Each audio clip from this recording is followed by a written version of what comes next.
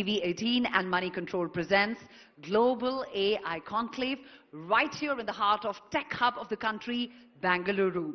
I'm Ritika Jhanji Jagtiani, your host for the day, and if just like me, you are super excited about the future of AI, let's get this conclave started with a good round of applause.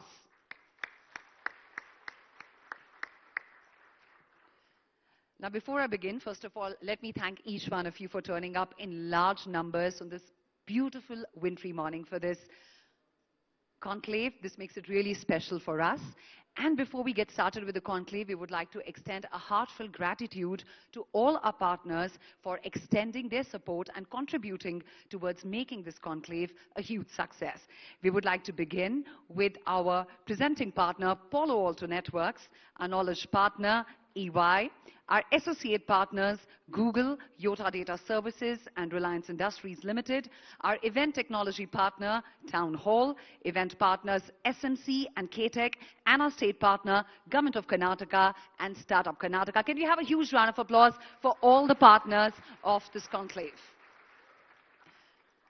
Now, we have curated a very interesting day full of lots of learning for each one of you, and we request you to make the most of it and post liberally about it. But don't forget to use a hashtag, which is hashtag Global AI Conclave, while keeping your phones on silent mode. Now, that's very important for the course of this day. Now, ladies and gentlemen, there is no better time for this event because 2023 was the year of artificial intelligence. The pace of AI innovation in this year has left us both overwhelmed and astounded. As governments around the world grapple with the transformative power of AI, questions arise about its impact on human safety, on employment, on elections, and very importantly, on our freedom. Now, governments are navigating the very complexities of AI regulation, recognizing the urgent need that we have for collaboration. Collaboration between the policymakers, between the industry leaders, and the stakeholders to shape the responsible development of technology. In this dynamic landscape, Palo Alto Networks presents the CNBC-TV18 and Money Control Global AI Conclave will be a compass guiding us through the uncharted territories of unprecedented area, the efficiency and the innovation of it. Now, this exclusive event assembles global and Indian thought leaders, innovators, investors, founders, and disruptors in this field for insightful discussions of profound impact on AI across industries and societies. Ladies and gentlemen, this is just a perfect note for me to invite onto the stage, and please join me with a thunderous round of applause to deliver the welcome address, MD and VP of Palo Alto Networks, Mr. Anil Valluri.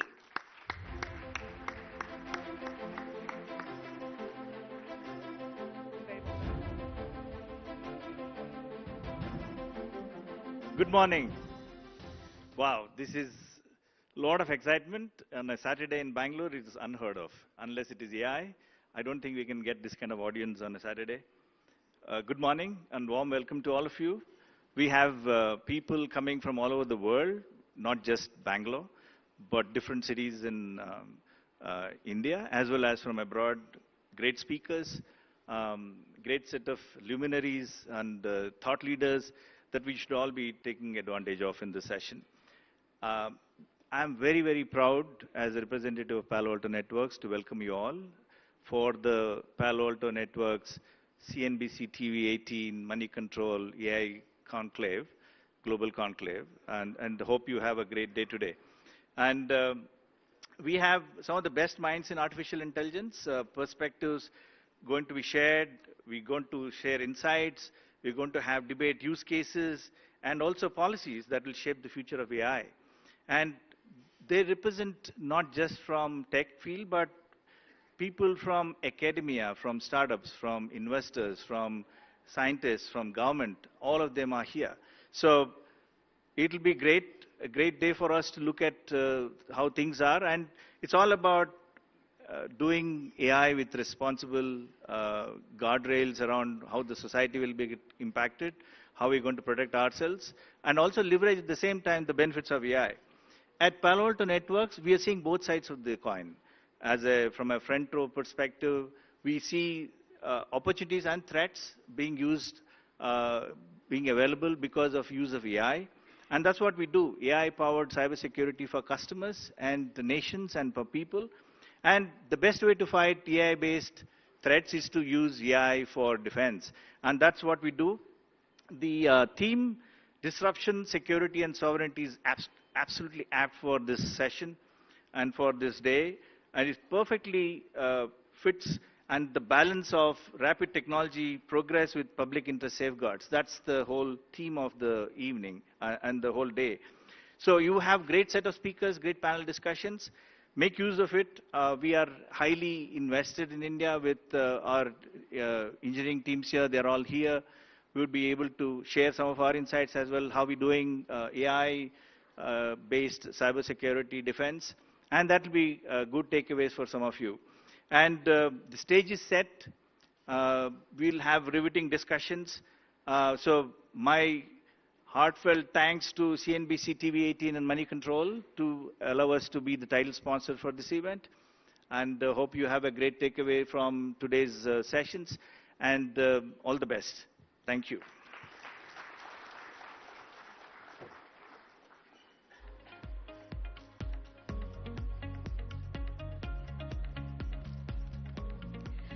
Thank you very much for that, Mr. Valluri. We already have some of our speakers here. Good morning, Sridhar. Good morning, Sharath. Hello, Shireen. Welcome to Global AI Conclave. Good morning, everyone. I'm Chandra Shrikant from Money Control. Thank you so much for that stimulating welcome address, Mr. Valluri. Indeed, let the riveting sessions begin. It gives me great pleasure to bring up our first global guest all the way from Silicon Valley, rather Cerebral Valley as they call it these days, named in Time magazine as one of the most influential people in AI globally. Dr. Andrew Ng is the founder and CEO of Landing AI, co-founder of Google Brain, former chief scientist at Baidu, co-founder of Coursera, and adjunct professor at Stanford University. He's widely regarded as a pioneer in AI. And Andrew, welcome. We're so happy to have you. He's joining us live. Can you please give him a huge round of applause?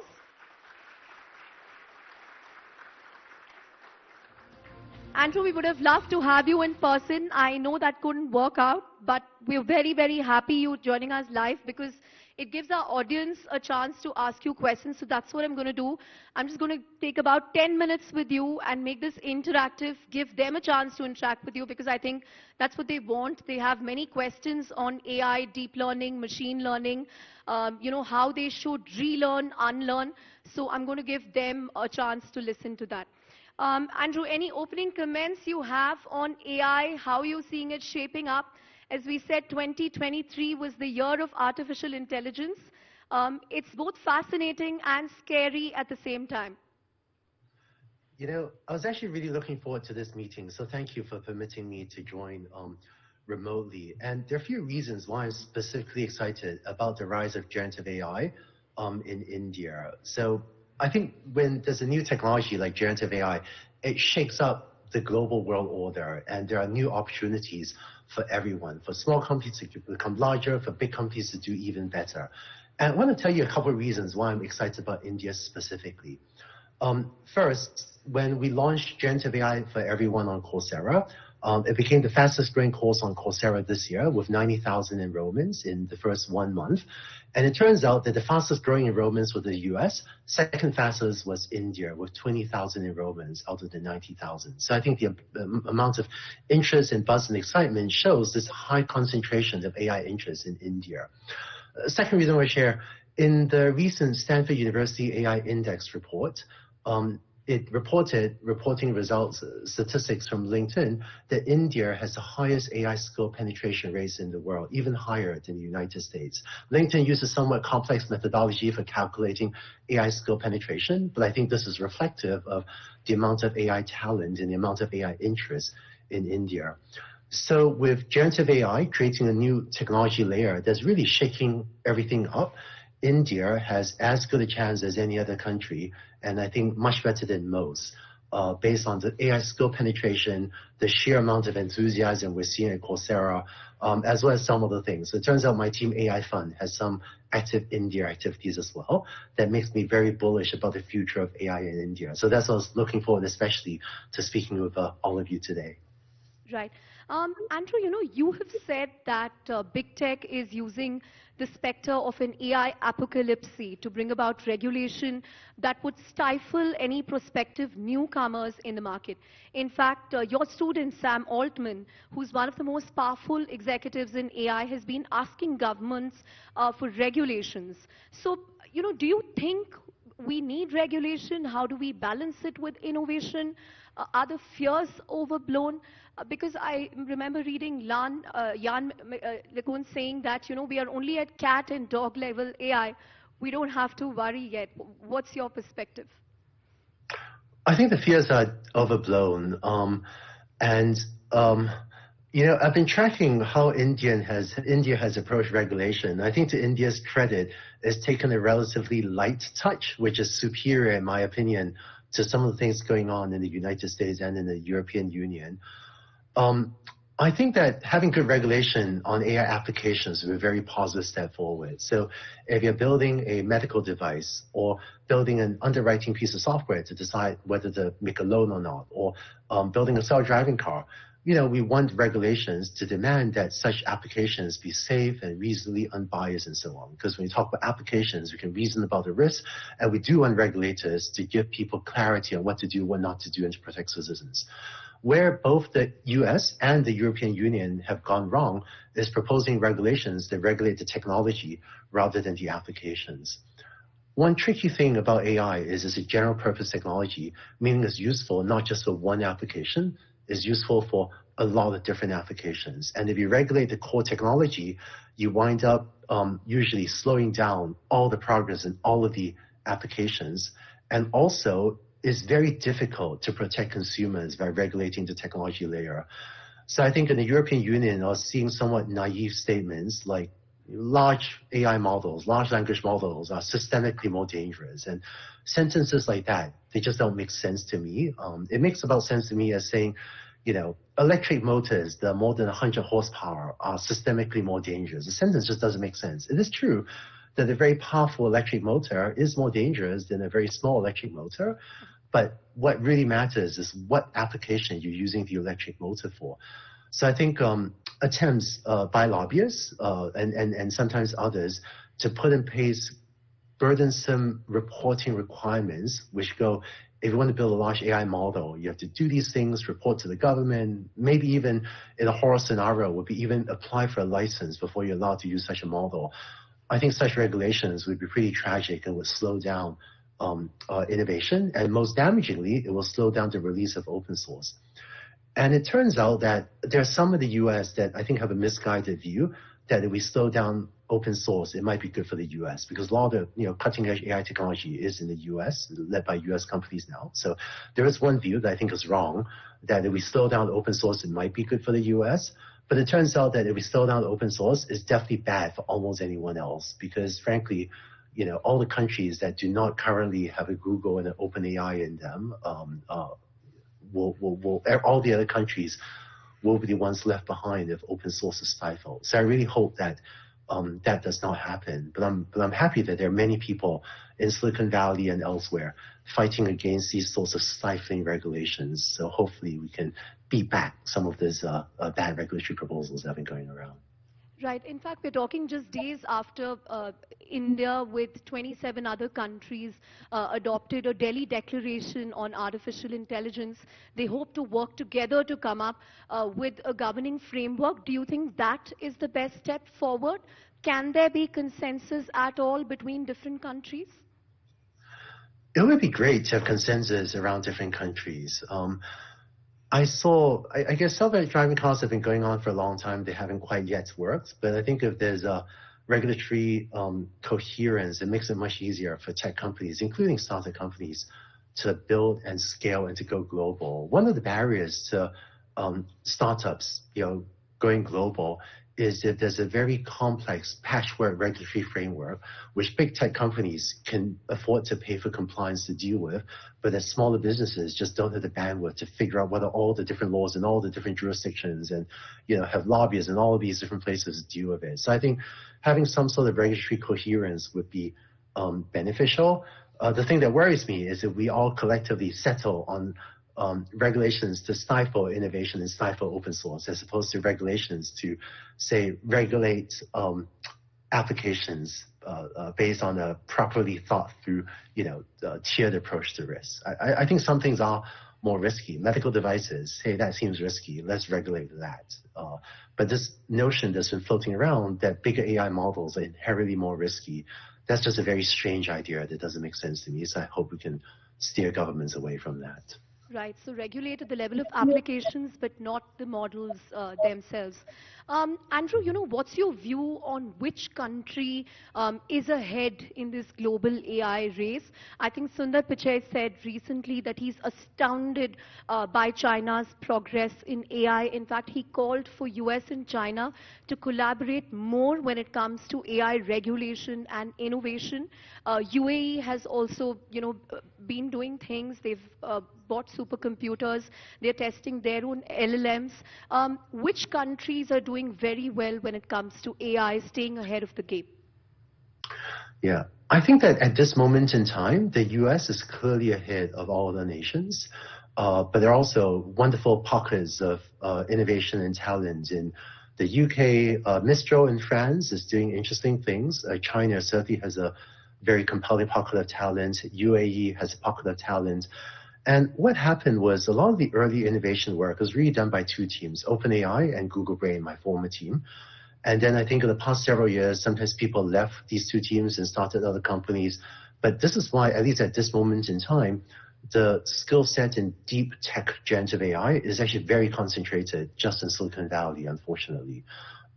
Mainly because of people, leaving Google Brain and OpenAI and kind of circulating around this region. But the good news is the knowledge is being disseminated very quickly, which is why there are these other pockets of rapidly rising talent. Whenever the technology landscape shifts under our feet, as it did with generative AI, it's a new technology platform that significantly changes what we can do with AI. It's sort of the rules of the road are being changed. And so this creates a lot of new opportunities for anyone to build on top of a new technology infrastructure. And because of the reasons I gave at the start, I think India really has a lot of the infrastructure and talent and know-how to have, as good a shot as almost anyone at being one of the leaders in the future in generative AI. Right. I want you to wear your hat as, an investor, as an AI pioneer, someone who co-founded Google Brain, and tell us, if an entrepreneur today were to start up in AI, or someone who has already started up in AI, what would your advice be to them? So I would say, I think there's so many opportunities, but just to share where I think the opportunities are, a lot of the media attention right now is on the technology or the infrastructure layer. So companies like, Google, Gemini, Microsoft, AWS, OpenAI, these are companies that build tools. And whenever there's a technology wave, media and people's attention tend to be on the technology or the infrastructure layer. And that's fine. There's nothing wrong with that. But it turns out that for the infrastructure and tooling layer to be successful, almost by mathematical definition, the applications built on top of them have to be even more successful, because we all need the applications to make even more money so that they can pay the infrastructure builders. So there's one huge sector that I think the media gives less attention to, and there's much less competition intensity, is the application layer. So, and in fact, I can't share any details right now, but my team AI Fund, which is Venture Studio, we have active activities right now in India, exploring, one specific application, and I think that there'll be many of those opportunities in India and around the world in the future. I can't help asking you a follow-up question. Did you say AI Fund is evaluating investing opportunities in India? Can you tell us more about that? I don't want to say things before my team is very good to announce them, but I will say that AI Fund is actively working on something in India. I can't say more than that. But AI Fund is a venture studio that partners with entrepreneurs to build companies. And there's one active opportunity. We're blessed to find some fantastic partners, and we wouldn't be doing it if not for the fantastic partners that we found. But was really privileged to have met a fantastic partner and then a fantastic CEO that we're privileged to be supporting. But we'll see how that goes. But if it goes well, hopefully I can say more about it in the future. Right. Andrew, it's been a few weeks since the drama we saw at OpenAI. But as someone, who taught Sam Altman at some point, he was also an intern in your lab at Stanford, I believe. How did you view this, the whole saga, and what lessons can entrepreneurs, investors take away from it? Sam's a good guy, and I was texting him over that weekend as well, and he replied some stuff. And I think it was all a very unfortunate event. Part of me wonders if OpenAI would be better off just being a normal for-profit organization. I feel like I have many friends in the OpenAI team. Many of my friends in the OpenAI team are just passionate, hardworking, want to do the right thing, want to ship product features, just build things that's useful for people. So I feel like I actually spent time with people at OpenAI and this pretty much university, good, hardworking, ethical people. And I think the very strange corporate structure that OpenAI has set up led to serious governance problems, which led to this, very unfortunate blow up of Sam getting fired and then being reinstated. So I hope that the new board of OpenAI manages to steer it to a new, more stable structure. I think on the plus side, having people like Larry and Brett on the board, those are serious powerhouses. So hopefully OpenAI will come out even stronger than how they had entered this episode. Right. I'll just take one more question before I throw it open to the audience. People are scared that AI will take their jobs away. For those who can't code, how do you think they should upskill to stay relevant in the age of AI? So I find that I don't want to say that AI won't take any jobs away, but the number of people whose jobs will completely go away is probably less than most people think. And here's why. People think about AI automating jobs, but jobs are comprised of many different tasks. And I find it more useful to think of AI as automating tasks rather than jobs. So when my team AI Funds, or one of our portfolio companies, WorkHelix, talks to businesses about AI automation, the framework I like to use is to look at what people are doing in their jobs and then break down the jobs into tasks and then look at the task level to identify AI augmentation or automation opportunities. To take one concrete example, take a radiologist. People have thought about will AI make radiologists go out of a job? But it turns out that radiologists do many tasks. They read x-rays, but that's just one thing. They also do patient intakes. They also consult with patients. They also have to manage the machines. They also have to mentor younger doctors and on and on and on. So radiologists do many different tasks, only a subset of which, maybe reading x-rays, AI is quite suitable for. And what will happen, my friend at Stanford, Kurt Langlotz, I think said it well, AI won't replace radiologists, but radiologists that use AI will replace radiologists that don't. And we'll see the same thing to hold true for a lot of different professions. So many professions, AI will be able to make you more efficient for, 20, 30% of your work, and maybe let you completely not do, another 20% or something of your work, especially for knowledge workers.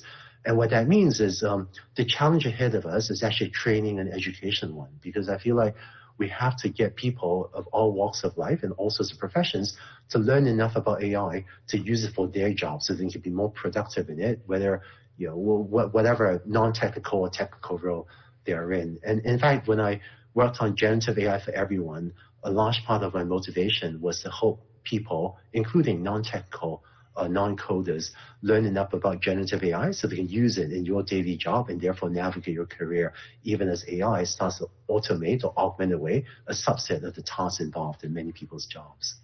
All right. On that note, I'm going to request if anyone from the audience, if we can pass a mic, please. Please introduce yourselves if you're running a startup or if you're investing or if you're working in the tech industry. Hello. Can you guys hear me? Yes.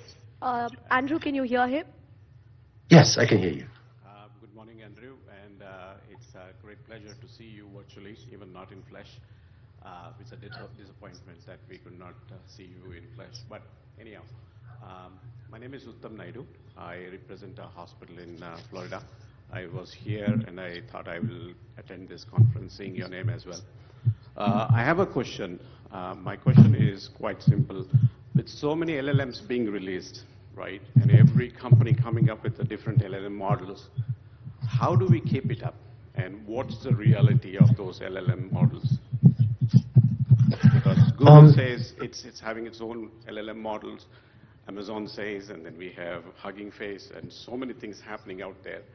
How does any company which would like to really steer towards an LLM model picks that up? Sure, thank you. Andrew? Yeah, thank you. And yeah, I know. And I haven't had a chance to visit India since before the pandemic, so I hope that I'll have a chance to visit at some point in the future as well. Thank you, Zutam, for your question. I feel like there is a tendency to want to chase after the latest LLM that was just released last week. But I find that at AI Fund, as we're building different businesses, there's no need to do that. In fact, I think the Hugging Face evaluation leaderboards are actually pretty good. They give an indicative sense of the performance of different LLMs. And then I think if you pick a few LLMs, based on that, and maybe pay attention to the model size, because a 3 or 7 billion parameter model is much easier to deploy than a 70 billion parameter model. And if you try a few different versions of LLMs and kind of try to pick one reasonable one, that's probably good enough for most applications. I think that sometimes you see a new LLM published that does 0.5% or 0.2% better on some metric than the last one. And for most applications, you won't see a hugely noticeable difference. And it's fine if you use something that was released 2 months ago. Although I would say if you're using something released 9 months ago, probably there are better models by now, because the world is changing quickly. But I think that there is a pressure to keep up the latest thing released just last week that probably is not necessary for most businesses. Okay. Yeah. Hello, Professor Andrew. This is Gopalan from Intel. Glad to meet you virtually. So I have a question. This is related to the cultural biases we see when we interact with an LLM. How do you foresee this being addressed in the coming years by the big LLM creators like OpenAI or Anthropic or any of these companies? Yeah, actually, this is a great question. I've spoken with a few national governments or representatives of them that were interested in training national LLMs because of exactly this. So maybe some example. Around the world, there are many disputed territories. And so someone asks an LLM, what nation does this territory belong to? Many nations would like an LLM to kind of reflect their views. And I think that there are many different aspects of history, culture, that many places want to make sure that their views or their point of view is fairly accurate in an LLM. So what I'm seeing is that different places are actually investing in training local LLMs, and so that's been an interesting trend. And probably one of the countries that has this really far along is probably Korea, which is Korean language LLMs. And maybe just one other strange fact. It turns out that if you ask an LLM to process a topic in English, because so much of the training data was in English, the size of the input, the technical term is the number of tokens. So because LLMs are much better at compressing English than pretty much, I think, probably most other languages, and it is called the tokenizer. It turns out that having an LLM process a concept in English is cheaper than most other languages. And this feels unfair, maybe that it's cheaper to process English than some other language. But if you retrain a local LLM with your own tokenizer, I think that could be a way around this. And one last thing that's been interesting, it turns out that the same LLM, if you ask it a question in one language versus a different language, it may well answer differently, because the training data reflects that someone may talk about that concept differently in one language versus another language. So that's been another concept. I think the global LLM providers are, actually OpenAI has a very nice system instruction kind of framework where you can customize the responses. I could see that type of technology being used to reflect regional views as well. So I think But will that happen with a small number of global providers customize their models to everyone versus different nations or different regions training their own models? I think that kind of dynamic is still is still playing out. This is like a live masterclass right here. Yeah, we have so many questions. Yeah, hello. Please go ahead. Yeah, I'm Rakesh Goyal from Capgemini. So I have a question. So I agree, first of all, with you that the industries and the skilled workers, they are not getting impacted with the AI, but it is transforming the industries. At the same time, it is enhancing the skills of the skilled workers. However, the one set of people who is getting impacted, which I would believe that you would also agree, is the creative people, where generative AI is kind of diminishing the creativity requirement or the creativity expectation from people. So generative AI is some sort of, say, taking over that kind of say jobs or that kind of a skill. So what is your view on the creative part of it? Yeah, it's been interesting. So I think there are some jobs that, fortunately or unfortunately, AI can almost automate all of their tasks, and those jobs will be more heavily impacted. How Gen AI will affect the creative arts, I honestly don't know. I feel like I've been playing around with the latest version of Photoshop, which is generative infilling. You can remove something, have it type a prompt, have it create something, and I don't know. As a non-artist, I feel like, I think I'm a decent machine learning engineer, but my design sense is one of my weaknesses. I think my design sense is just not one of my strengths. And I feel like as a complete non-artist, even using, the latest version of Adobe Photoshop with generative this and that, what I can create is still far lower than what a real artist could create. And it's true that, I can prompt DALL-E or Stable Diffusion or Midjourney and get something pretty good, but at least right now, those tools don't offer me enough control. So I don't know. I could see, actually, there's a second set of jobs I think could be more impacted, which is there were the Hollywood strikes in movie and film production.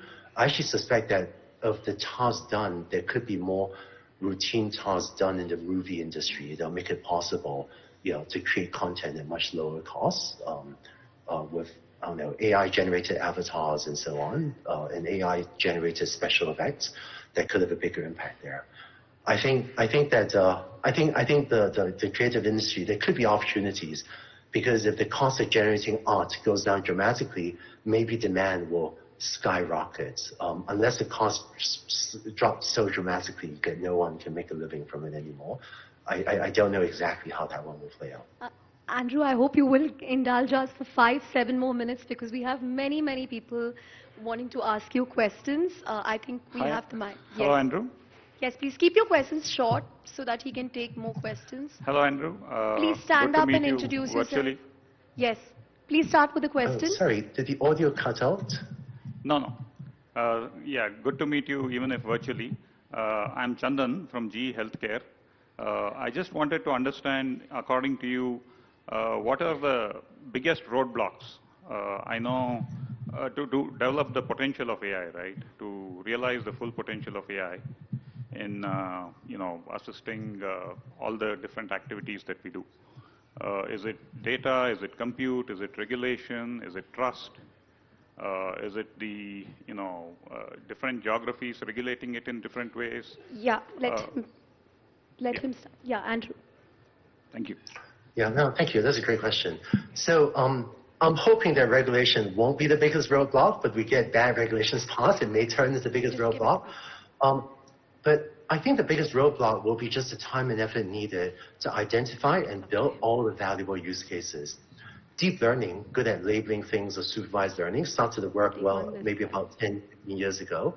And in the past decade, it's taken us so much time to identify the use cases and how to use it for driver assistance or online advertising or email spam filtering or credit card anti-fraud or medical diagnosis and on and on and on. And now, 10, 15 years later, we're still not yet done identifying all the valuable use cases of deep learning. We now have generative AI, and there's so many use cases in healthcare and financial services and contact center automation and some of the creative arts automation and on and on and on. And I think that, unfortunately, it will take us longer than we want. It will take us years to go to all the different places in the economy where AI can have an impact and to go and build those use cases one at a time. I hope we'll get this done faster with generative AI than we did with deep learning, but because we need to find the right people in all of these industries and brainstorm and find the right project, I think that realistically this would be many years of exciting work ahead of us. Yeah, we'll take 2-3 more questions. Yeah, you can go. Hi, Dr. Andrew. Thank you so much for talking to us today. So my name is Ronak, and I'm currently studying data science at Georgetown University. So as you mentioned, AI has several use cases in various industries. So on the other hand, there's several trade-offs with that, wherein you spend a lot of compute power, GPUs, and technical skills, which can be super expensive. So here's my question. How can people who are trying to incorporate AI into their job or business identify valid use cases before investing in those resources? Because at least in my personal experience, I spend a lot of time in my own work waiting for a model to train or fine-tuning the model, but then finding out that the model actually yields non-significant results. So any insights on that would be appreciated. Oh, that's interesting. It's great that you're training and fine-tuning models. And I find that developing applications using generative AI is actually easier than developing applications using supervised learning or using deep learning. If you stick to prompting, one of the wonderful things about generative AI, tools offered by OpenAI's developer interface, by the Gemini developer interface, and AWS's and so on, is that you can just write a piece of text to tell the AI system what you want, and then suddenly in minutes you have a working AI system. So in the Coursera course, generative AI, everyone talk about the framework for analyzing jobs and tasks and finding automation opportunities. And my experience has actually been that for certain classes of application, mostly relating to processing text, the cost of prototyping is much lower than ever before. It's true that if you want to train a large foundation model, train a large language model, you should budget for $50 million and lots of compute and lots of skilled engineers. But if you have an idea for, say, routing emails within your organization, or even if you want to build a chatbot for contact center automation, the cost to building a prototype is actually much lower. In fact, one thing I've seen corporations do, when machine learning models used to take 6 months to train, well, you better get a product manager, make sure it's valuable, make sure it's worth all that work before you put in 6 months to build it and then ship it and hopefully it pays off. But for a lot of generative AI applications, it takes only days and 1 or 2 engineers to prototype. So I'm actually seeing teams go, you know what, we don't know what's going to work. Let's just build 10 prototypes and then see what sticks. And so long as you can do that in a responsible way, you're not shipping code that harms people, but you can do that in a responsible way. This idea of prototype lots of things, ship them all, and see what sticks. This has been an interesting shift in how people build AI systems, mainly because using prompting, calling, I should explain. OpenAI and Google have a web user interface, which is a fantastic tool. I use those tools myself, and it makes me more productive. But they also have a programming developer interface that lets software engineers write software by calling their APIs. And so the second category of AI applications, where you write a few lines of code, call the API, and then suddenly you have a pretty cool prototype. That model has been leading to lots of creativity and lots of ideas being tried. Okay, I think we have time for 2 questions. I'm really sorry. We need to start the next session. The speakers are here. Yes, you can go. Hi, Andrew. My name is Chandan. I'm representing LTI Mindtree. And my question is, see, at this point, I see we are too fixed at ChatGPT kind of solutions. But considering the progress on different areas of AI, that's your computer vision, GPTs, your diffusion models, what is the super large picture that you see when all these neuroskills coming together and the true sense of AI coming to the power? What would be that large picture for you? Yeah, so I was just at the Neurist conference earlier this week, and it was nice to see a lot of the latest AI innovation progress presented at one conference in New Orleans, where a bunch of us were. So it is true that large language models is the thing of the hour. Looking a little bit further into the future, I'm excited about large vision models, where AI systems are becoming much better at understanding images. And this will have implications for a lot of applications, including, I think, self-driving cars. Maybe it'll finally work thanks to large vision models, but really anything where computers can analyze, not as opposed to just synthesize vision. And then also putting text and languages together. More and more teams are working on large multimodal models. GPT-4V is an example of that. And then beyond that, some of the things on the horizon that I find exciting is autonomous agents. So to me, an autonomous agent is sort of like an LM-based tool that can not just you prompt it and it responds, but you can prompt it and it will decide and execute on a complex sequence of actions. So if you tell it, hey, please do competitive research for this company, maybe the AI will decide to do a web search to find a list of competitors, then visit the competitor's website, then summarize them, then write a report. But to decide on the sequence of steps and to take that sequence of steps is an autonomous agent. And 2 months ago, I was saying this autonomous agent stuff is exciting, they're cool demos. I can't make any of it work for real because it's just too flaky. But now, 2 months later, I think we're just on the cusp of these ideas working reliably enough that serious companies are willing to put them into production. I think AI today is so big, we don't, collectively as a community, we don't make progress just in one direction. There's so many people working on it that are exciting vectors, of progress in many directions. And I think this is very much reflected at NeurIPS, at the NeurIPS conference earlier this week as well, where there were so many different ideas and so many different things. And so what I was summarizing is just some of the trends I was seeing and that I'm excited about, but there is a lot going on, a lot of new things being invented in AI right now. Right. Time for one last question. I'm really sorry. Yeah. Yeah. Hi, Professor Andrew. My name is Ramakrishna Prasad. I work in a startup in the area of signal processing plus large language models. My specific question is, Meta has opened up Llama 2 for fine-tuning models. Quantization as a technique, has it been done just to, because there is a trade-off between quality of output versus, space using compute.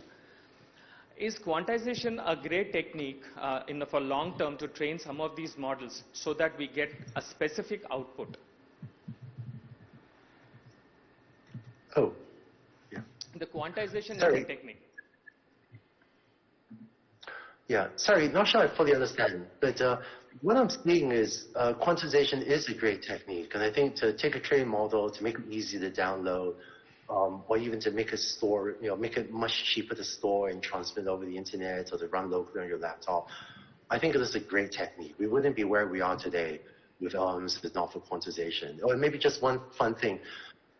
Many people don't realize that many of you can probably run an LM on your laptop. So I find that many days of the week I will use GPT-4 and sometimes Bard, but pretty much every day I run an LM on my laptop as well when I have data that's too sensitive that I don't really want to transmit it over the internet, to a third-party company. And I find that using tools like GPT-4All or Llama or LM Studio, or I guess MLC is more for developers, harder to use. But there are these tools, they're actually becoming quite consumer friendly. And for the simple tasks, sometimes you don't need a giant 175 billion parameter model that knows so much about history and philosophy and ancient literature and physics and so on and so on. But sometimes I would just run a 7 billion parameter model on my laptop if I'm on an airplane or if I just have something too sensitive to send over the internet. So if y'all have not yet tried it, you may be surprised at what using some of these tools. LM Studio has a really good user interface, but I actually probably use Llama the most. They're actually really great tools, and I think quantization has absolutely been a key part of the technology needed to make this possible for so many people to now run LMs on their own laptop. Right. On that note, thank you all very much for being such a great audience. This can happen only in Bengaluru, that we have a full house at 9:30 and everyone's asking such superb, relevant questions on AI. So I have no doubt that this is going to be the AI hub of India. If we have Andrew, I'd just like to thank him. Andrew, are you there? Yes, yeah. Thank you so much for having me. Yeah, Andrew, just one last question, if I may. Between ChatGPT and Bard and Claude, anything that you really like when you've been testing all these chatbots? I mean, I try not to be biased to any company, but I mean, candidly, GPT-4 is the best model at this moment. So I do use GPT-4 more than the others. I've already used GPT-4 and Bard the most, but I think Claude is also a very good model. But as the co-founder of Google Brain, do you think Google's back in the game? Oh, Google's definitely in the game. I think Gemini's launch marketing video has some issues with it that kind of gave people a certain impression. But if you ignore the marketing and look what the engineers did, I think the Google Brain and the Google DeepMind engineers, right, under Gemini, actually made very good progress strengthening Google's LLM. So I would say cheers to the Google engineering team, even if their marketing, well, I would say cheers to the Google engineering team, and I hope that will Okay, if there are Googlers here, you have reasons to, cheer about. Cheers to the Google engineering team. On that note, thank you very, very much for joining us live. A huge round of applause for Dr. Andrew. Thank you. And we hope to see you in person soon. Thank you very much. Thank you. Thank you. Well, now that you got a sense of the global AI playbook, how is the Bharat AI playbook going to look like? How can India chart a course to sovereignty in technology? Well, to answer these questions and more, please welcome on stage Zoho's founder and CEO, Sridhar Vembu. And to drive and moderate the session, I'm delighted to welcome Sharat Sharma, founder iSpirit and member United Nations Advisory Body on Artificial Intelligence. Sridhar and Sharat, well, they don't show it, but they are among the two most influential voices in India when it comes to technology and, more importantly, technology policy. So what they say will give you clues about how the government is thinking. Sharat, I hope you have some tough questions for Sridhar ready. Take it away.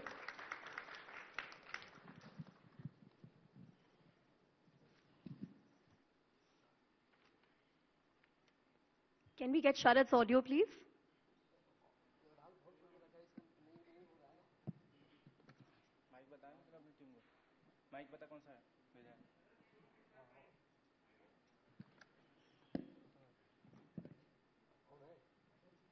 Can we get a mic to Sharat?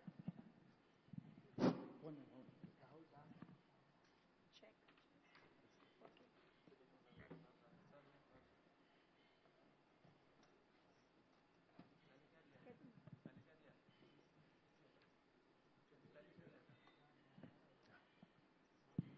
You hear me? Yeah.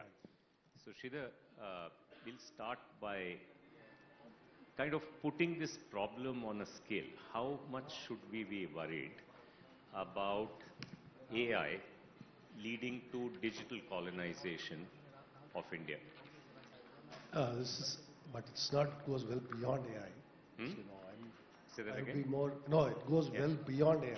We talk about digital colonization. We talk about semiconductors. We talk about take any advanced technology, aircraft engines. You talk about some traditional technology like that. So in any of these, in an adverse situation, we could be affected. I mean, WhatsApp can be turned off in 1 second. Let's be very clear on this, right? So that's the risk for us.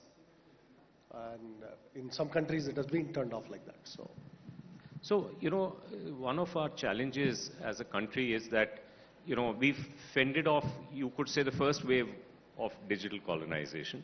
We own our own identity. If tomorrow, people's phones are switched off, or the US government instructs Apple and Google to not use authentication, most of the world will shut down. Now we are on the race to about 2 billion people who will have a way to legitimately identify themselves in their own ecosystem. Some of them on Aadhaar, some of them on MOSIP, as you know, 11 countries, 100 million people are already there.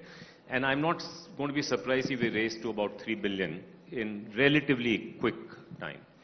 Payments, we managed to claw back payments, and today I think we'll do 58% of the global digital payments in the world, right? We are already the third largest payment system, racing to become the second. I think we have infrastructure that's been put in place for sharing data, and that's already the biggest. It's bigger than what Europe is using, and I think it will become significant. But it seems to me that while we managed to do all this, we didn't do a good job with the second phase. All our social media applications, TikTok has been banned for how long? 3.5 years. You know, it hasn't led to a major TikTok replacement. You know, we've had Coup here, you know, competing with Twitter or X, hasn't really taken off. So in some sense, we've not done well with this second generation of stuff that is coming. The question is, what will it take to win back this third generation? So in AI, Dr. Andrew mentioned a few things. One, the smaller models are quite good for specific domains. That we are also seeing. I think everybody is seeing that now with approximately the 7 billion parameter kind of space, you can do a lot. And those models you can run on a laptop. And specific areas, you can make a lot of progress with that. So, in other words, you can do as well in a specific domain with a small model as a big model will do in that domain. Because a big model is a know-it-all. So, with just a small model, you can do specific domains. That would be a low-hanging fruit. That also keeps us, that means that, like he mentioned a very critical point, there's sensitive stuff I won't go to the cloud with, I'll run it in my laptop. Which I think most companies then, this kind of running small models for themselves would be a good strategy. And what we are doing is running these kinds of models for customer-specific scenarios or their own custom data. That means nothing gets coming, there's no training, like leak involved through training, all of that.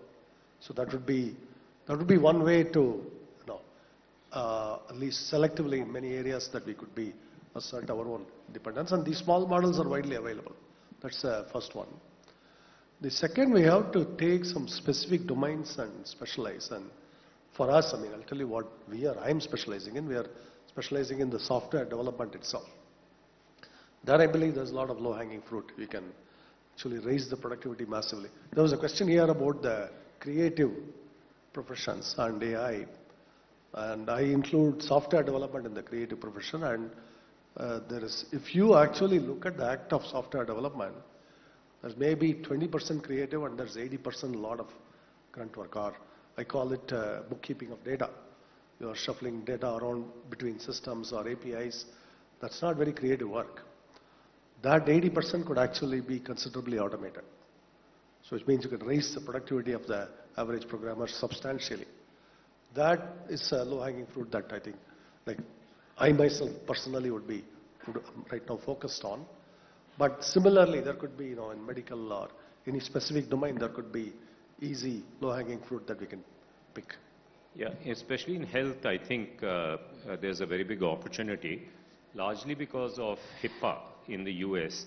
The health data hasn't been unlocked, even in the US, because of privacy considerations and the legal arrangement that is there. And obviously, India has access to large health data sets.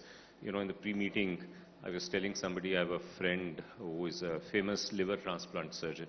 And he is complaining that one hospital in India, Gangaram Hospital in Delhi, does more liver transplants in a year than all of the US East Coast. So more papers are coming out, more data is available. So health is definitely an area where it is possible for us to have the corpus of data that is needed to develop models, which would be important for us and also for the rest of the world. Speaking of health, Arvind Aikar, a Harvard Business School professor, was visiting a couple of days ago. I think he was in Bengaluru yesterday too. He mentioned that Arvind Aikar is not just the best in India, it's the best in the world. Best in the world. He said he's been a Harvard Business School prof for 40 years. He has studied these questions. So in healthcare, particularly delivery, we have an intrinsic edge because of the volumes involved, the variety of patients our doctors see, all of that. That could actually lead to, again, domain-specific models. Maybe the 7 billion parameter model applied to eye care and applied to cardio, all of these problems could yield faster dividends for us. That's why I mentioned that. I was, in a meeting in New York last week, Thursday, Friday, where Meera from OpenAI was also there. And, An interesting conversation is that in the US, there is a peculiar way of unlocking the data sets from, let's say, a hospital to a modeler. Let's say one of you here is Vivek and Bala sitting here, so I'll pick on Vivek. And Vivek wishes to develop a model. He goes to Tata Memorial Hospital. They're willing to give him an anonymized data set. Now it's very important that Vivek or his team members keep it anonymized, because if it de-anonymized, there's a reputational damage to Tata Memorial Hospital, and of course a financial damage, because they have to pay very big fines. So there is a mechanism that you need to ensure good behavior. In the US, that is done by a legal system, and that legal system basically has very large indemnity payout if there was bad behavior on the hands of the training data consumer, the person who's received that data. Those contracts are easily enforceable in the US, not in all parts of the US, but certainly in New York law. And so that allows them to allow for this collaboration to happen easily.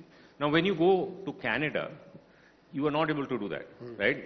So Canadian companies, you hear this screeching sound. Every week you hear one more Canadian company re-domiciling itself to the US, because that is their only way to be able to access the continental-sized data sets that are available in the US. You can't do it in Europe. Anglo-Saxon law generally doesn't allow it. French law doesn't allow it. In India, it's not just a legal problem, it's also the efficacy of the legal system in being able to implement that. So we need a techno-legal approach to be able to do that. The question here is, while we can't reform the legal system, do you think a techno-legal approach can be an answer for unlocking these frozen data sets that we have at scale available, let's say for health or other areas in India? No, I mean that just like how RBI does this in fintech, to get for example, an NBFC license or a banking license, they make you pass through a lot of hurdles. And I, having applied for one and obtained an NBFC license recently, can tell you it's a good thing, because that's where you can do harm if you just hand out these things liberally. So that is a good thing in general. So maybe there could be a similar thing where with the hospital chains you can have some tech players working, but there will be a regulatory framework to say you can only do this with the data, you cannot do these things with the data, all of that. There's no advertising involved, all of that. So with that, some protection framework, it's actually a good thing to do. And this can unlock that hidden data you mentioned. It can actually give us a competitive edge in the global markets. So if you pick, as you suggested, the right use case, which is relevant to India, where there is some local advantage, the use case is local, we are able to unlock the right data. Third, we are able to attract people coming back. An example would again be Vivek, who's come back from the US. There are a lot the deep AI researchers, a large proportion of them are people of Indian origin, and we have a red carpet for them to come back. Then do you think we will be able to mobilize the capital that we need to sort out the compute deficit that would still exist? There's two forms of capital. The brain capital is the bigger one. And that I think we can solve. If we solve that, the actual financial capital needed to run, you mentioned 50 million, 100 million. That's not a large sum of money for lots of players in Bangalore itself. And it's not a very large sum of money for Zoho either now. So it's not like $100 million cannot be found if that's what is the critical problem. But it's not just 100 million. Right now there is a shortage of these chips, there is an allocation. That means that even if you're willing to spend 100 million, you will have to wait months to get the supply. That I think will get resolved. AMD is coming out with very good chips, and actually we have been working on AMD chips too now. So just to train alternative models to run on AMD. And they have very competitive silicon now. So with that, I think the supply situation should resolve. Then it's a matter of getting the talent capital. So, thank you. So that's the more important part, I'll say, because the financial capital, from IT services companies to many companies, it's not like $50 million is hard to muster in Bengaluru or any of our tech hubs. So what are mindset shifts that we need as a country to be not just remain as a consumer of AI? There's little or no doubt we'll be a large consumer of AI, right? The question is that we are also a creator of AI, because, otherwise, of course, that's not a good outcome to be. So what are mindset shifts that you think all of us have to embrace for that to happen? What our policymakers have to embrace? Give us your thoughts on that. I'm good. It comes down to technology pride, fundamentally. A degree of nationalist pride is required. I don't know a country in the world that developed without that, honestly. You cannot quote a Hong Kong. These are not countries. That's like a hub city. But, I take Japan, or I take Korea, or I take China, Taiwan. Taiwan has a lot of local pride, made in Taiwan. We have to have that. And we have to have that in the engineering side, production. We have to also have it in the consumers. The Japanese will prefer Japanese products first. That's true to this day. So that must be necessary. And sometimes we get this indoctrination, subtle, not so subtle, that to be global means you don't have to have that. You should not have that. I call bullshit on it. We wouldn't have produced this company if we didn't have that pride. Our engineers didn't have this pride. I challenge our guys, we have to show the world that we can do this here. And they do it, we do it. So that is necessary first and foremost, beyond anything else. That we have to do it, we will do it, and that raises our standing in the world. That's the most important part. So what, maybe if we have time, I don't see Chandra here, we can take a couple of questions. So Chandra, why don't you pick the people? So there's somebody, let's take a lady who raised her hand.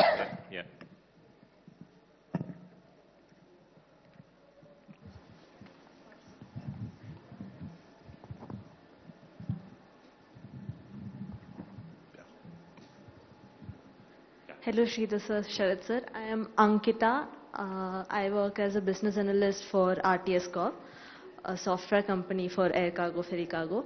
So you had mentioned that healthcare uses large volumes of data sets and all of that. Just like finance and healthcare, even aviation, air cargo uses large volumes of data. So where do you think we can start automating certain tasks in this industry? So how do you think we can kickstart it? Well, I can tell you what I am looking personally to automate. That is the programming I mentioned. That 80% I said is the stuff that in programming can be automated, I believe. It doesn't mean eliminating every person. It just means that you average programmer will be able to produce 5 times more output. That I think is very much possible. So that's where I am focused on. I'm not an expert in exactly what is right now going on in healthcare or other industries, so I can't really speak to that. And part of working in R&D is you have to remain very hyper-focused. You can't spread yourself too thin, so I am too narrowly focused right now to be able to answer the other domain questions. Maybe Sharad can respond. Yeah, so, to build good AI models, having more data is helpful. Having more diverse data is helpful. So I'll give you an example of what could happen. Almost every bank in the world today uses a payment anomaly detector. FATF requires you to identify suspicious transactions. So they have very simple, BRE kind of systems to identify payment anomalies. There are 6 big payment systems in the world, right? There's Visa, MasterCard, there is Alipay, WeChat Pay, there is now UPI, and there is SWIFT. If you were to combine 2 of them, you will build a better payment anomaly model than anybody else. And Visa, MasterCard are not diverse. Alipay, WeChat Pay are not diverse. UPI and SWIFT are diverse. I'll just leave it here that it is quite possible you will find that the world's best payment anomaly model may be coming from India, because we may be able to combine with another data set at a global basis and then generate a model in that area. So this is ultimately the thinking that we need to be able to go after sectors, where we can be leaders in the future. Does that answer your question? Thank you. Hi, Sriram this side. Thank you for the opportunity. So you mentioned about techno-legal approach for data sharing. Hi, I'm here. So techno-legal approach for data sharing. So I'm just wondering, even if we do that in health, where we get data source from multiple people for disease surveillance or whatnot. So how, I'm just worried, just top of my head, that that anonymized data set becomes de-anonymized somehow. So how does that work out? May I take that? Because so in India, DEPA.world is where you can see this. There is something called training cycle, inference cycle. So remember, data in AI, you are building the AI model and using the AI model. So when you're using the AI model, the interaction that you have is that you give some personal data, let's say to ChatGPT, and it recommends where should you go this weekend, right? That is the inference cycle. In India, that approach is now well established. It is account aggregator in the case of finance, and now that will be extended to all sectors. So that system, the public technology there is called DEPA inference. The one that you are talking about is about building the models, and that is called DEPA training. Essentially, the Indian approach is around a confidential clean room, where both the model and the data set actually meet. And that confidential clean room then ensures that the model doesn't memorize private data when it's going out. And it ensures that the business secrecy of the model is not compromised by the person who's providing the data. So this secure enclave that is created, which allows for the sangam of or a samyog of model and data in a safe environment. So you have computational guarantees for privacy and computational guarantees for secrecy. So India's developed this approach. It's out there. There are many open house sessions. You can learn more about that. And that approach is also likely to be taken up by a major European country. And since you mentioned Japan, I can also mention them as well. So it will have a global kind of outlook as we go forward. Hi sir, I'm Srirag. I represent Versa Innovation. We build Daisy Hunt and Josh, which are in the Indian local language space. Having worked on Indian local language, tech and AI very actively, one question that I have is how can Indian startups that are working on generative AI space specifically compete with tech giants which have so much might of compute or whatever. So for example, if they launch Indian language models, what is the edge that you see that or the opportunity that you see we have? Sridhar, I'm going to direct this question to a later session, a fascinating session that Vivek and Bala will do. This is exactly the question that you should ask them. And and full disclosure, till a couple of years ago, I used to be on the board of your company, so I have a good sense, and congratulations for the good work that you've done. So, sure. Hello. Hi Sharat sir. Hi Sridhar sir. I'm Sundar, and I'm working as data scientist in Jaguar Land Rover. And Sridhar sir, I'm a fan of your work. So from my side, it's more of asking for an opinion than a question.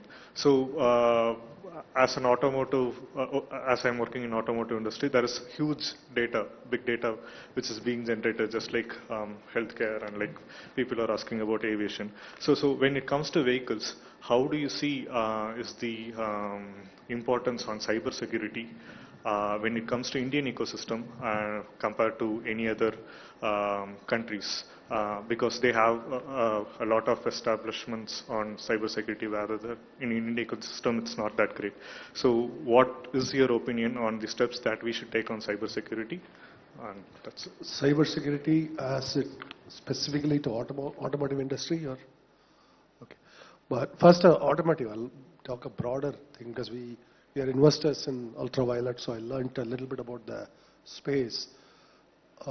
We have to catch up on a lot of the fundamental technology, that the instrumentation, the panels, to all of the basic technologies from the battery, of course, cell chemistry, to all of that.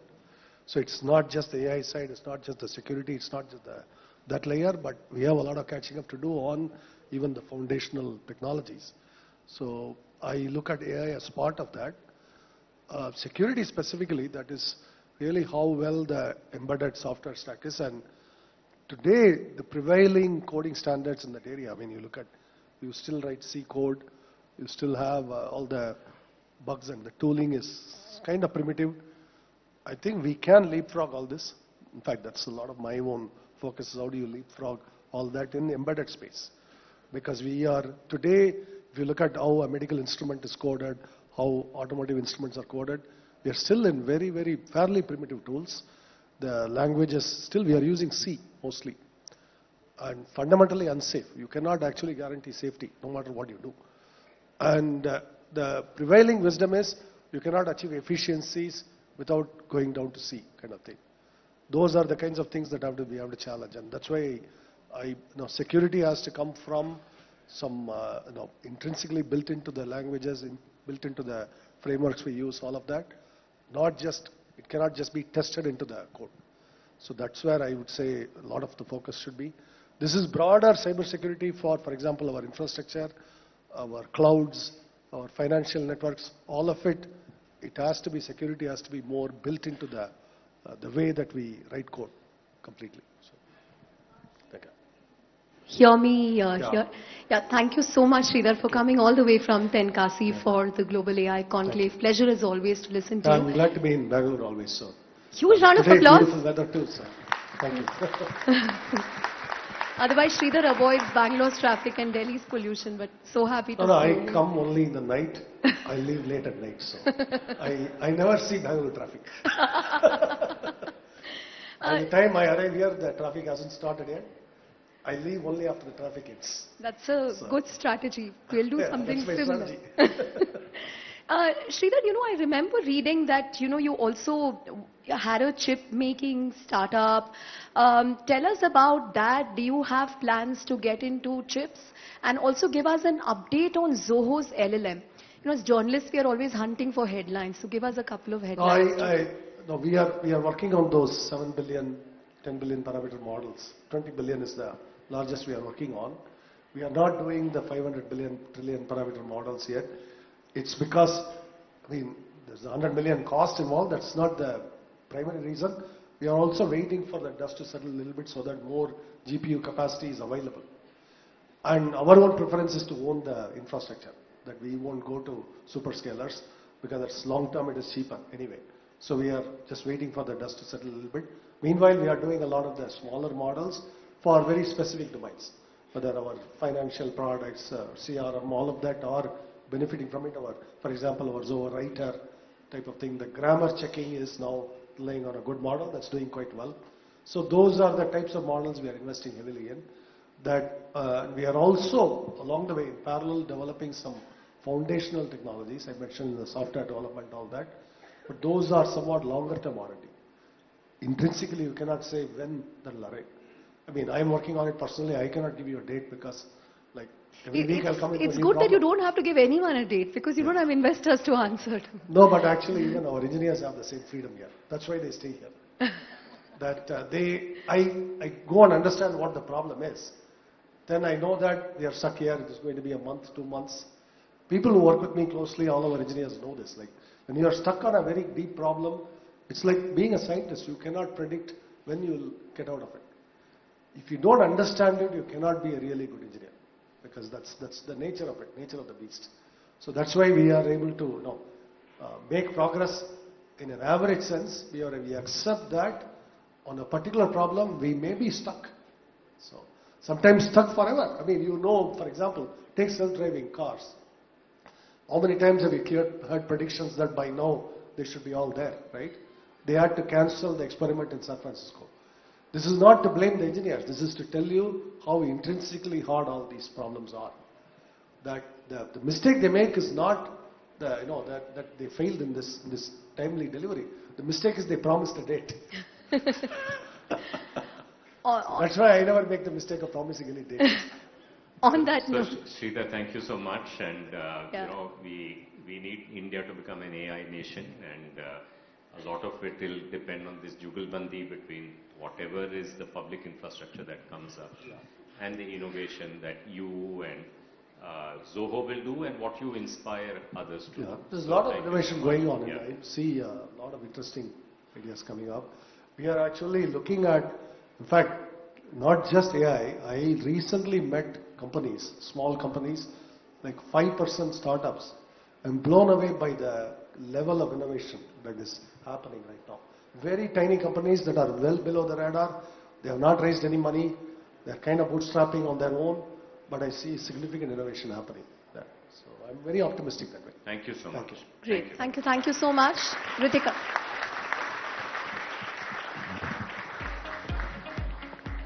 Thank you, Sridhar. Thank you, Sharad, for sharing such deep insights on navigating the ever-evolving landscape of artificial intelligence. And now, ladies and gentlemen, let's move on to the big question, which is on everyone's mind.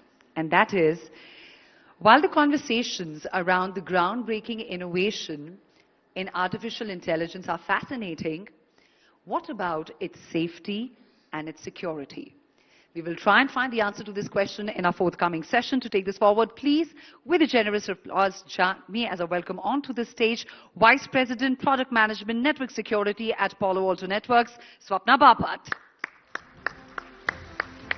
Swapna has played a pivotal role in conceptualizing products and leading global teams and navigating diverse technologies, including optical networking, cellular networks, data analytics, and AI. Thank you so much for joining us.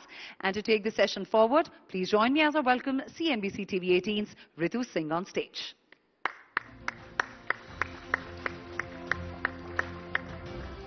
Over to you, Ritu.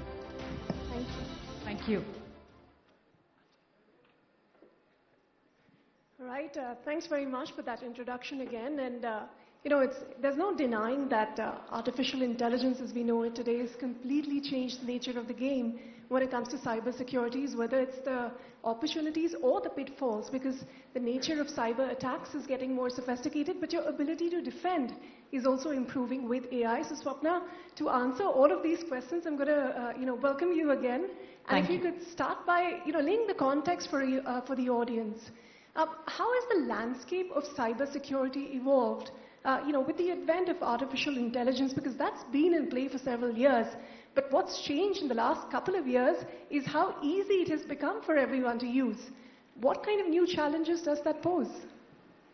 Thanks, Ritu. And first of all, good morning to everyone. It's still morning, right? We're before 12. So lovely to see such a big and engaged audience. And yes, every time technology evolves, so for example, when cloud came or when cellular networks started, cybersecurity is always something that has to keep pace. And when you look at the landscape today, especially with the use of AI, cybersecurity has to be studied from the two sides, right? There are two sides.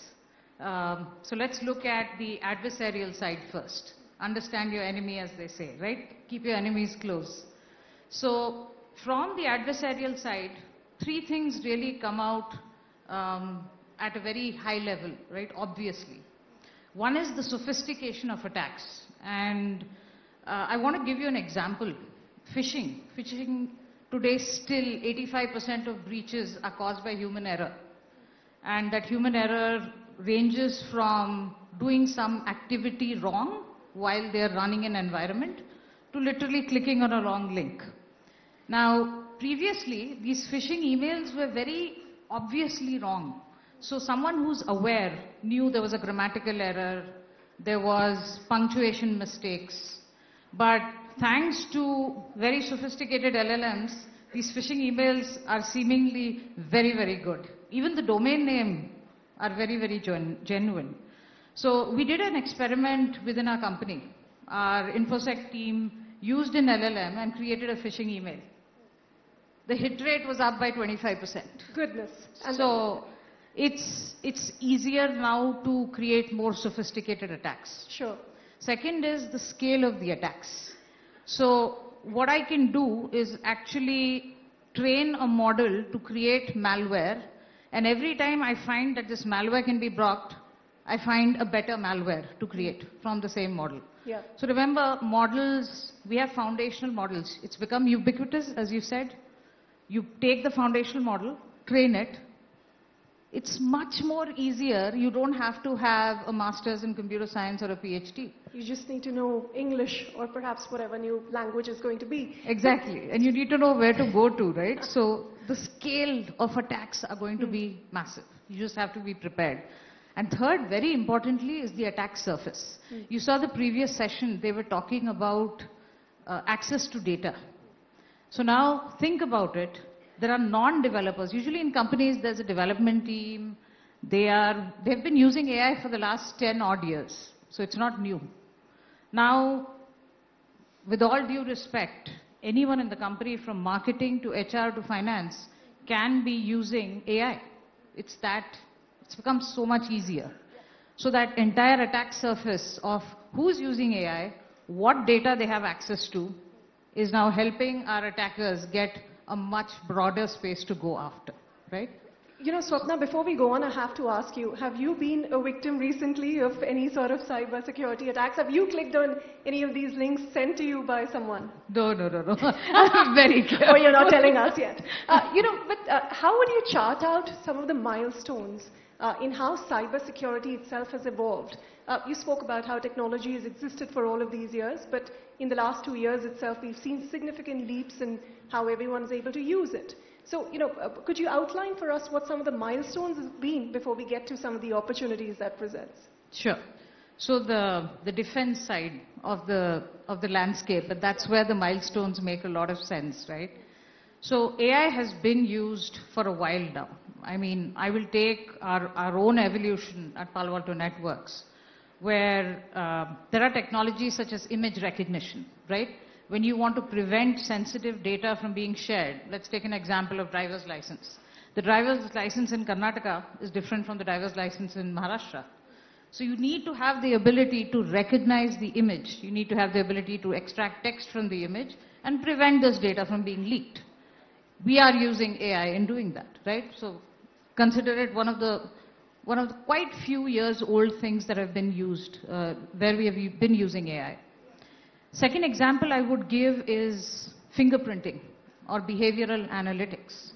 So now in cloud, one of the big things that you really have to be worried about is identity breach, right? So can you fingerprint how a user typically uses his or her access to the cloud, right? So identity breaches are one way of using AI again. So understanding whether an identity has been breached, right, using fingerprinting. Another very interesting use of AI that has been there is device fingerprinting. And I want to give you an example, which is just 2 days back, someone in my team was telling me we were doing some work with a cement manufacturer, right? Cement manufacturer, we have plenty, and I won't mention the country purposely. And the cement manufacturer, after using an IoT solution of ours, figured out that they had medical equipment in their environment, in their IT environment. Now, first of all, AI is used to fingerprint that this is medical equipment. And why is a cement manufacturer having medical equipment sending data to 2,000 external IP addresses, right? So fingerprinting is one very good use of AI that has been done for a while. And third is dealing with big data, right? So the extent at which, for example, let's take SOC. Anyone here who works in the SOC, the Security Operations Center? Okay.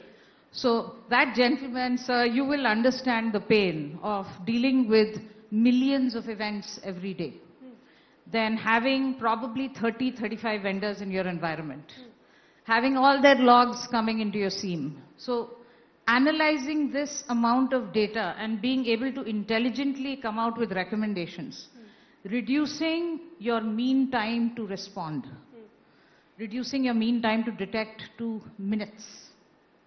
Seconds for detection, minutes for response. AI is being used there.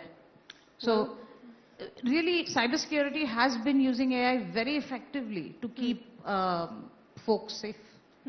How do you assess, because we've seen instances of cybersecurity attacks, whether it is government agencies here, whether it's private agencies.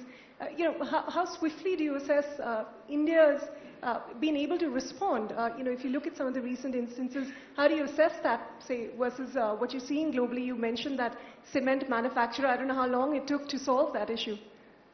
No, so the issue was observed within minutes. Obviously, to find that device, even sometimes the physical location. But see, this has nothing to do with India. Unfortunately, as companies grow and evolve, people move in and out. There are servers in the cloud, there are databases in the cloud, there are IT devices in the data center that people tend to over time lose track of. But rather the time of detection and then solution, how has that come down over the years? Oh, that has come down significantly.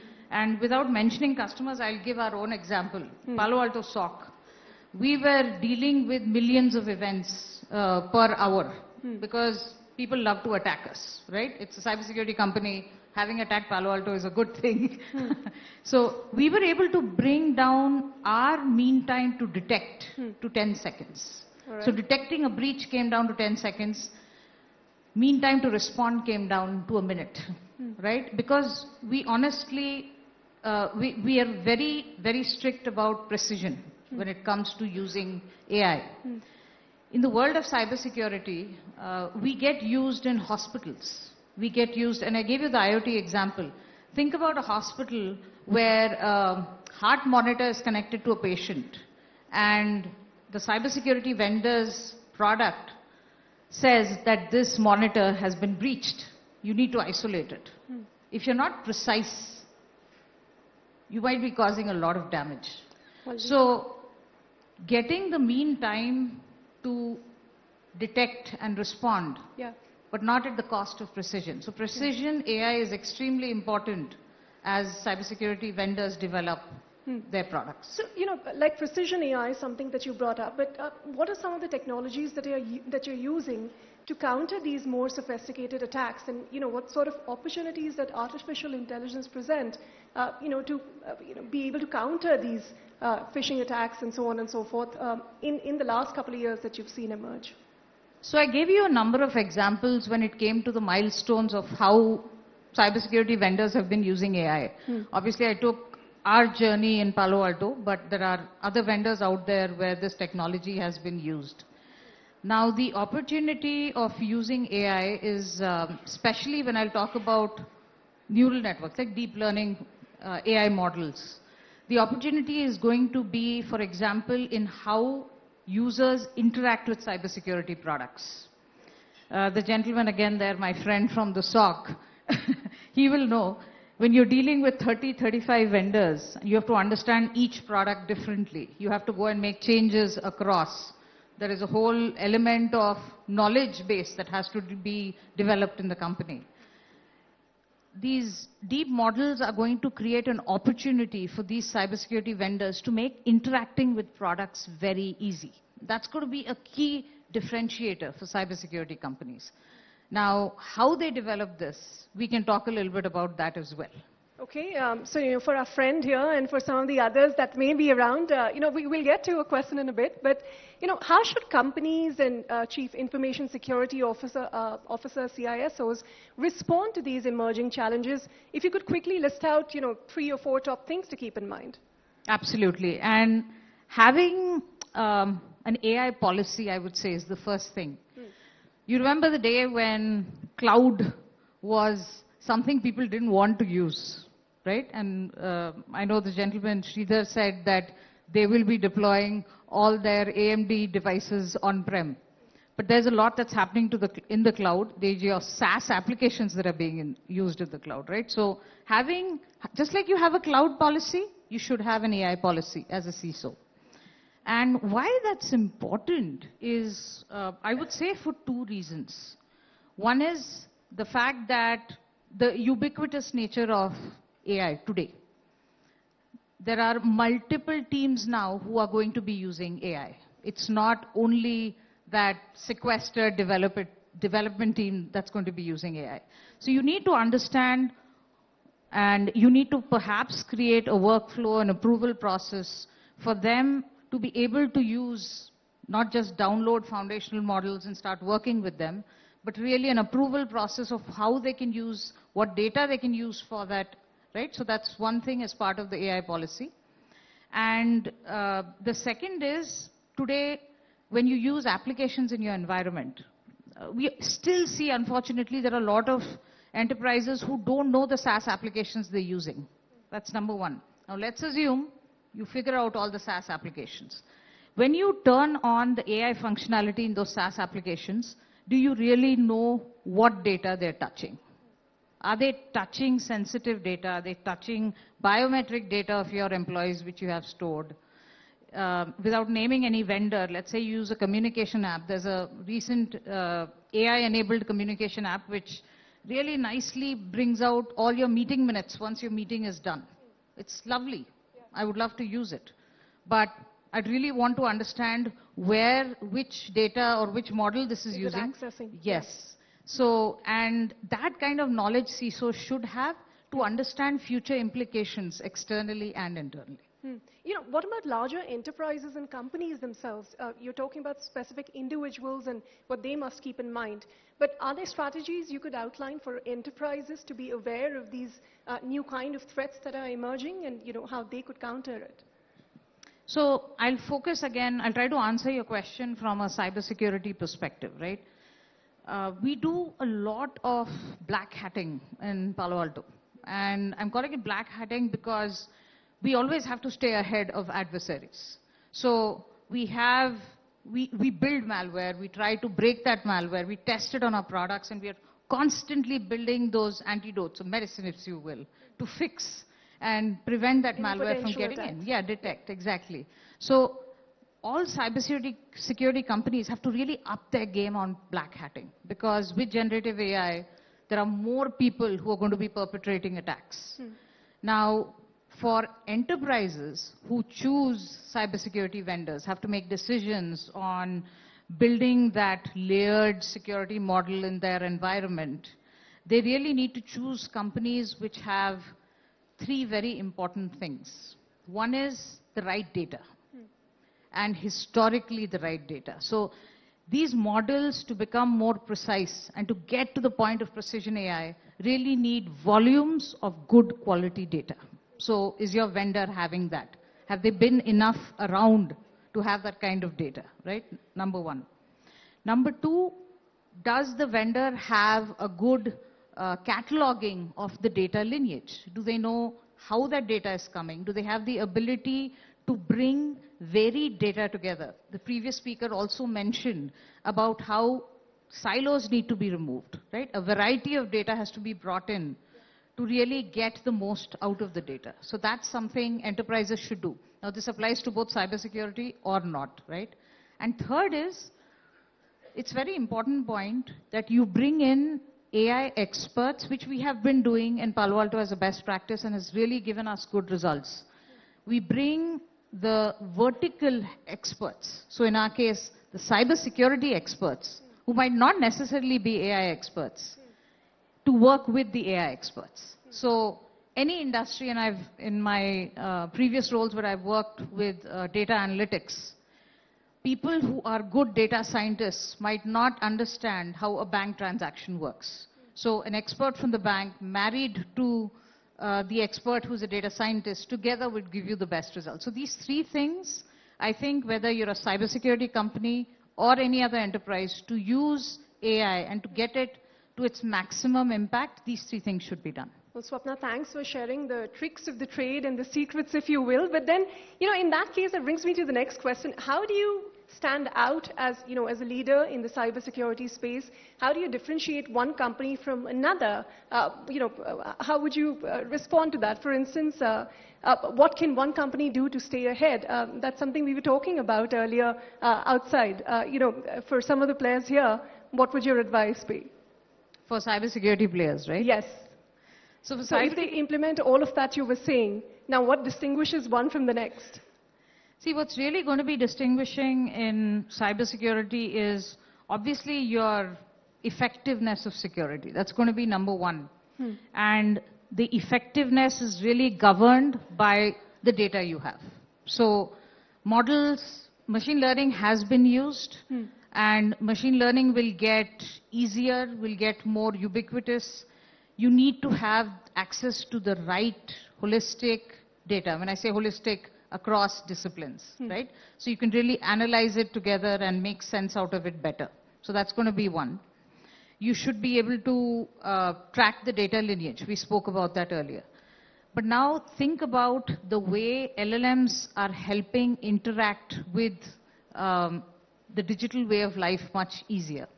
So cybersecurity vendors are really going to differentiate themselves when they make using their products easier. Okay, we're running out of time, so a final question to you on, what are some of the future technologies that will shape how cybersecurity evolves? See, AI has been used in cybersecurity for some time, right? What's really going to change how cybersecurity, I would say how people interact with cybersecurity, is how easy you make these products to use. Right? That's really going to be the bottom line. Because if these products are able to use AI to monitor your landscape, to give you the awareness of what you have in your environment, to allow you to interact with it in such a way that if something bad is happening, first of all, prevent anything bad from happening. And if something bad is happening, help you solve it in a very easy way.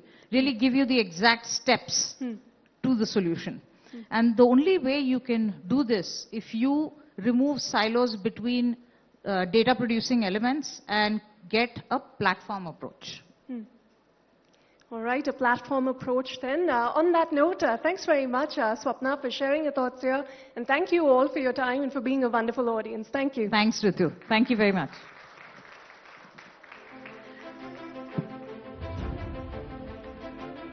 Thank you, Swapna and Ritu, for that insightful conversation.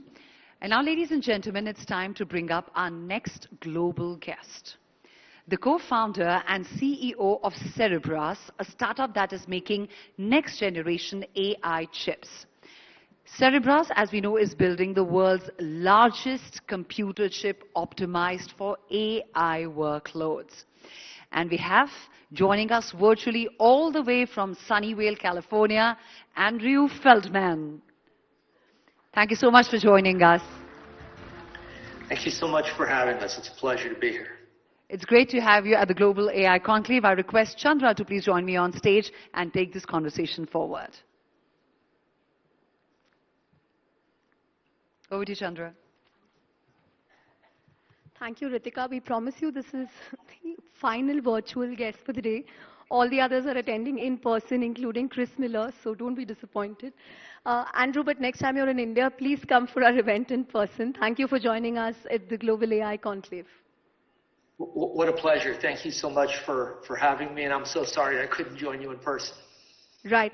Andrew, you are building, your claim to fame rather, is that you're building the biggest chips for AI. Normally, an AI chip would be the size of a fingernail or a postal stamp, but you've decided to make one the size of a dinner plate. And this is, at a time when people are talking about Moore's law and so on.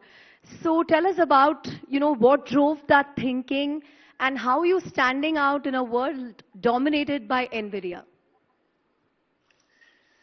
Well, thank you. We saw in late 2015 the rise of AI. And we asked ourselves a very simple question, and that was, why would a machine, a processor that was built and optimized over 20 years for graphics work, why would it be good at AI? And from there we asked the simple question, what's hard about AI? And what turns out to be really hard about AI is the movement of information, of data. The actual mathematics done in a processor for AI is not very hard, but you need a huge amount of it. And so the hard part, the challenge for any processor maker is how are you going to move the data to memory and from memory, and how are you going to move it across hundreds and now thousands or 10,000s of little processors. And we saw an opportunity to, instead of moving it off a processor across the motherboard to another processor, or off a processor through the motherboard to a NIC, through a switch to another processor, we saw an opportunity to use more silicon to build a wafer scale processor. That means we use the entire wafer. We don't cut the wafer up. Now, our observation that the movement of data was fundamental, wasn't unique to us. NVIDIA saw that problem too, and they bought Mellanox. They bought a switch company and go about tying together thousands of little chips. But if you want to do AI quickly, and you want to do it for less power, you want a bigger chip.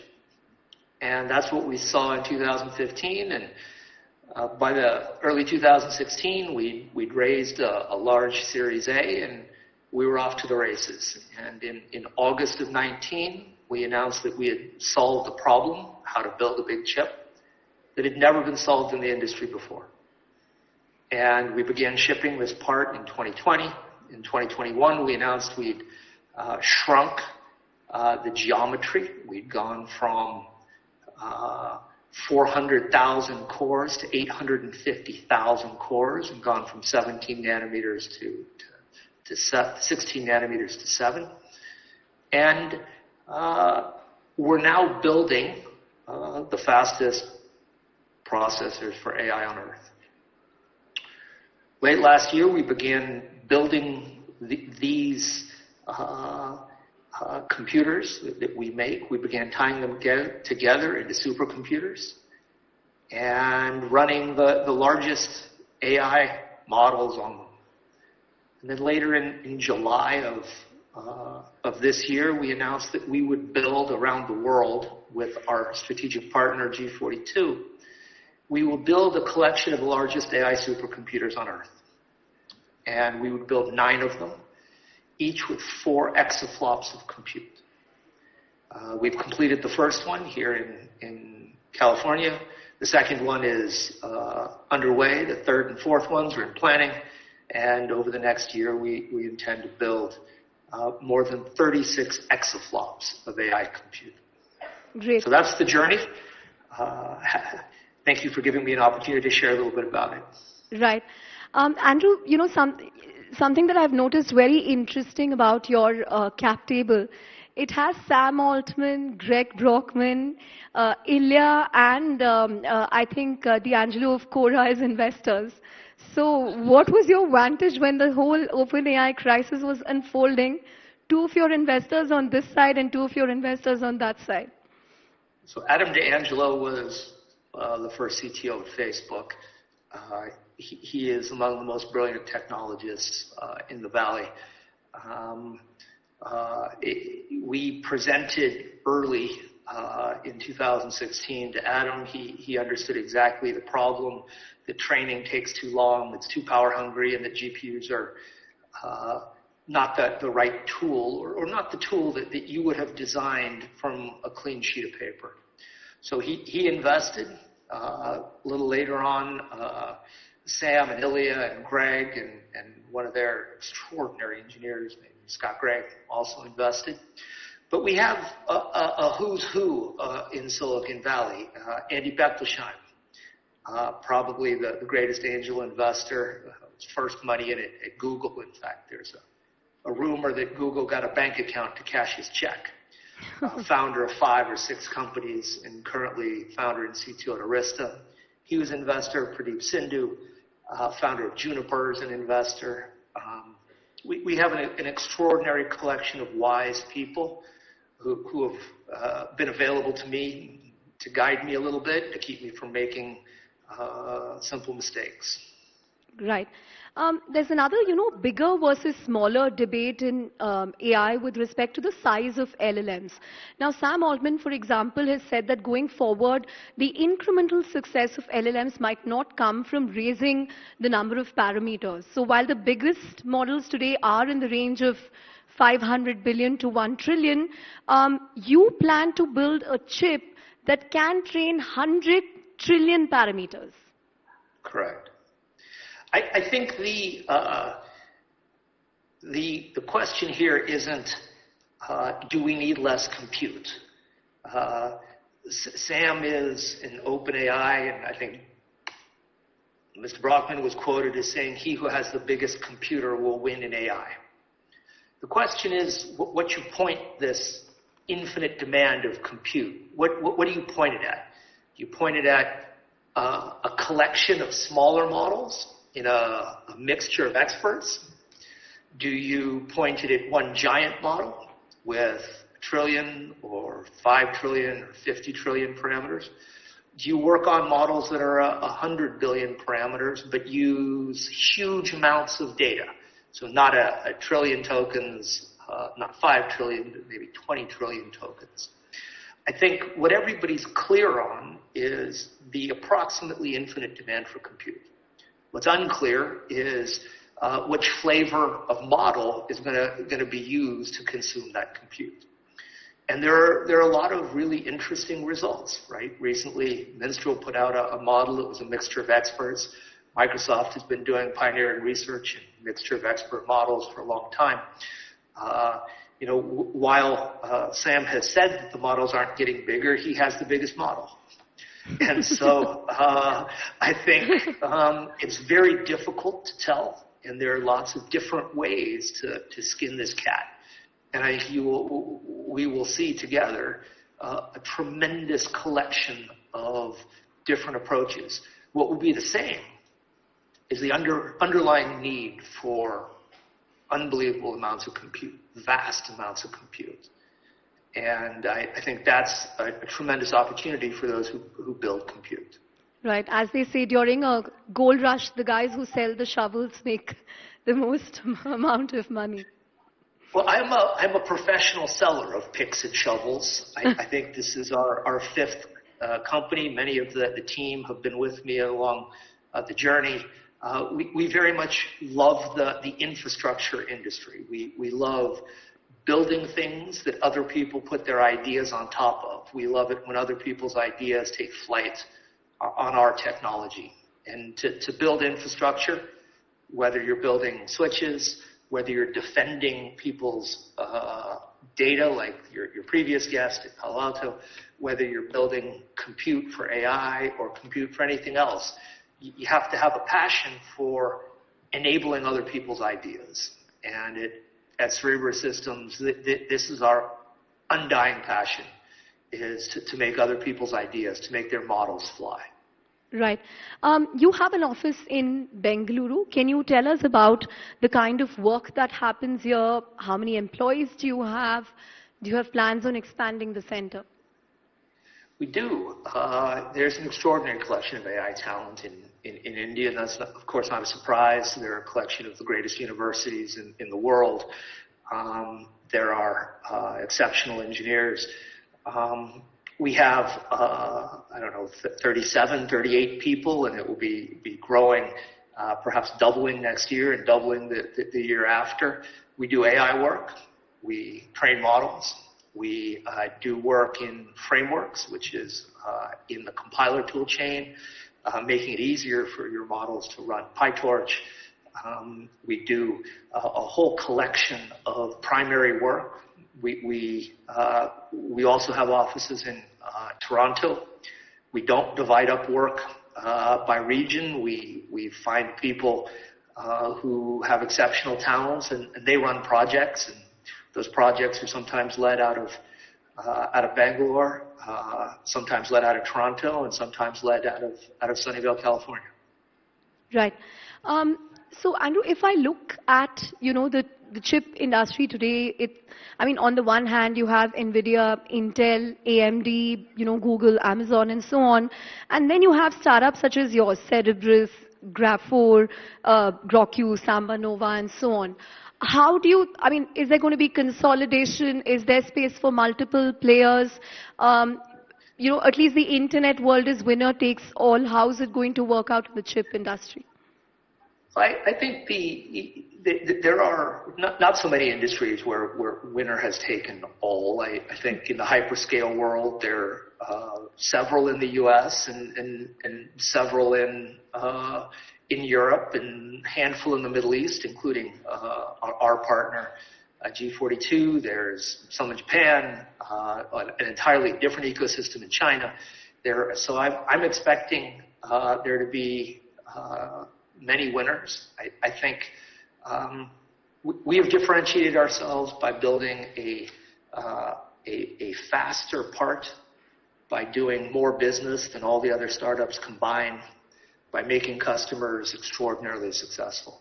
And if you look at the work that's been done on our models, we've published the top performing medical assistant called MedLLM. We've published the leading non-English LLM, a model called JACE, which is a native Arabic LLM.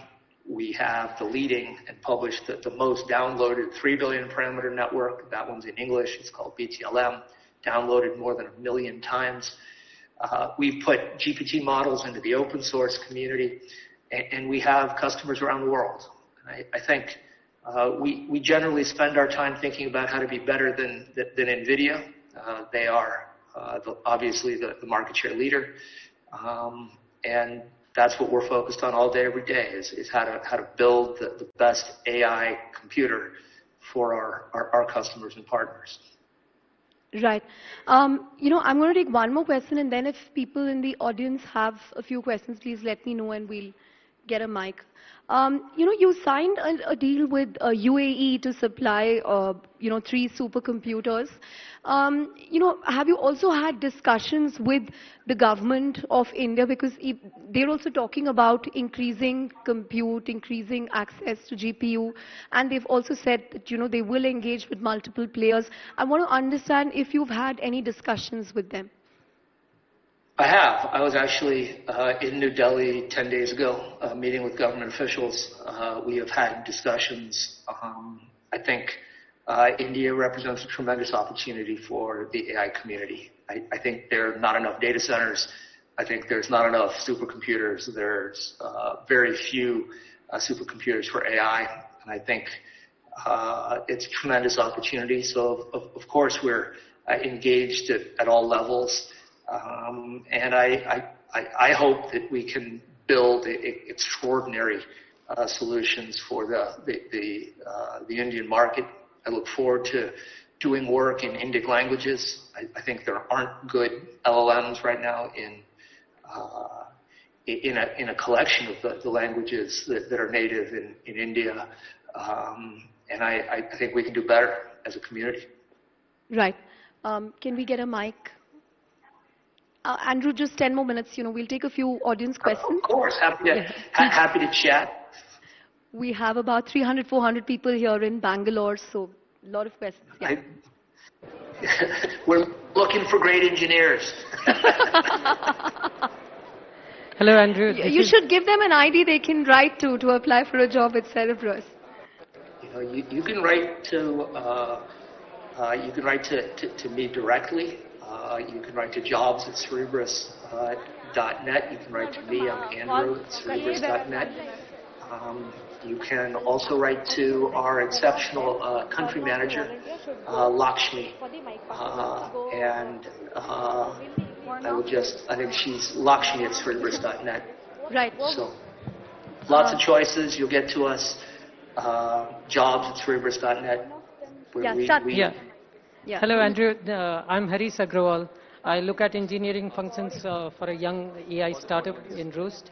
And we primarily look at testing as a specialized function, software testing. So my question is, we see a trend where we want business domain-specific or specialized LLMs. And does that still mean that, what you're trying to aim here is larger models on a wafer-sized chip? So does that still impact the demand for compute, right? Specialized LLMs versus generic LLMs is my question. That's a really good question. I mean, we train supersized models for some customers, but we also train domain-specific models in the 3 billion to 7 billion parameter category. That's a model that is extremely inexpensive to do inference on. I think the questions around domain-specific models are entirely around data. Do you have exceptional data? Do you have data that separates you from your competition? And if you do, we can undoubtedly collaborate to build a model, to run a model, to train it, to outperform a general model. And so I think your intuition is spot on. I think many of our customers, one, for example, a large pharmaceutical company based in the UK, GlaxoSmithKline, they have an ensemble of models, and they are smaller. And each one is trained uniquely with special data that is gathered and curated and owned by GSK. And they get extraordinary results. And so I think you're thinking right along the right axis, that if you have really interesting data, a domain-specific model doesn't have to be giant, has to have exceptional data. And if you keep it small, your inference costs are low. And if you're trying to build a production solution, that's really important. Yeah. Hi. So given that models are now open source, so how do we also... Sorry, yeah, Hi, can you hi. stand up, please? Yeah, sure. Given that we are seeing models is also getting open source, but how do we democratize compute for, let's say, a country like India, where every small startup can access it easily and also contribute back to the compute, right? What are your views on that? Unfortunately, I didn't hear. Could somebody repeat the question? So he wants to know how one can democratize compute. Was that the question? Yeah. Especially for India. Because you guys charge too much.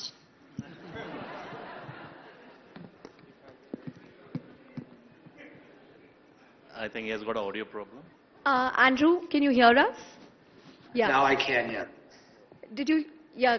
So he wanted to know. I didn't hear the question, so if somebody could repeat it. Yeah. So he asked how one can democratize compute for a country like India. Unless you're willing to lower your prices. Sure, to this audience, everybody can have one. No, I think it's a thoughtful question and a hard question. I think there are lots of vectors to democratize AI. I think we have to find ways to put large amounts of compute in more people's hands, number one. I think we have to write models that aren't just in English or dominated by English. It's number two. We have to enable more than one hardware platform. I think history teaches that if you want a healthy ecosystem, it's never based on a single hardware platform. All three of those have to take place. At Cerebrus, we try and do our part. We have programs with universities, with researchers, with startups. We've partnered with startups to do interesting work together at a fraction of the cost that we charge large companies.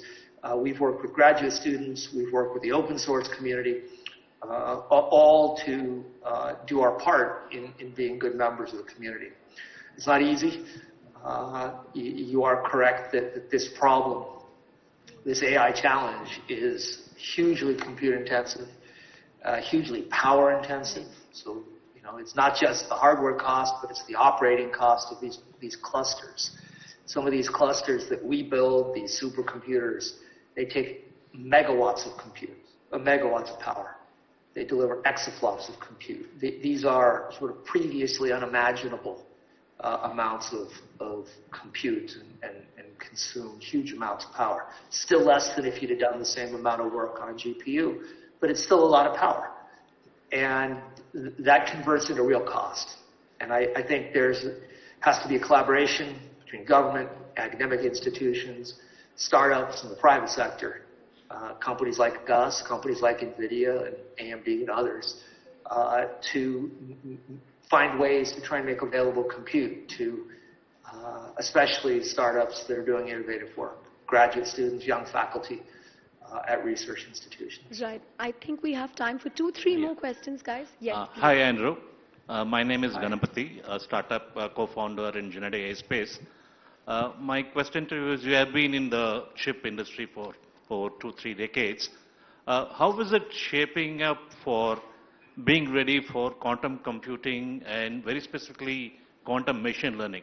Are we there yet, or we are still far away with respect to hardware being ready for quantum computing and quantum machine learning? First, thank you for noticing I'm a grandfather. I appreciate that, and I am a proud grandfather of a 9-year-old granddaughter. I have been in the industry for 30-odd years, and it's been a pleasure and a privilege.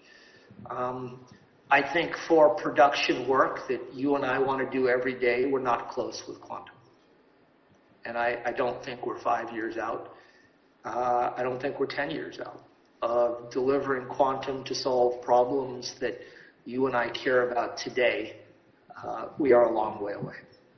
And I think there's been a huge amount of hubris in the quantum community. There are a very small number of players who have told their investors and have told the market the dead truth, that this is hard, they're a long way away. It's a journey that absolutely should be taken, but it takes a huge amount of time and money. And the problems they're well suited to solve aren't the problems that we're working on today. The quantum won't help AI. Quantum won't help databases. Quantum won't help the vast majority of problems that we face today, because it's a machine that's good at something different. And I think, if you want the straight truth, one of the founders of a company, a quantum company, perhaps the leading quantum company is PsiQuantum, and I think that's PSI Quantum, and they've been dead honest with the world. They're doing extraordinary things, and they're many, many years away. And I think you don't have to worry about it eating into your market. We don't ever worry about quantum in AI. It's right. In AI, it's 3 decades away. Right. One last question, please. Yes, please. Hi, Andrew. Pleasure meeting you actually. So I'm Ganesh from Digital Track.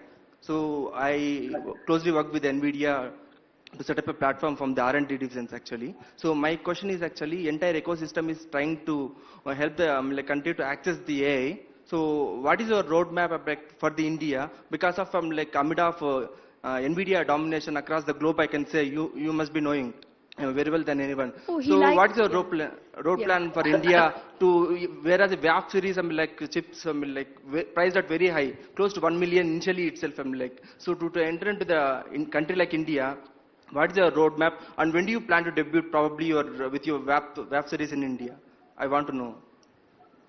Sure. I think the problem of the cost of NVIDIA, the long lead times, the monopolistic behavior is something that many people have commented on. We are today a mid-sized company. We're growing very quickly. We recognize the vast opportunity in India. We've put a team there. I've begun to visit, talk to government officials, to learn. We've met many of India's leading AI thinkers and entrepreneurs. But I think there's a huge amount of work to be done. And I think, getting government pronouncements, getting commitments, signing pieces of paper is the start. The hard work is after that, when you build data centers, when you build modern data centers, where you ship gear, where you stand up gear, where you offer it to people like you in a cloud offering, so the cost can be driven down as low as possible. That's the hard work. Right. And we have the hard work ahead of us. And so I think the way you drive down the cost is to share the compute resource, right? The compute costs what it costs. There's a huge amount of technology there. There's hundreds of millions of dollars of invested capital. Each generation of chip costs perhaps for a startup $150 to $200 million to develop. There have to be returns on that money. But the way to do that is to be sure that it's always being used, to be sure that it's amortized over many customers and over a long period of time. And those are our plans. And I think you'll be hearing a lot from us in the months and years to come.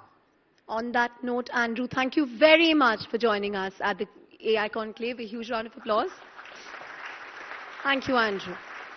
What a pleasure. Thank you so much for having me, and we very much look forward to being in person next time. Thank you very much, Andrew. I'll hold you to that. On that note, Please do. on that note, I have an announcement to make. We will be breaking at lunch now because the minister is expected here at around 1:15. But we have a session at 12:45 with the founders of Sarvam.ai. I think a lot of people want to hear them talk. Vivek and Pratyusha are already here. So I'm going to request you to, grab your lunch and come back here by 12:40 so that we can start on time at 12:45 when the minister comes at 1:15. Oh, sorry, Ritika, 1 second. Sorry, Ritika has something interesting. Yeah. Thank you, Chandra, for keeping that session very engaging. We're holding you back for lunch for something very worthy, so I request you to please sit back for just 60 seconds. I request all our guests to kindly get seated, please. I'm super excited because for what's coming up next, or should I rather say, who's coming up next. It's a pleasure to introduce to all of you to my co-anchor for the Global AI Conclave, who's cooler than your most favorite sci-fi movie. He's the brainchild of some superhumans and is joining us here on the stage to give you a little glimpse on what the future could look like. Ladies and gentlemen, please put your hands together and welcome my co-anchor for the Global AI Conclave, Mitra.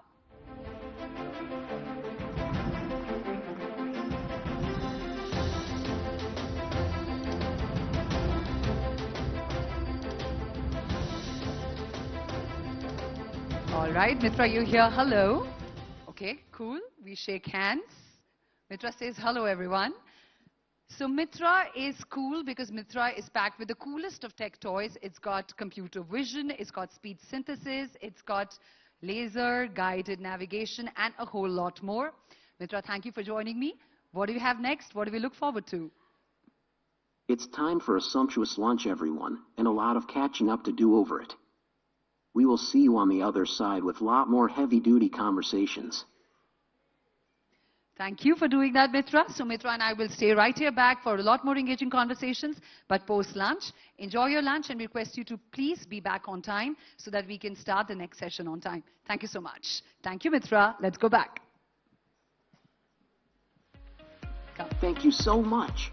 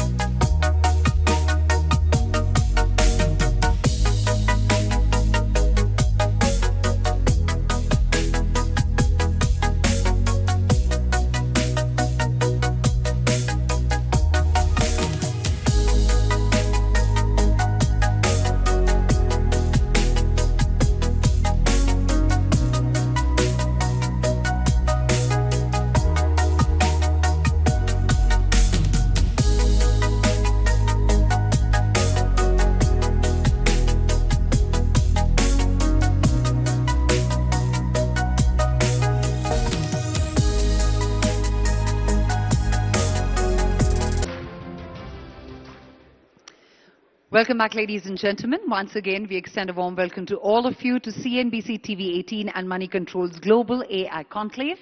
And now moving further into the day, it's time for all of us to shine a light on a rising star. Sarvam AI, founded in July 2023 by Vivek Raghavan and Pratyush Kumar, which bagged $41 million in funding last week, making it the biggest Series A round for any AI startup in the country. Not just that, a few days ago, it also unveiled OpenHathi, the first Hindi large language model.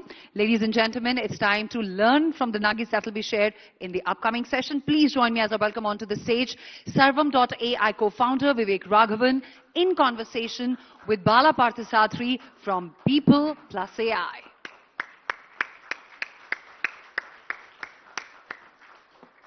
Many congratulations to you, Mr. Raghavan, for that. Thank you so much for joining us. Over to you. Hi everybody, how are you? Okay, I am not hearing this at all. This is like a post-lunch energy downer or something. Let's hear it. Are you guys awake? All right. You better be, because we have a superstar guest here. You heard the $41 million, and I didn't hear honestly anything she said after that. So we're going to ask for about $40 million from him by the end of this conversation, okay? But let's get started. I want to introduce Vivek and Pratyush, his co-founder, who's not here. We wanted to start with playing a video of what OpenHathi does. I encourage all of you to go to the website sarvam.ai and check it out. But let me start by introducing Vivek. Vivek is a dear friend, and he's very, very modest, one of the most modest guys that I know. But his personal journey, Vivek, you got a PhD from Carnegie Mellon, you started and sold a company to Magma, and Vivek and I moved back to India we were both in the Valley on the same day actually. And you've been in India for the last 16 years. And what most people don't know is your journey at Aadhaar. He spent 13 years selflessly at Aadhaar. Nobody would have heard of him, but he was a pioneering technology visionary behind Aadhaar, which we all take for granted today. So please give it out. So honestly, when I think of selfless service, truly selfless service, I always think of Vivek. And since then, he also was at AI for Bharat, which we're going to touch on, where he met Pratyush, his other co-founder. Pratyush had a PhD from ETH at Zurich. He was in the IBM research. He was at Microsoft research, playing a key role, and a faculty at IIT Madras and at AI for Bharat. So that's a little brief introduction about them. These guys are modest engineers, so they don't toot their own horn.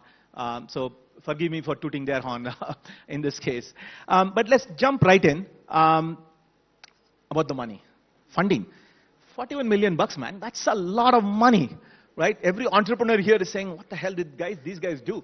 What did the investors see to write such a big check? No, I think it's a trend of the new trend of what's going on in India. I think that for the very first time, I think the investors have looked at, let's try and build something deep tech out of the country, and let's try to figure out how to build something as a foundational technology out of the country. And that's really what's really exciting, And I think that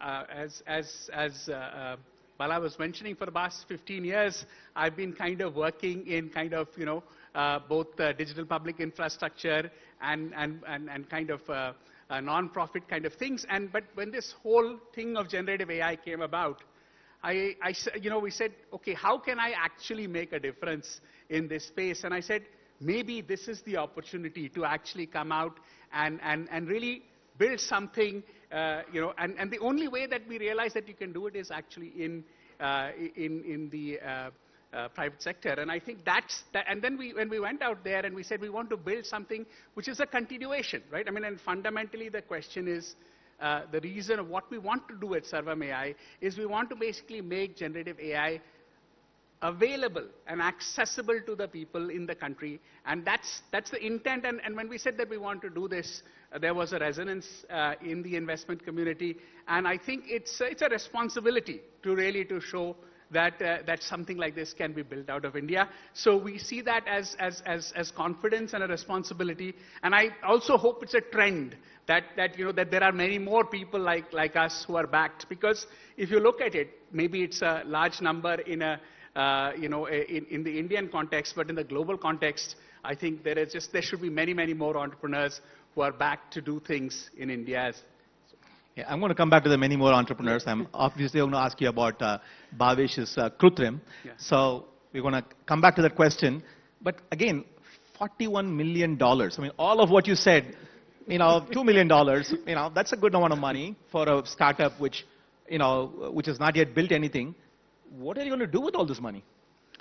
And I can solve the problem.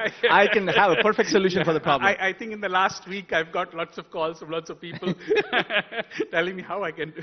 No, but I know you first, okay? I'll be landed in the country the same day. I'm in the front of the queue. No, but honestly, I think the key thing in this is to putting together an amazing team. And we actually have an amazing team, but we believe that it is talent that will drive this kind of thing, and so it is to get key talent. And of course, the other thing is compute. This is extremely expensive compute-wise to actually do these kinds of things. And I think that those are the two primary things that we would use this for. Okay. I'm computing in my own head as an entrepreneur. Talent, okay, you have like 20, 15 people. How much are you paying these guys? But okay, well, we won't touch on that. Yeah, we won't touch on that. But let's talk about what you guys actually built. What is Open Hathi? How would you explain Open Hathi to many people here who might not have know about it? So I think Open Hathi is, so first of all, right, I personally come from the open source ecosystem, and and also from the DPI ecosystem. So we believe that for this to work, we need the ecosystem to be successful. And as a result of that, one of the first things we did was, hey, there are these open source large language models that exist, right? I mean, everybody knows about the Llama family from Meta. They also, there are others like Mistral. There are a bunch of open source, large language models. And then we said, is there any way that take an existing open source model and teach it language skills, right? I mean, Indian language skills. And that is really the, what we said, that can we do something like that? And is this a, relatively frugal way of actually, making models, work in diverse languages? Because the truth is still today, I mean, if you look at the amount of data and knowledge, it is still English dominates these things. And I think that how do you actually take and make it understand Indian language, understand Indian context, and all of those things in actually in an efficient way. And therefore, this was an attempt to do that. And it's Open Hathi is currently based on the Llama 7 billion model, but we'll be releasing many more models in different languages, different sizes, and things like that as part of this series. And of course, we will be building further models on those and doing other things to actually, and we'll also have endpoints that people can use. So therefore, it's definitely, something that people can use to things. And that's the essence of what this Open Hathi is. So what does it mean to people in the audience here who are either doing their own startups or a business or developers? How should they look at OpenAI? Sorry, Sarvan, not OpenAI. No. I think the way you look at it is that we are, one of the important things that we are doing is we're not just building models. We are also going to be building a platform for developers where you can actually use a combination of various different kinds of models, some which are from us, some which are open source, some which may not be open source, and actually pull together and figure out how to deploy generative AI applications at scale and understand and evaluate their performance in an efficient manner. And that's something that we're planning to do at this, and this platform is, in the next couple of months will be coming out there. It will be available to developers. But of course, those who want to start with the open source things and hack with that, of course, please go ahead and do that as well. That's phenomenal. But how does it compare to OpenAI itself or Google? See, at least the things that we are doing now, right? I mean, one of the things that when we thought about building Sarvam, we said we want to build a full stack generative AI company, and different people have, and our understanding of full stack is that we need to know how to train models from scratch. We need to know how to kind of figure out how to deploy models to solve real world use cases. And we need to play in the ecosystem to make sure that we can actually deploy population scale applications, right? So we were thinking about all of these things. But still the models we were talking about are, fairly small models. They are fairly small models, right? In the 7 to maybe up to 70 billion kind of range we're talking about. While these models like OpenAI and Google are obviously much bigger models, right? But we want to, we want to understand the techniques and be able to build that muscle to do all of these things to make it available to people. Now those models are, as I said, I think that there is space for all of those things. And I think as even Sridhar was talking about earlier in the day, we believe that these smaller models can do many kind of domain-specific tasks extremely well, probably even better than the larger models. And that is really one of the key areas. And so therefore the value of these kinds of things, right?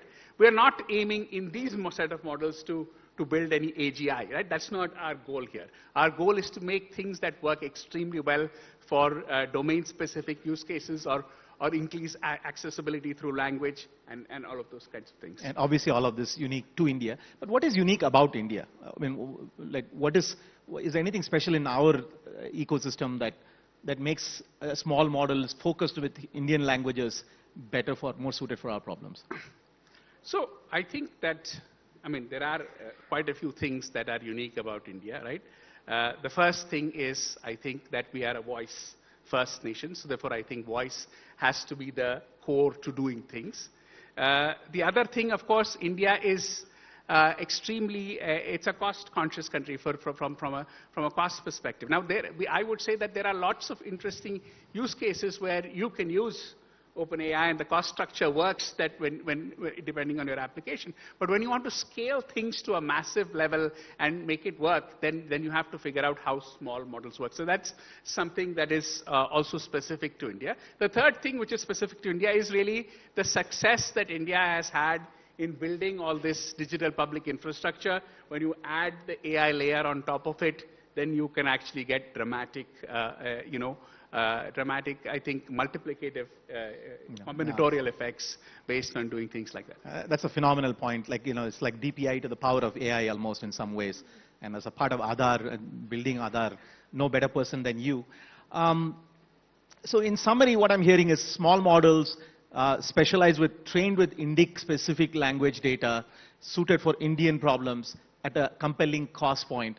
Will be suited for us. We're not solving some world autonomous vehicles or some complex problem. We're solving some basic problems specifically focused on voice with multiple languages.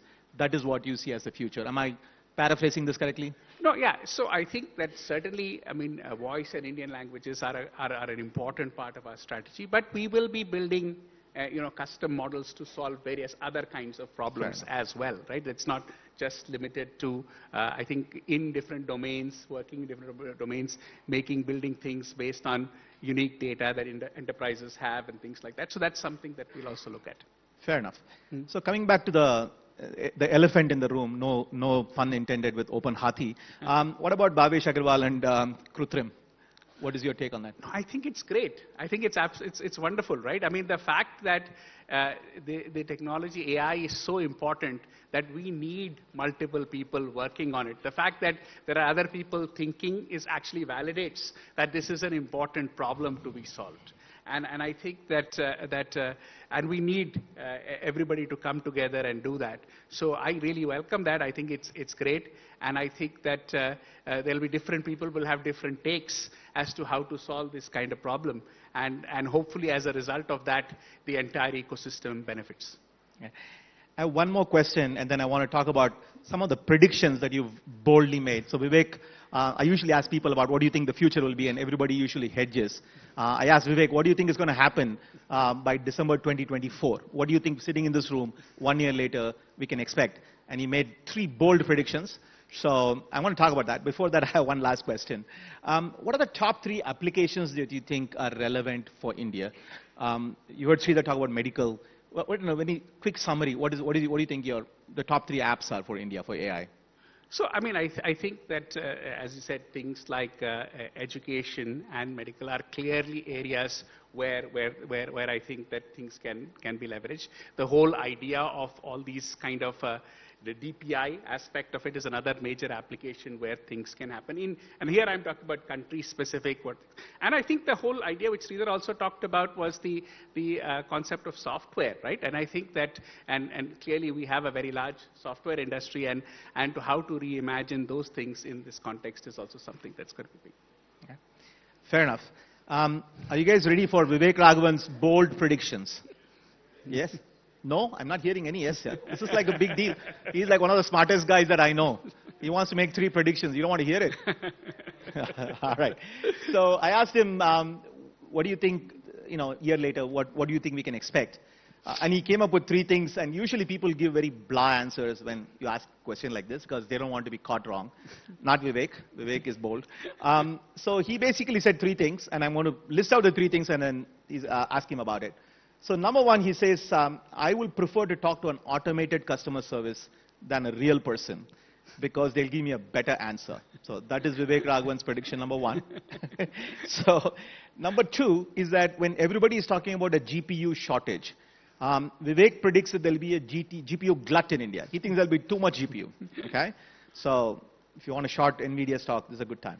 And number 3, which was extremely unexpected, he said some companies will suddenly die. Okay, so Vivek, these are not what I expected. So do you want to quickly talk about each of them, why you just came up with these, and then we'll throw the open for audience questions. So I don't think I quite said it the way that that Bala is I'm a marketing guy, yes. But it's interesting. But I think the first thing that we said is I think that. And I don't think that this is, I think there will come a time when, in areas of customer service, etc., when you want to do something very specific. Today, when you call some kind of a bot, you actually end up, you mostly try to disconnect the call, or you're extremely upset that you're talking to a bot. But I think that there will come a time, and I'm predicting it is sooner than later, that you will actually get better responses from the bot than what the human representative, that at least the average human representative that you could talk to could give. And I think that that's just so I just said that there will come a time where it's not a human you're talking to, but it's probably more likely to solve your intent than the human person. That's just something that I think that could happen. Okay, definitely controversial, but we'll let it go. What about the GPU glut? So I don't think that. So I think that the fact that there is a tremendous shortage right now, I think that shortage will ease because that is how the cycles of things go, right? When I think the fact that there was such a severe shortage last year, basically caused a number of different players to ramp up in various kinds of forms. And I think that will always go in a cycle. But we may find out that there are many more interesting problems that people will be able to solve. I still remember, we were at a Gen AI event in Bangalore, and we were talking to people, and we said, how many people have access to 4 A100s? This was the question that I'd asked, and nobody in the room, and these are all extremely enthusiastic Gen AI people, and nobody had access. And I think that thing is going to change. You will be able to get these kinds of things, and people who want to hack and do things will have access to these things without having to write a major check to So do. Vivek is also a semiconductor guy before he went into Aadhaar, so I would take his predictions very seriously. So I don't know what I'm going to sell my NVIDIA stock. No, I would not do that, but that's not what I said. I want to blame you for this if it goes up. But the third one is pretty strange. Companies are born, companies die, but you said some companies will suddenly die. What does that mean? No, I think See, I think the interesting thing is, and I think that if it comes back to the fundamental nature of AI. AI is a tool, right? And you have to use that. And you have to use that within your business process, right? And how AI is being used. And what's going to happen is that, I mean, I think this is true with when someone said in terms of, people, they said that the people who leverage AI will be more effective than those who don't leverage AI. And that will be true for organizations also. Organizations that leverage AI fundamentally in their core business processes will be more effective than those who don't, right? And I think that's the thing. And you won't know the difference until one day it becomes too obvious and it will be too late. And I think that's the reason why everybody needs to think about what it means for your business. Because everything will be fine. Everything will be fine. Then one day, somebody in your either your competitor in your space or somebody brand new coming into your space will be reimagining your business process completely. And at that stage, you will find that it's a very big, very tall mountain to climb. And that's why I think it's important for both people and entities to think about how they will, they will upgrade themselves or they will modify their business processes to That's a very nuanced answer, and everybody here who's running a business should really think about it, because life will be the same, and then suddenly something will, then there'll be a step change. Vivek, I have a few more questions, but I'm sure the audience has a lot of questions for you. So how are we doing on time? Okay. So a lot of questions, so love to, is there a mic that we can pass around?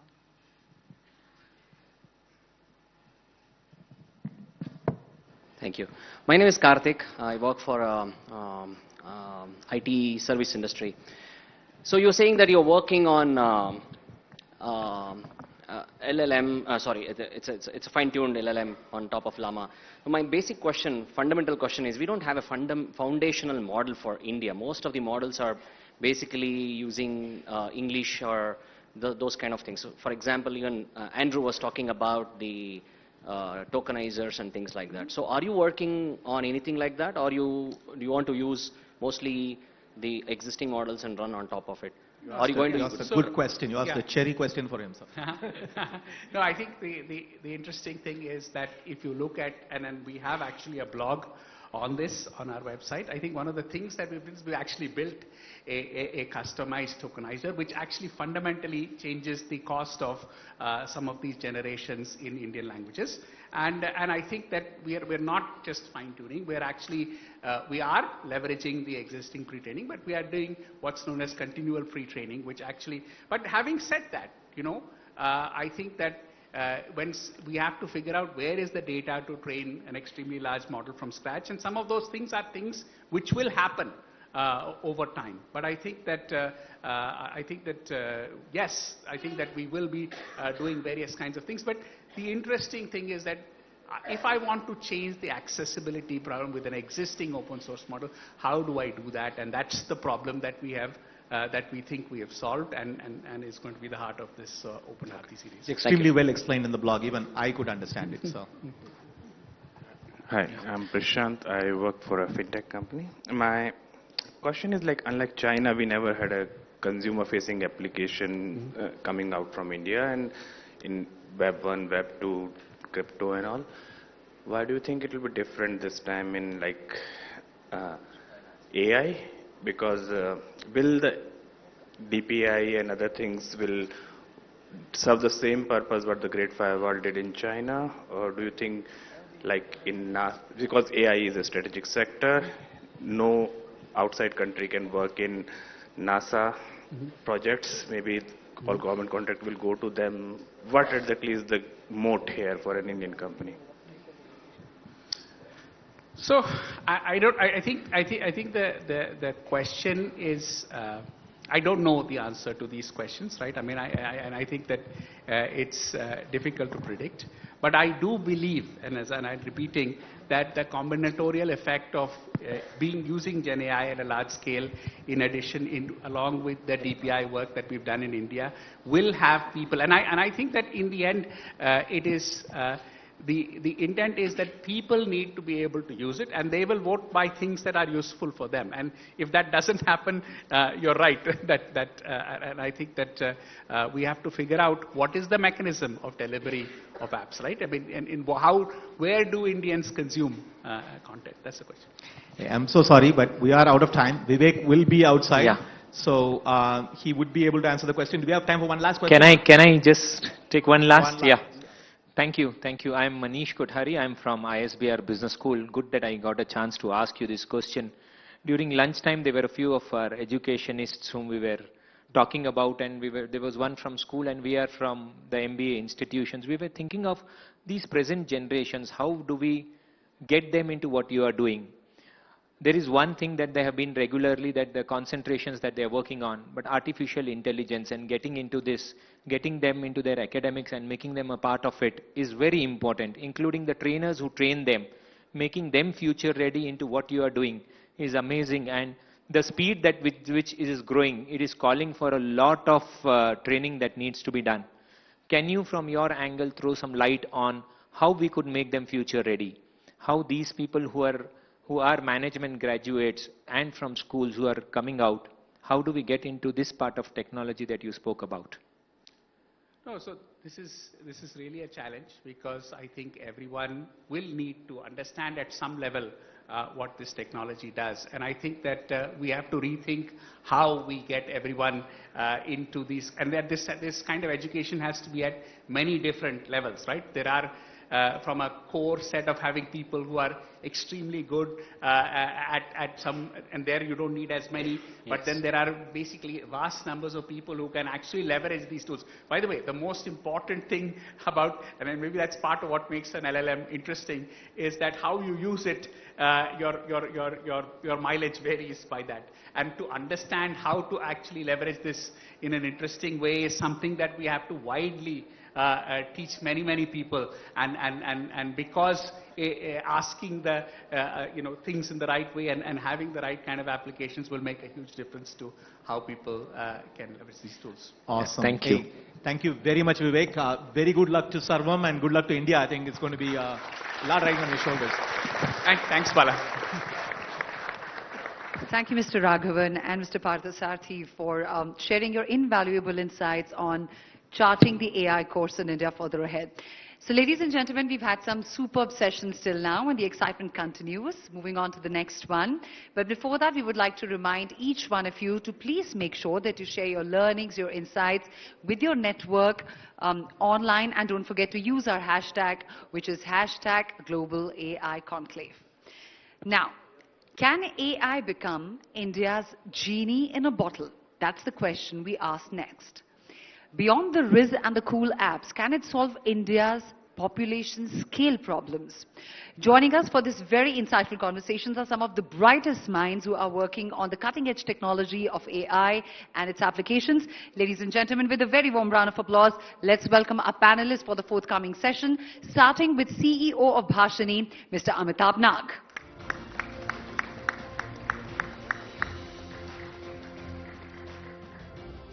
A very warm welcome to you, sir.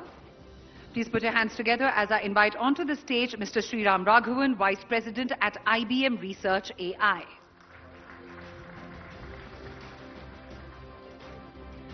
We're very glad to have amongst us Dr. Manish Gupta, Director Research at Google.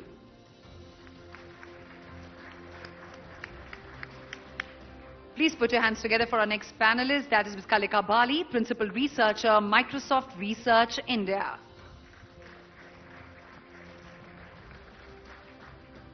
And they'll be in a very special conversation with Tanuj Bhojwani from People Plus AI. Ladies and gentlemen, when was the last time you had IBM, Google and Microsoft on the same stage? I think this deserves a good round of applause to warm up to this session, please. All right, good afternoon everybody. What an interesting day so far. We've heard people like Andrew Ng, somebody who taught me machine learning, although from behind the screen. We heard Sridhar and Sharad in conversation. Vivek, everybody is talking about Sarvam. And today we actually have four people from four very different professions. But what binds them together is that all of them are really thinking deeply about how AI can work for India. And in this conversation, we hope to extract out of them what are their most interesting projects. And if we have some time, we'll even come around maybe for 1 or 2 questions from the audience later. I'm going to start. The introductions have already been done by colleagues from Money Control. I'm going to start with Mr. Amitabh Nag, CEO of Bhashini. Sir, you are leading probably one of the most exciting use cases for an exciting set of use cases for India, which is thinking about our language diversity, right? Instead of doing what Bhashini is up to, what your organization is up to, I actually want to start the question very specific. What is the use case that excites you the most, that animates you when you're doing your work? Yeah, language happens to be one of the largest use case of AI, which is more diverse and impacts many people straight away. When at Bhashini we had actually, done the speech recognition for 12 languages and text-to-speech for 12 languages. Plus we had done the 22 machine translation on all the 22 languages which are part of Constitution. We have now embarked into the use cases which will impact the last mile or the last man in the queue in the country. So one of the use cases which we, which I can cite was also mentioned by PM in the GPI event was farmers chatbot, right? When the PM Kisan Samman Nidhi transfers money and a farmer does not receive, the installment, then he is actually perhaps has to visit multiple offices to figure out why he has not got it. And this chatbot actually takes the input and voice and goes into the database, authenticates him, and then answers to him that whether his, land parcel was not, registered, or bank account was not linked with Aadhaar, or whatever could be the reason. And there are about 20 such line items which we are handling in that chatbot. So that's impacting about 9 crore farmers on ground, in terms of what is to be taken across. Yeah, that does deserve a round of applause. The second use case which we are, again Reserve Bank Innovation Hub launched was about, the farmers when they are wanting to get the credit, they get the credit on the land parcels, right? And the land parcels in the state are on vernacular languages. What used to happen is that banks obviously understand English or Hindi more than any other language, and the loan papers are on that. So farmers were asked to actually translate the land records into the language which was understood by the banks, because ultimately they are giving the money. So the RBI tech platform which they have launched, they are using the transliteration services so that you are able to on the fly transliterate the land records and provide the loan. And this reduces the time from about 2 months to literally or theoretically 10 minutes. It can actually do, 4 or 5 days depending upon how the land records are, and are there some more checks which are supposed to be done. So that's the second use case, again impacting the last mile. Third use case, and I think I can keep talking about it, but I'll just try to take a time, and if things work with the network and all, I'll just try to demo a short use case so that you are... Okay, that's lovely. Everybody, do you want to see a demo? Yeah? All right. So let's take a persona who has got a, feature phone. He doesn't have a smartphone. So let's dial a number 080-451-63802. You can note it down and dial it yourself also. So let me dial.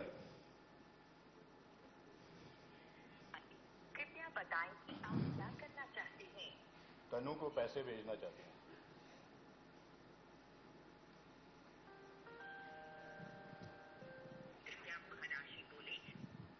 10 रुपए. You want to hold the mic to the speaker, yeah? Tanushree नागमाइनर को 10 रुपए transfer कर रहे हैं. कृपया अपने ICICI bank का UPI pin दर्ज करें. ट्रांजैक्शन सफल रहा. So I've transferred money to my daughter using a feature phone, using voice, and I stored my daughter's name as Tanu. Yes, it's for the villages. It could be Papa ko paise bhej do, or bete ko paise bhej do, that could be the last mile discussion. So, and you will see many of these use cases. So as I said, there are multiple of them, but, And for the audience, right, this is not an easy task, as Kalika will also come back and tell you, mixed coding. Indians don't speak one language at a time, right? We speak Hindi, English, right? And we'll say, bank ko paise bhej do, or something like that. And to be able to consistently sort of work across languages and get this done is not as easy as you think, right? It's not the same Alexa of the past, etc. So, this is really, really groundbreaking stuff and really exciting. But over to Sriram. Sriram, you have 750 AI engineers working for you all over the globe. What's the most exciting thing, most exciting use case you see from an Indian context that gets you to go and to Yeah, work? thank you, Tanuj. Pleasure to be here. So I want to lift us up from ground level now to about 30,000 kilometers or whatever is the height at which satellites operate. I want to open up the possibility of applying that same technology. We've seen it happen in language, in speech. We see it happen in audio. We see it happen in images. I want to open up the possibility for what is doable with geospatial data. We have petabytes of data getting collected every day by satellites that roam. And I want to share with you a few of the use cases that we see working globally that I believe has enormous value for India. So we've been working with NASA in building geospatial foundation models, which we've actually even released in the open and continuing to evolve. And here are some of the use cases so we started that work with two specific use cases: flood modeling and burn fire mapping. Now tell me whether that is unique to the US or to India or to any other part of the world. No. And interestingly, these satellites don't see any national boundaries. So whatever data they collect, they're actually going to collect for the world. So we have the ability to train. We always talk about how data hungry these models are. Here is a domain in which data is not an issue. It's publicly available in plenty. And the models that we're building in geospatial on data are finding enormous applications. So we started with those two. Then our partners in the UAE tuned those same models to do urban heat islands. Because you have urban planning, and if you plan wrongly, you will suddenly have regions of the city having 3-4 degrees higher temperature than everything else.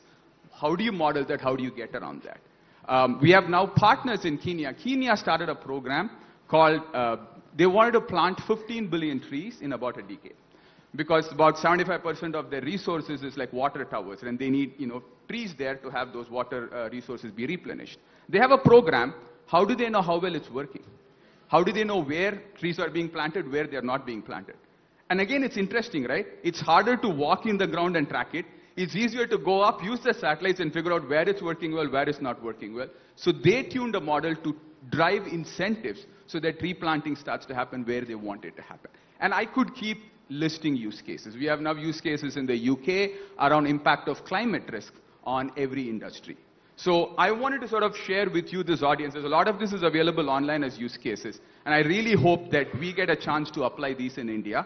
I will also give a shout out to my team. Recently at the GPI conference in Delhi, the team showed retrospectively how the model could have been used to do better flood prediction when we had the Chungtang Valley floods recently. A couple of months back, they showed use cases of wildfire tracking using data from the Simlipal wildfires that happened a couple of years back. So I think the possibilities are immense. And this also shows the power of how diverse and powerful this base technology across all of the modalities of data that we all deal with. So, follow-up question to you. Do you see that this changes professions like climate science, or where do you see that within the next 5 years for the audience, what's in it for me?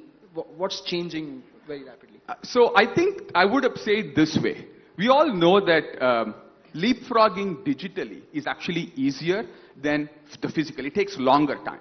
So as a country, we have sort of bypassed certain technology. We all talk about we never bothered with landline, we went directly to. So I feel like this is an era where when you think about the data that you need to do, land resource management, urban planning, climate change, flood modeling, why bother with on-ground instrumentation? If we can do instrumentation from above the sky and apply AI, there's an opportunity to leapfrog how we actually protect and manage the land that we have in this country. Excellent. So literally a whole new perspective because of AI, right? Perfect. Dr. Manish Gupta, you are obviously Director of Research at Google. You have teams in India, US, and Australia you're leading, but you're also a scientist, right? Fundamentally, you've done your PhD and you've been an AI scientist with many, many citations to your paper. What is exciting you today that you thought even 3 years, 5 years ago, you were like, you didn't think it would happen now?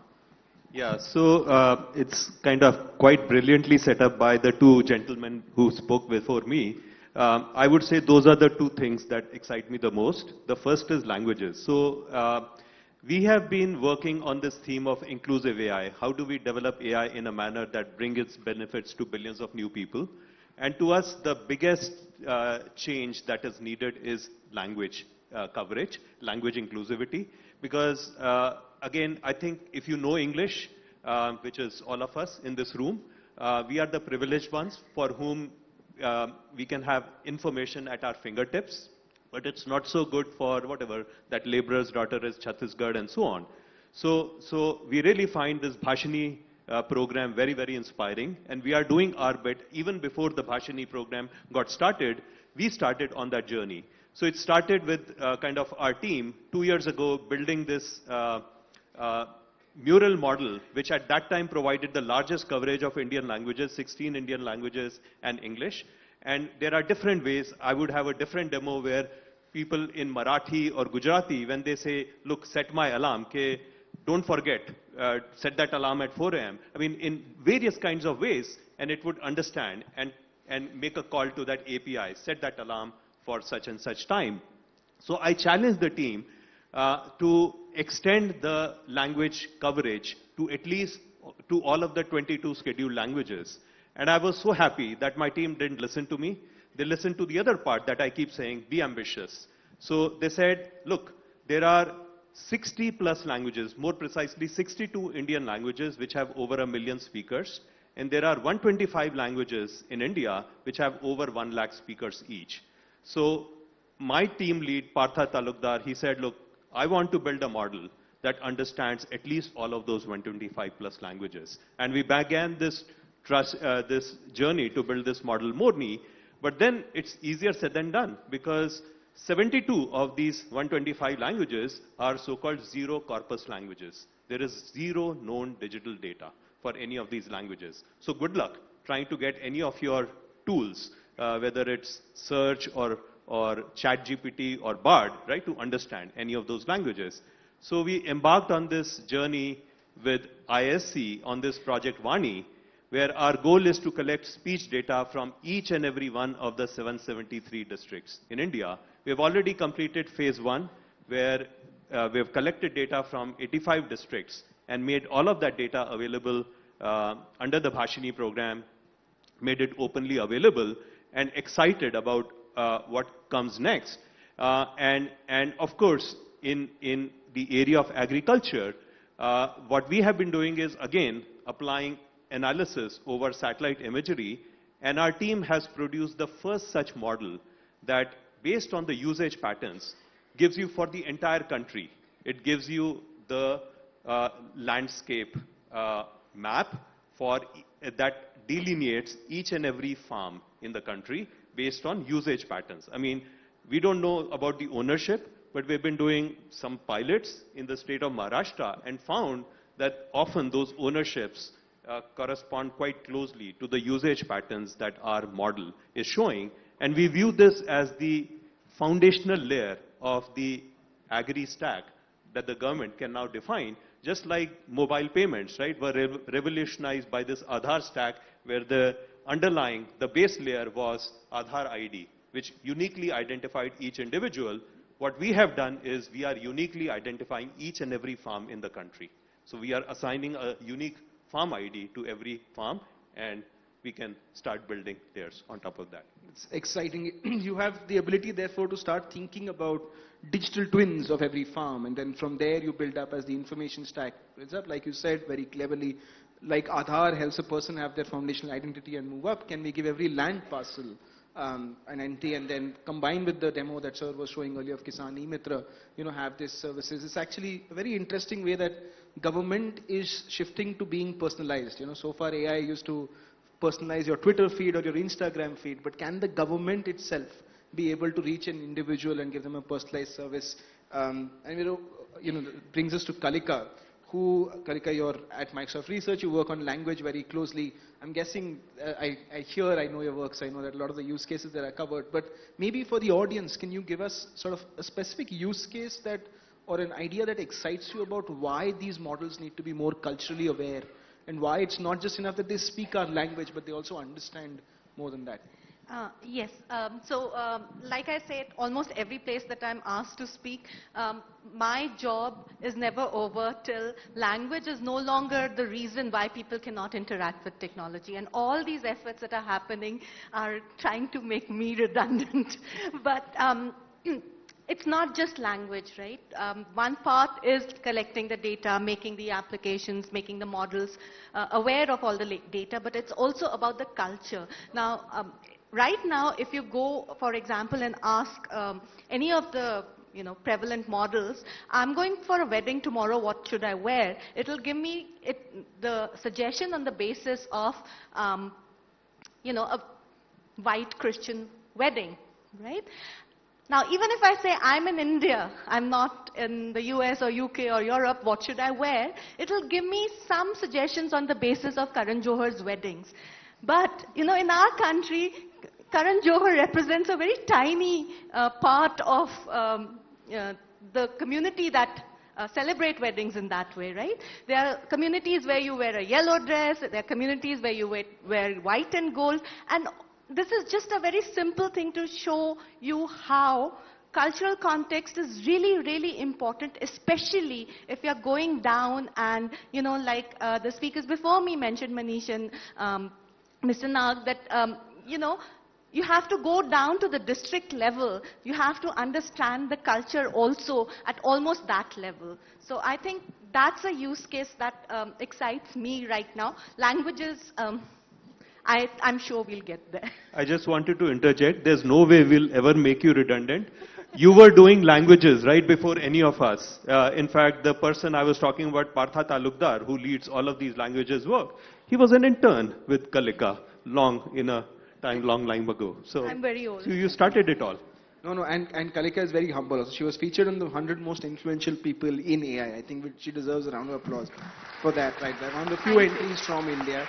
And like everybody on this panel is saying, Kalika has been working on this problem for very long. In fact, the way she explained, or her team explained the problem to me is, imagine if you woke up every day and asked an LLM what to eat, and all it would tell you is sandwiches and burgers. Wouldn't that be a sad life, right? So therefore we need these LLMs to understand specific things like our cuisine, our culture, our, everything that's happening. And therefore this brings us very nicely back to the title of the panel, which is population scale use cases, right?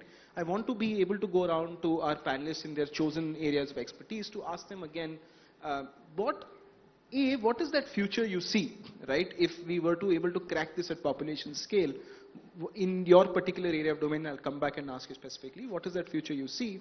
What are the challenges to get there, right? So my first question again to you, Amitabhji, is that for India to have, where English premium is no longer a thing. So there was a paper in 2008 which said that if you know English in India, your hourly wage is 34% higher. If you know somewhat English, it's 13% higher. So to remove this English premium, for us to be able to talk to each other like Hitchhiker's Guide, Babelfish, how soon can we get there, and what do you think are the obstacles in getting there? Yeah, so, if you actually look at it on the use cases which I was talking about and impacting the last mile, and that is the population scale which we are talking about, voice becomes an important aspect. And with voice, you are not only, transcending the language barrier, you're also bridging the digital divide as well as the literacy divide, because you're able to speak out and make the machine do what you want to do if you are in a position to actually have those programs put across.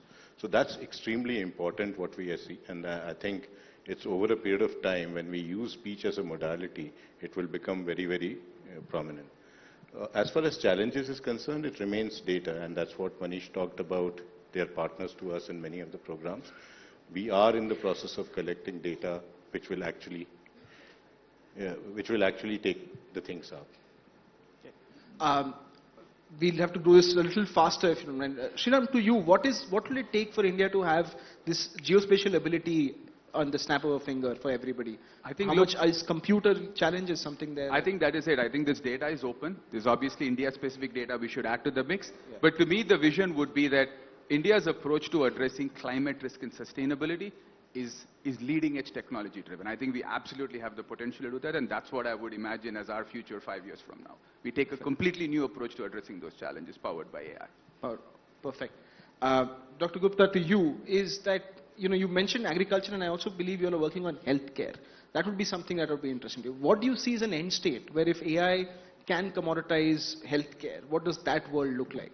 Yeah, so see, to me, of course, we will see agents, right, which are going to be amazing assistants to physicians, and which would be your personal companions, which would be able to kind of observe you while you're living your normal lives and help you kind of lead healthier lives, help you kind of adopt healthier lifestyles, habits, and so on.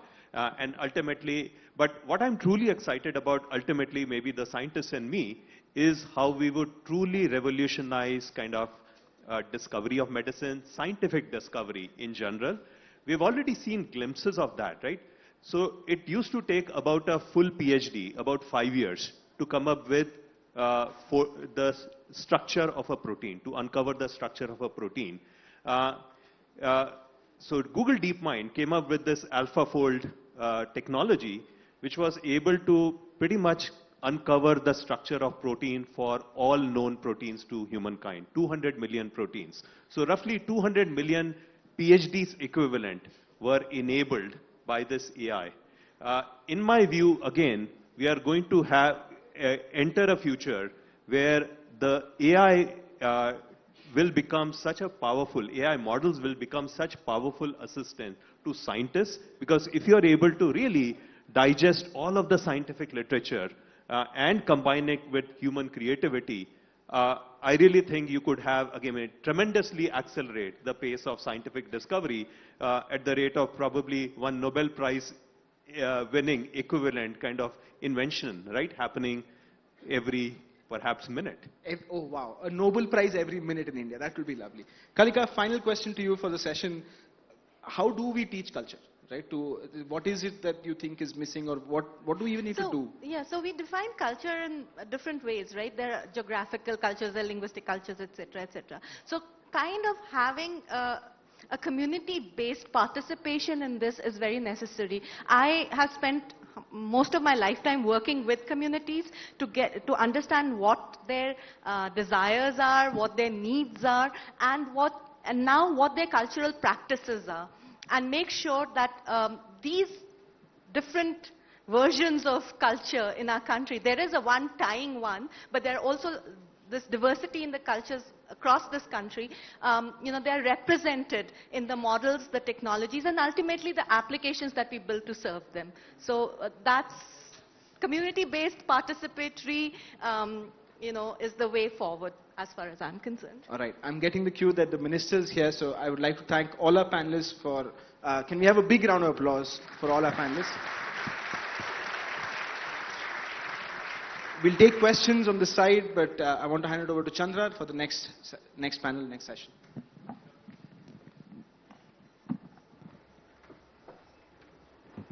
Thank you so much for that, Tanuj. A huge round of applause for Bhashini. That demo was so cool by Amitabh Nag. And when was the last time you saw IBM, Microsoft and Google on the same stage without having any differences? Well, it's all happening here. With that, we move on to a session that all of us have been waiting for. We're very privileged to have the Union Minister of State for Electronics and IT, Skill Development and Entrepreneurship, Mr. Rajiv Chandrasekhar. A huge round of applause, Bangalore. He now has charge of another ministry, Jal Shakti. Mr. Chandrasekhar joins us just days after the government's hugely successful Global Partnership for AI, Artificial Intelligence, or the GPACE Summit In fact, 29 GPA member countries came together to adopt the New Delhi Declaration. The 29 like-minded countries of the grouping and its techno-diplomats are expected to come to an agreement on governing AI within the next 6 to 9 months. Mr. Chandrasekhar has a long and important to-do list when it comes to AI. He's trying to engage with social media platforms to tackle the menace of deepfakes, help Indian startups and innovators to ride the AI wave, help set up large compute facilities locally to train AI models, and draw up new regulations to create a filter to separate the good AI from bad. A huge round of applause for the Minister. And joining him on stage to drive this session, Shireen Bhan, the Managing Editor of CNBC-TV18.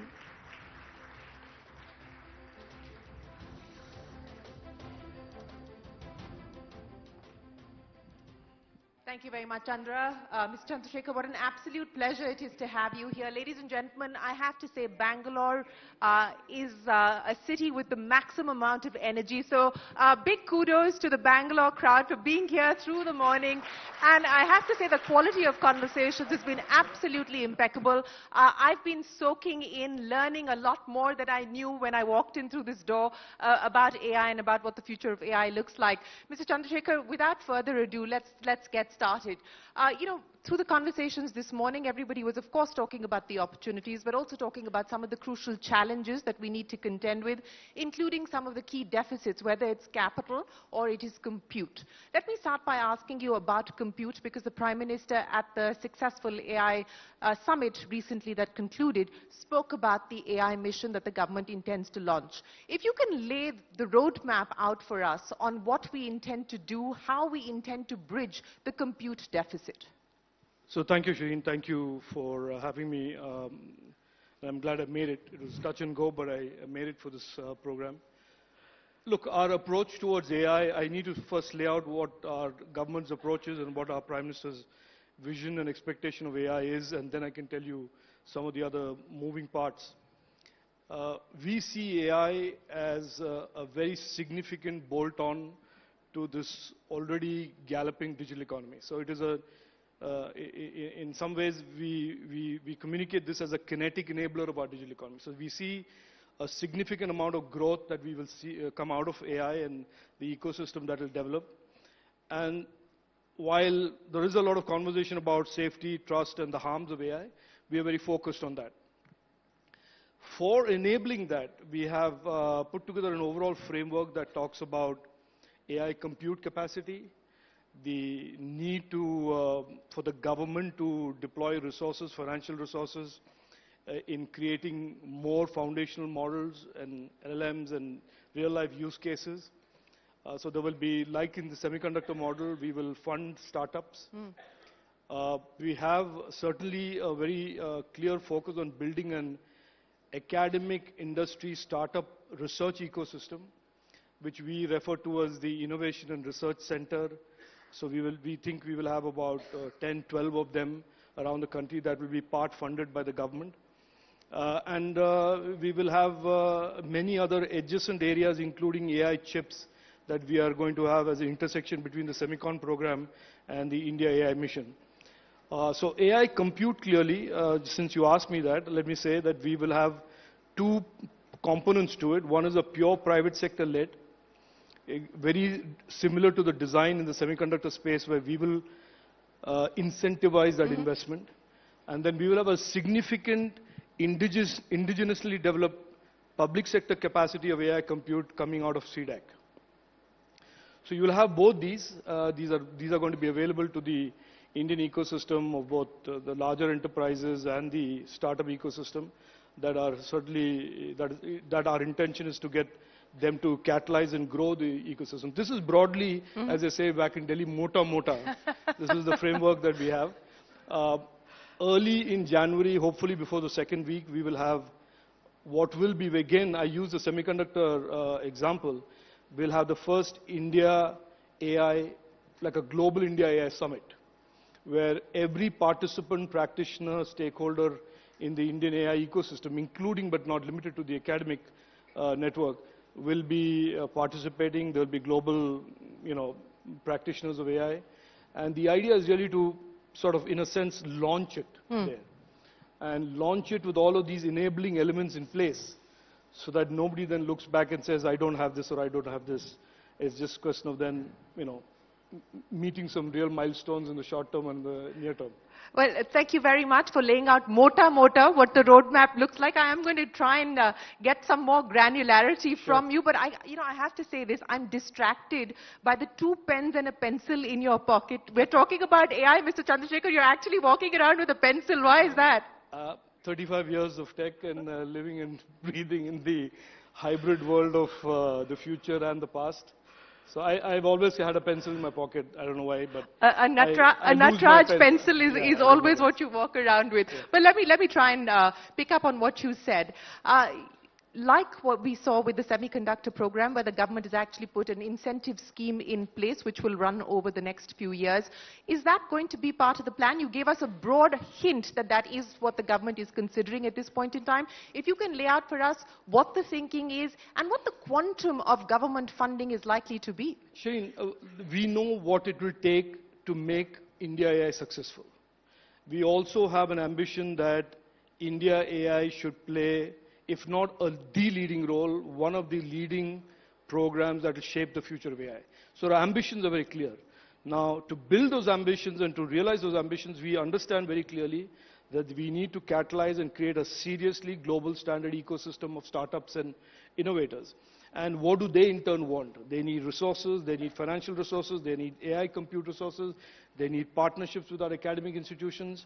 So we have laid down clearly what, in a sense, is the formula for our innovation ecosystem to succeed and be extremely strong and visible player in the shaping of AI as we are going to see it in the next 2 to 5 years. All of those elements we will put together. So it will be very similar to semiconductor, where there is a lot of public resources, financial and infrastructure that will be made available to startups, large corporates, etc., etc. And clearly, for large infrastructure builds like AI compute, there will be an element of public sector incentives or subsidies, as you saw in the semiconductor space. 70,000 crores was the ballpark number as far as the semiconductor mission is concerned. Are we talking about that? I don't want to get into, be baited into the number, but I can certainly tell you that you don't need that kind of number. You certainly today, we are already at an inflection point, the AI ecosystem in India. To get it really going and fly to the Mars and the Saturn and the moon of AI, we certainly don't need those resources. I can tell you, I can report from GPay in Delhi that what we are seeing in terms of real action, real solutions, real IP that is coming out of the Indian ecosystem without all of this, it tells me clearly that you don't need anything even remotely close to the semiconductor. Semiconductor, the investments are huge, the capital investments are huge, as you know, and a fab costs you $7-8 billion, so it's not in the same ballpark. But like I said, the formula we have designed, we know clearly what is required to really make this a really competitive global standard ecosystem. We want winners. We believe there will be winners out of the India AI ecosystem in the next 1 or 2 years, and we certainly know what it will take to make these winners succeed. You know, since we're talking about the ingredients of what it will take for us to actually see winners emerge out of the Indian AI ecosystem, let's talk about one of the challenges that people are putting on the table today, and that is procurement as far as GPUs are concerned. The CEO of NVIDIA in September was talking about supercomputers and how India will be one of the beneficiaries of the faster supercomputer that NVIDIA finally puts out into the market. But at this point in time, OpenAI, for instance, in his words, is about 10,000 GPUs. Given the plans that the Indian government has rolled out as part of OpenAI, etc., do you believe that that's going to be a challenge? You know, we have Chris Miller here who will talk about the chip wars in a second. Yeah. Just before this, we had a panel talking about the possibility of a glut versus a shortage. Where does the government come in on this, weigh in on this for us? I will very confidently tell you, with more than a little understanding of the situation, that problem of a shortage is the problem that is going to go away the fastest. What we think is the big problem today of AI compute is not really the challenge that we have. I think that is a challenge, There are many other players that are trying to catch up with NVIDIA. Nobody likes $1 trillion market cap and say, I don't have it.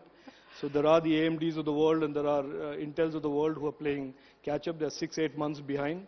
So I don't think, I think if you list out all of the challenges that we have to deal with as government or the ecosystem or startups, that challenge will be the challenge that will vanish the fastest. So what would you put down as the #1 challenge that you're most concerned about?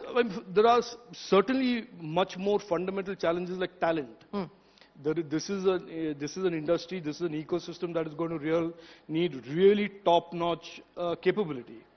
We need PhDs, we need postdoctoral, we need masters programs in our academic institution to churn out those real cutting-edge talent. This is not coding. This is no longer walk in the park in terms of the abilities that are called to be brought to bear in this area. So talent, I think, is for me, if something keeps me awake at nights when I talk about semiconductor or AI, it is certainly the challenge of creating a world standard talent.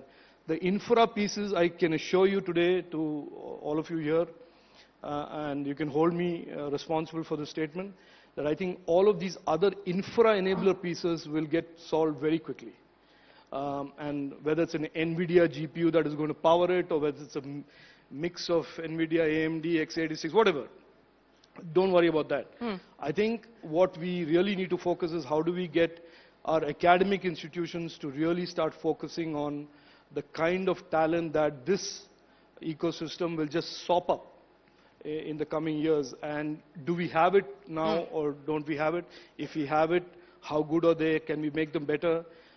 So I think those are the areas that I'm focused on, creating these innovation and research centers that are housed as partnerships between startups and academic institutions. It's not something that we have done very well in. IIT, Dr. Junjunwala is here. That is an exception, a very visible exception to the general rule that academic institutions love pushing out degrees.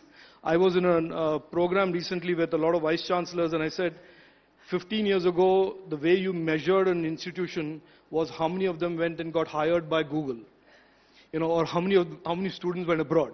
I know in my generation, the way you measured an institution as being great is 80% of your batch went abroad.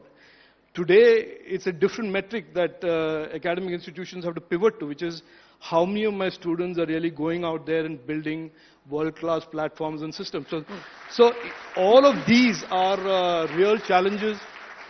The obsession with AI compute, I understand. Part of it is fanned by NVIDIA, I think. They love being in a shortage economy. And so that's fine, that's fair. But I think that will be the easiest problem to solve, and it will be the problem that will vanish the fastest. Okay, the easiest problem to solve, and of course capability building within organizations and academia, you believe is going to be the top priority and the focus area. Let's now address the issue of regulation, because that again perhaps is getting a disproportionate amount of mind space and headline space as well. Let's address that issue in the context of the New Delhi Declaration. You said in a quick conversation with my colleague Ashmit a few days ago that we don't intend to talk in abstracts, and over the next 6 months you intend to actually put down very clearly what the roadmap is going to look like. Now, as we forge consensus between 29 countries on what the road ahead for AI regulation should look like, what is India's own position going to be? The US is taking a position. We've got the Biden administration issuing an executive order. You've got the UK doing its thing with the Bletchley Declaration. You've got the EU moving. What is India's own position going to be on regulation? So to understand this, Shireen, first of all, we need to understand that in the last 12 to 18 months, the world that talked about AI in very abstract, generic, fuzzy, warm terms 18 months ago has suddenly been catapulted into this totally real AI world, where every discourse is not now in the abstract. Now, when you talk about safety and trust of AI, it is no longer about ethics or responsibility or responsible use or some warm and fuzzy concept like that. It is now post-ChatGPT. You can see today, I was at the Bletchley Park Safety Summit that was organized by the government of UK, that countries have moved from the abstract of AI to the the real granular focus on safety of AI. And I said at Bletchley that I think we are making a mistake by correcting it so much that you are now creating a narrative that is demonizing AI. And I said very clearly, and this is the stand of the government, and you heard the Prime Minister say at GPA inaugural as well, we consider AI as fundamentally an empowering technology. It is the greatest invention of our times. It is the greatest empowering technology of the times. We believe that it can be used to do things in healthcare, disease, agriculture, governance, in ways that we would have taken years and decades to do. However, what the world did not notice in 10 years of social media about the safety and harm and user harms and criminality, we should certainly wake up to it now and create not an American framework or a European framework or an Indian framework, a global framework. The nature of the internet and our experiences with social media and the toxicity and the crime and the harms on it have shown us that notwithstanding any country having great rules and laws and regulations, Singapore has great laws, Australia has great laws, China has no laws but they have a great safe internet. So none of that works because of the ubiquitous nature You're in of a the provocative mood, aren't you? with China, there's no need to be provoked. It's just stating the fact is enough. No, so the ubiquitous nature of the internet and therefore the fact that almost 80-90% of cyber crimes, cyber harms are extra jurisdictional. That means the perpetrator is in one jurisdiction, the victim is in a second, and the crime is in a third. So there is no way to avoid creating a global understanding on certain principles. So what GPA has done this year in New Delhi is to say, look, AI should be inclusive. It should certainly not be like the old model where a few countries have it and everybody else is a wannabe and want to have. So it should be inclusive. Second is that we need a global framework, and we need the global framework to be done very quickly, because in the next 6, 8, 10 months, AI is going to come at us, as Mustafa Sulaiman says in his book, The Coming Wave, in a way and form and shape that we are not even ready to anticipate or understand. So we need these things in place very quickly, and we need this as a granular set of principles and rules that all countries can follow, not in the abstract. If all of us keep saying AI should be responsible and AI should be ethical, that's certainly not enough, because I can assure you that one person's ethical interpretation of ethics is very different from the other. And then we'll have an ombudsman sitting there and adjudicating your ethics versus mine. Sure. So I think we need rules, we need some guidelines, we need principles. India has made some steps since 2021 on talking about openness, safety and trust and accountability, legal accountability of platforms. Our approach today towards AI, and this is for those practitioners in the room today, is through the prism of casting legal accountability on platforms for the safety and trust of that platform. So that is broadly our approach to it at this moment. And like I said, it will evolve. We think between Delhi's India AI launch, then Slovenia, we have a conference in February, and then we will have something in June, July. In the next 6 months, hopefully, fingers crossed, we should have a broad understanding among countries of the world, if not all, but most, about what ought to be the guardrails, what ought to be the legal guardrails and accountability framework for AI platforms. No, and I agree with you. I think the same debate has happened as far as cryptocurrencies are concerned as well, because it is interjurisdictional, and so it doesn't make sense to have country-specific guardrails being put in place. The difference there, Shirin, if I may just interrupt, is that in crypto and in social media, the innovation ran so far ahead of regulation that everybody was playing catch-up. The opportunity we have in AI now is AI is at an inflection point. If we now agree on what ought to be the rules and guardrails that allow innovation as well as protect citizens and users from the harms, then we'll be at the right time. If you wait for another year, then this thing would have gone ahead again, and we would be playing catch-up. Governments would be playing catch-up, and people would be playing catch-up. You know, there are 2 points that I want to pick up on. One, of course, is this catch-up between innovation and regulation. I'll come to that in just a second. But I want to address the risks issue, because when the Prime Minister spoke, he of course spoke about the fact that AI is the 21st century's greatest development tool, or has the potential to be the 21st century's great development tool. But at the same time, he also said it poses the most significant danger to the 21st century as well. Now, as a government, what are you most concerned about? Because again, disproportionate headlines going into deep fakes, and how the government is most concerned about deep fakes, 7-day deadline given to fix accountability and clean this up and so on and so forth. But outside of that, what are the risks that you're most concerned about? There are many risks, and one of the things, Shireen, is to start now and trying to predict all the risks and the whole, the sort of a lay of the land of risks and harms of AI is, I don't think anybody in the room, even if you have a double PhD postdoctoral, will, even try and hazard a guess like that. I think what our approach is, make sure there are some principles. Make sure there's a list of harms and criminality as we see it today. And then keep adding to it as we encounter it. Malicious models, bias built into models and algorithms. There are so many things that can come at us at different ways from an AI model.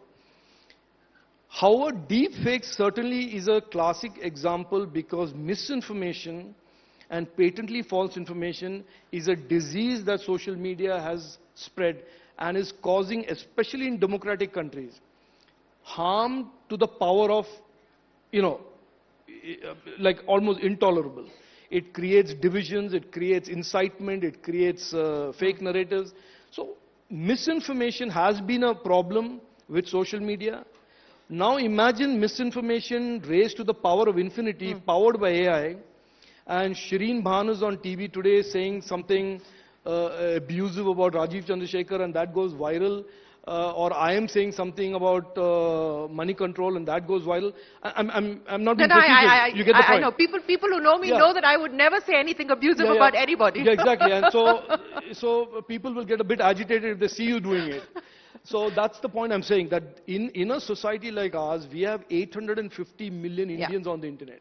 We are going to be 1.2 billion Indians by 25, 26.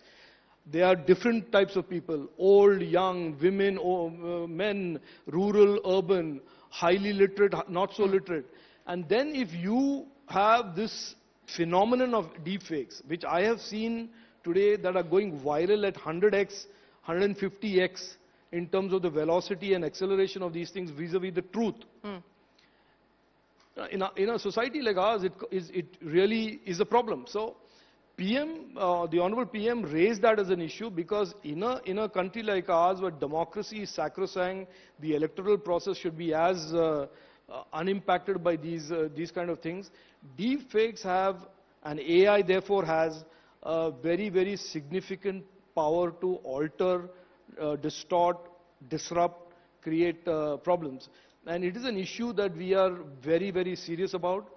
And I think the days when there was a little, please do it if you can. You'll be a good platform if you can. I'll buy you an extra coffee if you do a good job. That is all gone now, because we are now linking almost every one of the safeguards and guardrails to the criminal law. And so the 11 no-go areas for platforms, which includes misinformation and patently false information,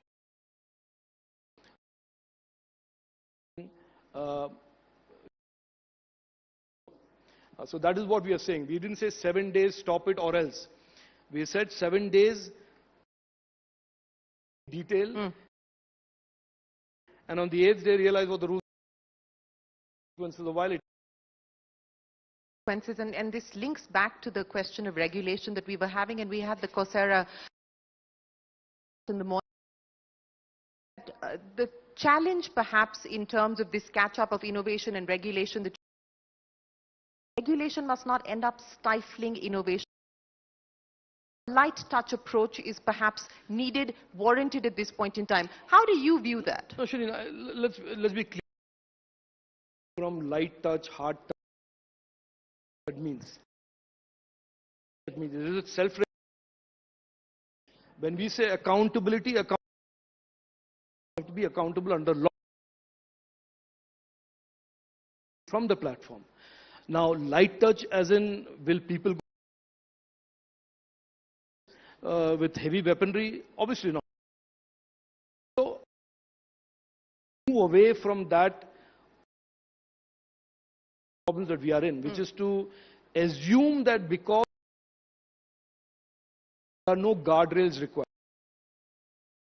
assume that platforms have a highly developed sense of moral responsibility to the consumers that they serve, that there is no need for the government to intervene, which is the US did it, India did it, all of the countries should not be regulated because seem like contradictory terms. However, we are living in a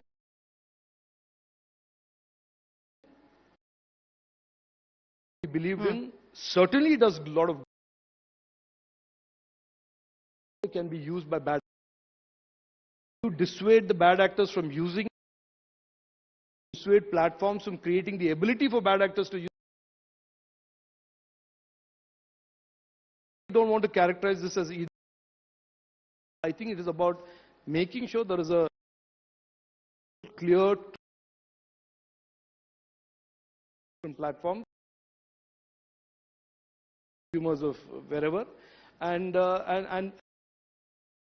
that they have, and the honorable that platforms must also better sense of to the platform they're developing. Can't legislate to the last dot on the I or the across the T. So needs to be an understanding that this harm. The era of no, I think that train left the station many months and years ago. Certainly, as a protect 1.2 criminality, we can't just say we'll leave it and outsource it to somebody, and they should not even. There is a by ecosystem that you don't want to be prescribed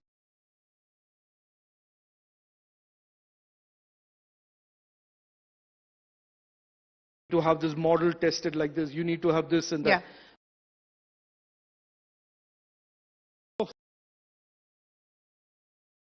Models should be accountable under law.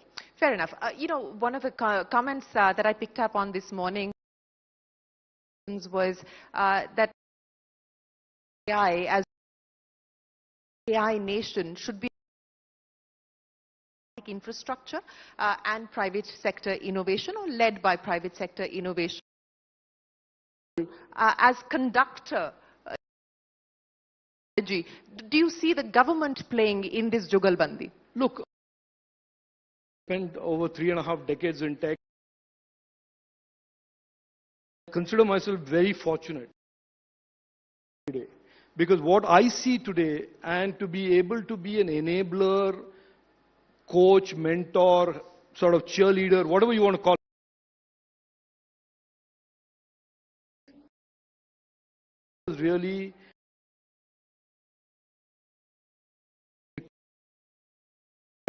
if there are 100 startups here to say, I have pursued my account, not because the government put a model or somebody didn't.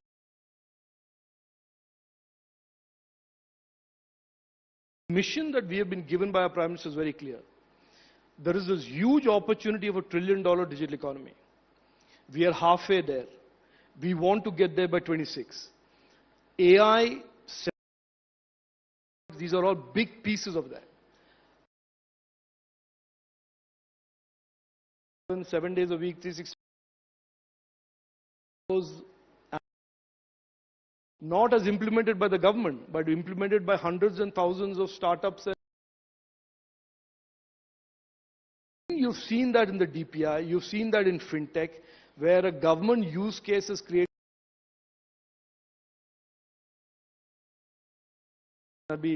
I was excited to meet Chris today.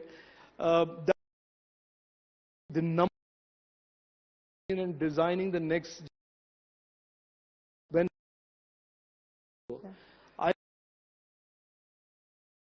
play the role of cheerleader, skirts, and we will play the role of an enabler.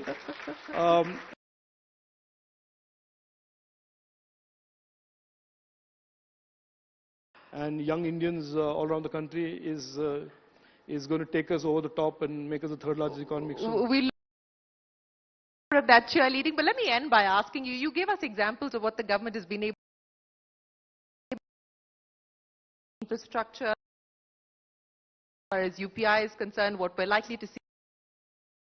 The next to envisage at this point in time, given the pipes that have already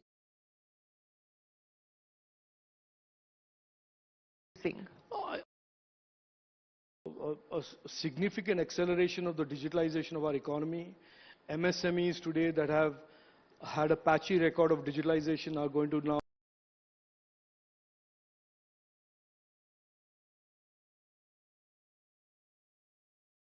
silos.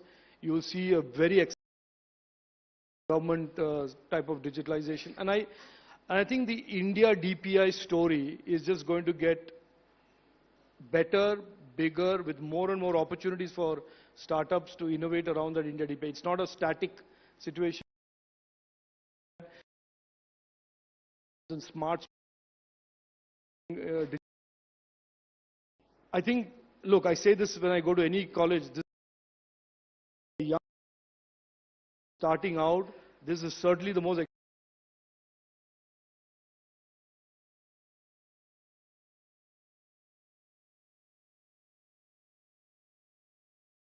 use the opportunity and do good. In the words of Rajiv Chandrasekhar, so make good use of that opportunity. I'll end by asking you, do you chat GPT or Bard, or I mean, are you using artificial intelligence yourself? I'm all over the place. I'm on all of I'm also on the dark internet, so if you see me in a chat room there and you see somebody who's got a moniker of a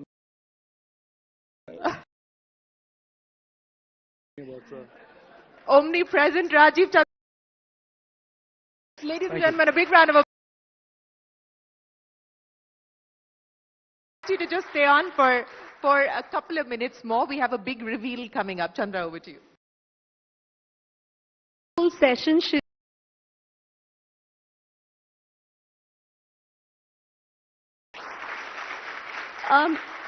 Sir, you know, Shireen asked about your quirk with pencil. There's a unique clock in your...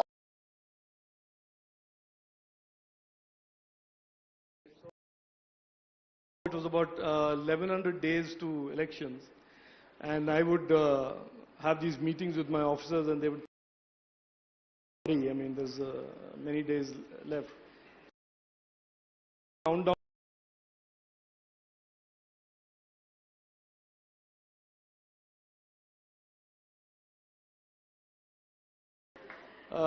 Before the time runs out, and you guys obviously can stay on and forever and ever.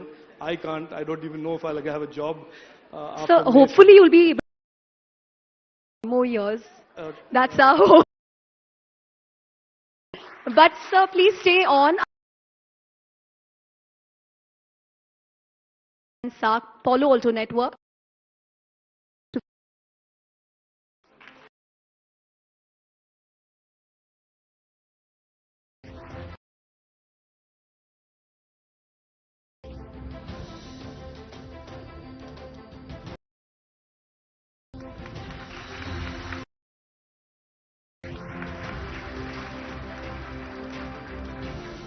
Thank you.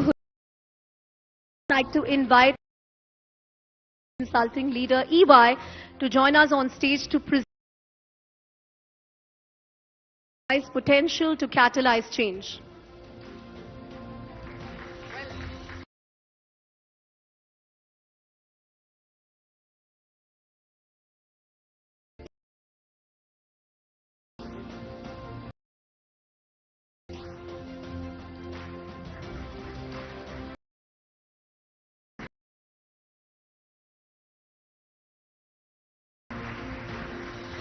Well, ladies and gentlemen, I'm sure we have copies of the report that you can go over. Read the fine print. At it, I'm going to get very quickly the big reveal, the big numbers. Thanks, Shireen. So the report will be with you soon. Just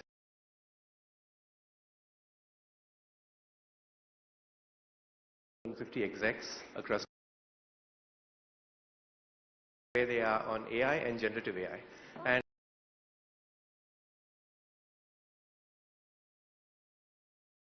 where is going to come from, how the technology will evolve, what are the use cases, but the flip optimism. Right. Optimism on how to use this technology. Right. So Thank you. that's Sorry, just continue. one more. Yeah. And then, like Shireen said, the big reveal really is deep dive of this technology of India. Our findings are that by 2030, it will add almost 1.5. So really, do give us feedback after you read it. Wow. That's one final thing. We have Chris Miller all the way for autographed copy of his book. I know you've read his book, but this is one for keeps at your office, along with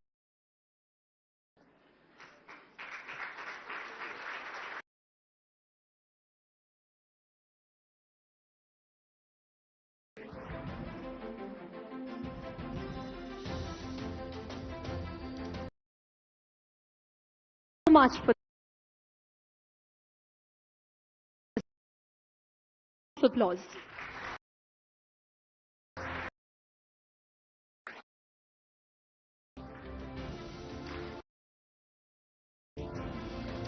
That was one riveting session, ladies and gentlemen.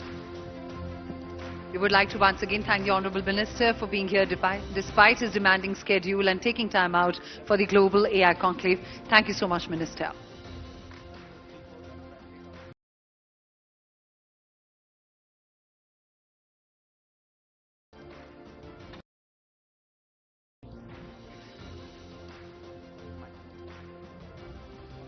Can we see the Honourable Minister off with a huge round of applause, ladies and gentlemen?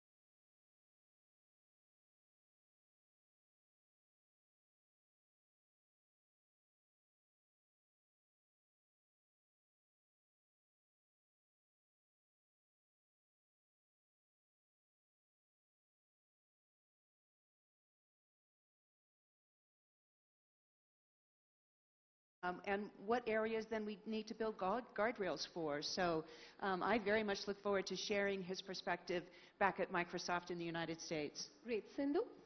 Yeah, first of all, it's great to be here, and I think everything that we have heard clearly shows that we're right in the midst of forming and norming everything around AI, and India is at the center of everything that we can be driving forward. And I think this conversation on responsible AI nicely builds upon what the minister already talked about. Super excited about the topic and super excited to hear everything what the minister had to say. Right, I'm going to come to responsible AI in a second, but Mary, I want to ask you for some inside information, nothing to do with your stock price. But, you know, I read a very amusing story, I think it was in the New Yorker, which said that in the midst of all this OpenAI crisis, Satya Nadella was updating you guys about, you know, the World Cup match and scores. Can you tell us a little about that? Well, I read that New Yorker article too. I'm guessing we might have had a little something to do with that. I was getting ready to go in the United States for the Thanksgiving holiday when I saw the news about Sam Altman, and I immediately said, oh boy, my boss Brad Smith just lost his holiday. There goes my Thanksgiving. Yes, he lost his holiday, and I immediately started to think, geez, and my background is as a lawyer. I was the deputy general counsel for all the engineers, and I was like, their intellectual property lawyers are probably busy. The merger and acquisition lawyers are probably busy. The antitrust lawyers are probably busy. The HR lawyers are probably busy. So my understanding is that it was a very hectic weekend. And into the first part of the week, I think it is quite true that the Microsoft executive team, including Satya, was as surprised as anyone. And I think the reports that Microsoft learned of this only a few moments before the media were accurate. However, I think we regrouped very quickly. We reached out to then the interim president, who was president for a weekend, to offer our support, and then immediately worked with Sam as well and his executive team. We were in close touch with their head of global legal policy all throughout the weekend and into the wee hours of the night and the morning to really, broker what we all think is the best approach now, which is the CEO, Sam Altman, back at the helm, a bit of a different role, no longer on the board, but a stronger governance with new board members. And I think this is the best possible outcome. And it really, to me, it strikes me as, we talk about governance, and it's the last thing anybody wants to talk about, And I always say governance is quite glamorous, It can be very exciting to think about governance, and this showed you how important good governance is in a company. Well, and good relationships. Good relationships. The good news is you didn't let journalists sleep either that whole weekend. But moving on, we are having a conversation on responsible AI at a very interesting juncture. The US, of course, released an executive order. You had the Bletchley Park meeting, which the minister spoke about. The EU has released its own regulation, a risks-based approach. And this week, you were in fact at JPay, where 28 countries adopted the New Delhi Declaration, where they said they would come up with an AI governing framework. What, in your mind, constitutes responsible AI? And what kind of responsible data practices can be used to train AI systems? Perhaps Sindhu to start. Yeah, sure, Chandra. I mean, before we get into responsible AI practices, I just want to take an example, a completely different example than probably anything that's spoken about today morning, right? In the area of science. So let's look at how in the area of science today we've kind of leapfrogged with generative AI in terms of how very quickly you can discover new molecules, in way in which you can discover new drugs. You can really find out how molecules react. You can find out how proteins fold. And today scientists have the possibility to very quickly identify new ways in which they can take drugs to market. Now, what is also happening is, if you just look at things that can happen on the other side, right? I mean, there's the plus side of Gen AI is you can go across various domains. It's not just about one domain that we are talking about. So suddenly a scientist now doesn't have to put on his hat of the usual practice of, okay, here's my hypothesis, here's the data, now let me look at how I'm going to run those experiments and get those analysis. But he's or she is the one who's actually determining and processing and analyzing how those AI models can look at his research hypothesis and drive her analysis for many of those. But the same thing, if applied without the right set of responsibility, could very quickly, those same AI models could be trained to turn medicine now into a bioweapon, right?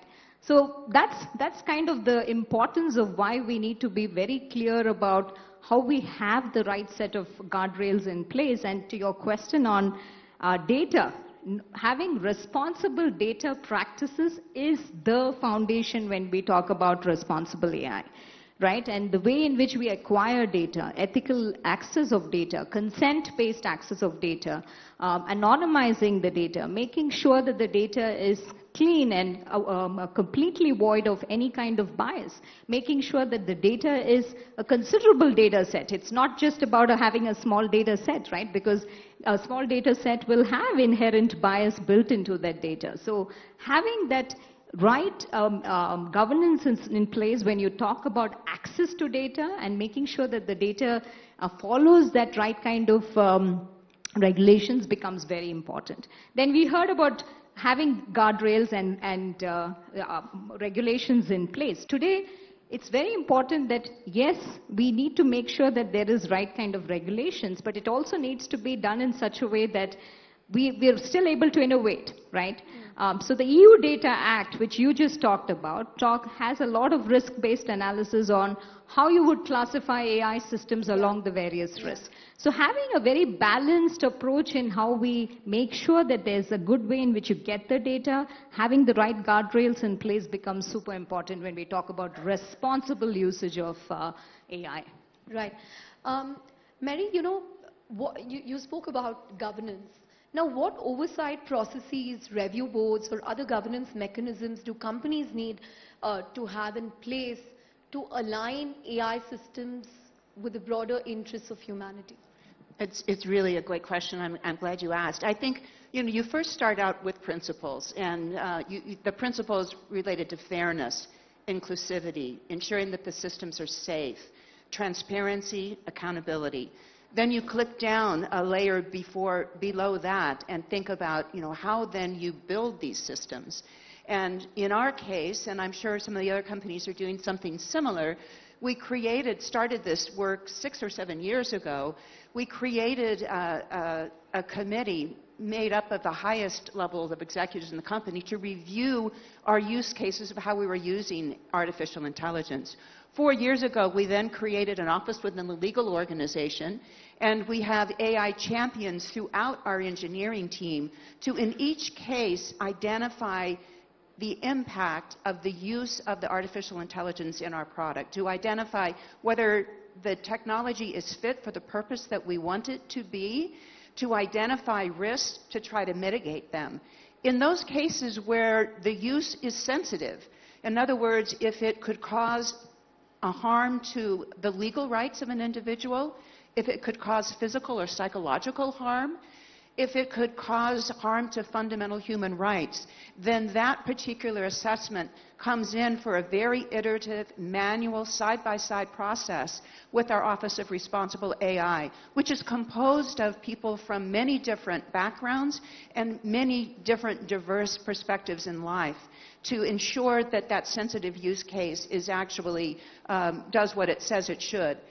From there, we actually have been talking a lot about governance of AI in a regulatory perspective. I don't know if you want me to talk a bit about that right now. Sure. But we actually have been strong proponents for regulation, believing that regulation can spark innovation in certain cases, and that regulation can ensure safety. I got on an airplane, obviously, to come here from Seattle, and the thought of just sort of getting on a plane, closing the door, not getting off for 16 hours, ensuring that the pilot was going to be there, that it was going to be automated, but land, that does not come about without some regulation. That comes about with a lot of standards processes internationally, with government working with the private sector to create that. So first and foremost, we believe that humans really need to be in the middle of things that address critical infrastructure.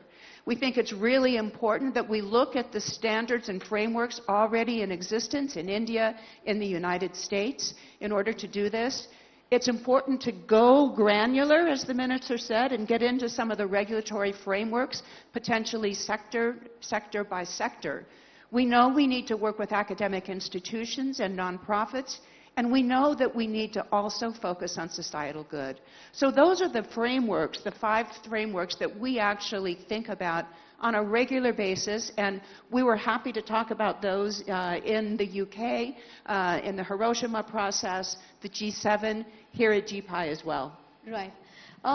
Sindhu, how are enterprises working to address, potential biases in training data and building inclusive systems?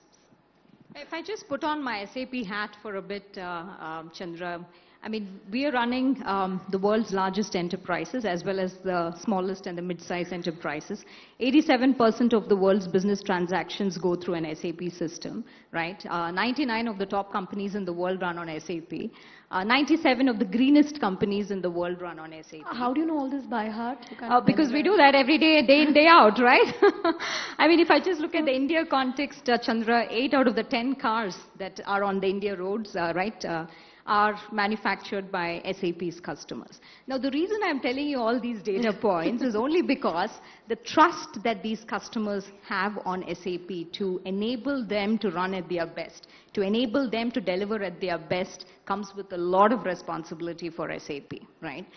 So going back to the point what Mary made as well, right? I mean, every AI process that goes into a lead to cash process or a sourcing process or a procurement process or a design to operate process that enables these customers to run at their best goes through a very well-defined steering committee and AI ethics steering committee. And this was not set up come Gen AI, right? This has been there for several years now. And this is even part of the core development process that we have, right? So it's not nothing out of the usual.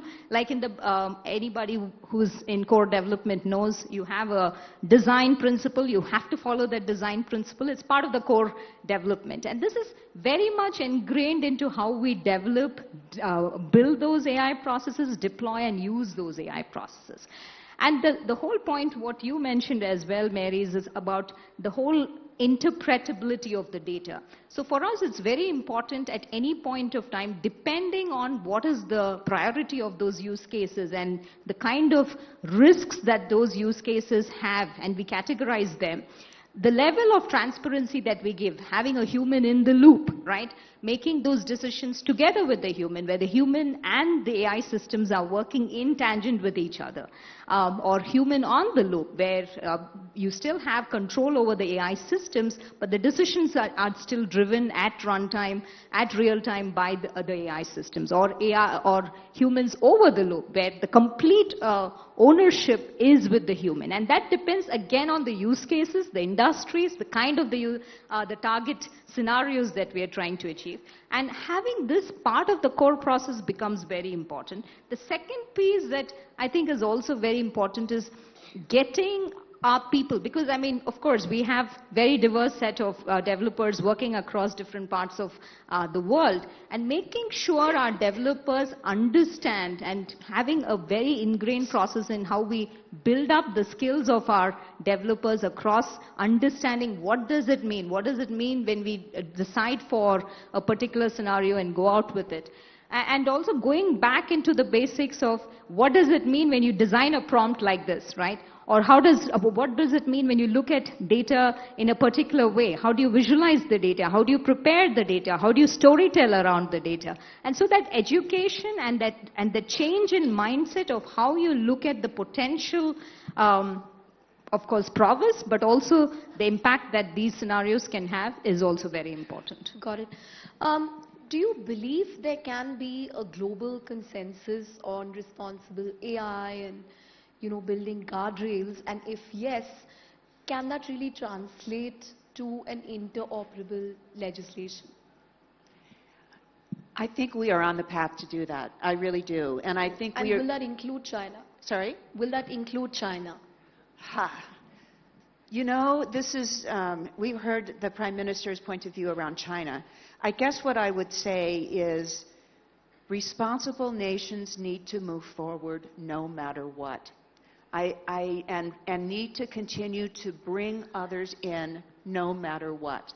And I think that's how we think about it, and that's why we are very involved in the Hiroshima process, in the Bletchley process.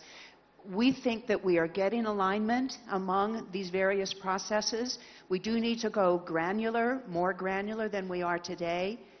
But because there may be an outlier does not mean we all need to put our heads in the sand about what we need to do. Right. This question is for both of you. Are there any learnings that the Indian government can take from, say, the EU Act, the US, or the, what other countries are doing? Because we don't have a regulation as yet, but is there something that the Indian government can learn from? As the government has said, they prefer a light touch approach, but what can they learn from other geographies? Yeah, if you just look at the EU Act for AI, right, today this is the most comprehensive legal framework that we have in place when it comes to AI, right? And when it, like I mentioned earlier on, it's really about looking at it, of course, from a risk-based approach and really looking at risks when it comes to the health, the safety, as well as the fundamental rights of individuals, right? And of course, if you just look at the EU regulation, because I mean, as SAP, German headquarters, we are very much part of those conversations as well. So it's really about not having extremely rigid rules in place as it's sometimes kind of seen, but it's really again based on the classification of, again, going back into those very specific use cases. And if the use cases are, of course, going into a risk level where it's unacceptable, then of course you can't deploy those AI use cases in Europe. But if it's going to a moderate or low level risk, the only ask is to give that transparency in terms of an end user who is working with the content has the information that, hey, the content that you're working with is AI generated. And I think that's completely fair. And if you just look at it if you step back a bit and look at the US regulation, as well as if you look at the EU, I mean, what President Biden passed as the AI order, right? Executive order. I think it's the executive order, exactly. Yeah. I think the two differences that strike out is one is very EU-based, is very much focused on the citizens, whereas the American order is very much focused on how do you regulate the markets as well, right?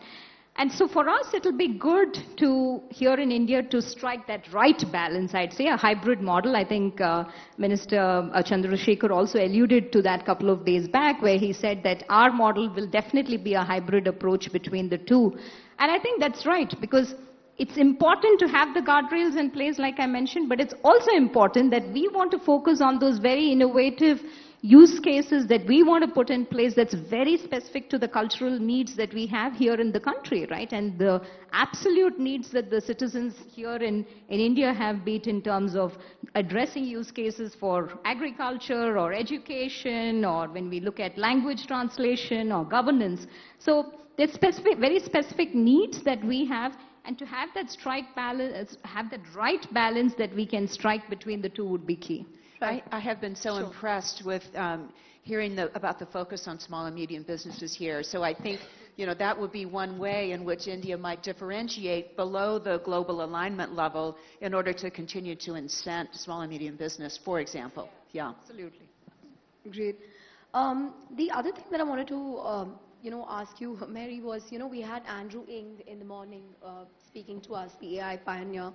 And if you look at views that people in AI have globally, on one side of the camp, you have people like Andrew Ng and Jan LeCun who feel like the fears about AI are overblown. In fact, Andrew's on record to say that, big tech is pushing for regulation all over the world to stifle innovation so that the government passes norms that, only licensed people can operate, and that kind of cuts out the smaller companies.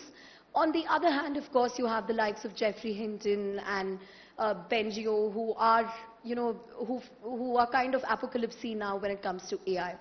How would you address this criticism that, the big tech companies just want to keep the smaller startups out? That's why they keep pushing for regulation. Well, I think balance is the key. Always. Always balance is the key. Yes, we are a big tech company, but we empower so many other companies through our OpenAI products and services. I mean, we have the notion is that it is a platform where others can come, test their models on our Azure data services, and build their own companies. I mean, we are, at its heart, a company that strives to support others and other enterprises. We are not that. Although there were times in our history where we wanted to be a big consumer company, but we are at heart an enterprise company helping other companies. Right. On that note, I'm afraid we are out of time. But Sindhu and Mary, thank you very much for speaking to us on responsible AI at the Global AI Conclave. Thank you. Thanks so much.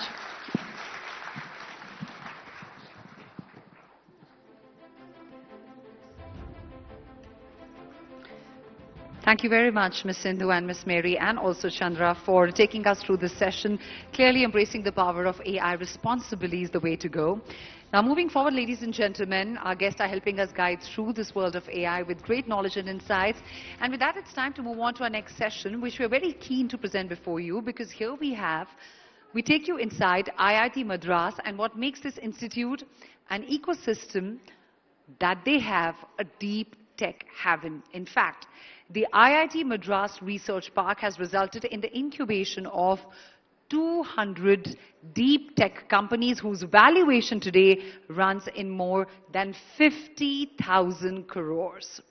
Well, to discuss what it takes to build such an ecosystem with such deep tech culture in campuses and transition to an intelligent economy, please join me as I welcome onto the stage Ashok Jhunjhunwala, the founder president of IIT Madras Research Park. And to drive this conversation forward, please join me in inviting onto the stage Umakant Soni, Chairman, AI Foundry.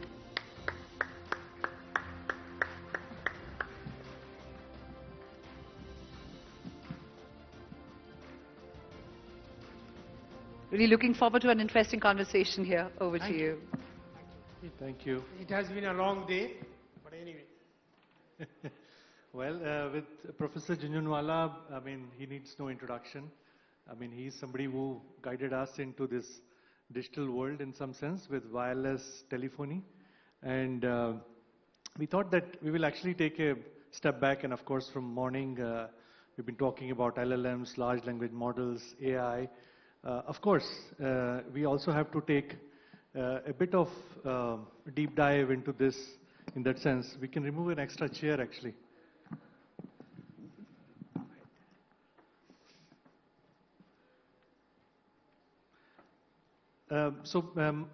So I actually have spent almost 15 years in AI space. Started building one of very early AI chatbot companies out of India in 2009-10. It was super early. Then I've spent quite a bit of time investing. So I've invested, supported around 19 plus AI companies.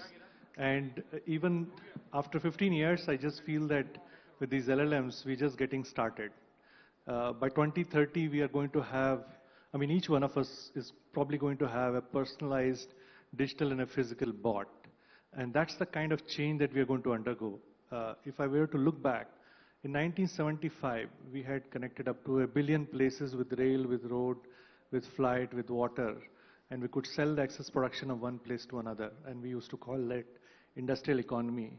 When Sir started with the digital telephony, wireless telephony, we got ushered into this era of what we call as the knowledge economy, where we could sell access knowledge of one person to another.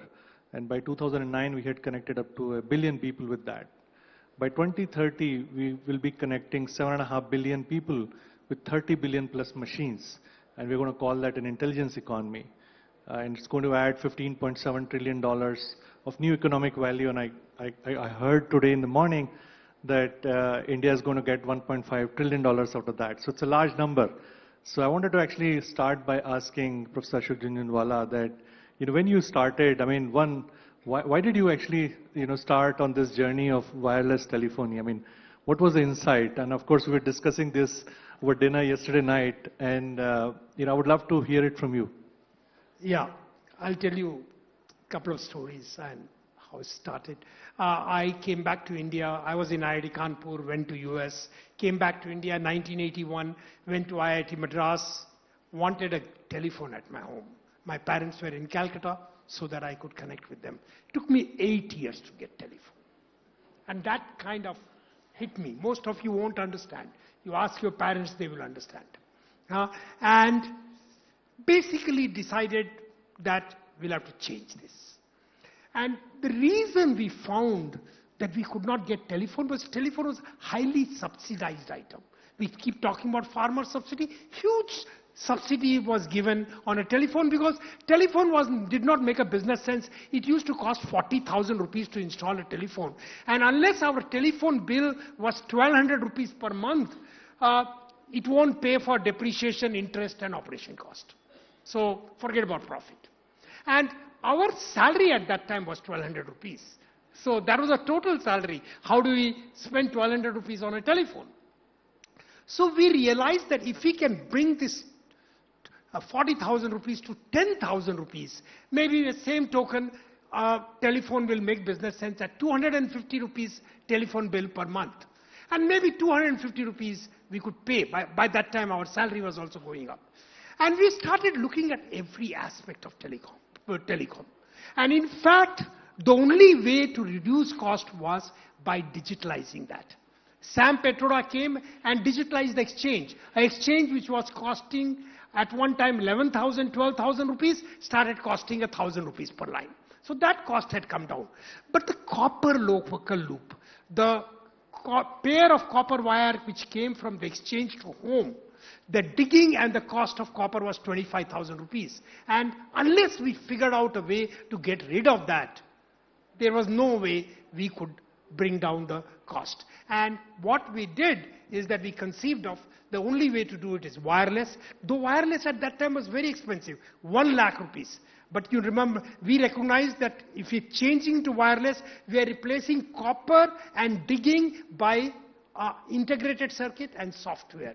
Integrated circuit will ride on Moore's law. Software, we can do it in India, and we can bring down the cost by 10,000 rupees. It was a tough thing, but we did this. And the other thing that happened is that we brought in digital telephony. There is no way this wireless would cost less unless we did digital telephony. So we brought in digital telephony, and along with telephony, we could actually provide wireless data. So we could do internet. So we introduced in 1997 at 10,000 rupees wireless telephone with 35 kilobit per second internet. Can you imagine? That was a big thing at that time. That started changing. We suddenly the cost came down all over the world, and we got 100 million telephones, and the GSM came in, and then 3G, and then 4G. And we went on, and we said it is not enough for us to do that. It is important for us to take the technology leadership. And we created Telecom Standard Development Institute organization in India with the help of government. And we created Tejas here in Bangalore. And we initially started with optical fiber, and then we started doing the 4G phone and the 5G phone. And today we are installing that. Tejas is installing all over the country for BSNL the 4G, 5G phone, and we are ready to move towards the 6G phone when required. And we now own the pipes. So that is the important thing. And we are even thinking of how do you bring in for the remote area where there is no base station, satellite connectivity. Can you use the same telephone? There is a company in Hyderabad called Signan, which is working that using the same telephone I can talk to the satellite. using my standard 4G, 5G mobile phone. All this is likely to happen. And what is important is that India is going to play an important role. India will have IP, and we will create the digital pipes which are the starting point of much of your internet and computing and AI, etc., etc. No, absolutely. And I think I would love to actually dig a little deeper and understand from you. I mean, it was such a big leap, and I remember I was studying in IIT Kanpur, and I would actually proudly read about it, that, such a revolution was happening, and, that research is actually, getting translated into innovation. And I remember that, we actually also shared that with, folks in IIT Kanpur, that, hey, similar stuff needs to happen there as well. And, so I would actually love to understand a bit, like, how did you change that culture? Because I think if you have to build and own the pipes, which will, take us into this intelligence economy, I mean, literally, we need to figure out how do we build this, AI moonshot in some sense. I think we should talk about it, but let me tell another story. After this wireless, I was put on the board of State Bank of India. I knew nothing about banking, but I was asked to head the technology committee of the board and digitalize the banking. That was the task that I was given. That more or less things were happening. One day the board had all big people. I mean, people like Vinod Rai, the ex-CAG, and Piyush Goyal was on the board. And one day the board decided that we will have an offsite where we'll talk about future of banking. And they said every board member has to speak. I said, what do I know about banking? What will I speak? The board people said, well, you say whatever you want. I went to the meeting, forced, and asked only 3 questions. If I walk into a bank branch and withdraw 5,000 rupees from my account, how much will it cost the bank? The second question that I asked, if I withdraw the same 5,000 rupees from my account from an ATM, how much will it cost the bank? And the third question, if I use a credit card and spend 5,000 rupees from my account, how much will it cost the bank? Initially, the bank couldn't give me the answer, but with a little bit of digging, it came out, if I walked into the bank, it was 70 rupees. If I, per transaction, if I did an ATM, it was 12 rupees per transaction. And if I did using a credit card, it was 2 rupees per transaction. Well, then I said, well, then you know what the future of the banking is. It is all digital banking. That's what you should move. And I said, why is everybody not given a credit card? The chairman told me, Ashok, you are too young, you don't know banking, you don't know all these things. World over, there is a 4% fraud in credit card. And so we actually only give it to the HIG, high income group. We can't give it to the ordinary people. That kind of got me going. We had just started getting mobile phones. And I asked them, what if we send an SMS when you do the transaction? And that SMS, some number will be there and we have to punch it. Will that not somehow avoid the frauds? People said it's a very good idea. But the only problem is that the SMS, this was 2006, does not come in real time. And even SMS costs 2 rupees. Well, I was also on the board of Tata Teleservices. I went there and sat with them. What can we do?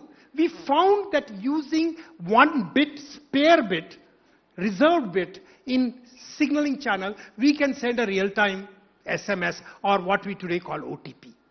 And that is what started the starting point. And the whole thing changed. There were youngsters, several of them from Bangalore, some from other parts of the country. They used to come and sort of say, we want to see from mobile phone payment to another mobile. And I was very much for it, except the technology when there was no 3G phone, no 4G phone, no smartphone was very complex. And the 4 or 5 6 companies, all youngsters, were trying to struggle with each other and try to say, my solution is better, my solution is better. I told them that you can fight and nothing will happen. Come together. Let's form a forum. I'll bring in banks. I'll bring in telecom operator. Let's find a solution. 2007 or 2006, Mobile Payment Forum of India was formed. I was made the chairman. simply because I was the neutral party. And we started, we had a dream, and we created NPCI, we started working on UPI. At that time, it was a dream that can we make 10 rupee payment. And we thought that that dream will probably never be filled. But today, you know what has happened with UPI. So what I am pointing out, that the youngsters, once they are determined, with a little bit of guidance, can do the impossible. Today, we are the leader in UPI. No other country, even on OTP, while we are doing OTP world over, they didn't do OTP. So there are things in which we acquired leadership, and the leadership came because the young talent in India really makes a difference. I want to now quickly get on to the topic by just saying that we graduate 1 million engineers from. But the biggest thing that has happened, in 83, 84, we used to graduate only 20,000 engineers. The private colleges came up, we started now graduating 1 million plus. Now one can complain about quality, and the quality is uneven. But let me tell you, at least 500,000 of these graduates, if you inspire them, if you push them, you give them the right task, they can do wonders. Our talent, Rajiv Chandrasekhar was talking about talent. That talent is there. It is nascent. It's kind of hidden. It's not ready talent. But within a year, that can become absolutely top-class talent. And this is the basis of all our startups. Our startups have succeeded because this young talent is ready. At the age of 22, 23, they are ready to do pretty much anything. And this is, if we can learn to tap them and encourage them, we'll do absolutely great things.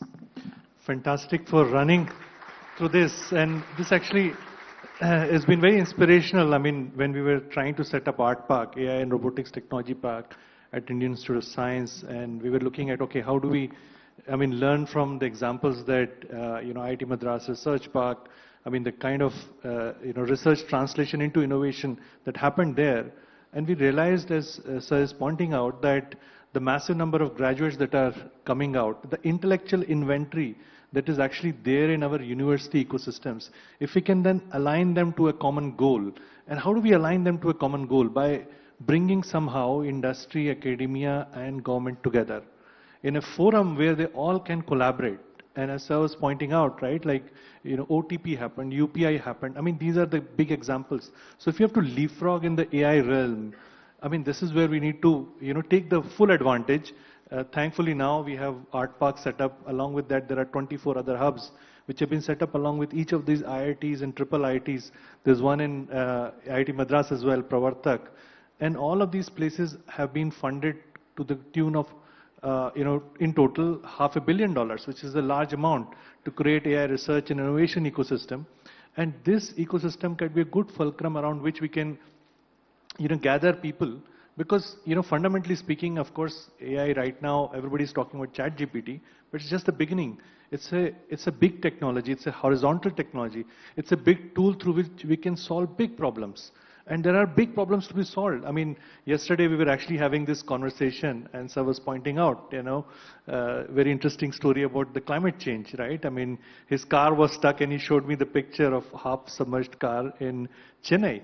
And it's very real. I could see it, I could show it to my kids, and they were talking about this in the morning, that how do you solve climate change, because it's very real. So, let's say if we have, this kind of a problem, and that is where, shall I say, planet scale intelligence tool like AI could be, employed, where we could actually say, okay, these are the human factors. How do we bind them? How do we create, the feedback loops so that we can actually start, conserving energy, or, putting our own efforts, which could be small at once, but could it actually gather a large momentum? And that is where I thought I would actually, pick your brain. This is a big problem.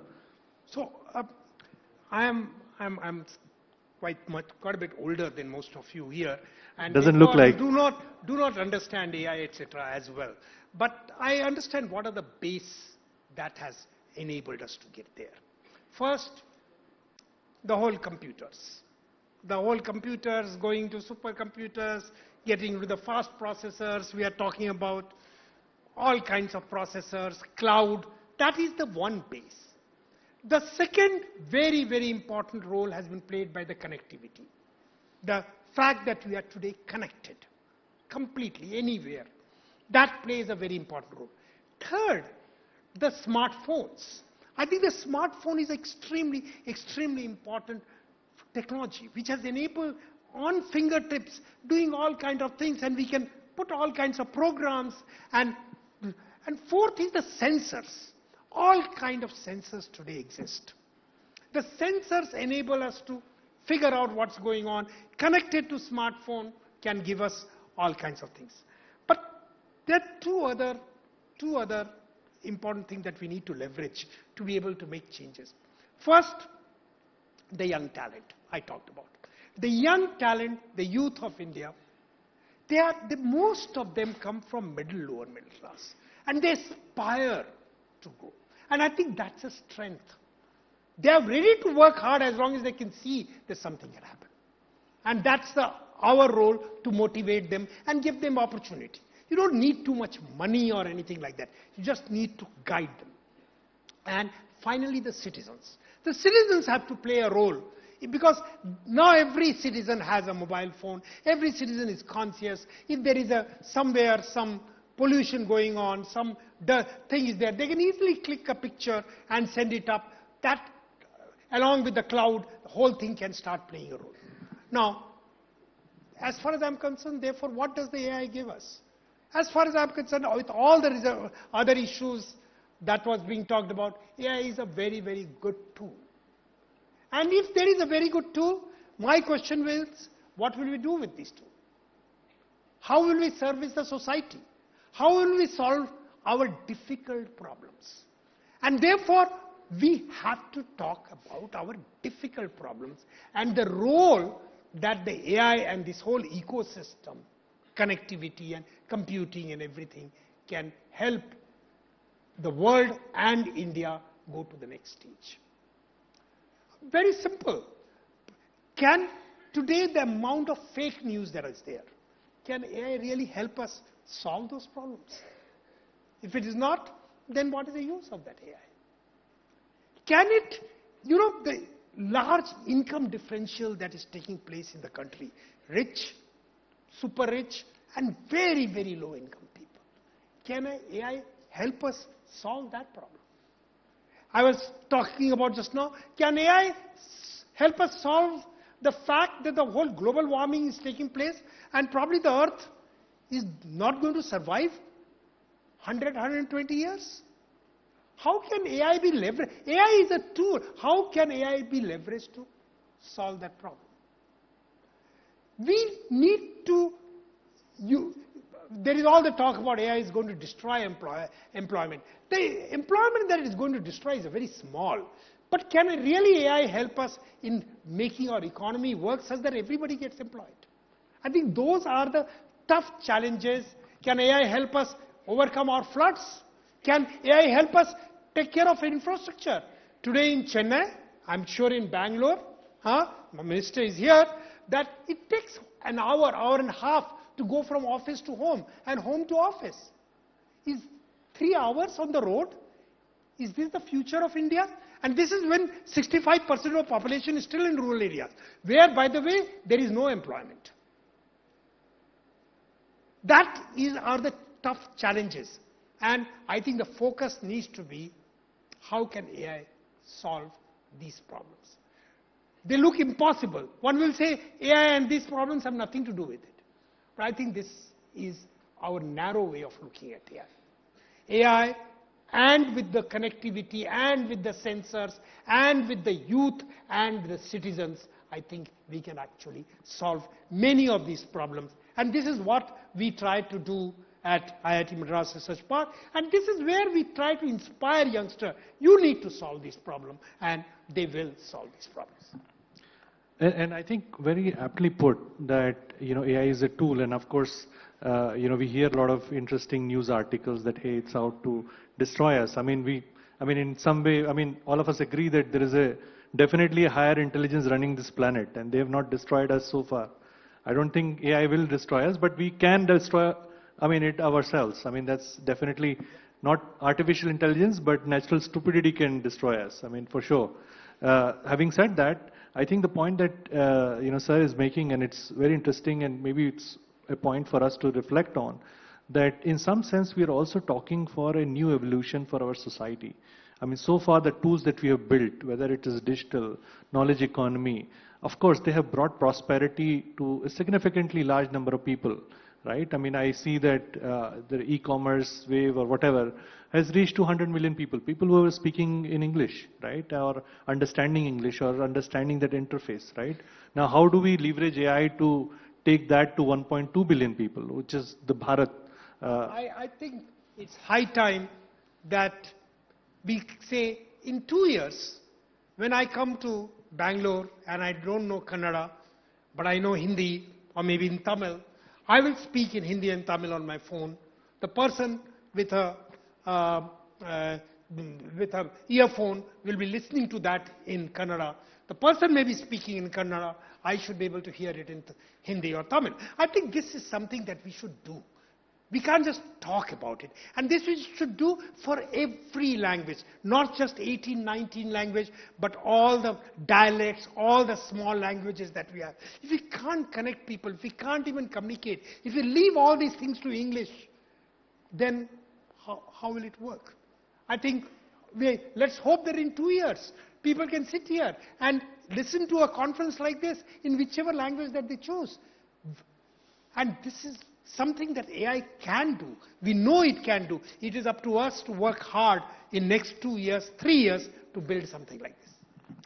And I think, thankfully, sir is pointing out that, it is very much possible. And I mean, we are seeing that with LLMs, with the continuing evolution of AI tools, that we will actually have greater and greater tools at our disposal to solve this disparity, whether it is about language or, culture. I mean, how do we exist together without having the same kind of culture? I mean, the differentiation that each one of us actually bring is actually a very powerful tool. And in fact, in the morning, Sharad was talking about the data diversity. In fact, when we are trying to train AI, we realize that the huge amount of data diversity that we have, because all of us are very diverse, right?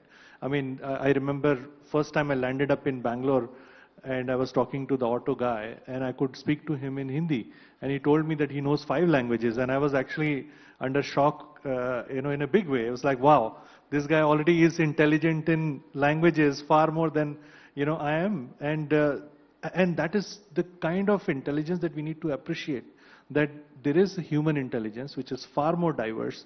If human intelligence trained in India could work globally, right? I mean, we have Satya Nadella, Sundar Pichai, they're running these big corporations. Definitely AI that could be trained in India could actually run globally as well. So if we can solve the problems that are there within our country, that AI is going to be far more robust. It's going to work in India, work in Southeast Asia, Middle East, Africa.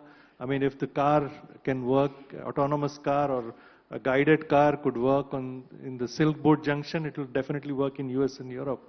I'm confident about that. So I think we have this massive opportunity, as sir has pointed out, and my kids were vehemently in agreement that, he's far more younger than me. And I think all of you would concur with that. He doesn't look that he's into his 17th year? 17th year? Yeah. Yeah. And we can all take inspiration from that, if sir is so enthusiastic about this new tool that we have got, maybe all we need to do is go out and build. I mean, if I break it down, I mean, what does it take to build that tool? So we need data. We have, spades of data. I mean, in fact, OpenAI is coming to India so that they can get more handle on data, right? They've run out of data to train, right? So, but we have got all the data, unique data, and it's been kept in Shruti and Smriti. So we have very little written down, right? So maybe that's an opportunity for us. Second is talent, and sir pointed out that we have 1 million engineers which are coming out each year, so we definitely have enormous amount of talent. And I think the only 2 other things which are left is compute and capital. And I think today Rajiv ji talked about that, compute, there's going to be democratization of compute, and it will make it, government is taking the steps to make it accessible, and I'm sure there are startups which are coming out which will actually make it even more further accessible. What is left is capital, and I think if we solve the first 3 problems, capital ecosystem will come. I mean, and I think, so if we solve these 4 things, then what is left? What is left is what we call as AI moonshot. What are the big problems that India can take lead in solving?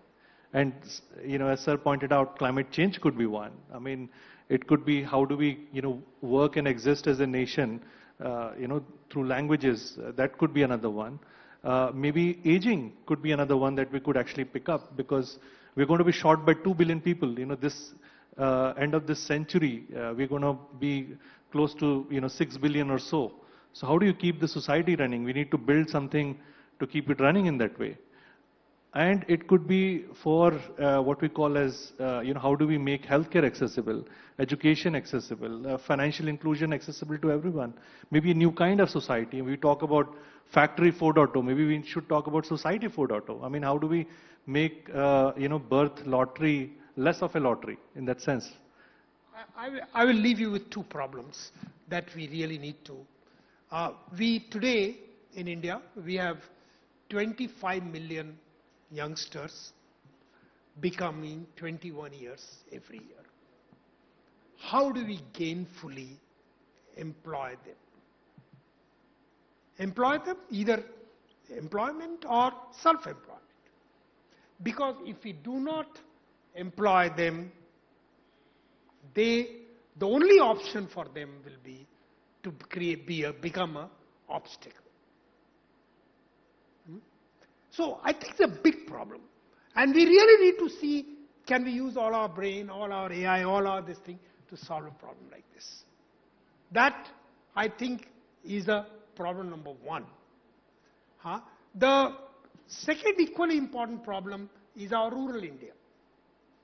65% of people living in rural India, most of them do not. Today, farming is not in Parliament in 2022 December, the Agriculture Minister mentioned that the average household income today, farming household income has reached 10,000 rupees per month. Can you imagine 10,000 rupees per month? Virtually, there is no income. Can we really figure out what to do? I think we need to use the tools to solve our real problem. We can go on and on. I've just mentioned the 2. I think she's telling us a time. She's telling us we will part with a note that if we are going to have 900 million people in our demographic potential, what if we can enable each one of them with this massive AI tool? They may not just solve the problem of our country, but they could actually solve it for the whole world. Thank you. Thank you. What an insightful exchange of ideas. Thank you so much, Mr. Ashok and Mr. Omakant, for decoding the transition to an intelligent economy. Moving forward to the next session, ladies and gentlemen, now it is not just the private sector that is leveraging artificial intelligence to create impact, but it is also the government. Take the Uttar Pradesh government, for instance, which is revolutionizing education through AI literacy by imparting AI skills to government schools and madrasas. To talk more on that, it's a great pleasure to have with us Ms. Monica S. Garg, Additional Chief Secretary, Government of Uttar Pradesh. We welcome her with a huge round of applause, please. A very warm welcome to you, ma'am. And I request Ritu Singh from CNBC-TV18 to please join us to take the conversation ahead. Thank you, Ritika. Hello, everyone, again. We've been hearing a lot about the technicalities of AI, but I think what struck a chord was Minister Rajiv Chandrasekhar earlier saying, there's no problem with AI, but the only thing that keeps him awake at night is the challenge of talent. Sure. And that's exactly what you're addressing at the Uttar Pradesh government with your UPAI, which is the solution for AI, literacy for all. So, Ms. Garg, if you could start by telling us about what this initiative is all about and how you're going about implementing it. Thank you, Ritu. Pleasure to be here. I can see a house full of technocrats and AI-powered companies and startups.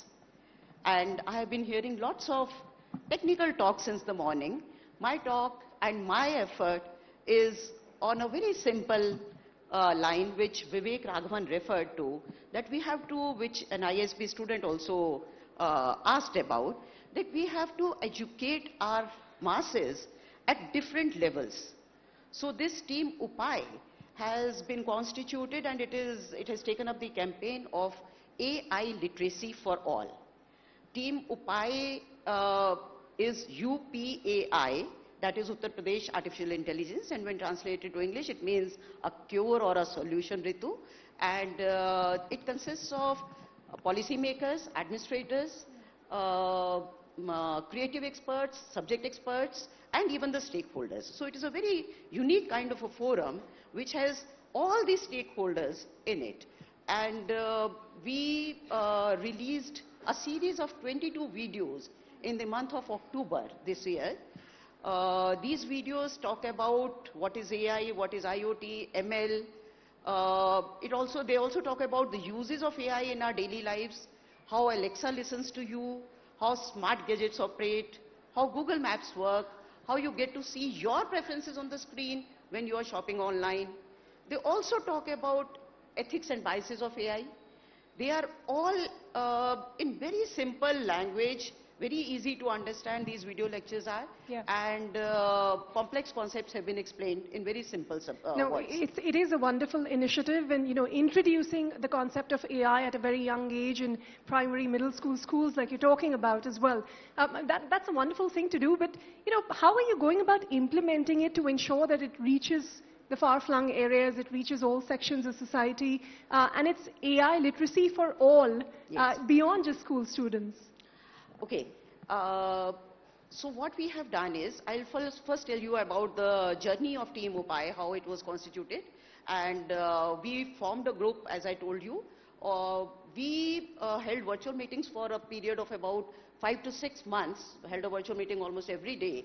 And we, the content creation, the idea generation, the PowerPoint presentation, the storyboard, everything was done online.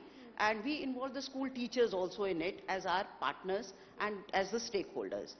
Now when these videos were launched, I'm myself fascinated by the journey, because the viewership is increasing by the day. As on date, we have the number of hits and views on our website. The website is teamupai.org, www.teamupai.org. The number of hits is more than 500,000 in 2 months. And we are getting repeated hits from different states and even from other countries like the US, the UK, UAE, Norway, Netherlands, Australia, and even China and Japan. And they are, the feedback received on the site, you can see, is very encouraging. It says that these video lectures have added a new dimension to AI education. Now, taking it forward has been a challenge, but the response has been very good. It has been overwhelming. We have declared these as open educational resources. Civil society has taken upon itself to translate them into other languages, and work has already commenced for Urdu and Punjabi. And Department of Technical Education has included these as the extracurricular activities, as their internal assessment, and they are emphasizing its importance by assigning credits to it. Uttarakhand Academy of Administration, Nainital, has decided to include these video lectures as a part of their training curriculum for the administrative officers, for the PCS and IAS officers, and so has the UP Academy, UPAM, Lucknow. And going to the teachers, the SCERT, UP, has introduced a qualifying test from 10th of November for the teachers. Thousands of teachers and other professionals have registered on the website for the online qualifying test, and about 800 have already obtained the completion certificate. So you're training teachers to be able to impart this education. Yes. I mean, we all wish we had a Professor Ashok Jhunjhunwala with us, but tell us if you're also looking at volunteers. I mean, how are you ensuring that you have the right talent to impart this education to the students? How are you attracting teachers in this area? As I told you, we are already, the newspapers have carried the story over and over again and again, for which I thank them. And as the word spread, the many schools, colleges and universities have downloaded these videos and are playing them in their smart classrooms, which are benefiting numerous teachers and students. And by word of mouth and it has trebled.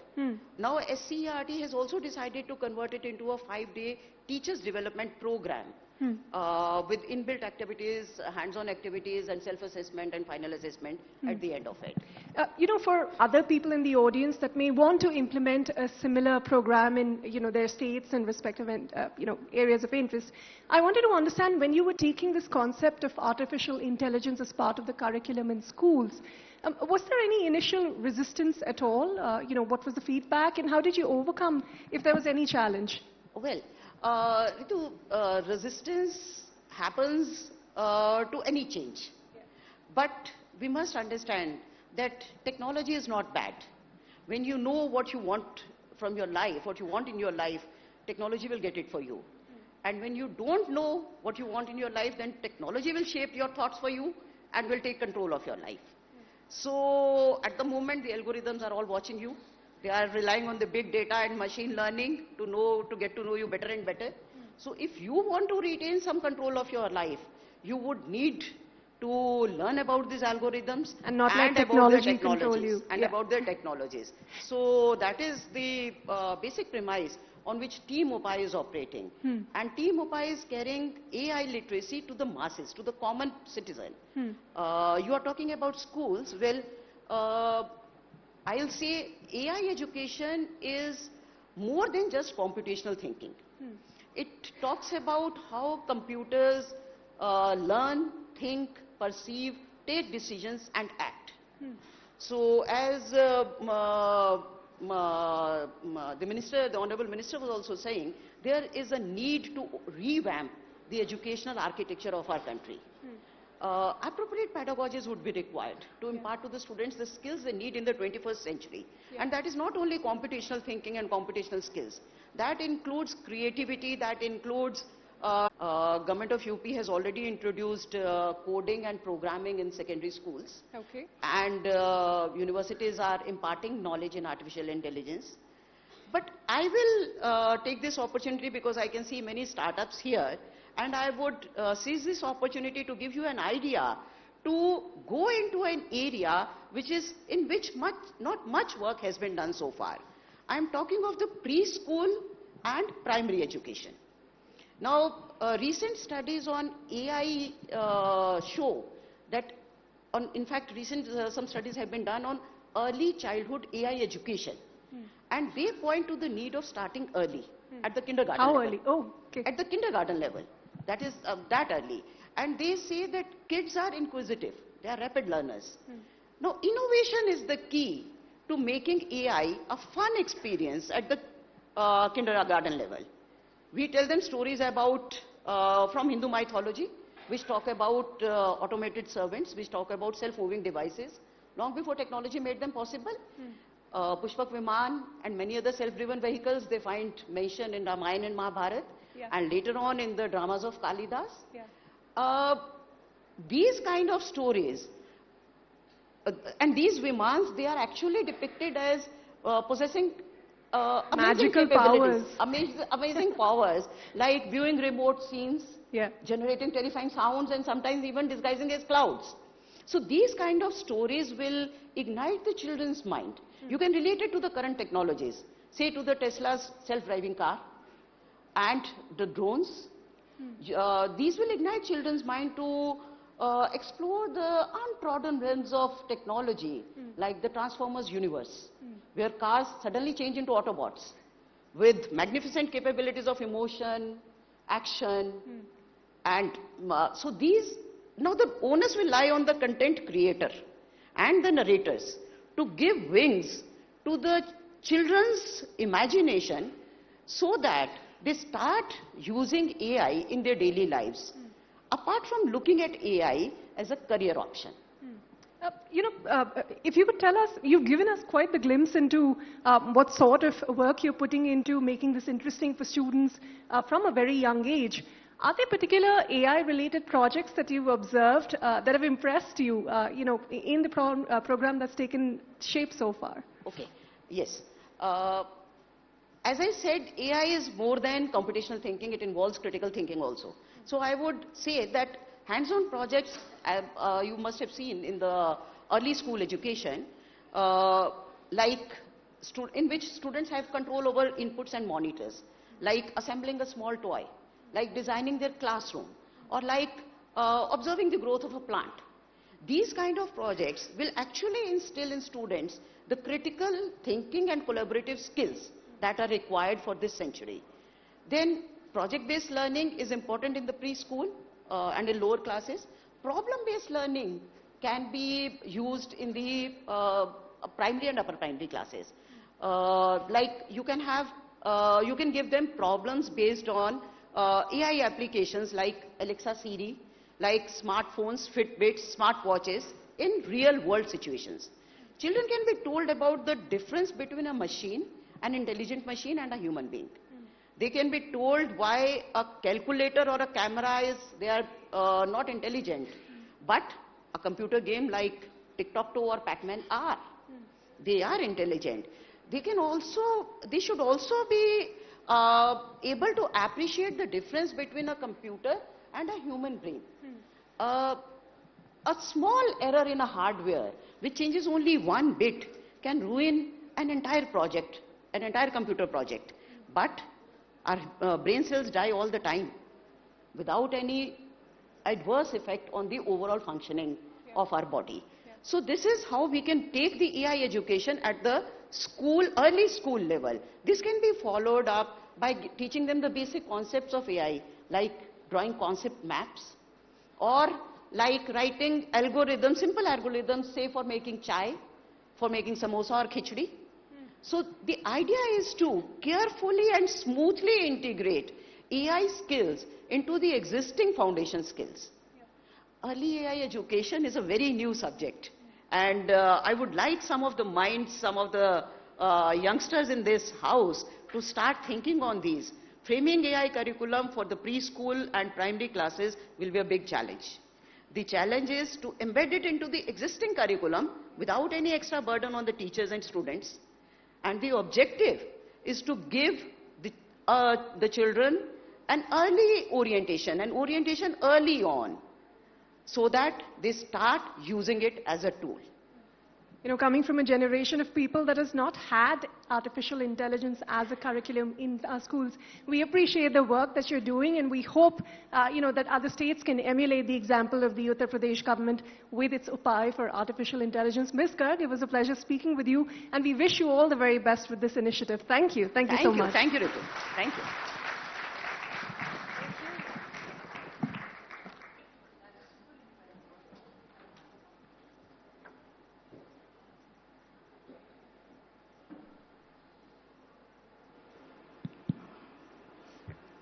Thank you so much, Ms. Monica, for enlightening us how AI can really help break societal problems and find solutions to them effectively. And thank you so much, Ritu, for taking us through the chat. And now that we have already spoken about responsible AI, cyber security cannot be far behind. How can enterprises use cybersecurity for threat detection, assessing cyber risk, and cybersecurity? That's going to be the thrust of our next session. Please welcome on stage Ashu Kakkar, Chief Information Officer, L&T Technology Services. We can do better than this, ladies and gentlemen. Can we have a round of applause to welcome our panelists on stage, please?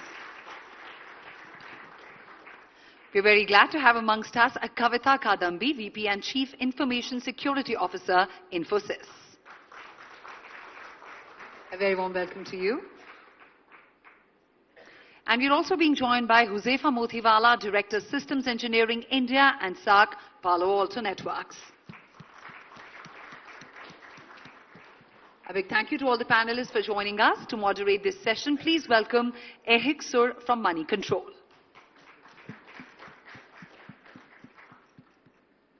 Over to you, Ehik.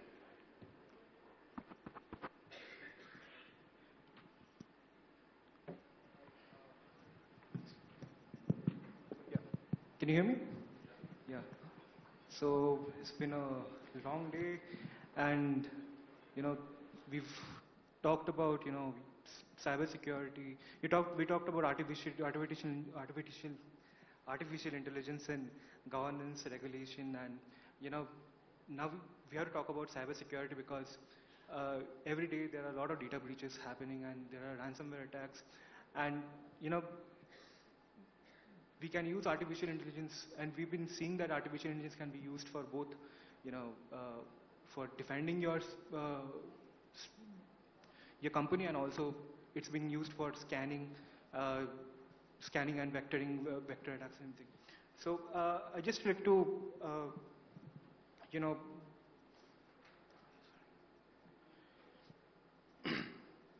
I just want to first open up the conversation to all the panelists and start with Kavita over here. And so we've been hearing about AI in cybersecurity space for a few years now. You know, with the advent of new generative AI, what are your thoughts on how AI is going to change cybersecurity? If you could talk about that. Yeah. Thanks. It's been a pleasure being here. And of course, after so many eminent speakers, coming later on in the day is always different. However, I think AI has, it's not about what AI is going to do for cybersecurity, but what it's already doing for it. AI has changed the face of cybersecurity significantly. And not just recently, since the advent of ChatGPT in its new avatar of generative AI, but what it has been over several years. AI has changed how we operate at scale and speed. And that really is the challenge of cybersecurity, of any cybersecurity professional over the years. With the advent of AI, what has happened to cybersecurity is it is available as a tool for protection. On the other hand, it is also available for the bad guys to come back and go ahead and launch attacks.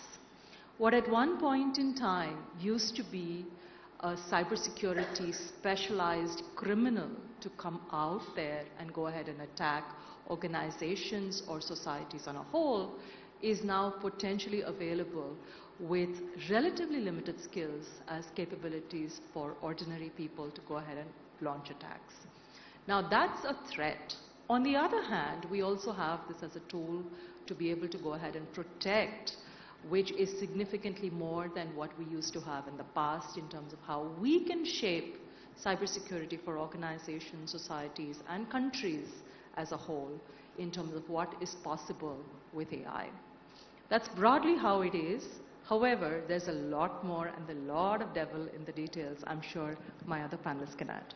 Ashu, do you want to take that forward, and do you want to get your own I thoughts? think I will cover in two aspects, both what Kavita talked about in continuation with that. See, every tool has got both plus and minus side. If you start with the minus, the power is now with the cyber criminals has got multifold, from the speed standpoint as well, because now they can attacks, they can stimulate the attacks, whether it is the generating phishing, emails, or generating fake websites, or creating vulnerabilities to the systems. They can do it at a lightning speed. So that's a way now the safeguard, and it is very difficult to defend against sometimes, because they have got the power, they have got the speed as well right now. Now we as an organization right now, we need to come with the different mindsets. How do we safeguard all these attacks? So we have a broader ways to apply this tool to train our manpower, to do the training using this GenAI tools, do the synthetic transactions on that. How do we improve or maybe modernize our cybersecurity tools over there to defend these attacks on that? How can we stop the supply chain management attacks? How can we overall increase the resilience of the organization? I think that's the way we need to use the power of this GenAI tool, and it has just started right now. So we need to ensure that our all ecosystems and systems are being integrated to this tool right now, where we can maximum tap in the power of this new GenAI. Hussein, you want to chime in? Yeah, I know it's post-lunch session. Hello, everyone, and I want to shake up the room a bit, so I'm going to throw in a lot of statistics to just liven it up. You asked a question that is it worrisome? Absolutely. You know why? The average cost of a breach, can anybody guess? It's $4.5 million. If I total up all the cost of breaches in the world, in 2025, it is slated to reach $10 trillion. If cyber breach costs were a country, it would be the third biggest country in the world in terms of GDP. So that's what we are up against. And I'm just going to put my thoughts in three areas, and pretty much with what Kavita and Ashu said. The first is, how is AI coming and changing the threat landscape? So the three parameters, right? One is the speed of attack. In the good old days, the time it took for a hacker to infiltrate, move around, take data and move out was an average of 44 days. Some days back, a customer got breached, and obviously I'm not going to say that, not here, thankfully in India. You know, the time taken to get in, recognize, get the data out was 13 hours. That's what we are up against. So that's only possible by these. The scale has differed. Anybody heard about Warm GPT? Yeah? That's actually a tool out there using LLM languages where you can define and attack. The nature of vector of attack has changed. You know, voice impersonation, deep fake videos. So many times husband call wife and wife call husband, "Yaar, OTP de do."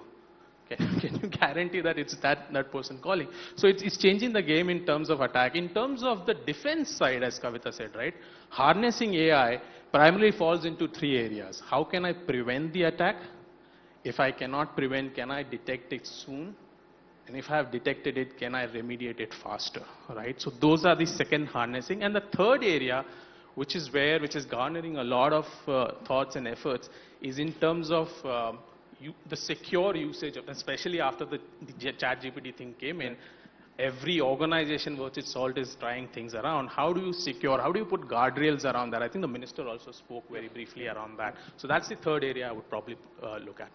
Right. I think I'll move across to the stages of securing infrastructure right now. And, from prevention to detection, remediation, and automation.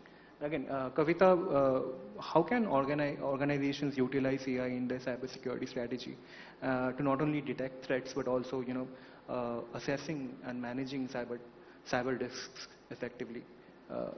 Sure. So as Josefa said, it starts with the changed threat landscape itself.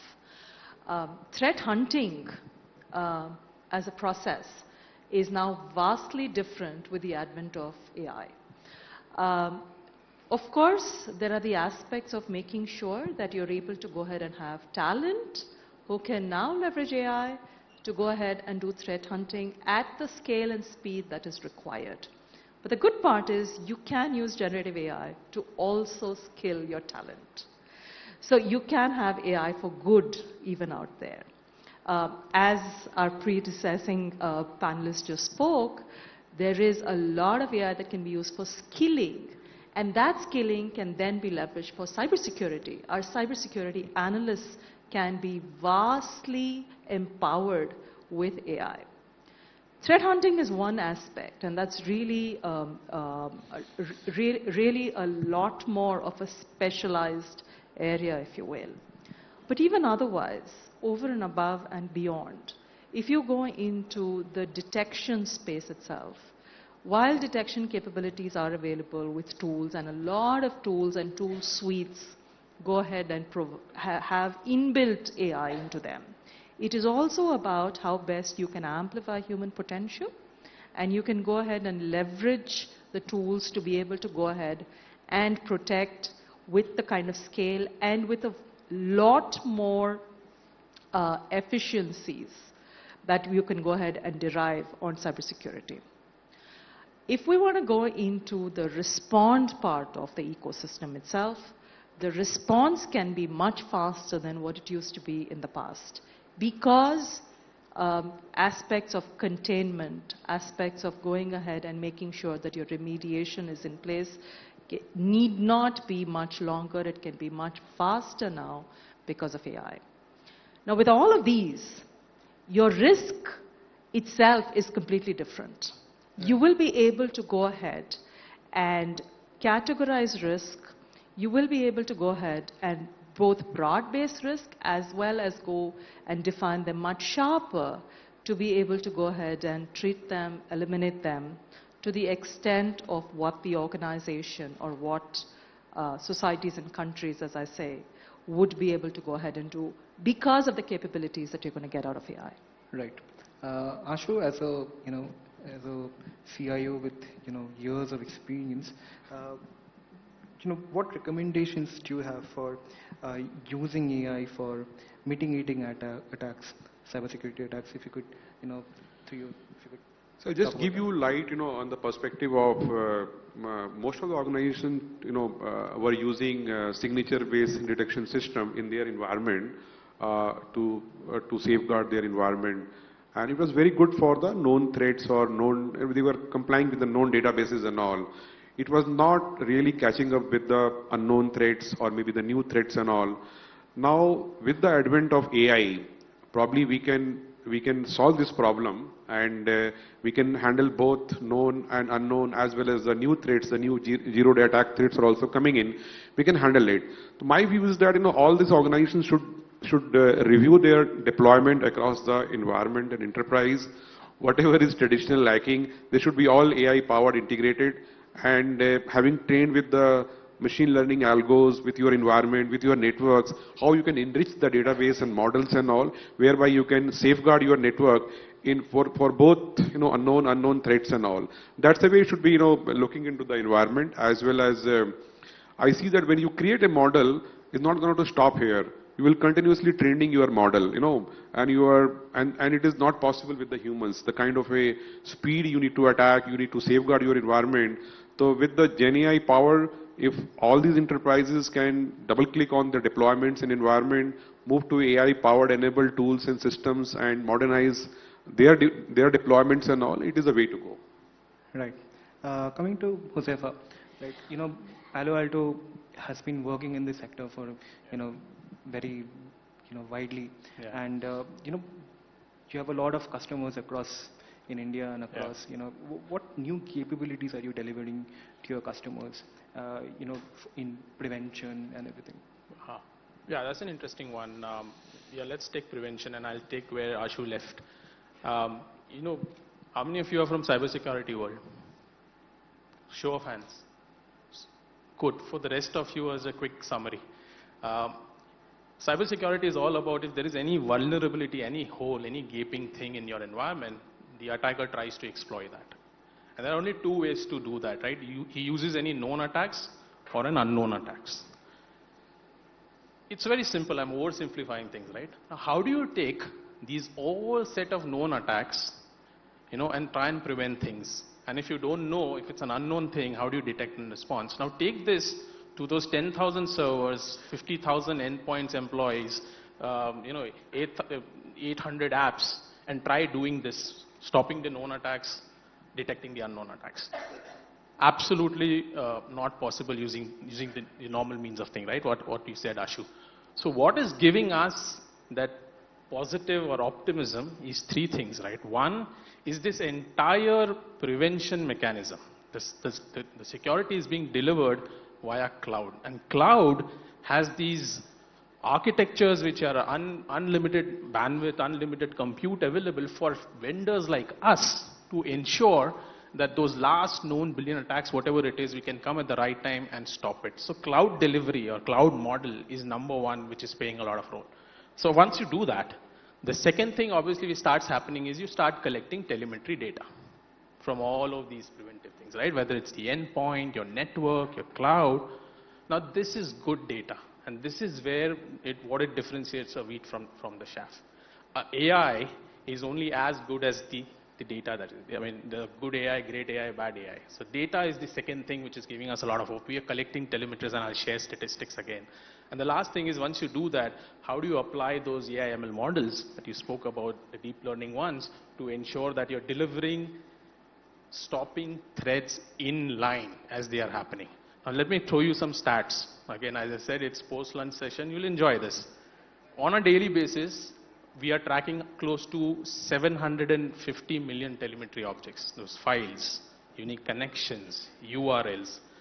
On a daily basis, we are stopping 1.5 million absolute new attacks, not seen before, 0 day. That's the power. Now, all of these goes into a repository, right, which is the previously known attacks and these new ones. On a daily basis, we are stopping 8.6 billion, that's B, attacks for our customer base. That's more than the human population on Earth. That's the scale we are talking about. Kavita, my next question is to you. How can organizations strike a balance between AI-driven automation and, human intuition, threat detection, and risk assessment? Would you want to take that? Okay. See, I think I'm going to take off on what Huzaifa has said. There was a point where it was only cloud. The cloud was ruling, and those were the technologies which were the ones which were thought to be just important. A lot of things changed with the advent of the cloud. Experience and experiences changed. A lot of consumerization happened of technology itself.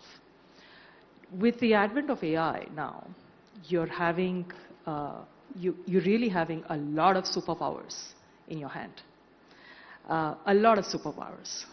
And you can really, really go rule the world, not just this world, but even elsewhere, potentially. With all this, of course, there are apprehensions. But if we go ahead and look at it as AI being able to go ahead and amplify human potential, then we can completely go ahead and change the face of the planet itself. How can we go about doing that? Of course, for that, we first have to secure AI. We have to bring in a level of comfort and reassurance that AI is secure, AI is good. There are various ways to go ahead and do that. If you go into AI itself, a lot more into how it works, you would go ahead and look at it as saying that, hey, based on the access types, based on the model types, based on the attack types, based on the data types, you can go ahead and bring in the level of security which will go ahead and secure AI. And there are definitive proven ways to go ahead and do it. It is not just unfounded paranoia. On the other hand, there are definitive solutions to be able to go ahead and manage AI and hence amplify human potential. To that, if we go ahead and bring in the aspects of talent, the aspects of training, the aspects of skilling, also using AI, we will be able to go ahead and leverage cybersecurity to its fullest and make sure that all organizations are secure. What we also have to be conscious about, of course, is that there are threats out there which are changing, which are evolving. And for that, you have to be one step ahead. But AI can help you over there as well, because it's also a lot about prediction. Ashu, what are your thoughts on this theme, striking a balance between AI-driven, automation and human intuition in cybersecurity? Would you? See, it has got, humongous space in this area right now. And one of the case, I would like to take in my view right now, it's a automated penetration testing, Today it is all outsourced, manual. How do we do that? So I see this use case by leveraging Gen AI, if we can simulate the attack on APIs, and and spotlighting the vulnerabilities for preventive maintenance or preventive alerts and all, and thereby if we do that, this approach will be taking this organization to be a step ahead, whereby we can take this entire telemetry data to safeguard our environment from this abuse APIs and all, from the hackers community standpoint, well ahead in the time. That's the way I would like to see this is one of the case for automation we can bring in the space right now, and which will be safeguard our organization accordingly. Yeah. Right. Thanks, Ashu. Huzaifa, coming to you, Palo Alto has been using AI, for detecting attacks and everything. Could you give us an instance? Could you talk about instances where AI has detected an attack which traditional methods wouldn't be able to? Yeah, that's interesting, right? On one hand, we are fighting adversaries who are infiltrating and exfiltrating in hours, And on the other hand, if you look at, and this is the statistics, you can look it up, the average time for a company to detect the attacks is 220 days. To response is another 50-55 days. Now look at the gap, right? That gap cannot be done or filled with the traditional means of ways. And what is at the heart of all this, is your security operation center. How many of you seen these glorified screens in movies which things are happening, things going up and down and stuff? Yeah, that's your SOC. Now SOC is currently inundated because, we've done a good job of putting security tools, preventive tools everywhere, trying to protect things, and all of them are sending millions, if not billions of alerts to this poor SOC. And what does the SOC analyst do? Sit there trying to make sense out of things. Clearly he's going to miss out on some threats. Clearly that's going to impact on his company's brand or whatever you want to call it when it attacks, right? All of these, it comes down to two parameters: the mean time to detect and the mean time to, I would say, remediate. Let's not even say respond, right? And I think Swapna talked about this. Now in the face of this, we're seeing three things which will help. Why does it always have to be three things? I think if people register three things better, I guess. So three things, right? One is, how do you drive cybersecurity, AI-driven cybersecurity architecture? What it means is, at every place where you're generating these alerts, whether it's your endpoint, your firewalls and stuff, you try and get everything into a single place and stitched it, right? Because remember, when an attack happens, it leaves traces across. Network se aaya, it could be a phishing attack coming from a network.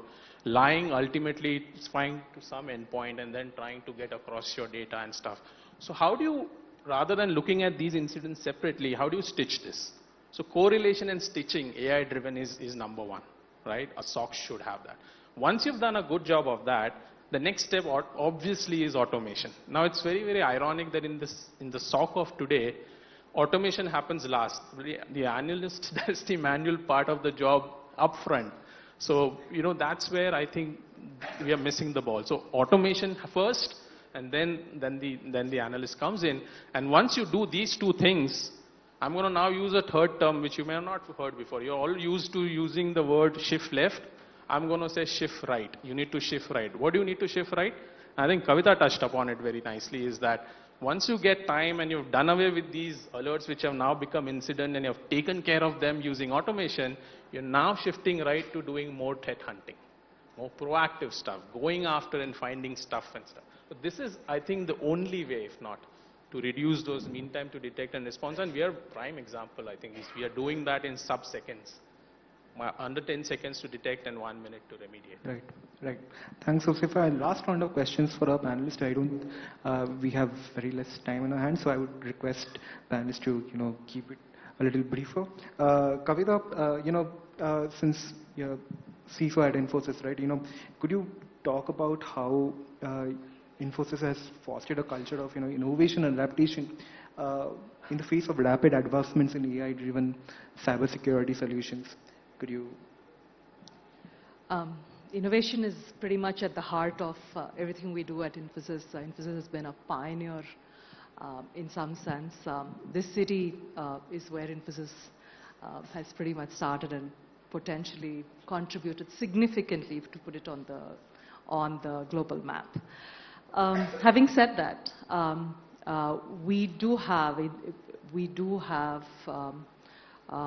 a capability called Infosys Topaz, which takes up everything from an AI standpoint and looks at it on how best organizations can leverage AI. Organizations, governments, and societies can leverage AI for their benefit across different aspects. It could be to be able to go ahead and transform talent at scale. We as an organization go into hundreds of thousands itself, and when we say that we have to go and train our talent, we want to be able to go ahead and leverage our technologies such as this. Topaz gives us those capabilities to be able to go ahead and use for training and skilling purposes. We are able to go ahead and embed aspects of AI across all aspects of development and engineering life cycles. we're able to go ahead and take it across to be able to say this is how customers can benefit across different domains, whether you're talking financial services, you're talking about telecom, or you're talking about the media, or for that matter, consumer or retail. And of course, we're able to go ahead and leverage the likes of Topaz for everything from a security standpoint, which is at the core of everything you will have to do no matter what. And I think that's where we will see that AI will play a very, very significant part. And in that, we are out there at the forefront with Infosys Topaz. Right, brilliant. Ashu, could you give me, as a expert in this area, could you give me some advice for organizations who would want to leverage AI for improving their overall cybersecurity defense? Yeah. Okay. See, one of the use case which I'm just recalling it right now, for the faster detection and response, what I see that any large organization should deploy or using the power of Gen AI, they need to have integrated with the source of data, like networks, endpoints, your identity data, your embedded system data, your IoT, sensors, and everything. You should be passing this data with the Gen AI tools, whereby it can detect anomaly or maybe faster detection of the malicious content or maybe patterns and all. It will do, unlike humans, it will do very fast on that. Then we as an organization, once you've integrated this to AI tools, how we can leverage data, how I can train my security professionals to use this data for training, simulation, attacking, and to safeguard our organization. That's the way I see that organization must be integrating all their sensor or source of a data with the power, AI power enabled tools to safeguard the organization. Not only that, after that you can automate all your security tasks and processes whereby you are there in the cybersecurity space to meeting their needs and minimizing the security risk around. Thanks, Ashu. Josefa, I mean, it's all generative AI in terms of cybersecurity also. Could you give me an idea about what you foresee in the future in terms of cybersecurity? Now it's Gen AI. What could we see in the future? I get to say the last word, is it? I prophesize things. No, I don't think I have that depth of knowledge to probably prophesize, but I'll put my thoughts on two aspects, right? It's just not Gen AI, it's the two parts of AI, right? Precision AI and generative AI, right? Precision AI, it's not new. It's been around for 8-10 years. We have been using it in our network security, cloud security. It's all about getting in terms of those deep learning models to understand what kind of attacks are coming from behavior perspective, from the attacker's nature of the attack perspective. How do you keep using those models, refine it? That's prescriptive AI. And I see that getting better and better with more rich data coming in. Generative AI, on the other hand, which has caught up fire since the last year or two, is going to be all about how do you make the tools far easier to use. I think Swapna, Anil both talked about it, right? In terms of how do you make this whole thing simplify. Having said that, there is one trend which is going to fuel this, and that's, I think, pockets of it happening, is standardization or platformization in cybersecurity. And let me give you why my thoughts are on that. This is one domain which I've yet to grapple with. I've worked in many domains, but cybersecurity is so cluttered, and I'm sure both the panelists will agree with me. Do you know how many average cybersecurity company exist in the world? Take a shot. No idea? Should we say KBC? Option A, 500. Option B, 500 to 1,000, 1,000 to 2,000, or 2,500 and above. Option D. B, you're wrong. Option D. There are close to 2,500 to 3,000 cybersecurity companies trying to make sense into your environment. In a customer's environment, on an average, there are 30 to 35 different tools. Now, I'm not saying that everything can be consolidated, but you need to look at pockets of consolidation, because it's going to help in terms of how you look at and try solving things from that perspective. So I'm going to make a statement which says, which is the enemy number one of cybersecurity. All of you won't feel the adversaries and all, but I personally feel complexity is the biggest enemy of cybersecurity. We've made a sort of museum of sort from an environment perspective. The more we consolidate, the more of power of the data stitching comes in, the more the automation, the more the AI ML models will start working on those, and that's the trend I see going ahead. Right. While you do mention that, I must say that organizations will continue to have not a fragmentation of tool landscapes, but really be able to go ahead and get the best of the several tools which are out there and capabilities which are out there, and be able to bring them all together in a consolidated manner to give defense in depth to a certain extent. And by the way, since you are on statistics, Bangalore, unfortunately, seems to be the cybercrime capital of India, as we see in the media. And for that, I think there's an onus on all of us as cybersecurity professionals, as well as technocrats, CIOs, to be able to keep our landscape secure. We must use the best of breed in terms of technology, the newest of capabilities, and make sure that we continue to go ahead and skill ourselves to be keeping ourselves secure. Thank you, Kavita. Thank you, Ashu. Thank you, Josefa. Big round of applause for them, please. Thank you. Thank you.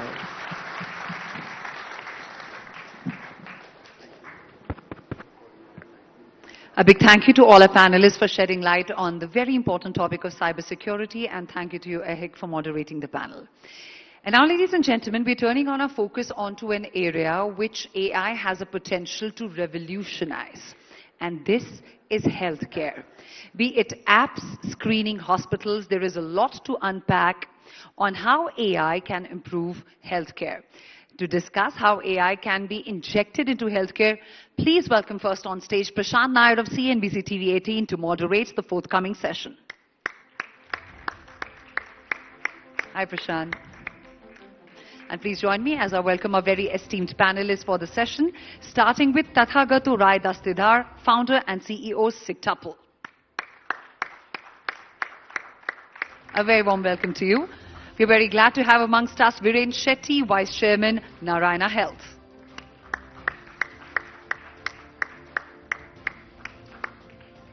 And let's keep the applause going as I invite onto the stage co-founder and CEO of Healthify, Tushar Vashisht.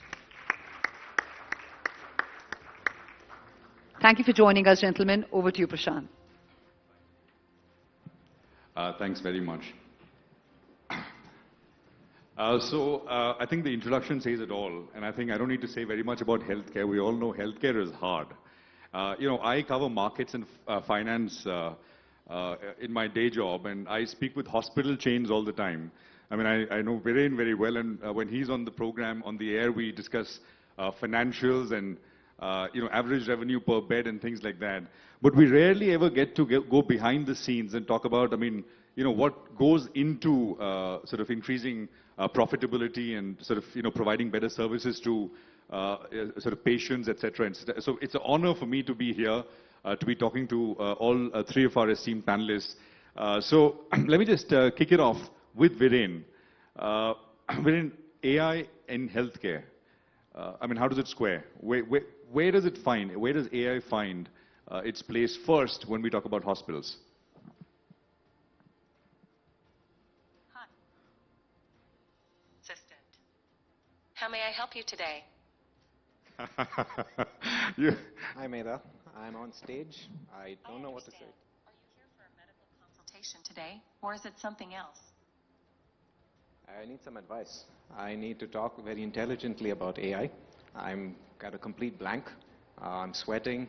My palms are shaking. I'm nervous. What should I do?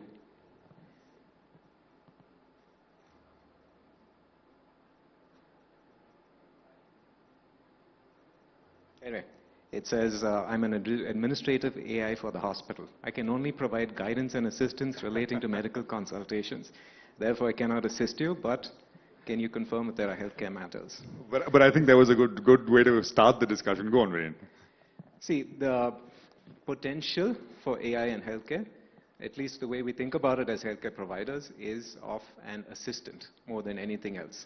The promise is that it can revolutionize things. It can, replace the doctor, replace the nurse, replace the hospital, replace drugs, replace everything.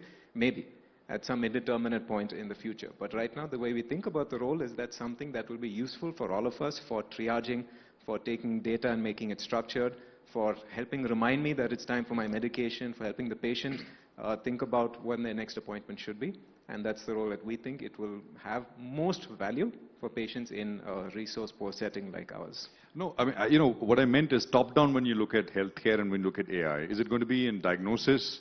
Is it in data management, patient records, things like that? Is it going to be, the bigger kind of, if you were to talk about one or two areas where this is going to be the most useful, how do you think about that? Yes to all. There's no part of our healthcare ecosystem, starting from the person giving the medicines to the person who's taking care of hospitals, where they will not use AI. This is just, it's a foundational technology. It's like internet at this point. It's just going to be embedded into every single aspect of the way in which our modern organizations function. And at Narayana, how much is it already in use? I mean, across the hospitals that you run, is it deeply embedded? No, at this point, it would be premature for us to say that LLMs and generative AI are embedded. It's embedded to the extent that I used an image creator to help me with a PowerPoint last week. So it's embedded into at least my PowerPoint making. It's embedded into a lot of the pilots that the tech team makes. And so it's good for doing demos when they're talking to clients. But at this stage, if you say that is our organization powered by AI, I don't have to run up to VC, so I don't need to say that. But it's something that will definitely be useful in the future. By the way, the phone app, the lady that you spoke to, who was that? Sorry, that was the Narayana chatbot? Yeah, so this is, okay, time to make a sales pitch. This is Meda. This is the administrative AI app that we've developed, and this is something that we are using internally as a tool in our hospital to make sense of all the information that we have. Tushar, I think with your business, I mean, we all know the app and what you're trying to do there, and I think kudos to you. Tell us a little bit about, I mean, your work and where does AI fit in, and how does that help you build this business and get it to where it is right now? We started using AI actually for helping our coaches do their job so much more efficiently back in 2017 and 18. We were using statistical models, LSTM-based systems, sort of bag-of-word systems to help craft messages for them, build diet plans for them, create, better voice notes-taking protocol. I remember very early days of voice-to-text transcription and whatnot. That allowed us to be able to handle today almost 250 clients to a coach. Adding a lot of leverage from what was only 40 clients to a coach. In 2019, we had exposed the consumer-first AI product, AI-only product. I think it was one of the first AI subscriptions for health in the world. Today, half of our 250,000 paying subscribers use that particular SKU. So half of our business today is reliant on an AI-only subscription. So our AI, which we released in 2019, was called Ria, and I was just showing to Viren earlier. So Ria literally is saying today, hey, notice your lunch had teriyaki chicken and chicken momos. While protein-rich, it lacks fiber. Why not add a side of steamed broccoli next time? It's great for controlling your cholesterol and adds less calories. And hey, for this evening, I want to try and get you to, here's what you can have, which is high in fiber, etc. Right? And now that consumer-facing AI solution handles about half our paying subscribers. In fact, earlier this week, we've launched a generative AI version of that. So for us, it's very critical. Obviously, on the consumer side as well as on the coaching side. We've been doing it for 5 years. With generative AI, it's become extremely significant, and we're excited about the possibilities. But reflecting on your earlier question on where it'll help, I think fundamentally in healthcare, there are 3 components as I look at it. There's the input of data, there is the output of that data, and there is the human impact or adherence. The human adherence or accountability that plays a role. The input of data, AI is solving a lot. So how many of you have used Healthify before? If I can just have a raise of hands. Right? So, and I'm sure the most painful point you found must be the calorie tracking, nutrition tracking component. So earlier this week we released Snap, by which you can just take a photograph and it just captures everything to 90% accuracy. Foods. But all kinds of food, or I mean, how many different? 1 million plus foods from 50 countries in the world, right? So you can just. Thank you. You should check it out. We've opened it up for everybody for free for the next 2 weeks. So, and the best part is you can do it even without opening the app. So as long as you take a photo, we on-model narrow LLM detects if it's food or not, zips it up to the cloud, and tracks it for you, and then gives you insights on WhatsApp. right? So you don't even need to use the Healthify app for us to do that.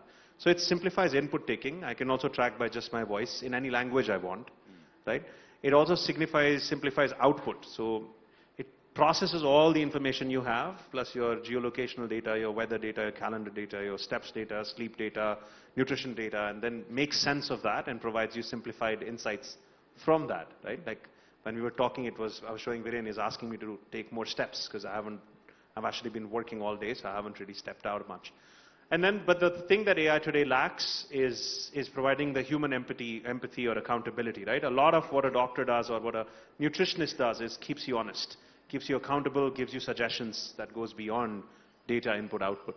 So Stanford did a paper on us, on comparing our AI plans with our AI plus human plans, and AI plus humans outperform AI by 70% in terms of impact. And it's not because they have, and then they pari pursued the advice and the quality of advice. So it's not because of the advice, it's because people follow humans more. So in healthcare, it'll have that component will have significant inputs because it'll make the ability of how many patients can a doctor see or how many clients can a nutritionist see, it'll disrupt that whole piece significantly, achieving business models that were not yet possible. I think I'll pause there, otherwise I'll just keep talking about AI, but I think AI is going to totally revolutionize and completely change the way we think about health. I mean, there are these on social media, sometimes you see these posts, right? I mean, somebody will say, I had a heart attack, but my phone saved my life. I mean, those are also, I mean, I've seen those for iPhones. In the US, the phone will detect that your heart rate is extremely abnormal or is irregular, and then it'll send a call to the hospital. I mean, those are other ways, and perhaps in which apps and phones and technology and AI perhaps does that. Yeah, that's a very life-saving case, used literally, but from a technology standpoint, that's not very difficult. That's a very simplistic version. It's just a time series, kind of modeling and looking at outliers there. I think AI can do so much more in terms of coming up to incredible insights and advice. I think humans will be relegated to points of supervisors and points of accountability drivers and emotional movers. I think in terms of processing insights, data, giving great advice, there is no way humans can match to AI. And it is already outperforming. I mean, literally we have a team of 18 human operators who recognize foods, and AI beats them 9 out of 10 times in terms of what food you're having, right? So that we are seeing that. AI being baked advice, when we send AI-oriented advice, it is 30% more likely to drive engagement and retention than if we actually have a human sending an advice. Yeah. So we recommend our nutritionists to not send advice without looking what the AI is recommending first. Right? So there is real-world use case of where AIs will be so much better than humans. I mean, I think the life-saving element is an important one, especially when, I mean, I'm assuming, guys, just a quick show of hands, that name how many people are wearing any smart ring, smart watch, smart something on top, right? So more than phone, the use of smart gadgets is going to become better. Maybe a different question I'd love to talk. I don't believe we'll have smartphones anymore in 10 years, so I'd love to talk about what that is about and how AI will play a role, but we can continue the... Absolutely. Tathagat, you've been listening intently. Tell us a little bit about what you are building at Sigtupul, and I mean, where does, again, AI come in, and just talk to us a little bit about the business that you're running. So we work on applying AI in the diagnosis, for the diagnosis. So if you look at a clinical laboratory today, most of the processes there are fully automated. I mean, there are machines that takes in a sample, gives out numbers. But there is one area in the lab which is almost completely unautomated. So when a diseased sample is received, that usually requires a pathologist or a qualified reviewer to examine it with a microscope, which could be because of, I mean, say, a tissue biopsies. It could be a blood sample for maybe malaria detection or low platelet counts. It could be a sputum sample for TB. All this kind of a job is not automated in more than 90-95% of labs across the world. Not Should it be automated though, Tathagat? It should be automated. Okay. I'll tell you why. Is that today, since it's a physical analog process, the qualified reviewer needs to be inside the laboratory with the physical microscope and the physical sample in order to diagnose. And being manual, it has its share of errors. It is, I mean, and you cannot imagine one pathologist attending to samples from 10 labs, because those 10 labs are geographically separated. Now, where automation comes in is basically through two ways. One is You replace the analog microscope with a digital one. You feed the physical sample into that digital microscope. It takes images and converts it into a virtual slide. That slide can be uploaded to a cloud platform or a cloud server, and a pathologist, irrespective of wherever they are located, can see that sample. So the pathologists could be sitting in Bangalore, but they can be, attending to samples from Gulbarga, as an example. And that is already happening in radiology today. I mean, most of radiology happens over tele-platform, but not so much for pathology. And then the point that both my co-panelists raise is that there is a limit to the number of patients that a particular pathologist can cater to in a day. And if we have to take quality healthcare to the next billion, the only way we can do it is by making the pathologists or the reviewers more efficient. And that can be done with the help of AI. The AI is going to work on those images, identify what is of importance or what the possible diagnosis or what the possible underlying condition can be, and highlight it to the reviewer before the reviewer has to go through that entire sample to figure out what is wrong. So this can actually make it much more efficient. And so if I am, as a pathologist, I can manage maybe 50 samples a day, I should be able to do 500 with the help of AI. That is where AI comes in, and that is exactly what we do today. So, I mean, so the device that you sell, right? So all that is needed is have these devices in far-flung corners where, yes, I mean, great healthcare is not available, and you know, for the data then to be whatever the sample and the slide, etc., to be uploaded into the cloud, and somewhere an expert kind of looks at it and takes a call on what needs to be done. Exactly. And in fact, that's a good point that you read about far-flung areas. In fact, some of the heaviest usages of our machines come from one town in Himachal Pradesh and one small town in Tamil Nadu. So we have actually one client who works in close association with the government, multiple state governments, and sets up labs in the PPP model. So we have around 30, 35 installations all over Himachal Pradesh. And some of those towns are apparently not even accessible during winter because of snow. But the machine sits there, and the pathologists probably are located either at Shimla or some other relatively larger town. And they look at samples coming from Roru, from, say, some of the far-flung areas of Himachal Pradesh. Just one more thing, Atathagat. When we say that there's also pattern recognition, right? Which do you help with that as well? Exactly. I mean, in Bombay, for example, we say that if you want the best diagnosis, the best doctors who've seen the maximum number of cases, you go to KEM, you go to government hospital. In Delhi, you say go to AIMS, right, where you got the people who've seen, doctors who've seen hundreds of thousands of cases. Yes. So people, a diagnosis is important, and it becomes easier then. I mean, is AI able to help with that? Absolutely, yes. So what the AI will be doing is essentially mimicking what a pathologist would have done while reviewing the sample with a microscope. So if the pathologist, let's take a blood sample for example, the pathologist's job is to identify the different types of cells, white blood cells, red blood cells, platelets, which are normal, which are abnormal. The AI does exactly that. It classifies them into different classes, points out that, okay, this blood sample has a few malaria parasites sitting inside the red blood cells, or this blood sample has a few cancerous cells which are indicative of some form of leukemia floating around. Please have a look. And the good thing here is that the AI is not a black box AI. Whatever the AI is saying is backed up by visual evidence, because the images are all there. So if the AI says that this is a possible case of leukemia, then actually the AI points out that these are the cells which I think are indicative of leukemia. In terms of samples, you need the full blood sample, or a drop does, or is that also something that? Okay, that's I know where that question is leading to.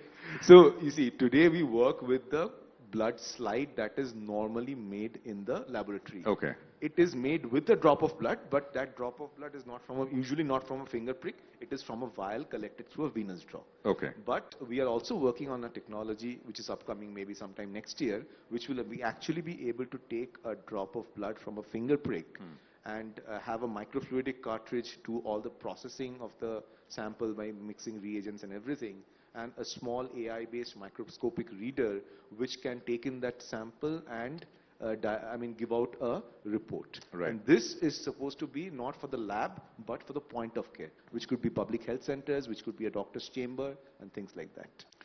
Viren, you want to come in on what Tathagat has said in terms of diagnosis, is what I started with by asking you. How does this tie into, your efforts at your hospitals? See, the first thing you have to realize as a country, as we are poor, yes, we are many, yes, we don't have enough hospitals, yes, we don't have enough doctors, yes, but we can use everything that we have. And the number of people who are hesitant to get checkups done, to get the testing done, because it takes a long time and it takes time to get a report, you need to go somewhere. So anything that removes the barriers and removes the hesitation people feel about getting tested is a net positive. And so the AI-enabled, all the lab auto-testing, the auto-calibration, we are now able to give reports to the patients in less time it takes for them to go to the car park after they finish drawing the blood and giving the sample. That takes away this impression people have about how difficult healthcare can be. And so yes, as a country, more than any other country I would argue, is where we need to fully commit to investing in large amounts of technology, invest in breakthrough innovation, and dedicate as many resources as possible to build our own tools, because this is something where the tools are so easily available to all of us. A lot of LLMs are open source. A lot of the things can be built by people right out of engineering college.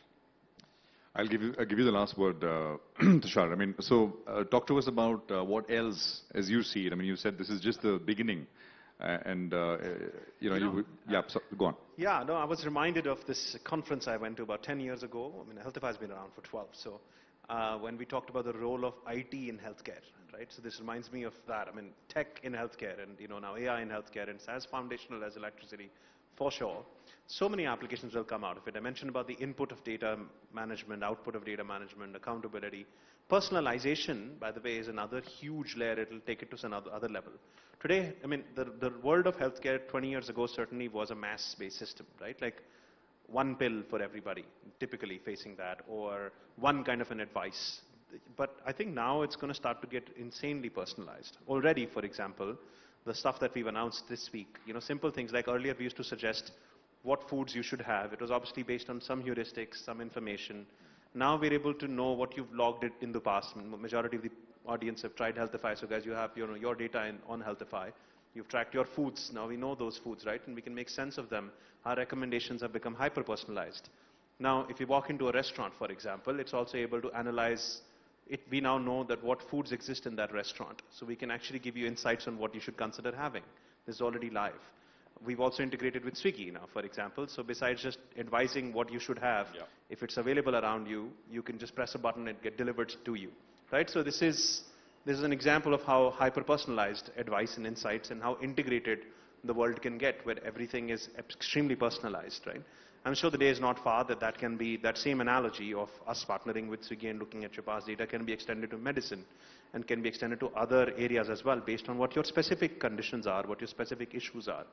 So both how much data about you you're able to generate and provide AI systems is going to exponentially increase.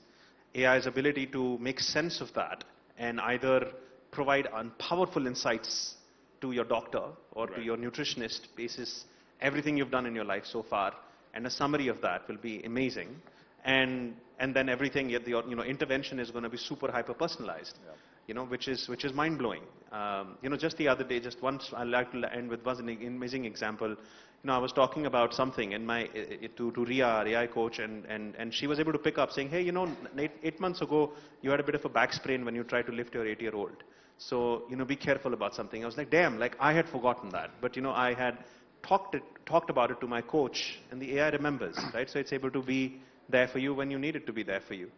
I'll tell you, when I moved to Bombay first in 2009, I had I used to go to this Parsi gentleman, a doctor, and I used to go to him, and the first time I went to him, he spent an hour understanding, all the illnesses I had. All of that is going and to he get had this abstracted. long piece of paper he'd write, and he's, stacked up this high for all his patients. And I would go back to him, and he would pick out exactly my, my piece of paper, and he'd had everything in front of him. And I think, as you're saying, if AI can do it in a much more efficient way, so absolutely, I think we're all for it. I think we've only barely scratched the surface, but we're completely out of time. So I'm going to thank all of you for being part of this wonderful panel. Thank you very much. No, thank you. Thank you very much. Thank you. Appreciate it.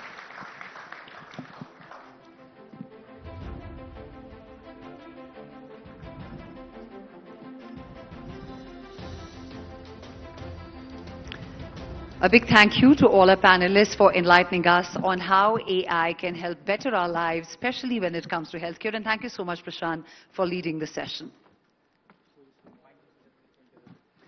Ladies and gentlemen, a reminder for all of you to please tweet your experience and share with your network on social media about this conclave. Don't forget to use our hashtag, that is hashtag Global AI Conclave.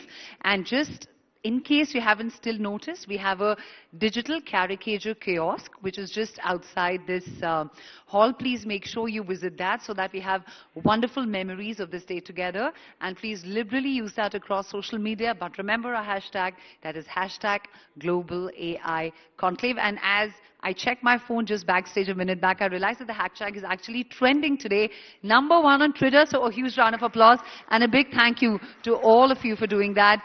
We can do much better, so keep it on to the end of the day. Thank you so much. And with that, over to you, Chandra. I think I need to put this on. Thank you so much for that, Ritika. I'm very, very excited about our next session. We are calling it How AI Can Turbocharge India, How India in Startup Inc. can leverage generative AI to race ahead in business. And I am so delighted to welcome Shri Priyank Kharge, the Karnataka Minister for Information Technology and Biotechnology, Rural Development and Panchayat Raj. I'd like to invite Santosh Menon from the Network 18 Group to felicitate Minister Kharge.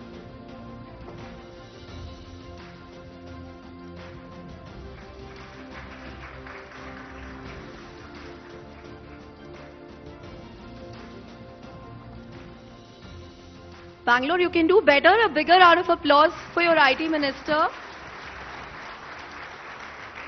And keep those hashtags going because I'm sure he will have a lot to say about Bangalore and Karnataka in particular. Joining him on the panel, Mahesh Makija, EY, India Technology Consulting Leader, Dilip Jose, MD and CEO, Manipal Health Enterprises Private Limited, Kevalya Vora, Co-founder and CTO, Zepto, Arindam Banerjee, Executive Vice President and Country Head, State Street, India.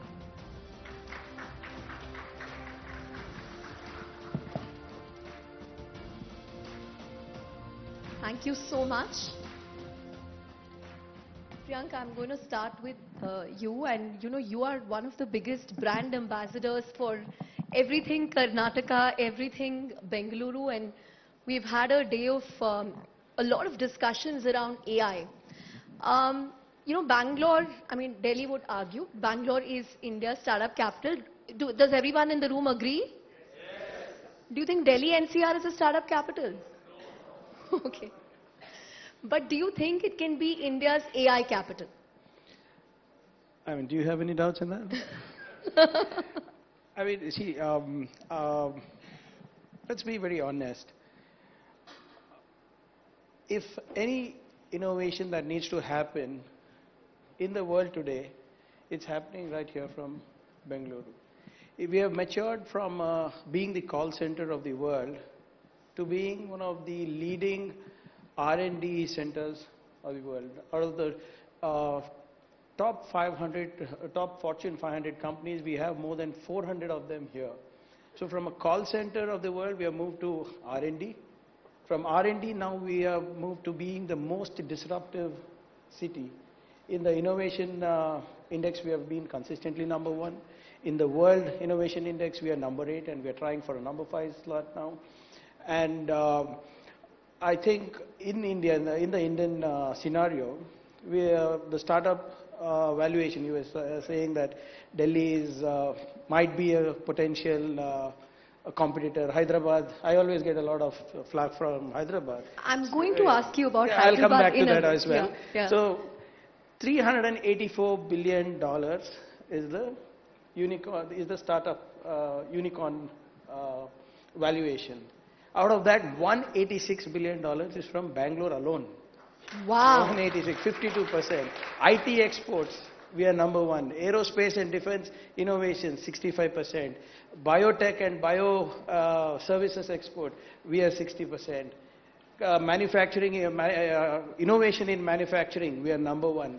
And all this is just not my data, it's data by leading research institutes, and more importantly also from the central government. Well, we have a unicorn right here, so no doubt. Yeah, so and we have 44 unicorns here in Bangalore and 57 soon-to-be unicorns. Unicorns. So show me any other ecosystem in India which is coming close to me. Great. Not a single one. So if you're asking if AI is going to be the next disruptor from Bengaluru, yes it is. We are going to be the capital to ensure that more disruptions happen. Already we are considered the 5th best city for AI adaptability in the world. Wow, that's amazing. So we are not only going to be India's Silicon Valley, we will also be India's Cerebral Valley, as the new AI hub in Silicon Valley is called. Absolutely. Okay. But I have to ask you, Priyank, what more can the government do in terms of encouraging this new ecosystem? We have Mahesh on the panel who will take us through how industries also are adopting generative AI significantly. But from a government point of view, what else can be done? So we are doing 3-4 very important things which I think is crucial to the ecosystem. Number one, we are heavily concentrating on skills.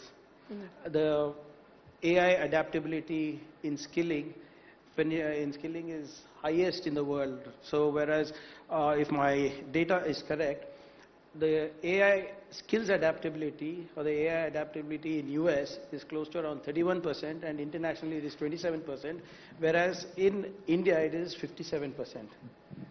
And it is led by Bengaluru. So we understand, the government understands that the foundation for any innovation that needs to happen is to happen through skills.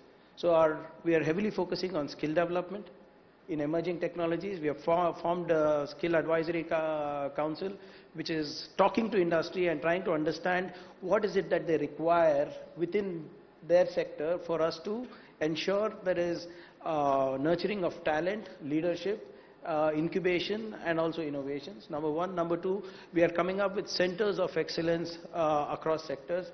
So the previous panelists, when they were talking about health, AI in the health sector, we are coming up with a center of excellence in health sciences, life sciences and medical products where startups can come and experiment or incubate with us. So irrespective of the sector, whether it's gaming, whether it's AVGC, whether it is wireless technologies, we are game for that. So we have these various centers of excellence that are coming up.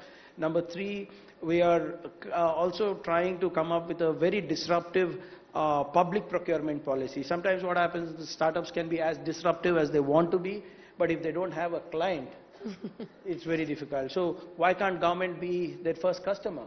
And for scaling, if it's going to be, it's going to have a huge social impact, government is the only place where they can scale. So you have a health product that is that needs scaling. So the government is going to play a role in that, wherein in this public procurement policy, we give opportunities to startups to come and pilot with the government. And number four, we have something called the Global Innovation Alliance, where we have partnered with 33 countries. So startups that are disrupting the ecosystem right here in Bengaluru or in the country, we give them networking access, market access to these countries, to our partner countries also.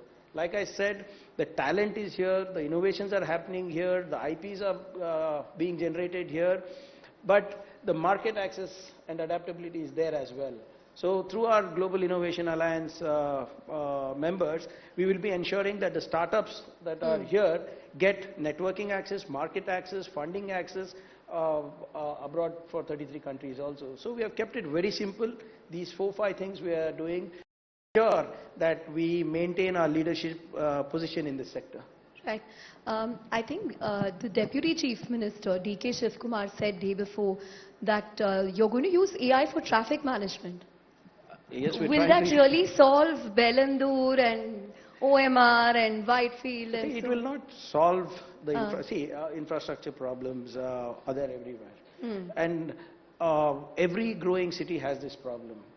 Okay, it's not that overnight things will change. I was recently in California.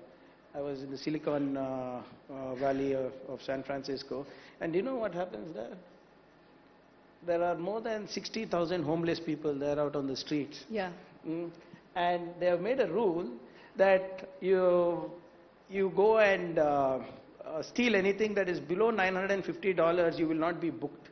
Wow. So you can actually go to a mall, pick up an iPhone, you can steal an iPhone and not be booked. That's the problem. So groceries are being chained and locked in San Francisco. New York, there was a flood recently, if you read. Melbourne, there was. London has a traffic and a smog problem. As soon as you bring a taxi or you bring in your vehicle to Central Business District of London, you have to pay a congestion tax. Just imagine if Mr. D.K. Shivakumar puts up a congestion tax here, will you be voting for us next time? No way. So it's a problem with every growing city. I'm not trying to say we have, every growing city has their own set of problems, whether it's Paris or whether it is Bengaluru or London, but it's always a constant work in progress. So using of technology will always probably accelerate the gap that needs to be filled in. So maybe better mobility management, maybe better traffic management will happen through those things. But of course, infrastructure needs to improve. It will improve. It's a constant work in progress. We are committed to that. And if we intend to be global players, we have to pull up our socks, and we are very much aware of that. So using AI cameras might solve a certain aspect of the problem, but I think using public transport and better common sense will help us more. Got it. Mahesh, some very interesting data points from the minister on why, the city has what it takes to emerge as India's startup AI hub. But you've also released a report today that talks about how AI can turbocharge India, and that was a crazy statistic, right? It can add almost $1 trillion, the application of generative AI by enterprises. If you can quickly tell us, if this is already happening, has it moved from mere proof of concepts to actual application? Yeah. So I think we've done a deep dive. I think the report is now distributed, so we'll really love all of you to read it and give us feedback. But a few facets of that. One, to your question, Chandra, we did a survey of 200 C-level execs, kind of getting a state of the union of what's happening. I think right now, huge amount of optimism. Almost 82% feel that it will impact their business positively. When I say it, I mean generative AI will impact their business positively. But the flip side is 3 out of 4 are still confused on various things. Where will the value come from? What are the use cases which they should deploy? How should they build it? How should they protect against hallucination and all of the other data privacy, concerns? Also the cost. It's a very dynamic equation right now. We talked a lot in one of the earlier panels on GPUs and the cost and the changing equation. So should you use OpenAI or should you open source models? What should you do? So there's a lot of thinking in the report, which you'll see about what's happening in India today, where the execs are, where the boardroom is. That's one part of it. Then we conducted what I think is the first deep dive into the GDP impact of generative AI. So our prediction is, and it's there in the report, the calculation is also there. There's a very detailed calculation in the annexure. You should take a look at that. We think that over the next 6 years, until 2030, it will add cumulatively between $1.2 to $1.5 trillion in GDP. And again, there's a sectoral breakdown of that. So massive amount of impact possible across different sectors. And last but not the least, there's a very big agenda in terms of the regulatory, the policy agenda and the regulatory aspects of this, right? And we talked a lot earlier. There's probably 4 things which are important. We've discussed it, I think, all day today. There's chips, there's data, there's talent, and then there's distribution, right? So we talked a lot about chips earlier. I won't go into that. Talent, obviously, even the minister just cited that. That's huge. But data is the one which I think will actually get us ahead. If you go back and think about what happened in some of the early revolutions in AI, it was the ImageNet challenge where you tagged a lot of images collaboratively and then you used CNNs to do it. I think the same thing is going to happen. Now think about in India, if we could have privacy preserved data sets being made available, right? It could be healthcare, it could be UPI, etc. If you could anonymize those, make those available, and then you train models on that instead of just World Wide Web, you have much better foundation models. Right. So there's a very big aspect, of that as well. So I think those are some of the areas which I believe are in the future. Lots of optimism, and yeah, do read the report and give us your feedback. Great. Dilip, since he said sectoral, I want to ask you about what Manipal hospitals, what are you doing as far as AI in healthcare is concerned? Have you already seen some applications? Hopefully doctors are not using ChatGPT to write prescriptions. Yeah, so I know, thank you Chandra, and I know Bangalore would not make fun of Manipal, I'm sure. It's a pleasure to be here, and you're absolutely right. The previous panel talked about the applications of AI in healthcare. I just want to give a couple of examples where we are using it. For example, the conversations, the interaction with patients and their families oftentimes is through conversational AI or chatbots is something that we are already put in place. Right. We actually, we are the first one in India to use wearables to track patients outside of the hospital. Often, let's take an example of a patient who had an angioplasty, an interventional cardiology procedure. He or she needs to, by the third day they are home, but then at home they need to be active, they need to exercise, they need to do stuff. So we, along with, at the time of discharge, we give them a wearable that, which... This is your own wearable device? No, I mean, we have a venture with Google Health. We give a Fitbit, and this is a unique, collaboration that we have with Google Health. We give a Fitbit to them, and, they wear it, and we have an app which tracks them. And, we sort of prod them when they have been inactive for a long time, and also maybe give a nudge when they have to take the medication. And what we are finding at the back end, Chandra, is that people who are on wearables and on this tracking is recovering much faster, much painless after a joint replacement surgery, for example. So this is already proven.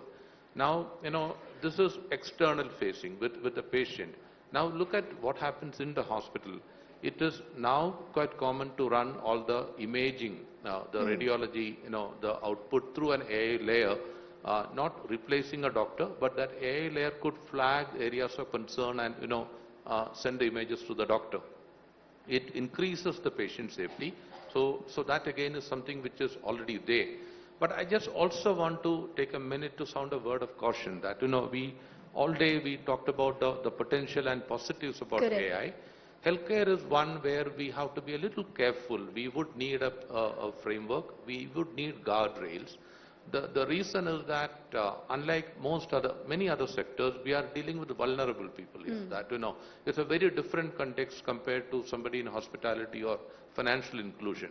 So we have to use AI and should always be cautious that we take the business angle out of it. That I don't as Manipal or I don't as healthcare sector do not use AI, because it also promotes further consumption of service and revenue.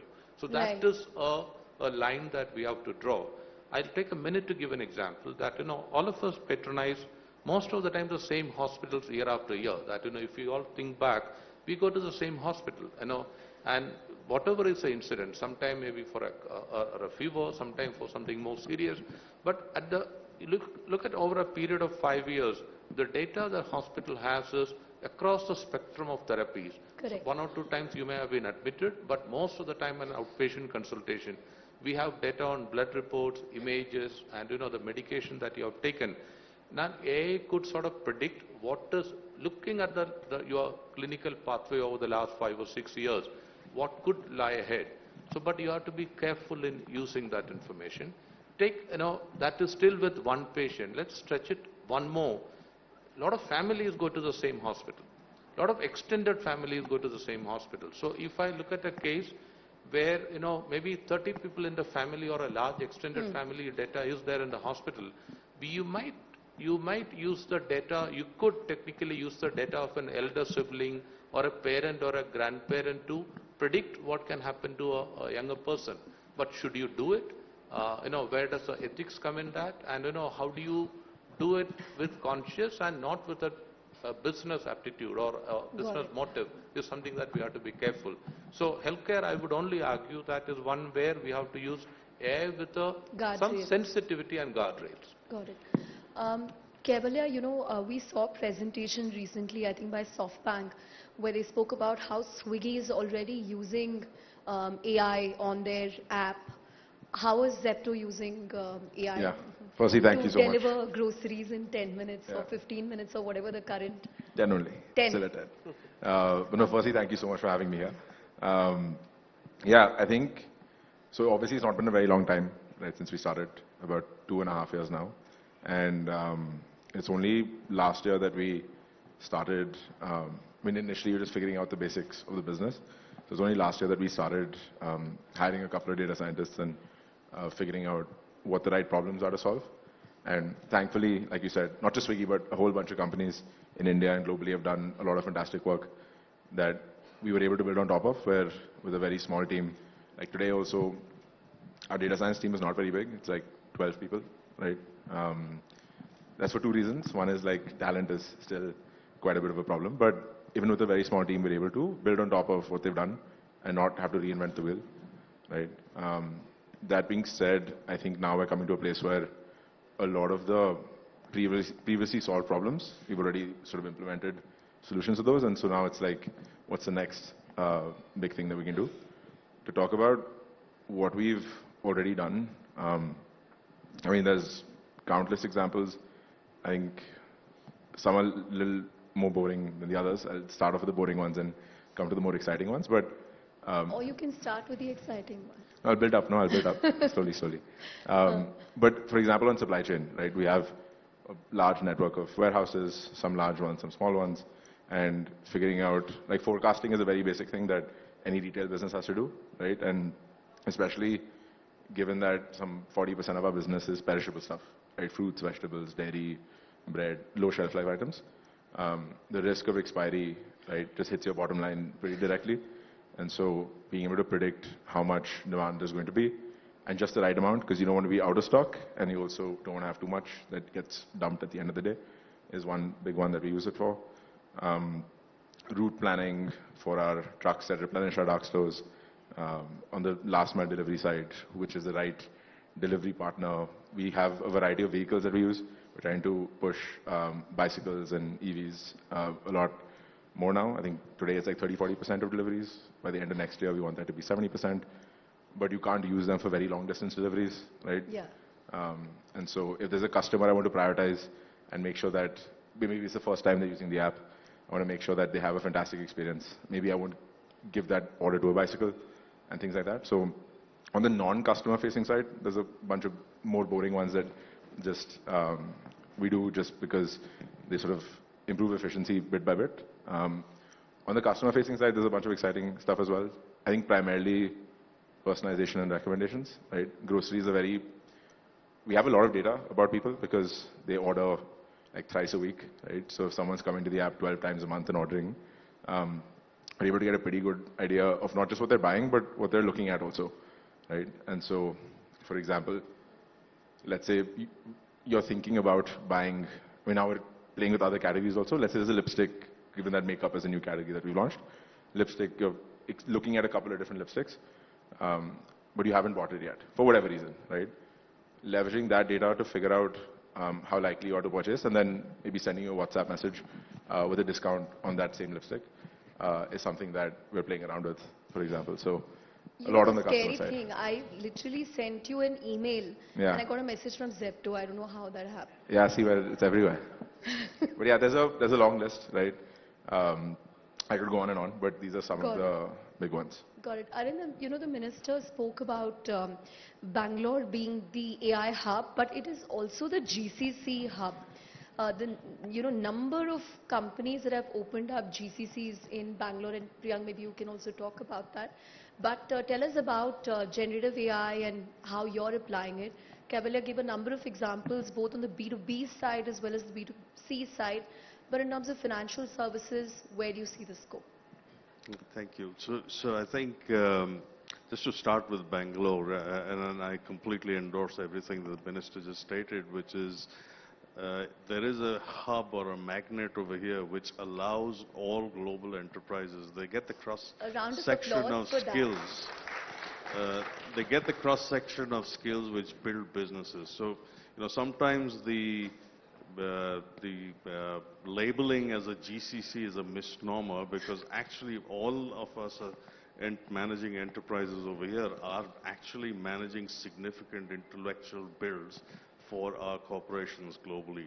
So as an example, I represent State Street, which is it is the world's largest custodian bank, and our clients are basically investment managers and the top investment managers of the world and their investors, right? So we build at the core of it our front-to-back alpha trading platform integrated with our back office services that we provide. Now, in that whole trading life cycle, generative AI is actually being sort of input at various stages of that, all the way from great investment advice to hyper-personalized customer support at the end of it. So it is actually being applied at different points of the trading life cycle of the business chain. And if you look at where you can get such a ecosystem which allows all of the different skills, whether it is trading skills, research skills, technology skills, customer service skills, this is one of the few cities in the world where you can do it, actually. Got it. Priyank, we spoke AI, but I also want to get in a quick word from you on what the government plans to do as far as mobility is concerned, because this policy on bike taxi, one day Rapido is happy, the other day it has to be sad because something is happening with respect to bike taxis. So why is there so much inconsistency when it comes to policy? See, one thing we as a government need to understand, and public also needs to understand, and tech companies also need to understand, that government always, any government, not just Karnataka government, every government across the globe plays catch up to technology. While we are talking about AI, my panelists over here told about putting safe guarding or rails when you are using it for health. You said you got an email, you sent an email to Zepto and they sent you a message. And so how do I play catch up with that? I don't know whether there was a borderline invasion of privacy there. I don't know if there was a complete violation of ethics there, and so on and so forth. So when you speak about mobility, right now, they had banned Uber in London. They had banned Uber even in, I think, New York or one of the bigger cities in US as well, for whatever reason. Even in India, right now, operating Uber, Ola, Redbus is illegal. Because my policy of the transportation policy, or the act of the Carriage Act or the Transport Act, does not understand, or there is no provision in it for aggregation. There is no provision in it for seat sharing. There is no provision for it in various things. So many of the telcos telecom companies find it difficult to work in the Indian area because we are still governed by the Telegraph Act. So policies always play catch up. So AI, the European Union is now saying that we will have some kind of safeguards for AI. But where is AI? It's already gone. I mean, deep fakes are coming, everything is coming up. So governments always play catch up to policy. So what we are trying to do here, of course with the help of the good folks from the industry, is trying to see if we can come up with an innovation authority. In my previous tenure as a minister, I had done something, come up with a framework which did not take off because, of course, I don't get assured of being elected every 5 years. I have to go back to people and ask for my votes. So in this innovation authority, if there is a technology that we don't understand, or if there is no policy for that technology, it can sit in this innovation authority until and unless a policy is being framed. That's a great idea, and there are people on this panel that who could they help can, you with as that. long as they're running a legal, ethical business, let them flourish, let them thrive. Instead of governments having the habit of, if you have a cold, you cut the nose. So we are trying to do something like that, an innovation authority where these things can sit. Now look at the gaming thing. Just because we have not understood the difference between a game of skill versus a game of chance, the gaming industry is suffering. 28% tax. Sir, but there you and your own revenue minister have different views. That's because he's coming from the GST, I'm coming from the industry. He's the GST council member. If I was the GST council member, I would have batted. And of course, I did raise my concerns even with Mr. Gowda. I did raise concerns with the financial thing. So because, that's what I'm saying. Got it. Because we are not, as governments, we don't understand technology properly. Now, even if I'm playing chess, you are saying I'm gambling online. Even if I'm playing, I mean, of course, I'm against gambling of any kind. But you cannot equate an online chess game, which is a game of skill, to some teen patti or rummy. Rummy, correct. Now the industry has to pay a retrospective tax of 1 lakh crore. Now already one of the leading gaming companies, as soon as this tax came in, the GST thing came in for gaming, layoffs. Yeah. 7,000 people were laid off in a week. Just because somebody in Delhi or somebody in Vidhan Sabha does not understand what they do. So we are trying as a government of Karnataka, we are just trying to understand things. And why do I attend conclaves like these? Is so that I can learn from you people. So that I can, if there is a policy course correction that is needed, I will be able to do so. Otherwise, in Vidhan Sabha, I can actually ensure that Manipal closes their division tomorrow. Or Zepto. Don't scare Mr. Jose. He will not come for our next event. Zepto will not be delivering in 10 minutes if my traffic cop is going to be with him every time. Am I right? So these are policies we don't understand. Now you scared Kevalia also. No. I'm just saying that everywhere the governments are a little are playing catch up. That does not mean that the businesses they run are illegal. We need to interact better. We need to listen more. We need to understand technologies better. And the best way to do that is when we have a mechanism where Zepto can tell the government, look, this is what I'm doing, this is what needs to be done, and the policy course correction is there. And if it's well within the ambit of law, we should do it. Got it. We should do it. Ultimately, they're providing innovations. Ultimately, they're providing jobs. So as a government, it should be my priority to listen and do a course correction for policies. Got it. On that note, I think we are out of time, but thank you very much, Minister Mahesh, Dilip, Kevalia and Arindam for this fascinating discussion on how generative AI can turbocharge India Inc., Startup Inc. And clearly, Bangalore is thinking ahead in many ways. I think Innovation Authority is a very good idea, and possibly some policy recommendations related to AI can also reside there. But thank you very much, Minister. Thank you so much. So I just have one final question. What happens to the sibling rivalry with Hyderabad? I mean, is it sibling rivalry now? Because earlier you were fighting with KTR, but now can you fight with a Congress IT minister there? He's a very good friend of mine, by the way. Okay. So when someone says Hyderabad versus Bangalore, what will you say? Country cousins. Thank you.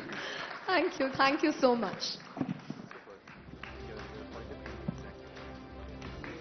That is one power-packed conversation, ladies and gentlemen. We thank Honorable Minister for shedding more light on the subject of generative AI. And a big thank you to all our esteemed guests for being a part of this panel. Thank you.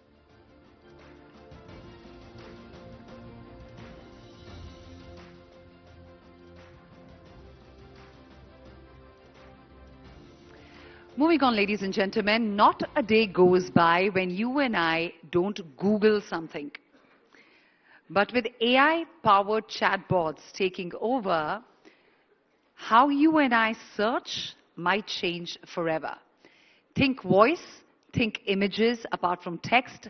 To decode all of this and a whole lot more, we are super stoked to welcome all the way from Mountain View, California, Pandu Nayak, the VP Search for Google. Please join us on stage, Mr. Pandu Nayak, and we have Chanda taking this conversation forward.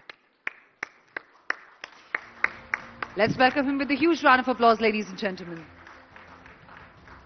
Pleasure to have you with us, sir.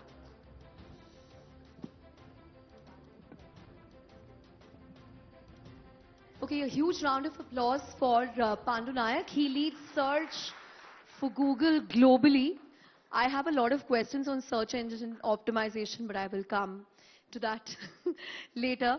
But thank you so much for coming all the way from California to Bangalore to the Global AI Conclave. We've had some great conversations during the day. But, you were one of the architects of Google search. What was it like to build a search engine in the early 2000s, and how has it changed since then? First, thank you for having me. It's great to be here with everyone in person like this. I've been at Google now 19 years, and Wow.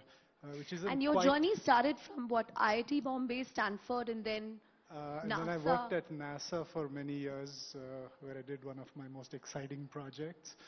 And then I was at a startup for 5 years, and then I joined Google. So, Right. not too many jobs.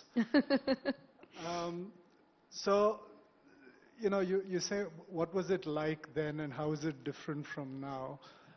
I think the interesting thing is, in some ways, the challenges we faced then and the way it was then are exactly the same ones we face today. And in what sense do I mean that? Google has a mission, which is to organize the world's information and make it universally accessible and useful. And that mission has remained unchanged through these years. So we're still very motivated to do exactly that. And the way we do that is by surfacing results that have two important characteristics. They're relevant to what you're asking about, and they're preferably from high quality sources. This has been our core since the beginning, and it's exactly what we do today also. So at the very heart of it, it's really the same. But of course, looked at a different way, everything has changed, right? And everything has changed on a number of different fronts. Probably the most important thing that has changed is the technology we use, right? In the early days, it was primarily information retrieval technology. We did use artificial intelligence or machine learning, which was the technology of the day. Even for things like spell correction, we used language models. They looked very different than the ones you see today, but that was the machine learning of the day. And we used to use that. Then that evolved into using the knowledge graph, right? That was the next big technological leap. Because the idea is that words are not just sequences of characters, they actually refer to things. So you need to know what things are out there in the world, and that's what the knowledge graph gave you, and that allowed us to build amazing experience. And then there was the whole technology of deep learning, and we applied it in a variety of different ways to, again, improve our understanding of language and so forth. And now today we have the technology of generative AI. So the technology has sort of dramatically changed in the intervening years, though the core problem that we are trying to solve, which is organizing the world's information. Exactly, that has not How changed. you organize it is changing. How you do it is changing. Got exactly. it. You spoke about generative AI, and that was actually my next question. It's really disrupted the way people seek and interact with information. So how has that influenced how you build Google search? Yeah, I mean, I think Google's mission has not changed, right? We still want to help you find the information you need as soon as possible. What is changing here is the technology, right? And generative AI is this really compelling new technology that we have in place. And we are looking to see how we can use that to actually continue to do the same thing. The thing that actually changes search in a much more significant way is sort of what users want and what users need, right? So a really good example of that actually is illustrated in India itself here, where a lot of users, young people with phones, seem to like to search with their voice. Right? Like India has the highest voice search sort of fraction of users using voice In search. fact, we had the Bhashani CEO literally issue a voice command and Exactly. money got transferred to his daughter. Exactly. And so we've noticed this, and so voice search is a crucial thing that has helped the evolution of search.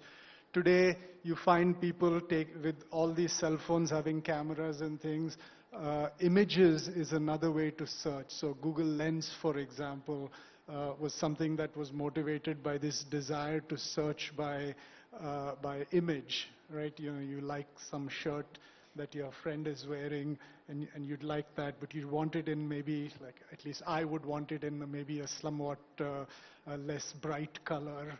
And so then how do I search for that? Well, you point at it and you say, I want that shirt, but in maybe a blue rather than the bright red that my friend is wearing, right? And so it's a new way of searching that Google Lens is enabling. And the third great example of how user needs are changing, which is leading to an evolution of search, is what we've noticed is people want to hear from other people. Right? That's like this human voice is another very big thing. You're seeing this from forums, you're seeing it from short videos of various sorts. People want to hear from other people, and so we have to evolve search to deal with that. That actually brings me to my next question. One, I don't want to call it jargon, but one term that you all keep using is multimodal, which basically means you don't just search using text, but you use voice, you use images, and so on. So is that going to be the future of search for Google? Yeah, I think multimodality is absolutely a future, and there's a good reason for that, right?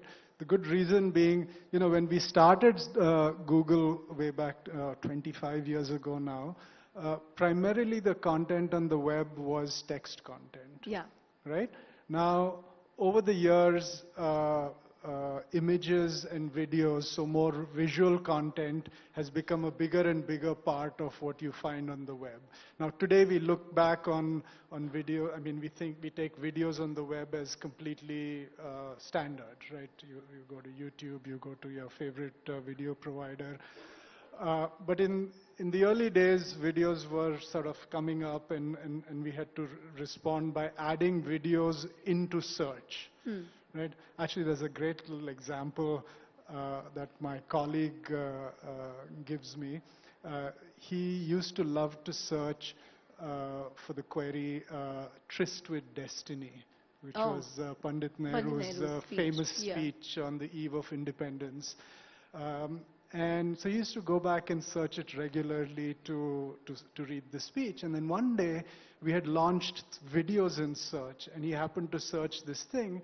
And lo and behold, he saw that there was a video of Pandit Nehru actually giving the speech. And he was just blown away, right? And so today this might not seem so awesome, but at that time it was just like mind-boggling to him that this was happening. Got it. And so that's one aspect of multimodality, text, images.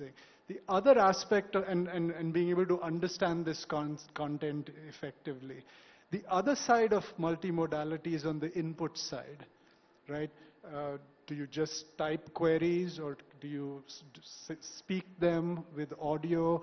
Do you give them as images? Do you give them in multiple modalities? Can you give an image and a piece of text that modifies the image in some way, right? Which together captures the intent, sort of like pointing at something and asking another question. So increasingly we're seeing people wanting to do this because it's a very natural way to ask a bunch of questions. And so the future is absolutely multimodal for all of these reasons. Got it. You know, for a significant part of this year, it almost seemed like Google was playing catch up in AI tech, despite you guys starting Google Brain so many years ago. In fact, we had Andrew Ng speak about it, earlier this morning. But do you think you have sort of, caught up now with the launch of Gemini, and you've launched Gemini Pro and so on just a few days ago? So, I guess I take a slightly different view of You don't of believe this. you were playing catch up.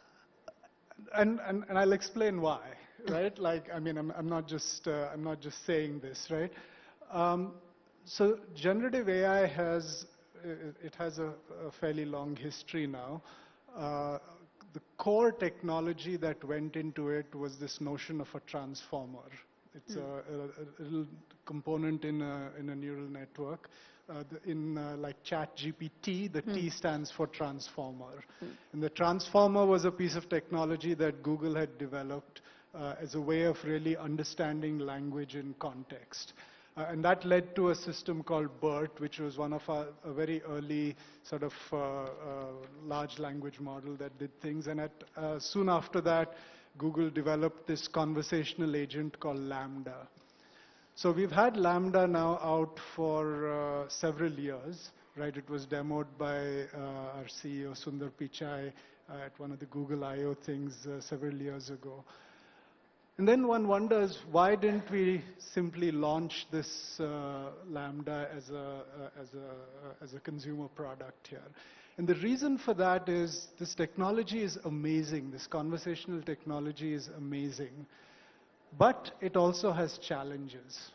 Right? It's got challenges around safety. It's got challenges around factuality and so forth.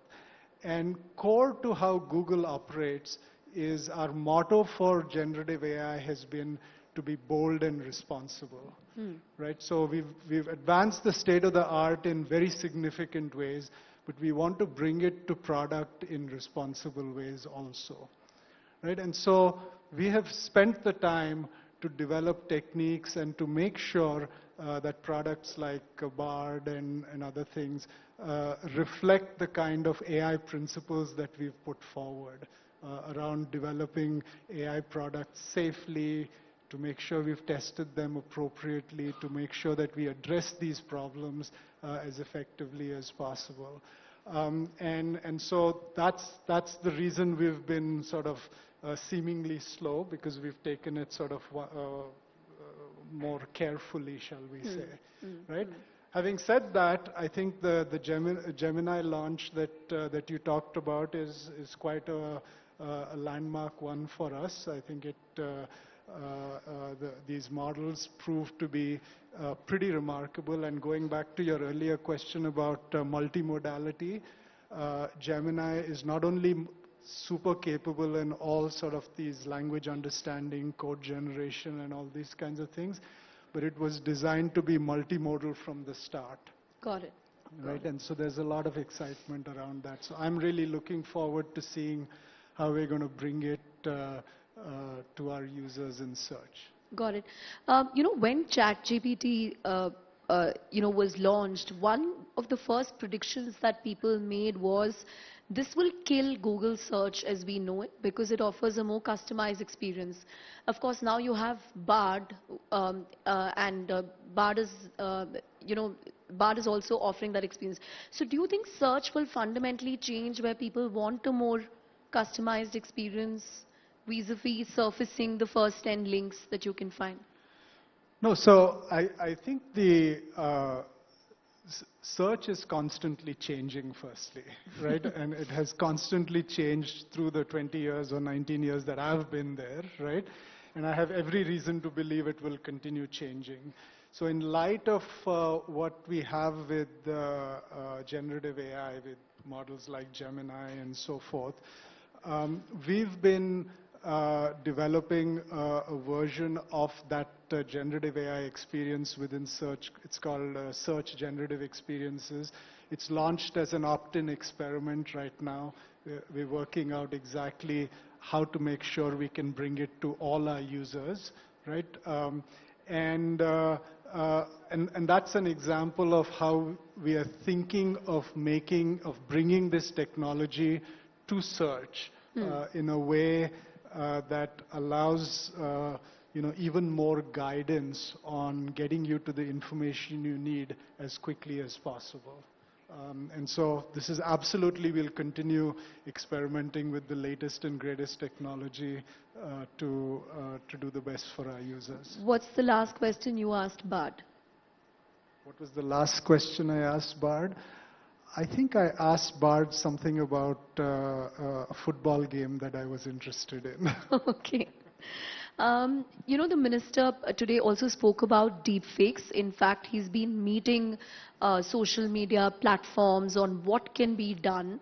And this week we saw Infosys founder Narayan Murthy, who never tweets. He put up 5 tweets clarifying that, this wasn't his video. We saw Zerodha founder, talking about deepfake as well. So it's become all pervasive. Can you technically control this? Is there something you can do with respect to labeling deepfakes? Because I'm sure YouTube, will be one of the means through which this is disseminated apart from Instagram and so on. So is it possible? Is that something that you're seriously looking at? Yeah, I think there's a number of different things to point out here. This is part of that responsibility part that I've been talking about, and the AI principles that sort of guide us in this regard. We've done a bunch of things. Your question is specifically about deepfakes, so let me sort of address that. Part of it. Part of the thing that we do in these cases is we want to help people understand the content that they encounter online. We want to give them more context on that so that they can decide for themselves whether something is AI generated, something is fake or not. Right? And so an example of something we've done is recently, as part of Google search, we launched something called About This Image. Right? And the idea there is you can give it an image and it will tell you where and when that image first appeared on the web and where else it appears on a news site or a fact-checking site or on social media or whatever. And the idea is you can use this tool to get more context about where this image came from, right? And learn context about this image. So you can decide, for example, if it's on a fact-checking site, maybe the fact check tells you this is an AI generated, it's a fake image, it's not a real image of a faked moon landing or something like that, right? And so we are very gung-ho about giving you context. On the other side, in cases where there is sort of AI generated content coming along, Google DeepMind, for example, has generated this watermarking technology called SynthID, right? That you can add to your AI-generated images. And the neat thing about these SynthID watermarks is that they're detectable even after you modify the image in various ways. You add a filter, you change some colors, you save it in some lossy compression format, you can still detect the watermark. We expect to be able to share this with publishers and creators. And the idea is they can add these watermarks to their AI-generated images in this thing, which then will allow labeling of those images in Google search.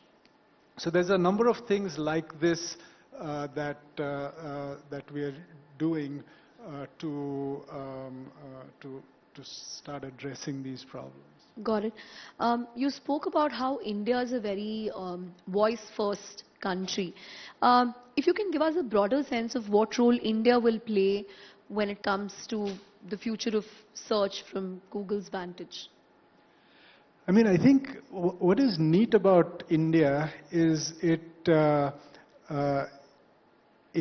forces us to think about a lot of interesting problems. I think voice first is a great example of it. But another really important problem that India really highlights is language, different languages, right? And so we've done a lot of work even in search to use things like Google Translate, for example, right? Like we've been for several years now, we've been trying to improve the search experience for our Hindi users and our local language users, right?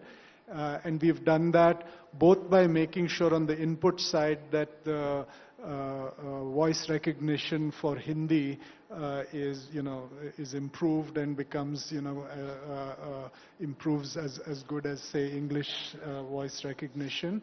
But on the other side, to not only just improve the search experience for Hindi users, but in terms of the content sparsity that there is in there compared to, say, our English users, we found ways to automatically translate sort of high quality English documents, locally relevant English documents, ranging from Wikipedia to other local sites, and then surface them on the Hindi search experience in Hindi and give access to users.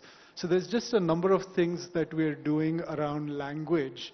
I think earlier on there was talk with Manish Gupta from Google where he talked about the Vani project that is part of Bhashini, where they're also very interested in speech recognition for a variety of different languages. So this is a great example of things. And then, of course, there's the multimodality, the image photo first things that are very central to the kinds of things that users do here.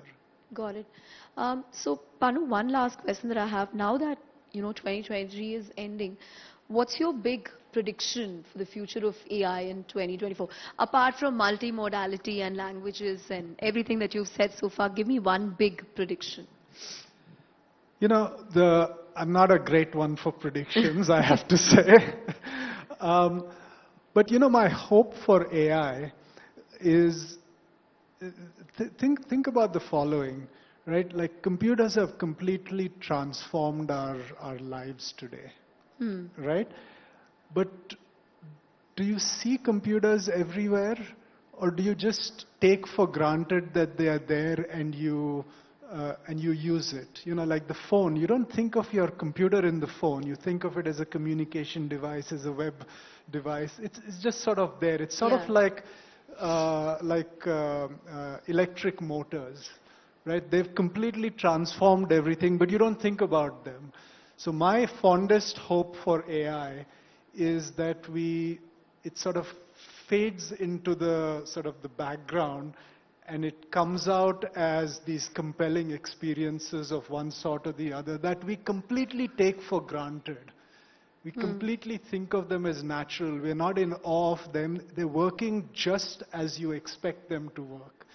And what AI is doing is it's the technology that is going to make our experiences be seamless, right? And so I don't have a specific prediction for next year or anything, but I see that, even when we talk about voice first, why is that compelling? It's because we naturally talk to each other. And so when you talk to your phone, it should appear natural like that, right? And so I think of AI in those terms, that it's going to create for us experiences that are seamless, they'll be natural, we won't think twice about them because they're working the way they should. Got it. I can't let you go without asking you, how does one crack this search engine optimization or SEO thing? Give me some tips and tricks. We struggle every day. We use Google Analytics and Chartbeat, spend a lot of time on keywords, but give me some tips and tricks. The single most important tip... Don't tell me create good content. ...is serve your users. Serve your users. Serve your users is the Give single most important actionable. thing. That is the most actionable thing. Everything else is not useful. If you serve your users, I guarantee you will do well. Okay. On that note, thank you very much, Panu, for coming all the way from Mountain View to Bengaluru for Global AI Conclave. Thank you very much. Thank you so much for having me. Thank you. Thank you, Mr. Pandu Nayak and Chandra, for that very engaging conversation. Thank you for sparing time from your schedule and being with us. And now moving along, ladies and gentlemen, what will it take to build an AI supercomputer for India? Who better to tell that than the person who is a driving force in India's data industry, even called the data center man of India. Please welcome on stage with a generous round of applause, Sunil Gupta, co-founder, managing director and CEO, Yota Data Services, in conversation with Ganesh Mahabala, director, strategic business, NVIDIA. Thank you, gentlemen, for joining us. Over to you.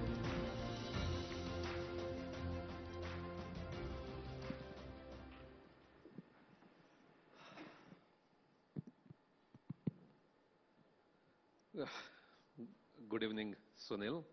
Good evening. And first of all, I must congratulate you for your journey to setting up India's largest AI supercomputing cloud. And thank you for choosing NVIDIA as your partner, technology partner as well. Having said that, ever since you made the announcement, we are getting loads of people reaching us and asking us, what is this Yota Cloud, Shakti Cloud all about? When can I get it? What it offers? So I thought in the next 10-12 minutes I will discuss with you those questions which are coming up and try to get some answers to that. Sure. Yeah, so to start with, if you can just give an overview of this AI supercomputing cloud or Shakti Cloud of Yota. And also if you can specifically touch on, there are already GPU cloud services available in the market. And what is that so unique about the AI Shakti Cloud or the Shakti supercomputing cloud? And also if you can touch upon what is that unique offerings which has Shakti Cloud will be offering to the customers in India from various segments. Sure. Good evening, Bangalore. I think since morning I was attending all the sessions and you are all attending the sessions. In every session, while we are talking about creating AI modules, talent, education, academia, and many other facets which the minister also touched upon. But one facet which I think is getting discussed most, where are the GPU chips? And that is the answer we have tried to give by creating this cloud called Shakti Cloud. Shakti, as you know, is power, and GPU gives the power to run AI. So we thought it's appropriate that we Indians in India, in Indian data center, controlled by Indians, are creating a cloud for AI. So we gave it name Shakti Cloud. Essentially what we are doing is, thank you. Essentially what we are doing is, I'm a data center company. I run data center campuses in Mumbai and Delhi. In these data centers, I'm giving space, power and cooling for customers. I'm giving cloud services. By the way, by February, I'll be launching, hoping to have a credible alternative to Amazon, Google and Azure by launching another cloud called Yantra Cloud, which will be again a cloud completely built, created by, designed by, built by, operated by, controlled by Indians, so that not only your data is localized, but the machinery which is running your data, the cloud, is also owned and controlled by Indians, which I think in the current geopolitical context is very, very important. So that is Yantra Cloud. Now that this opportunity of AI came in, we thought, why not we take the first step? Because all our efforts which we are taking in creating an orchestration layer to build my cloud possibly can be used to even run on the top of GPUs. So I bring GPUs to India on a very large scale so that this problem gets over, which we all are talking about. And I also make those GPUs available on a self-service model, in a very easy to use model, to everybody who's looking forward to do that. And that is essentially Shakti Cloud. Giving some more details, we have placed the order on NVIDIA for about 16,800 GPUs. Given the overall scarcity, thankfully Jensen Huang, who came to India, met Prime Minister about 3 months back. He made a commitment to the Prime Minister that if there is a local provider who is willing to take the bait and work with us, we will be supplying GPUs to India, to that provider, come what may. There may be scarcity globally, but we will give it to India. They have kept up their promise. So in February, I will be receiving 4,800 GPUs. I will be receiving about 512L40S GPUs, which are equivalent of 800. We are putting it on a complete NVIDIA reference architecture, essentially an InfiniBand network, so that if you want to create If you want to have a one single H100, HGX box and make your model, you can do that. But if you want to have a cluster of hundreds of HGX boxes and make a large AI model, and all these boxes are connected to each other through a high speed, that 400 Gbps InfiniBand network, even that can be done. So that is what Shakti Cloud is. Huge amount of GPUs connected to each other through a fast network, being made available in a high-class data center in India by February 2024, and this 4,000 will be expanding to 16,000 by May 2024. That is what Shakti Cloud is. Fantastic, Sunil. That is fantastic for India, especially for the people who are looking at adopting AI into their development or deployment cycles. But having said that, I'm sure AI Shakti Cloud, the Yota Shakti Cloud is going to make a very high impact to the AI landscape of India.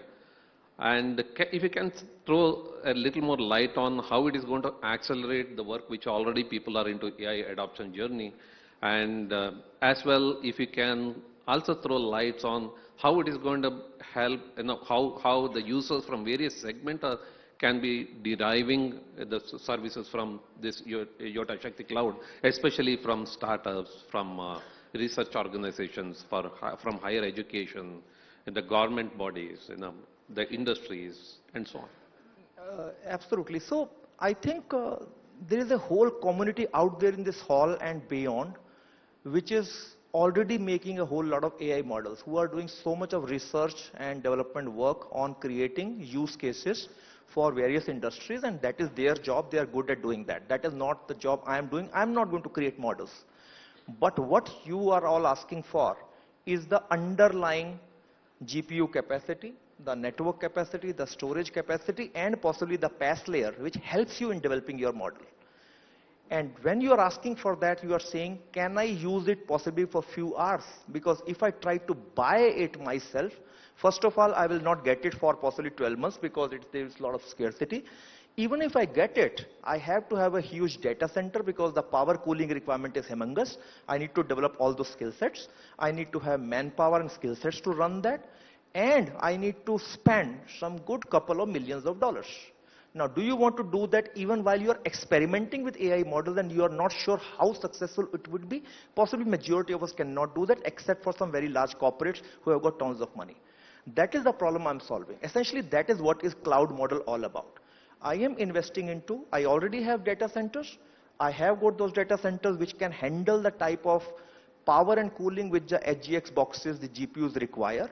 So once this is available, right, the GPUs and this whole network is available, I'm actually making it available whether it is a small startup needing a HGX one single card possibly, or a large enterprise asking for multiples of them on a usage model. So from my side, it will be, you are taking maybe, if you just want to have it for a couple of hours, it's fine. You want to take it for 1 month, it's fine. You want to take it for 1 year, 3 years, all those commercial models are available, but they are on usage model. You are not getting stuck with a requirement of millions of dollars to be spent. And I think if I make this available, you all are, adept at making great models.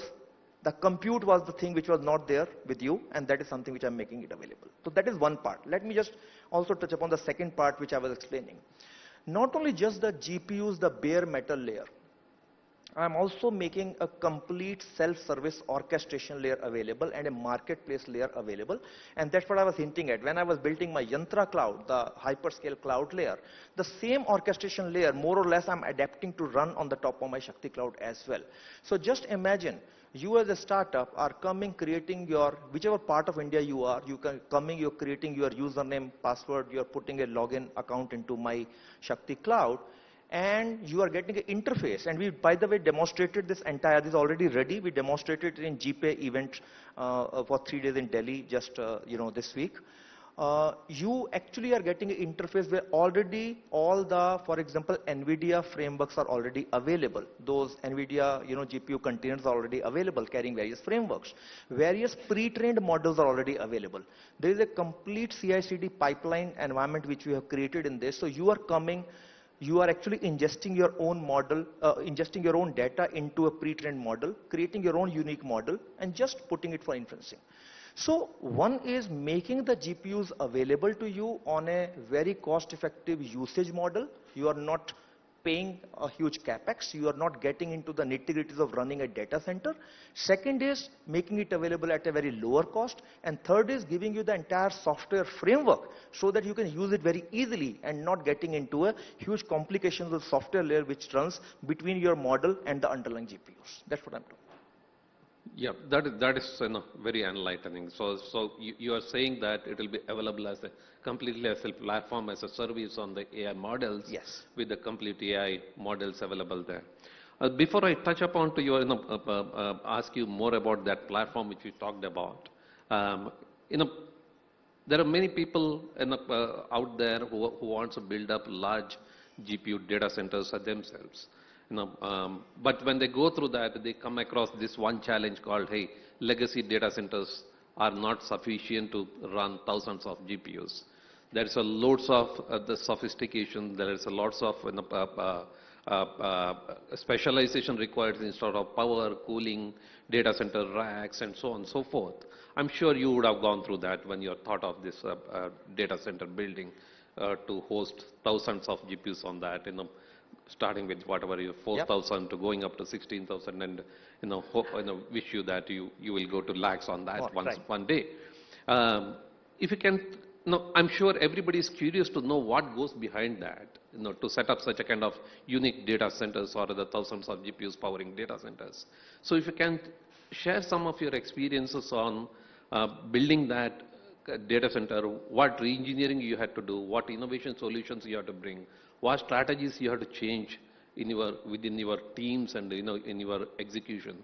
That will be quite enlightening. I think this is a great question, very, very relevant, in today's context when there are thoughts coming in our mind that, let's say even if the GPU compute, those GPUs are available to us, in which model we take it? Should we go on a hyperscale cloud operator, or I can just purchase it from NVIDIA and possibly run it in my own office, put up a rack, put up those servers in some racks and start doing it, or maybe co-locating into some data center? What is the model I should adopt? I can tell you that I have been into data center for 30 years now. And in the last 7 or 8 years, I might have built some very large-scale data centers which are hosting the hyperscale cloud operators and some of the most mission-critical loads of cloud operators and governments and enterprises, all of them. And the data centers which I made in Yotta, the Bombay and Delhi one, I thought they are like the ultimate ones. Any type of use cases coming in, I can handle them.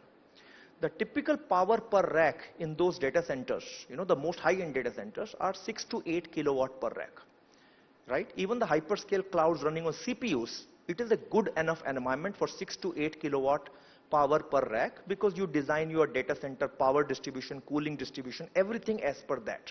And most of you are familiar with data center, how air comes from below the rack and cools the racks and all. Now imagine when I got into conversations for the last couple of months with the NVIDIA global team, that now I need to put GPUs.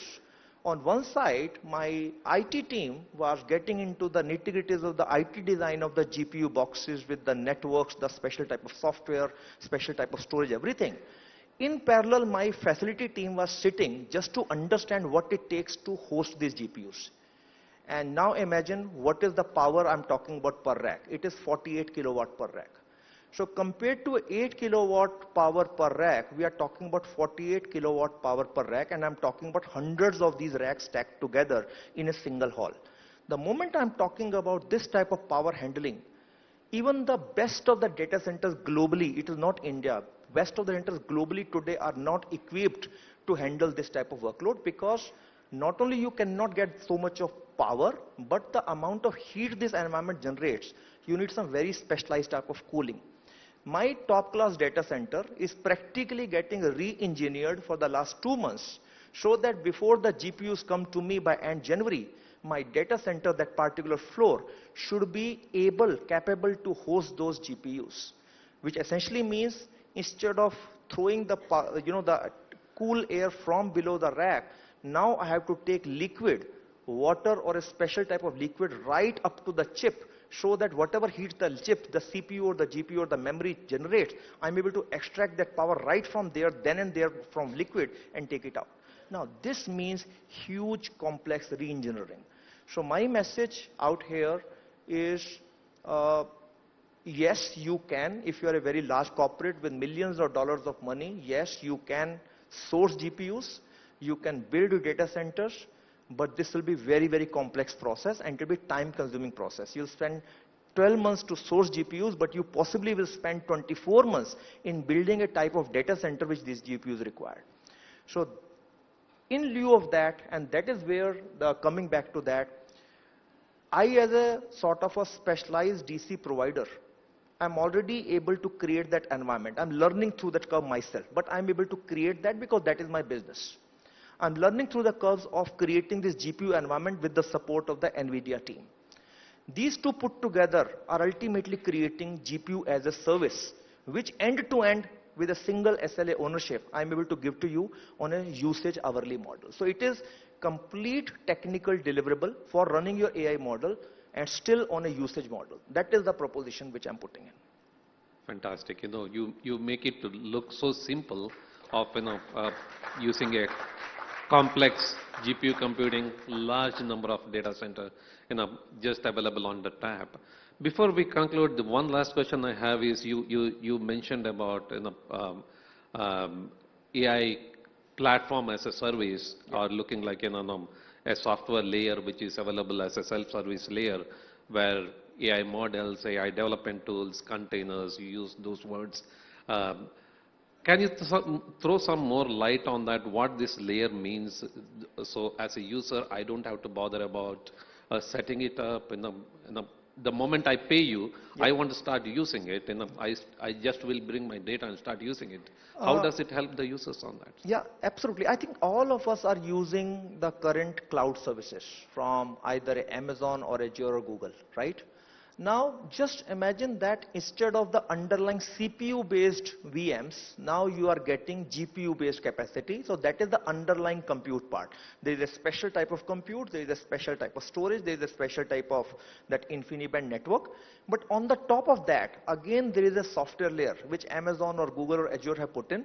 So you get a very simple interface, and you go create your account on that AWS and start using their variety of compute services, right? You also must have seen a marketplace there. So not only you consume Amazon services, but also you can consume a lot of application services, which are third-party applications, which people have put in Amazon marketplace, so you can consume even those applications. You click on those applications, necessary resources get aligned, and you are able to consume those applications on a usage model right from Amazon Cloud. Now, the same software layer you are putting in on the top of GPUs, and that is what the layer I'm talking about. I created my Yantra cloud, putting that layer. I was developing that layer in-house, again saying the Indian word again. It is completely developed in India by Indians, will be created by Indians and controlled and operated by Indians. Similar way, I created the same open source based layer for Shakti Cloud as well, right? So that you are coming and you're not being bothered about manually how I will make the GPUs available to you. Even on the day of launch, and I showed you, to the audience on GPay, that even if you are purchasing a pure bare metal from me, you don't need to sign an offline contract with me. You will be able to come on my portal, you will be able to see the selection of the GPUs I have available. You put their operating system, choose some more parameters, and just go to a payment gateway or whatever, pay the whatever charges, and your bare metal is available to you. That is how you do it for cloud as well. And second, as I said, that beyond bare metal, we will be putting in, along with NVIDIA, along with open source community, a whole lot of pre-trained models and the frameworks which help you in creating those AI models. But the models which you create as startups, ultimately you also want the bigger community to start using those models. You also want to market those models. My marketplace also will be inviting all of you to put your models in my marketplace, so that the end users who you are targeting can start consuming your model also from my marketplace itself. So in a way, Shakti Cloud is not only giving you the compute and the framework to develop your models, it is also going to help you in marketing your models and the output which you want to give to your end customers. And that's what the layer I'm talking about. So one last question. So when will this be available? When can I start clicking on your portal and start reserving it for me? So the production environment, which will be commercially available as early as February, we are targeting 15th February. The development environment, the UAT environment is available even now. We have not made it public, but we were demonstrating it in a Delhi event. If the time would have permitted, we would have demonstrated in this event also. So it is, I would say, technically completely ready. We are obviously waiting for the big guys, NVIDIA guys, to give us the chips. The data center is getting ready. By mid-February, we can expect that all the problems which we were talking since morning about whether in India we'll get the GPUs or not on a usage model, on a very cost-effective model, I think very modestly that those problems we are able to overcome. We'll be supplying those GPUs to the entire Indian community right in mid-February.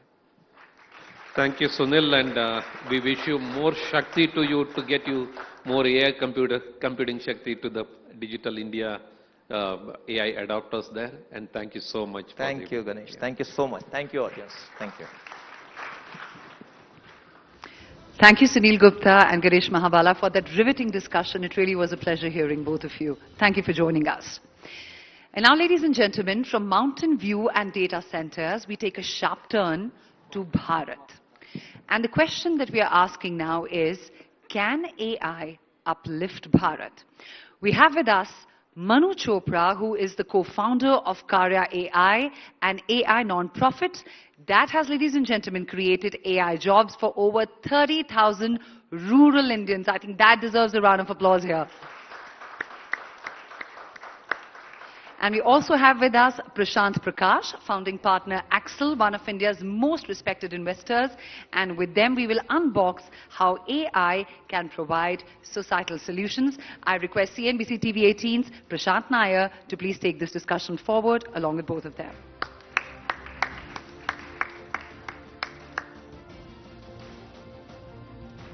Thank you for joining us, gentlemen. Over to you, Prashant. Check.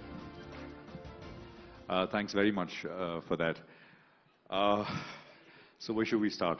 You know, when we said, can AI uplift Bharat, I thought, top down when we think from 30,000 feet, the big problems of Bharat, rural India, are jobs, healthcare, education, and access to capital, finance.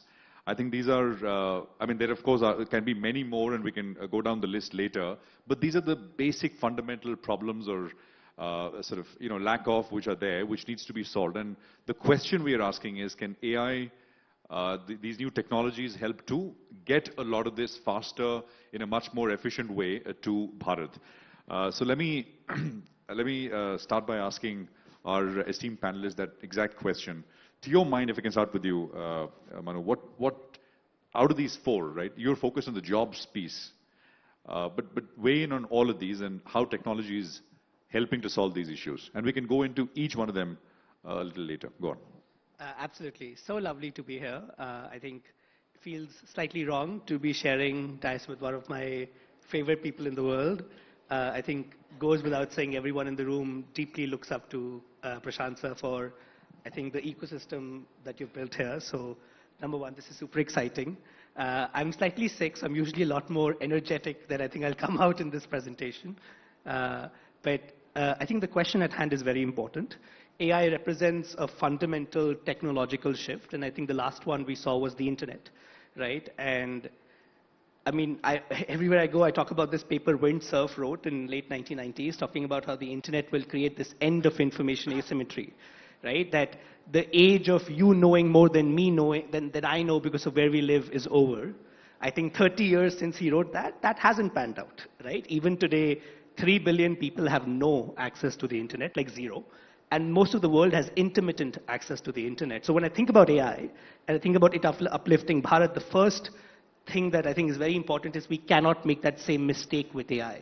We simply cannot afford to repeat that same situation, right? So from day one, we have to think about how AI solutions that we build will serve everyone, not just the few that, live in, as Sajid Pai calls it, India 1 or India 1 Alpha, right? I think that's very, very important. I think what we are doing at Karya is using AI to build livelihoods for rural communities. The AI sector has created a lot of new jobs that didn't exist before. Our goal is to train rural communities to do that work. I think we will see a transformative shift in the kind of livelihood opportunities that will be available for people. And I think that will also create knock-on effects on ways we educate our communities, ways we provide healthcare, better healthcare outcomes to them, the way we give them access to financial literacy and stuff like that. So I think very exciting times ahead. And I think from where we sit at Karya, we see a very, very optimistic picture of the future, which is that this could truly be a giant enabler in bringing opportunities that haven't come in the past. You know, Manu, for the uninitiated, right, somebody looking from the outside, when we talk Bharat, we are talking about low literacy levels, we're talking about access to all of these things being much lower than sort of urban centers, etc.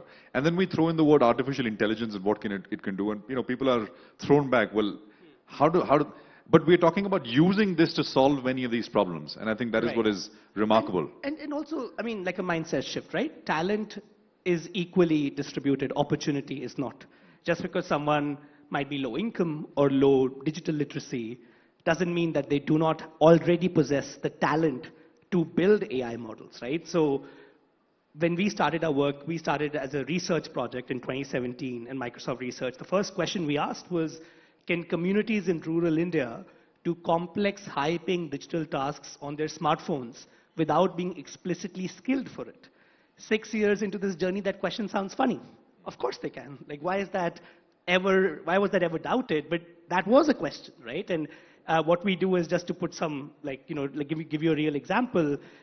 We heard from Mr. Amitabh Nag earlier today, who was talking about Bhashini, right? So Bhashini is open sourcing these incredible data sets, building the building blocks for building AI in Indic languages. We employ communities in rural India who sit at their home and read out sentences in their mother tongue. Right? So they literally have, 78% of rural Indians now have a smartphone. They just read out sentences in their mother tongue, and they make nearly 20 times the Indian minimum wage for doing that work, because that is the fair price for that data set, right? So that's an entirely new form of work that wasn't there a few years ago, right? And I think rural Indians can both create incredible AI and can also be served by incredible AI, and it's our responsibility to do both of those things. Yeah. Prashant, if we can come to you. Yeah. Manu here has built a remarkable AI company out of India.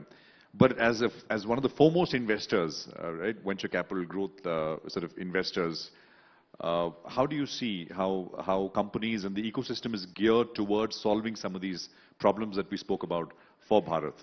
Yeah, so let me kind of frame it a little bit in terms of, where we are after 75 years, right? After 75 years, like Manu was saying, whether it's in our quality of healthcare, quality of education, ability to provide livelihoods for people who are educated and can be contributing citizens, I think we are still not come a long way, right? So and we don't have another 75 years. So in the next 25 years, you got to achieve what we couldn't achieve in 75 years. And while internet was one big promise, and it has, of course, delivered on some of it, I think you need a combination of next level of disruptive thinking.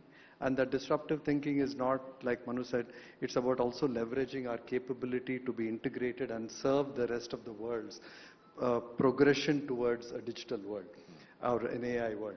So I think the aspect that we really need to kind of keep in mind is, one is while we consume for ourselves and while we serve AI to solve for healthcare, education, we also need to figure out how do we participate in this whole global digital AI transformation. And that's where I like what Manu is doing. It's a good example of how you can pull millions of people out of otherwise would have either migrated to the city and would be doing very menial jobs, or would be in rural areas and would not be productive, right?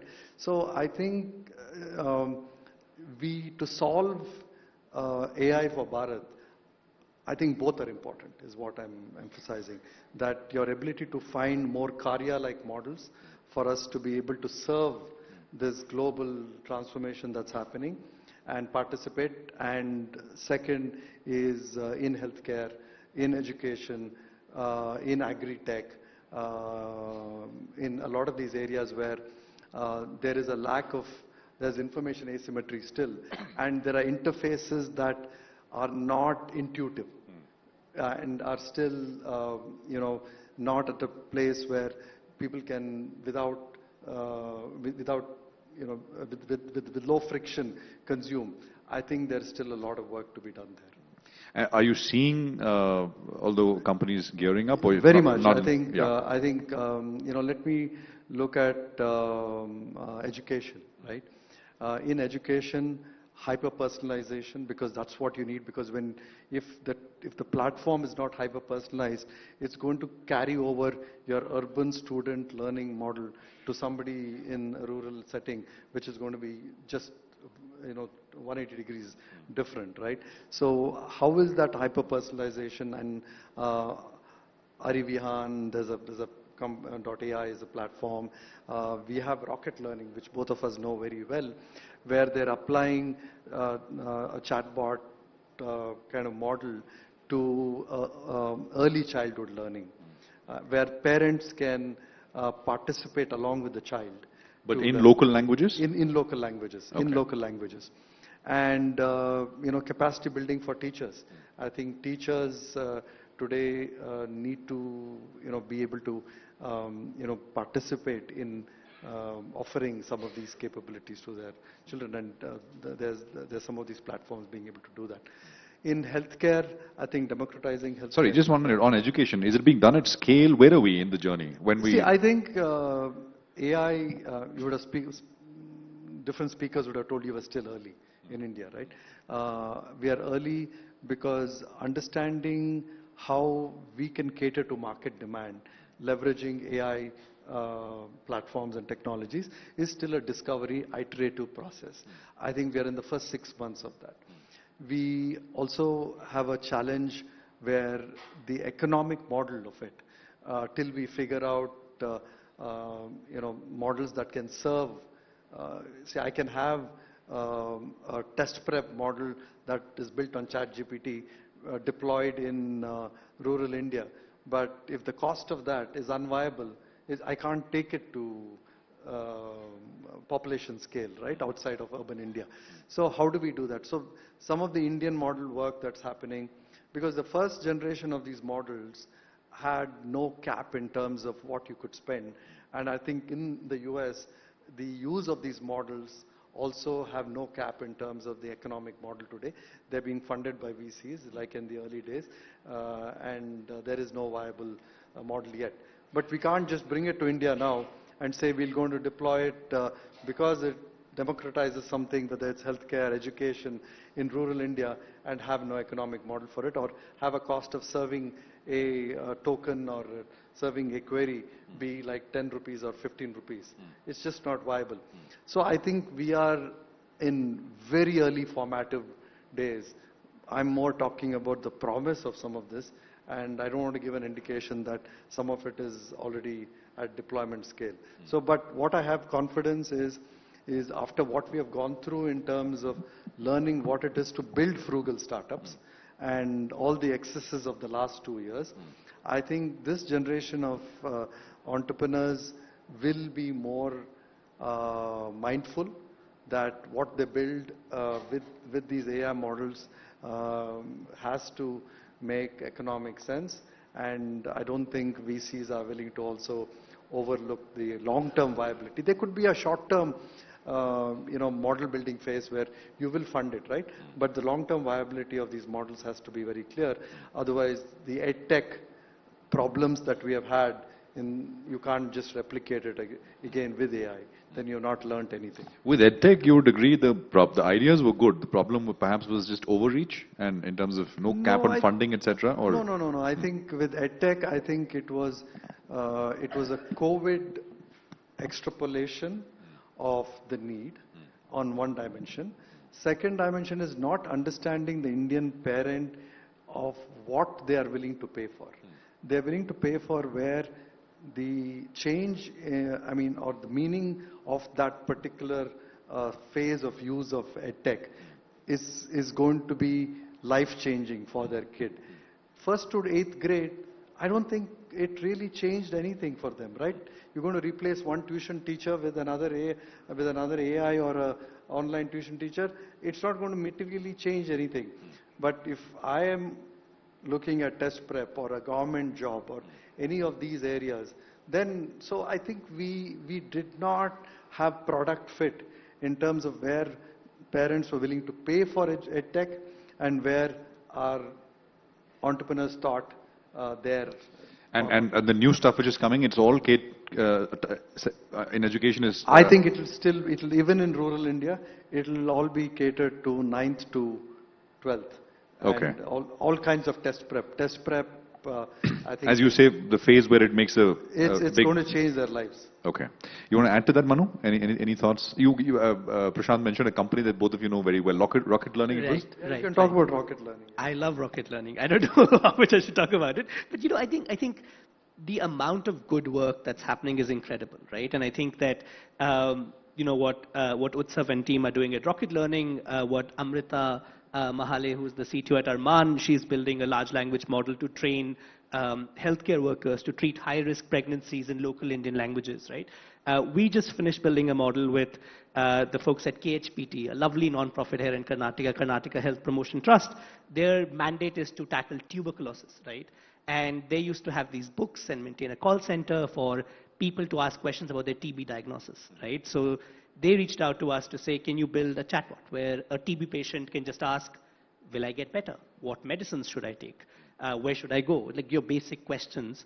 And to build that model, we employed tuberculosis patients. We employed over 1,000 of them, brought critical supplementary income to them for them to fine-tune a model, then built that app for them, which is now serves them, right? And it's all set to serve 1 million plus TB patients in the state, right? So I think you will see some transformative outcomes, right? And I think the way to think about AI, the way I like thinking about AI is of it as a 100x solution, right? Because it has the power to bypass a lot of societal issues we've been tackling. And there's a story that's coming to my mind that I've never said in public, but I would love to share. We've been doing this for 6 years. We knock doors when we go to villages. I get to do less of it because Jeevita ma'am, who's our director of operations, now does all of this for me. But back in the early days, where it was just my co-founder and I, we would knock doors. And we found ourselves in rural Rajasthan, in one of the in the most economically constrained district in the state. And this man opened the door, and I don't lose my temper easily. And I said, hey, we have a job, and it would be for your wife, because this is for women in the community. Can I please meet your wife? And he said in the most crass Hindi possible, my wife doesn't work, right? And I lost my temper and retorted back and was allowed to then see his wife. And his last words to me was, you can try giving her a job. She can't do it. She's useless, right? Which is, and I told her what the job was, which was recording sentences in Marwari and building a language model in Marwari. In her 2 weeks doing the work, she made a little over 15,000 rupees, which was more money than he had made all of last year, right? So the story gets better. The next time we went to her house, she opened the door, not him. And she was sitting on the sofa, which I love, and both legs up, and she was still doing karya work. And when I came in, she turned to him and said, chai bana ke aao, right? And he was in the kitchen making chai, right? I'm not trying to suggest that we change someone's patriarchal mindsets in 2 weeks. That's not possible, right? But who you build for, who you give power to, who you give wealth to changes things, right? And AI can help us in that journey, right? Which is we can change and we can be more equitable, is what I'm trying to say, right? We need to help work with everyone, right? And I think across education, right? So what Rocket Learning is doing is transformative because they're working with communities we haven't been able to serve before. They're non-profit, so amazing people like Prashant sir fund them to allow them to reach to places where the market hasn't been able to reach, right? If I look at what Arman is doing with healthcare, it's the same thing.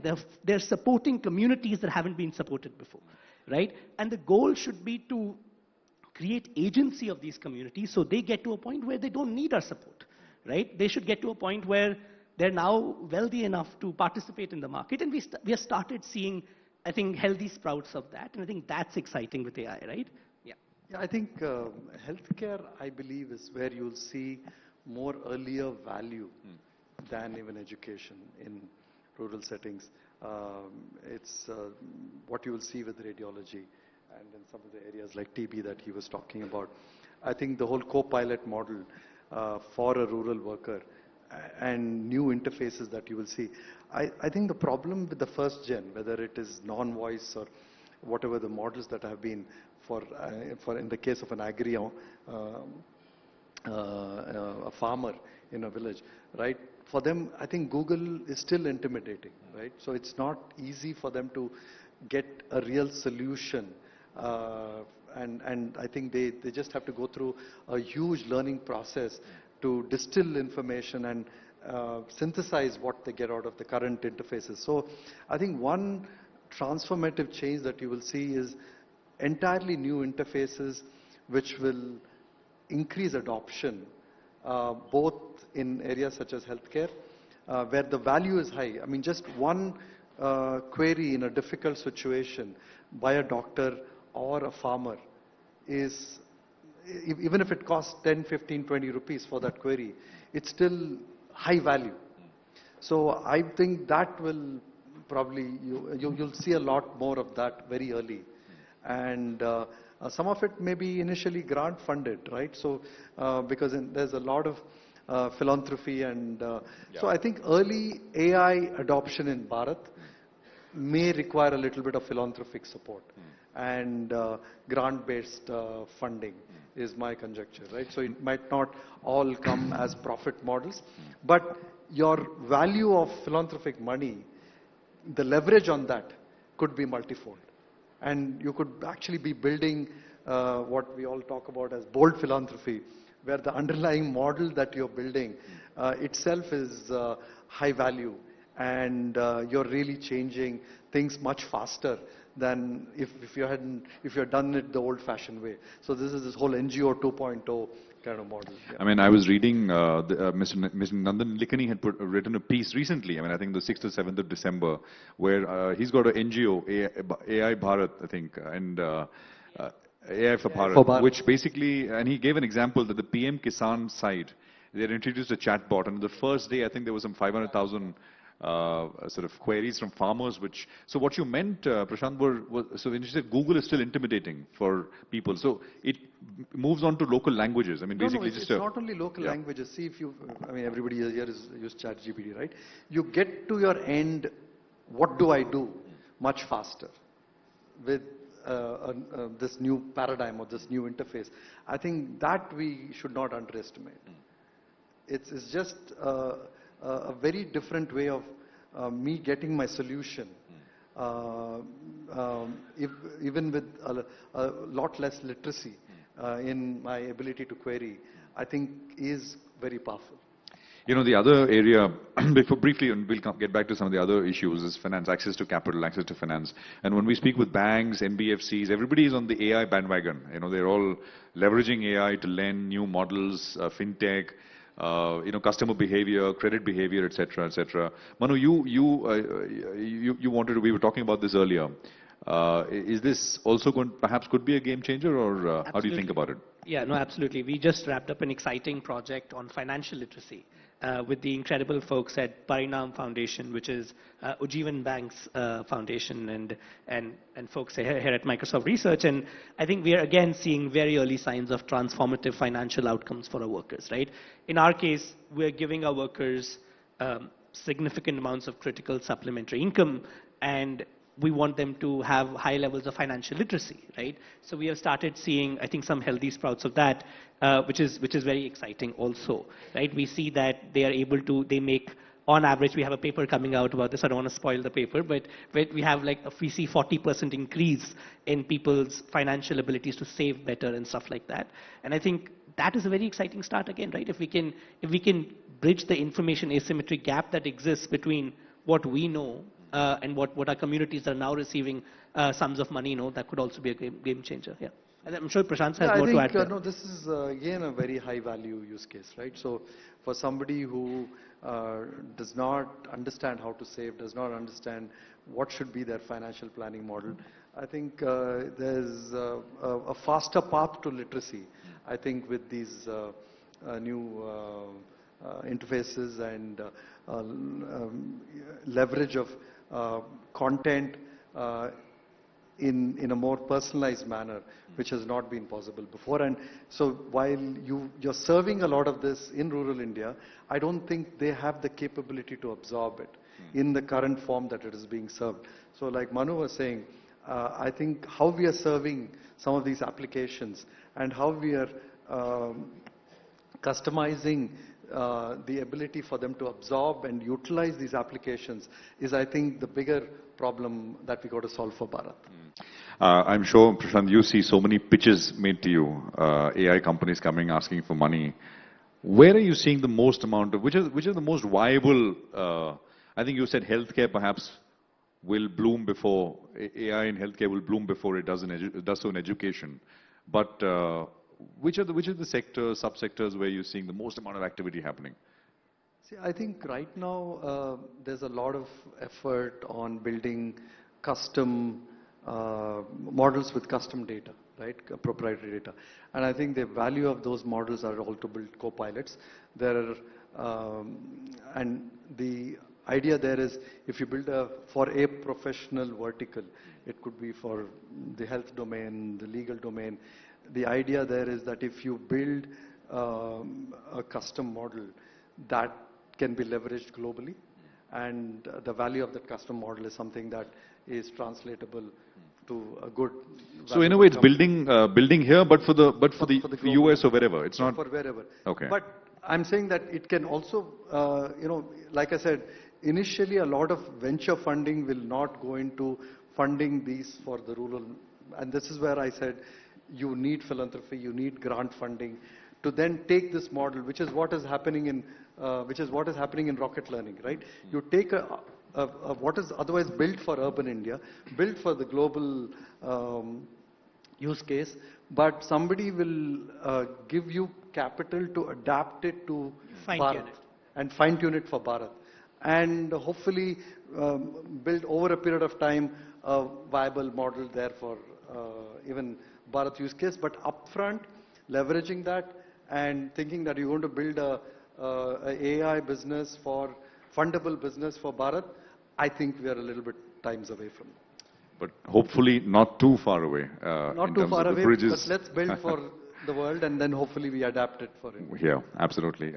Those, by the way, were my marching orders. So we're going to wrap it up here. Thank you so much, both of you, for a very enjoyable conversation. Thank you. Thank you. Thank you.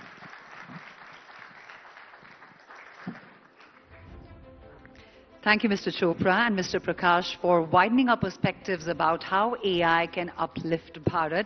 And thank you so much, Prashant, once again, for taking the discussion forward. Moving on, ladies and gentlemen, now, when you have an AI startup, funding can't be far behind. And who better to decode not only the AI funding cycle, but the broader funding environment. We are delighted to welcome on stage Shailendra Singh, Managing Director and leader of Peak 15, one of the most active VC firms in India and Southeast Asia. Ladies and gentlemen, the firm has $9 billion committed capital, over 400 active companies, and is an early investor in over 50 unicorns in the region, over 40% of India's unicorns. I think that deserves a big round of applause. Let's welcome Chandra along with him to take the conversation forward. Mr. Shailendra Singh, Managing Director and leader of Peak 15. A very warm welcome to you, Mr. Singh.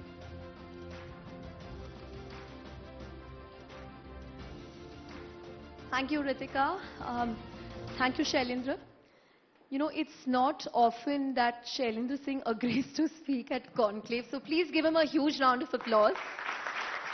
One of India's most active investors, I think easily the biggest one. I'm very honored to be here. Thank you for having me. I tried telling Chandra I'm not an AI expert. I think I keep telling you that. Mike. Is this better? Yeah. Thank you. I tried telling Chandra that, Chandra, I'm not an AI expert, and you're better off having other people in my team, because normally when I'm going to go speak at these events, they'll give me some, AI trends and other stuff to read beforehand. And yet she I'm not an insisted. AI expert either, so we are good. Yeah, okay, all right. With that caveat, But Shailendra, I remember reading something on Twitter. I think it was at some VC event. So when two VCs walked up on stage, they walked up with blankets, and people asked them why. And they said, "You guys keep saying funding winter all the time. So you don't have a blanket. So should we assume that there's no funding winter is ending? What signals are you sending?" Yeah, you're getting me started on a favorite topic. First, I think times when capital is scarce are actually very good times. So I always think, I hope such times last, not because we want great deals or we want startups to struggle. But basically, look, all times when capital is scarce, it pushes founders to build a much higher quality company. And so it pushes founders to build a much sharper value proposition, to price well, to build an economically efficient businesses. There's less wasteful spending. The people they hired are less entitled. People don't accept offers and then not join, which is a common thing, right? Like in the industry. And so actually founders find that it's a better time to build companies during times when capital is scarce, often also referred to as funding winter or what have you. So I actually think this has been a really good phase these last couple of years. And I do suspect it will change quickly. As we were just chatting outside, I think tech investing will pick up pretty rapidly in the next few months. But it's a healthy phase, and at least we've been pretty active. I just finished a full day session with our Surge team, for this annual planning session, and we have made, I think, 28 investments from the seed and Surge, pocket since June last year. So actually, we've been pretty active in the early stages, and I don't think it's been truly a winter, but I think it's been maybe fall, but hopefully we'll skip winter, go straight to spring. Great. This has also been an exciting year for you because you almost got a new identity, right, from Sequoia India to Peak 15. And I remember talking to you when that rebranding happened, and we were still figuring out, should we call this Peak XV, Peak 15? Yes. What is Peak 15? It's something related to Mount Everest or Himalayas or something like that. Correct. But how has it been in the last few months? Has it impacted the perception you have in the market? Because then there was a sense that Sequoia is a very strong brand. You're letting go of that, adopting a completely new brand. Why should startups still take term sheets from you if you do not have that global parent backing you up?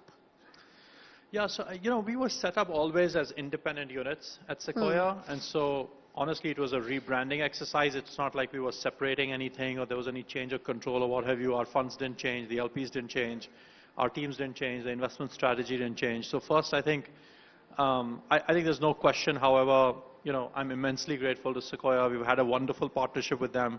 If it weren't for Sequoia's backing, as you called it, for all these 18 years before, we wouldn't have been enabled to build a reasonably large VC business in India and in Southeast Asia. And so I think they've definitely played a huge role. But we were fortunate that it happened at a time when, we were able to already invest in several dozen unicorns. We were able to have, I think now we've had 19 IPOs, including 14 since pandemic or 13 since pandemic. And so, candidly, the India market is doing super well. And the market is at a stage where, the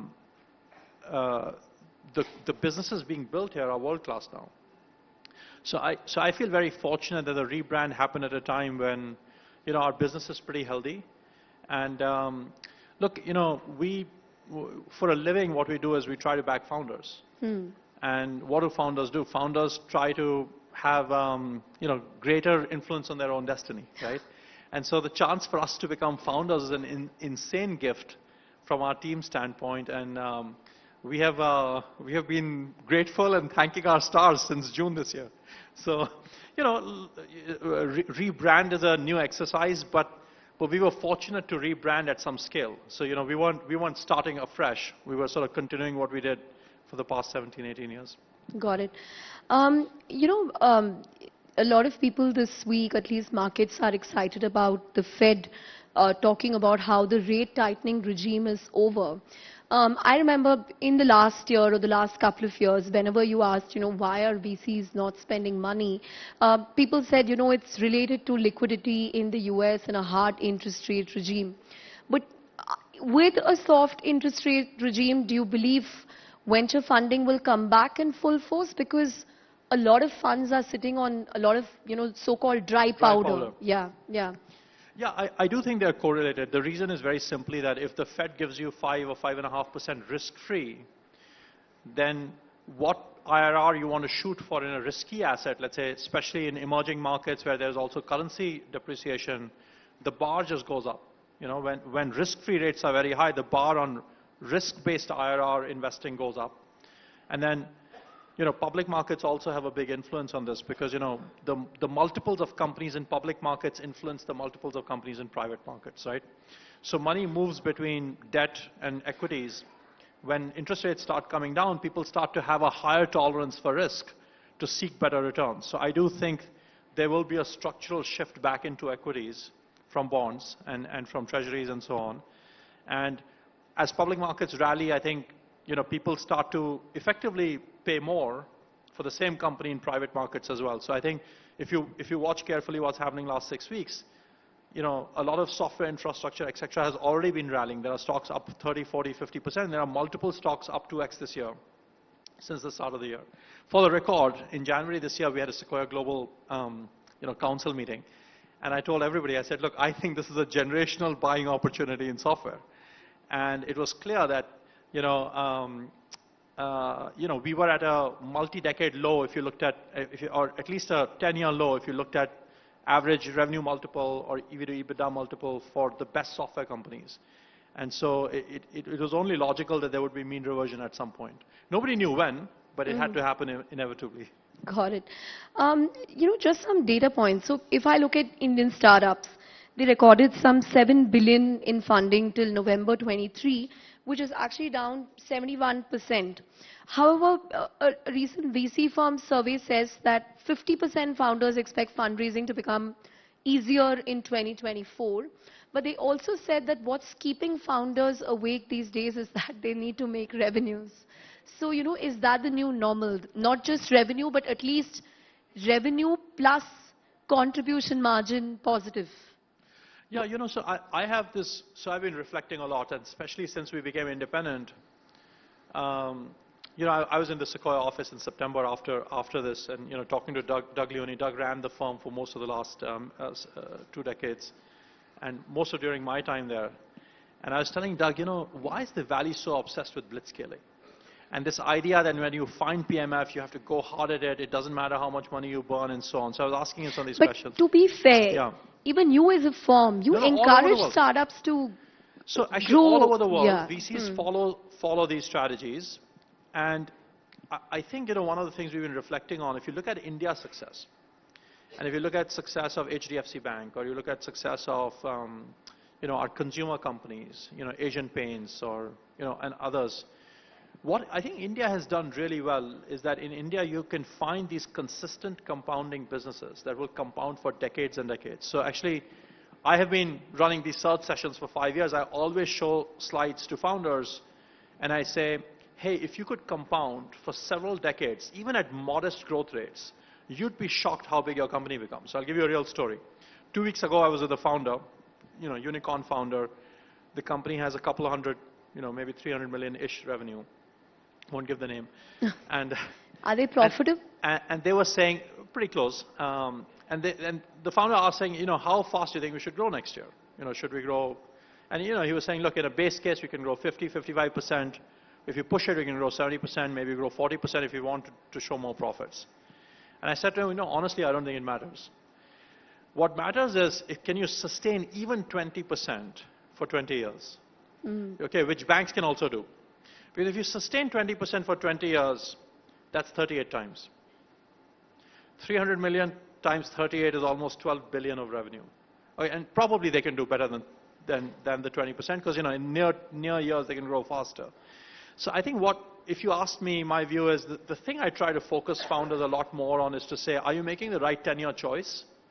Will you have a chance to build a very large company in 10 or 20 with this idea of consistent compounding? Because if we can do consistent compounding in our best companies, we'll have giant software tech companies. The current startups of today, what we call startups, they will truly become enduring enterprises worth, 50, 100, whatever $billion. This math that I just articulated, 20 years of 20% is 38 times. This is just simple. Like if you can sustain a healthy level of compounding, that's the key. And what happens to every startup is, by the way, lots of self-goals. What happens is they try to grow too fast. They'll maybe burn up. And I always say this to founders, a unicorn, I call that an adolescent company. And what happens and by the way, my daughter is 13 years old, okay? So what happens in adolescence is people have very high potential. They're already very smart. Kids are very smart, okay? And they can fully argue with you, their logic is fully developed, their intellect is developed, but they don't yet have control over their emotions, okay? So they can't fully control their powers, okay? They might still throw a tantrum, they might still get easily upset, they might still scream at you. Okay, so I think of unicorns as adolescents. Their potential is sort of demonstrated, but they haven't yet built the full muscle, and they haven't gotten to enough of a steady cadence in life yet. They've yet to discover some things about the world. Okay, and many have yet to discover free cash flow. Many have yet to discover that there's no endless stream of capital raising and so on and so forth. Many have to discover that, hey, good governance will get you a better multiple in public markets, right? So again, coming back, look, I think for India, one of the things that could be unique, what my hope is, one of the things that could be unique is if we try to emulate the success of the TCS, the HDFC Bank, the Asian Paints, in our startup universe where we can build these consistent compounding engines that can help build, enduring tech companies. And I think that should be our collective goal. Got it.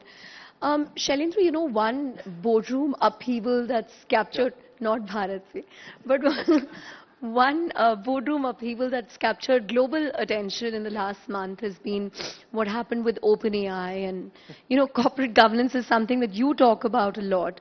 So is there something that founders, VCs, other stakeholders can learn from the OpenAI crisis? Yeah, look, it's very interesting. I find every bull cycle, look, human beings are very smart at being able to justify, exceptions, or being able to justify, why things should be different this time. Okay, we're all collectively as a group, very smart being able to do that. So, for example, in OpenAI's case, of course, they said, well, this is for the good of humanity. They created a non-profit on top and so on. Look, I'm not close enough to know what happened there. I've read the same things you've read, Chandra.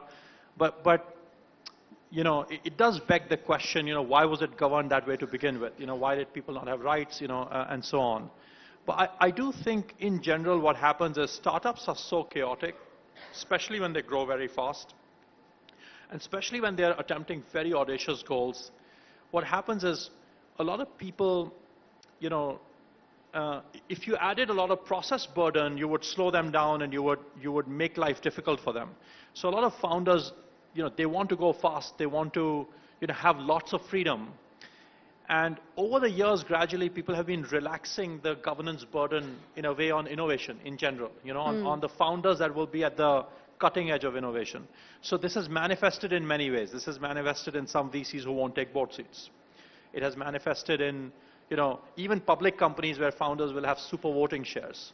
It has manifested in founders keeping board controls in various ways and so on, right? So I think what has happened, this is a gradual shift over the last, I think, 10, 20 years.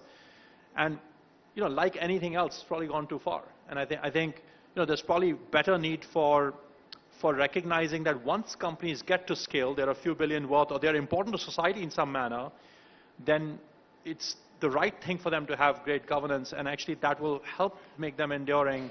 It'll help create the path for the 20-year, success and so on. Is that something that VCs are also looking at more closely now, at least in India, in terms of governance, the filters they apply? Because we hear about how, the levels of checks have gone up significantly. Correct. the phase where you would sign a term sheet over a weekend is perhaps over? So actually, I think those things, very honestly speaking, another bull markets come, some new investor will try to differentiate themselves by moving fast. Okay, so some new. I'm just telling you what I've now seen enough ups and downs, over the last 18 years. A new bull cycle will come in some quarters, and then somebody new will be excited. Look, I mean, it's no secret. India is the most exciting place in the world to be investing right now. We get so many pings all the time from people saying, "Hey, what's going on in India? Will you educate us? We are coming to India. Will you meet us?" And so, people will start to differentiate themselves, saying, "Hey, we do less process, we do less diligence. We'll sign a term sheet quickly." I mean, in 2021, we would hear things like, "We'll wire you money first, we'll do the documents later." Some from funds, in other parts of the world, and so. Look, another bull market will come. People will do these things, but I think it's not just about the point of investing because it's a competitive dynamic at that point, and people will try to differentiate themselves in different ways. But I think it's this idea that for you to build sustainably and consistently well for several decades, you then need to subsequently have some guardrails how around a companies run well and govern well. And I think it's especially relevant when companies get to triple-digit million revenue. So when a company is $2, $3, $5, $7 million revenue, if you put a lot of governance around them, honestly, you will stifle some innovation. Right. And you will make them move slower than they should at that stage.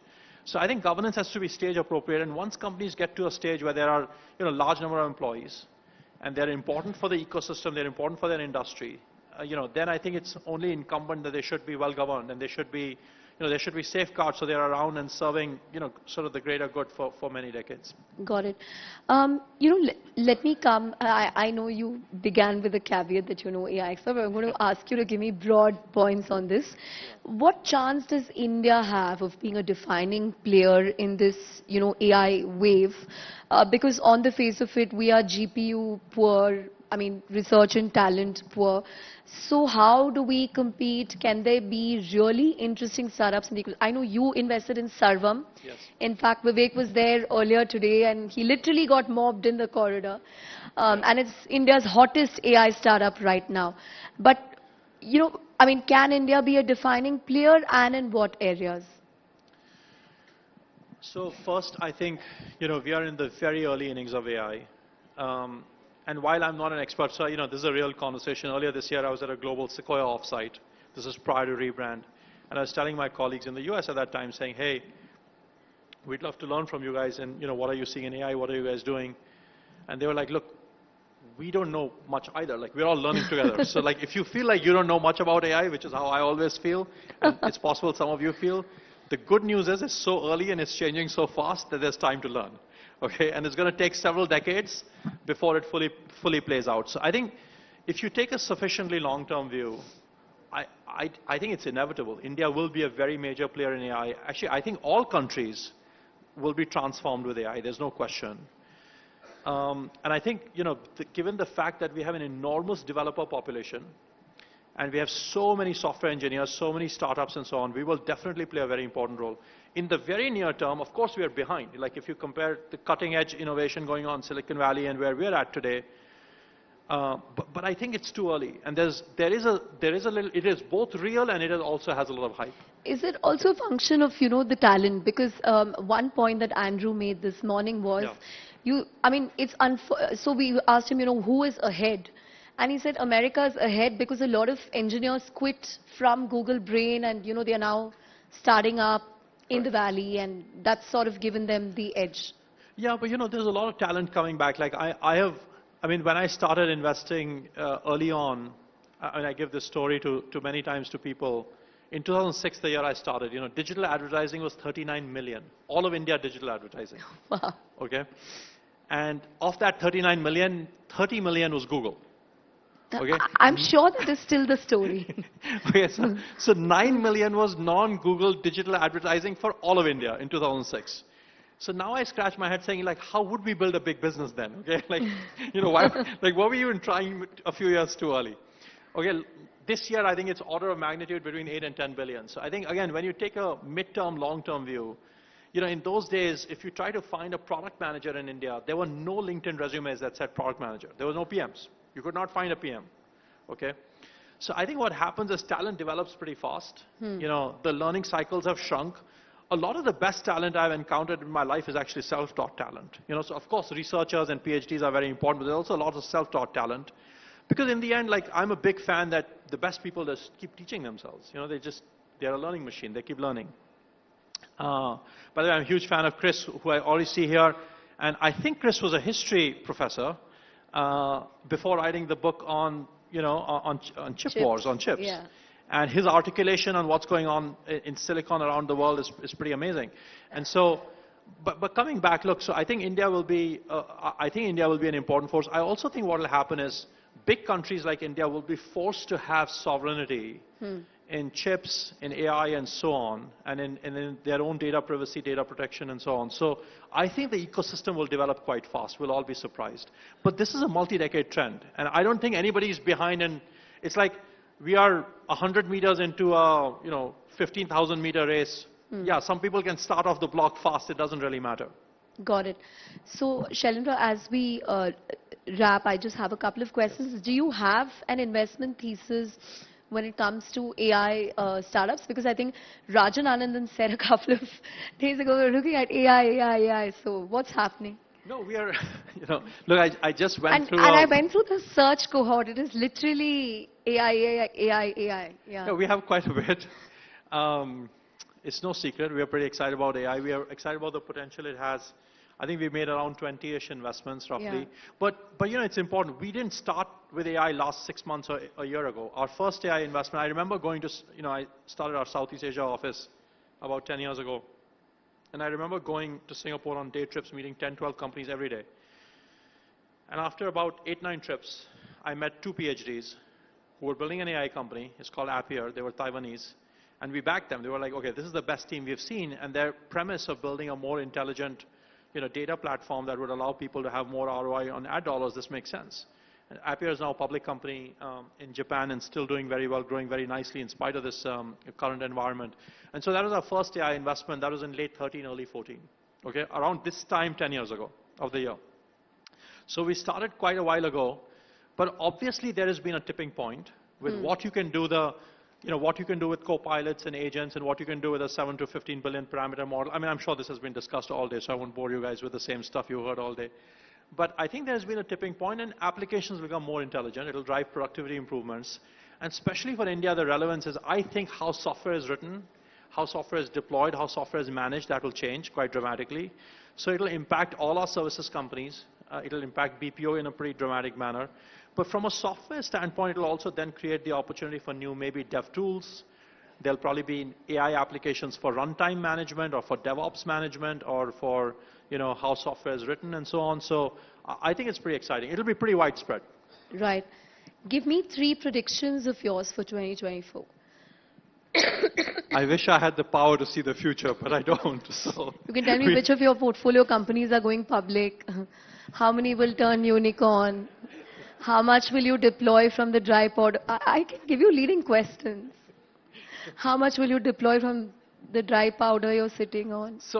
Mamaearth went public recently. Yeah, we were very fortunate to be early investors in Mamaearth, and it's been a very nice investment for us. And we didn't, as you know, we sold 0 shares in the IPO since, and we plan to be shareholders. On hindsight, that seems to have been a good decision after the initial. Yeah, again, the stock has done well. Yeah, again, comes back to this idea. If you believe in long-term compounding, and if you feel you have a high-quality customer proposition, it'll keep compounding over time, then it's good to be patient and stay long-term investors. But coming back to the trends. Yeah, so actually, let's forget what will happen in 2024. Because, again, it's the same way how I told my founder, it doesn't matter if you grow 50% or 70%. The question is, what do you need to do to keep growing for 20 years? So I think if you ask me, I think that's the more important question. And I think on that trajectory, I feel the India startup ecosystem is one of the best places in the world. Because, as Rajan calls it, you refer to Rajan. Rajan says, we have these twin engines of innovation. We have this outbound innovation where we can build companies from India for the world. And we have obviously amazing things happening domestically, whether it's India Stack or FinTech or consumer or domestic propositions or things like Sarvam, which is tech being built for India or AI being applied for Indian problems. So I feel we have a pretty incredible ecosystem, and we are pretty bullish on the next decade. But do you expect more new economy IPOs to happen next year? I mean, the sense we've gotten from many bankers is that, people are just waiting for, I don't know, the elections to get over, and then maybe we will see a rush of IPOs, because many of them have reached that stage where they are ready to file their DRHP and so on. Yeah, so what we do, Chandra, is for many years, we have an internal metric we measure. By the way, we don't like the term unicorns because, it doesn't tell you whether a company is truly a good business or not. And, valuation is just an opinion at a point in time. Just tell you at some point in time, people were of the opinion that they should be worth so much. Okay, but what we measure is we measure how many $100 million revenue companies we have. Okay, because the reason we measure that is we think when a company crosses a $100 million revenue mark, call it roughly 800 crores, normally the 1 year forward forecast will be 30 to 100% higher because our portfolio will tend to be a higher growth on the higher growth side. So if you're forward forecasting over 1,000 crore revenue, you're a large enough company to be a public company. So then, whether it's how many taking a such company, companies do you have? correct. So that's where I was going. So what I can tell you is in early 2017 we had 5 such companies. Okay, actually end of 2017 we had 5 such companies. At the start of the pandemic, so we have a slide which shows how many and how fast they're growing over time. At the start of the pandemic, we had 17 such companies. Now we have, I think, 46 such companies in the portfolio. So we have 46 companies over $100 million in revenue. So will there be many more tech IPOs? The short answer is yes. Because, all of these companies have some now, they're at the scale where if they wanted to be, they could be public companies in some time horizon. Got it. I think we have one that went public. We had 2 last year. 5-Star Finance went public last year, and then we had an IPO in Indonesia. You also had Zomato and Freshworks. Correct. Yeah. So we are in both Zomato, Freshworks. So we've had 13 or 14 IPOs since pandemic, so we feel very fortunate. We have 3 or 4 imminently filing. But I think this 46, and I'm sure the industry has 100 of these or more, but I think there is now enough scale tech companies that we should be seeing a nice pipeline of IPOs, especially after the election. Got it. On that note, thank you very much, Harindra Singh, for speaking to us at the Money Control Global AI Conclave. Super grateful. Thank you, and I hope you will stay back for Chris's session. Yeah.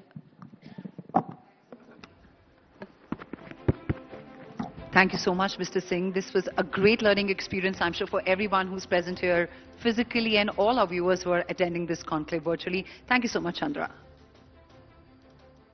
Thank you. And before we move any further, ladies and gentlemen, as we dive into the final session of this conclave, we encourage you to share your learnings about this conclave online on your social media platforms, and do not forget a hashtag, which is Global AI Conclave. And now, the final session of the day, and this one is one of the most anticipated sessions of the day, which is probably we've saved it for the last. Now, Chip War, published in October 2022, is an epic account of the decades-long battle to control microchip technology, which is indispensable to the modern world. Microchips are used in everything from missiles to microwaves, smartphones to stock market. Now, as India strives to place itself on the global map of semiconductor design and production, we are delighted to welcome Chip War author Chris Miller to gain insights into how he views the country's chip ambitions, his thoughts on the strategy employed by India to move up the electronics value chain, and whether the West's substantial chip subsidies portend deglobalization, among other issues. Joining him on stage is Rohan Murthy, the co-founder and CTO of Sirocco, an AI company pioneering new enterprise software that reshapes how organizations get work done. So, ladies and gentlemen, with a thunderous round of applause, let's welcome Mr. Chris Miller onto the stage. A very, very warm welcome to you. And please, with an equally resounding applause, let's welcome Rohan Murthy, the co-founder and CTO of Sirocco. Over to you, gentlemen.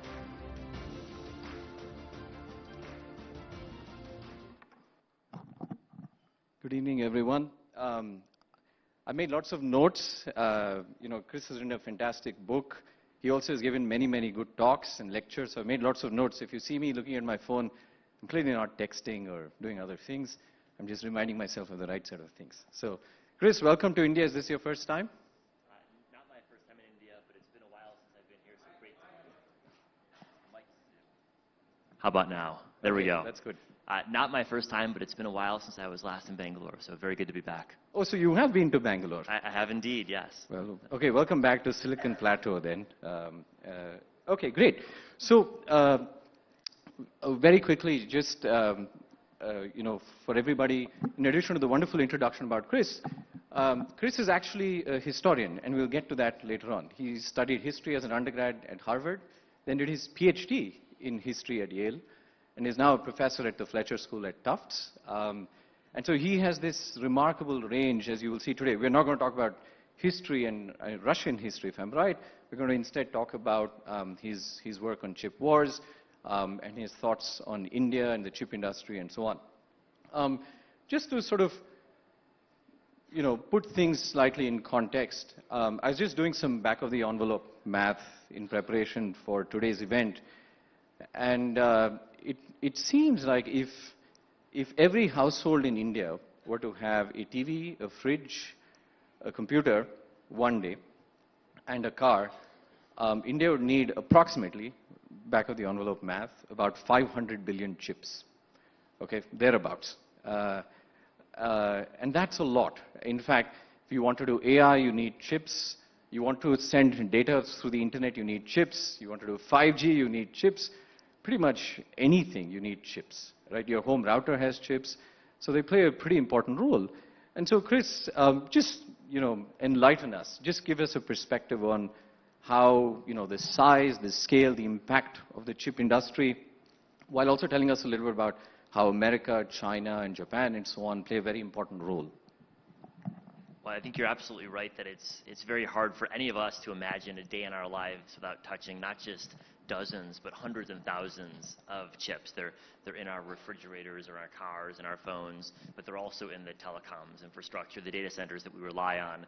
And so most of us actually never see chips, unless you're an electrical engineer and you're tasked with working in a data center or assembling devices. You just rely on chips and take them for granted. But in fact, they're everywhere. And the fact that they're everywhere has let us produce them by the hundreds of billions. The best estimates are that we produce around 1 trillion chips globally each year. And because we produce so many, we've learned to produce them better than anything else we manufacture on the planet. And so that has led to a shrinking of the size of transistors to the point where today, inside of your smartphone, there are 10 or 20 billion transistors, each one of which is smaller than the size of a virus. So there's nothing we manufacture at that level of precision at mind-bogglingly large quantities. Right. And so in this kind of increasingly smaller and smaller world and proliferation of chips, what sort of a role does America play? What sort of role does China play? What sort of role does Taiwan and Japan and so on play? To undertake this manufacturing requires an extraordinarily complex supply chain. And so there's not a single country in the world that is self-sufficient in semiconductors. And in the chips inside of your smartphone, for example, there's reliance on software, materials, machinery, fabrication from all of the world's major tech providers, from the United States, from Japan, from Taiwan. The United States is the world's leading designer of semiconductors, companies like NVIDIA, which we've talked about today, AMD, Qualcomm. But most of these companies don't actually manufacture their own chips. They rely on other countries and other companies to do the manufacturing. And that's where Taiwan today plays the biggest role. Around 90% of the most advanced chips, the type of chip in your phone, in your PC, and the type of chips that are running AI applications, data centers, are manufactured not just in one country, Taiwan, but by one company, TSMC, the Taiwan Semiconductor Manufacturing Company, which is the world's most important chip maker. And so none of us have ever purchased a device from TSMC. They're inside of our phones, they already arrive, but we all rely on TSMC's products every single day. Right. And so your book, Chip War, brings this out very beautifully, which is how truly interconnected the supply chain in the chip industry is, right? Which is, you mentioned, for example, ASML in Netherlands, which has 100% market share in producing ultraviolet lithography. Whatever that may mean, it's technology that's necessary in producing chips. And so TSMC has to buy these machines. Et cetera, and so on. So it seems like a really coordinated global effort to really produce chips. That's right. It is coordinated. It's simultaneously coordinated and concentrated. And it has to be concentrated because the economies of scale are so large that you need just one or in some cases 2 or 3 firms in each segment of the supply chain. And that's true for the manufacturing process where TSMC is. It's true for the machinery where ASML, as you mentioned, is. It's true for the materials. A lot of the chemicals and gases used in chip manufacturing have to be purified to the 99.99999% level because if you misplace a single atom, you can at times cause defects in the operation of the chips. And so you have this concentration because there's just a couple of companies that can both do the R&D and then efficiently produce at the scale that's necessary. And generally, this cooperation works pretty well.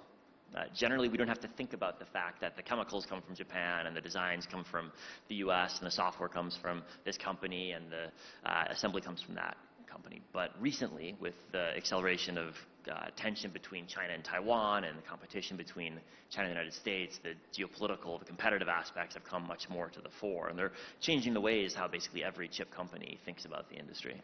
Right. And so has there ever been, in your estimation, an industry like this which truly requires, where no one, sounds like it at least, no one country can emerge as the winner who can make everything from start to finish to produce a chip? And so you necessarily need global cooperation. Has there ever been in history such an industry before? No, I think it really is somewhat unique. If you think about most of the other goods we manufacture, like cars, there are multiple countries that have a self-sufficient car industry. If you think about most types of manufactured goods, that's basically true. And the reason is because there's nothing that's so hard to manufacture as semiconductors. Cars are easy in comparison to making billions of virus-sized particles with basically perfect accuracy. And so that's why you basically have to rely on this international supply chain. And so right now we're actually running a test in real time, which is that China is trying to build its own supply chain, to not rely on Taiwan, not rely on the US, not rely on Japan, and we're going to see how feasible it actually is to undertake. It'll certainly be expensive, it'll take a while, and whether it's feasible at all, I think, remains an open question. So the concept of, as you mentioned, so there's independence when you can produce cars, when you can produce lots of different goods. Is there or will there be a concept of chip independence? So where China will say, from the raw materials to all the devices required to manufacture chips to actually manufacturing chips, I'll do the entire thing start to finish, or America, though it's probably hard to see America doing that and so on. Is there such a concept? Do you think that will be possible? So, if you listen to political leaders in a lot of countries, you can hear political leaders talk about self-sufficiency.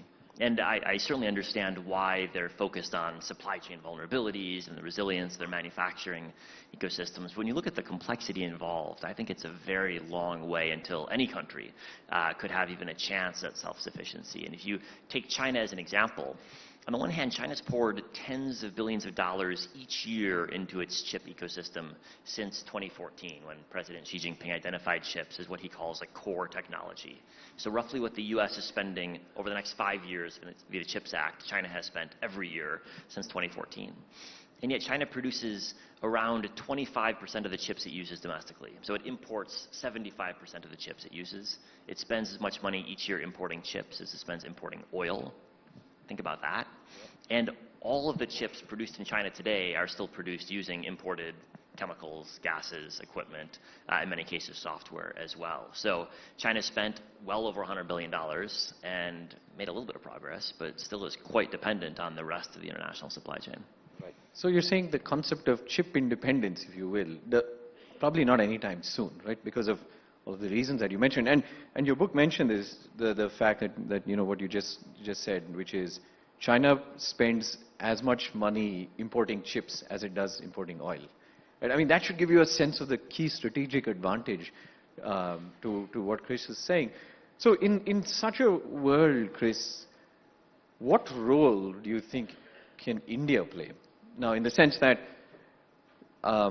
okay, so India can't say we'll go at it alone, because that's not possible. Okay, then at best, find friends or neighbors or people whom you get along with and create some sort of a supply chain. So what is the right strategy for a country that is likely to be amongst the top 3 or 2 global economies in the next few decades? Well, I think before we ask what role can India play, the first question to ask is what role is India playing? And I think here in Bangalore you can find tens of thousands of people who already work in the chip industry. And that's actually a very strong base to build from. Most countries don't have that. And I think that's a real key asset that India has that the rest of the world actually looks on somewhat enviously. I've been told, although there's not great data, but I've been told by people who have tried to count it that there are more people in the chip design industry in India than anywhere else in the world, which I think is true. And so that is an extraordinary base of human capital from which to build. But when you look at what the Indian government and Indian businesses are focused on, they're focused on chip design, justifiably so, but also on the manufacturing and assembly process, a pretty broad stretch of the supply chain. And I think that's a reasonable approach. Certainly when it comes to chip design, there's a lot more focus right now in design across the world, because as Moore's law gets harder to sustain, as it gets harder and harder to manufacture smaller and smaller transistors, you've got to rely more on design to provide your performance improvements. And if you look at what differentiates NVIDIA from AMD, it's not the transistors. TSMC does both those companies manufacturing. The difference is the design and then the software that's built on top of them. So design makes a lot of sense, I think, to focus on. And then on the packaging and assembly side as well, I'm struck by all of the investment that's going into device assembly in India across the country. And so it makes a lot of sense to me as well to think about packaging and assembly being part of that. And in the past, packaging was low value add. It was labor intensive, not an exciting part of the value chain. But today there's a lot more energy, a lot more R&D going into the packaging space as packaging becomes a driver of advances in semiconductors. And so I think that's also a sphere where it makes a lot of sense for India to focus on. Right. And so you're saying design, packaging, these things will make sense. But the actual manufacturing of a chip, that race has already been won, or it's a hard race to catch up with? Well, I think it's a hard race to catch up in for a couple of reasons. At the leading edge, Taiwan, South Korea, and the United States are the three main players right now. Each of those countries are pouring large sums of money. And if you want to play in that space, a single new facility costs $20 billion. It was huge capital costs.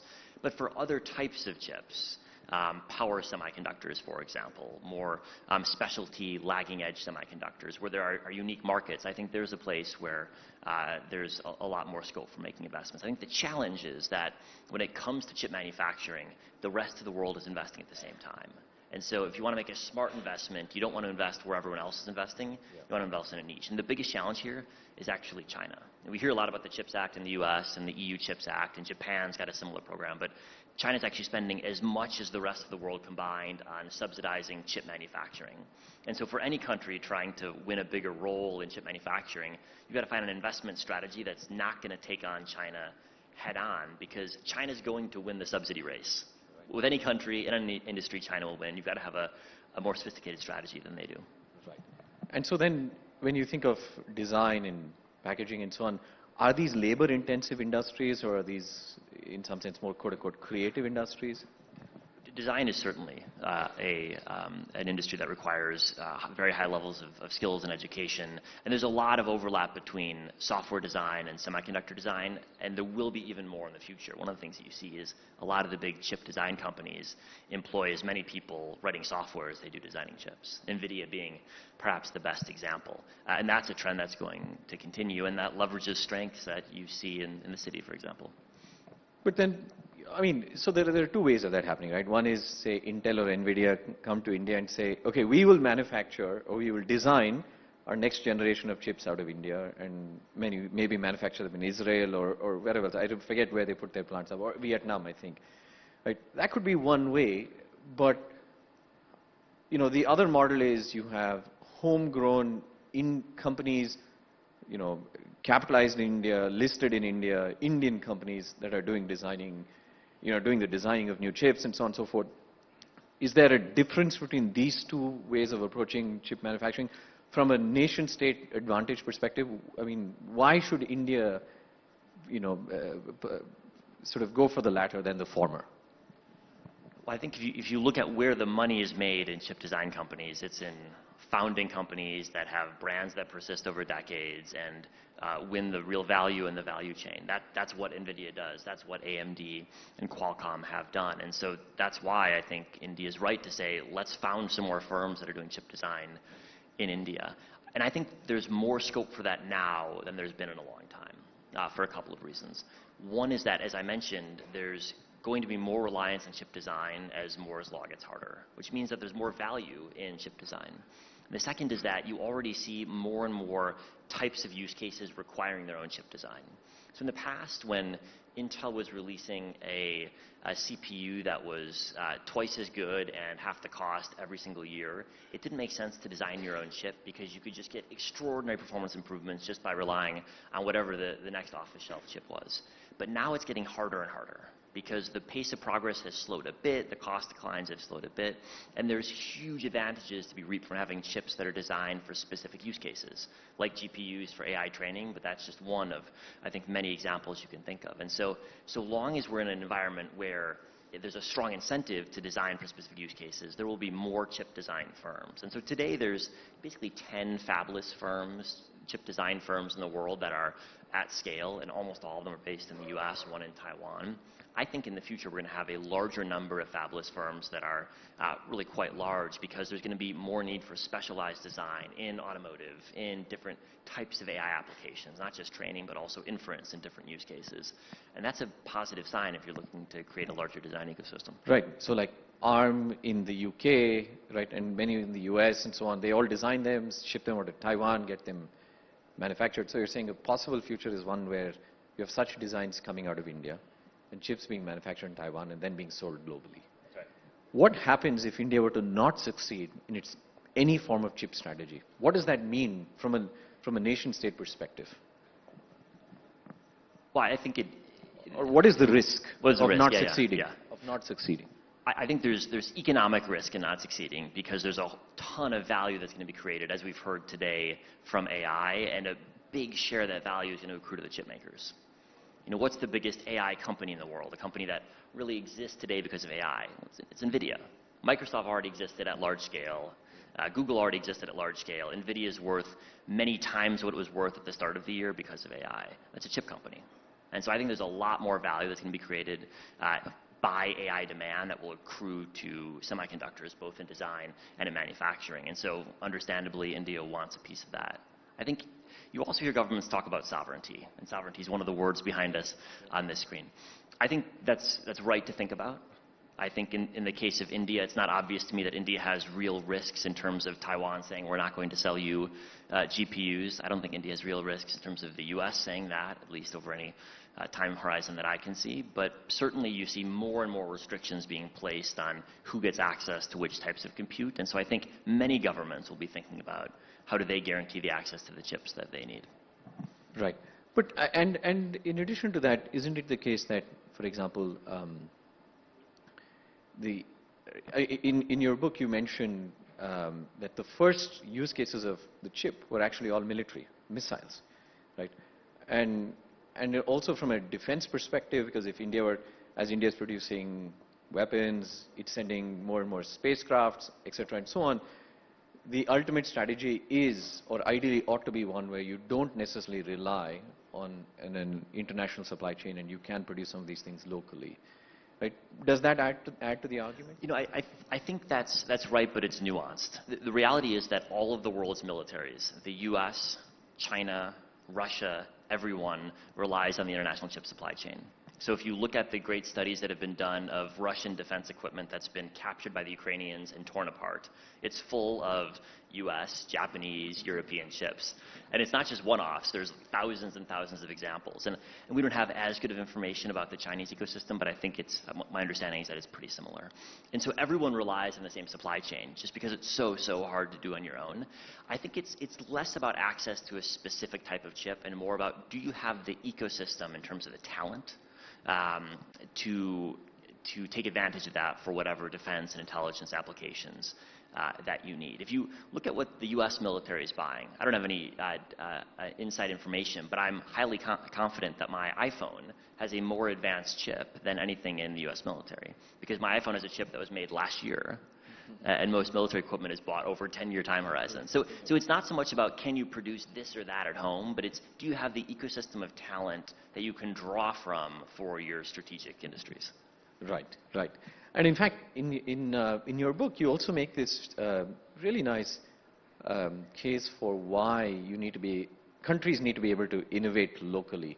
And you give the example of Russia, which in the early days of the chip industry in the US, the Russians decided our strategy is to just, verbatim copy what's happening in the US. And that didn't serve them very well. And maybe, it's a good lesson for other countries as well. And so maybe you can enlighten us. Well, I think that's absolutely right. There's an extraordinary anecdote that I came upon in my research of the Russian minister who was in charge of electronics, who was much less sophisticated than the minister we heard from earlier today on this stage, who received an early Texas Instruments chip from one of the exchange students that was studying abroad, put it under his microscope in his office, looked into it and said, "Copy it." And that was one of the first orders that the Russian semiconductor industry received, was to copy this chip. And that set in train a copying mentality that led to successful copying. They were very good at copying. They were only a couple of years behind the cutting edge, but in an industry that races forward at an exponential growth rate, being a couple of years behind the cutting edge is a very bad place to be. And so I think that is a real lesson for not only countries, but also entrepreneurs. If you start out by trying to replicate, you're just not going to get very far. And I think that was an excellent point in the sense that you can produce the same software, or you can produce the same chip or whatever else cheaper here, but that may temporarily serve economic interest, but in the long term it doesn't really serve you, right? Excellent. And so, one of the other things that your book talks about is how many Southeast Asian countries really sort of in the late 21st century got a significant bump up because the American chip industry decided to invest, to outsource producing chips, etc., and so on. But how did, like Singapore, and you mentioned Hong Kong, and the fantastic example of Sony and Akio Morita in Japan, give us a sense of how did they start off that way, right? Essentially, the value-added work they were doing was perhaps very low, but eventually they became extremely sophisticated places. And so how did these countries make these transitions? I ask all of these from the perspective of, are there lessons to be learned for India when we look at these different models? If you take the example of Japan starting in the 1950s, or Taiwan, South Korea starting in the 1970s, they invested very, very heavily, both government and private sector, over decades to try to build an electronics industry. And they started at the bottom of the food chain, as you said, in the most basic device assembly, then moved up into semiconductor packaging and assembly, then finally into low-end fabrication, and then only in the past really decade or 15 years have companies like Samsung or TSMC made it to the cutting edge of chip making. And they did it by watching what had been done elsewhere and over time slowly marching up the value chain. And it was expensive, it required a lot of investment, and it was really long in its time horizon. TSMC was founded in 1987, after which the Taiwanese government spent the next 35 years helping it grow. And that wasn't the start of the Taiwanese chip industry. There had been 2 decades of investment even before that to start building up the initial talent. So it's really a half-century long process. And I think there's extraordinary successes that these countries have accomplished, but I think it's also worth keeping in perspective the role that they still play. If you look at the chip industry today, most of the value, the largest share of the value, accrues to chip designers. And so even if you've got the most advanced manufacturing in the world, like TSMC, most of the value still accrues to your customers, NVIDIA, AMD, Qualcomm. If you talk to TSMC executives, they will tell you, people think we're this extraordinary firm, but we sell a wafer to NVIDIA for X, and NVIDIA sells it to its customers for 20X. We'd rather be NVIDIA. And so I think that actually holds a lot of lessons, especially if you're a country like India, where you've actually, on the one hand, you've got a less developed electronics manufacturing ecosystem than, say, a Taiwan or Korea, but you've got a lot of high-end software ecosystem. And so I think trying to replicate what Taiwan or Korea have done is not the right strategy for a country with the workforce that India already has. Right. So you're saying leapfrog that. Leapfrog, that's right. Yeah. In some sense, for example, when we were growing up here, it was not easy to dig roads and put fiber optic. So I'd like to believe at least we leapfrogged and became very good at wireless technology in India, or at least widespread adoption of wireless technology. So much like that. Excellent. And so in sort of all of this, sorry, 1 minute. Is there I'm just going to be cognizant of time. Someone has to. Okay, got it. Fine, great. Because as you can see, I mean, you can keep asking Chris, on and on and on. With all of this happening, right, and now AI being so exciting, as a computer scientist, I often feel that a lot of credit that people in the computing industry take isn't entirely fully merited. Part of it is to, new algorithms and so on. But a big chunk of it is because of chips, because of hardware, because of memory and storage and compute getting cheaper and faster. And so now with all of this the new kid in town with AI and so on, right now, again, what we read is the US and China want to control training these AI systems. So they want to produce chips. And this is a big bottleneck for everybody. And again, in this kind of a milieu or this kind of a setup, how does India think about this? How does India say, yes, we want to play in the AI race too? Does India think of then saying, hey, we'll produce GPUs locally because that's what is needed? No. So how do you tie these together? Well, I think it's a question not just for India, it's a question for every company in the world except for like 3 or 4. Because everyone is GPU constrained. And even the big tech companies in the US. Sam Altman tweeted on December 13th, so 3 days ago, apologies that ChatGPT is down, we were finding additional GPUs. So if Sam Altman is GPU constrained, then you're not alone. And I think what that suggests is that there certainly will be a couple of big companies that are spending tens of billions of dollars building out the compute infrastructure you need for training. But it also suggests that there's going to be, I think, other paths that will inevitably have to be found for training AI for specific use cases and then running inference on different types of infrastructure. And so I'm really struck by the development in open source models, for example, where you can take a model that's already been trained and then find your own use case for it. That is much less GPU intensive because somebody else has paid for the GPUs and just given you the model. And it seems to me that a lot of the interesting ideas right now are coming from companies that are saying, we're not going to do the training ourselves, but we're going to find a business model that takes advantage of something very impressive that's been trained and find the product market fit for that. And so I wonder, not only for companies, but also for countries, whether that's a strategy to think about, because you're right, we're going to be operating in a world that is GPU constrained at least for the next couple of years. Right. But add to that the additional, in some sense, complexity or feature, which is in India we have data localization laws. Right. So you have to produce data, localize it to India, and only then you can use that data to train models and so on. So in that kind of an environment, I wonder, will that end up necessitating that India, at a national level, has to say, no, we will invest in a local chip industry to produce GPUs, we'll keep data here, we'll train on these locally produced GPUs. Is that the future? I mean, what does that look like? I think governments, not just India, but all governments are thinking about how training and how fine-tuning relate to data localization.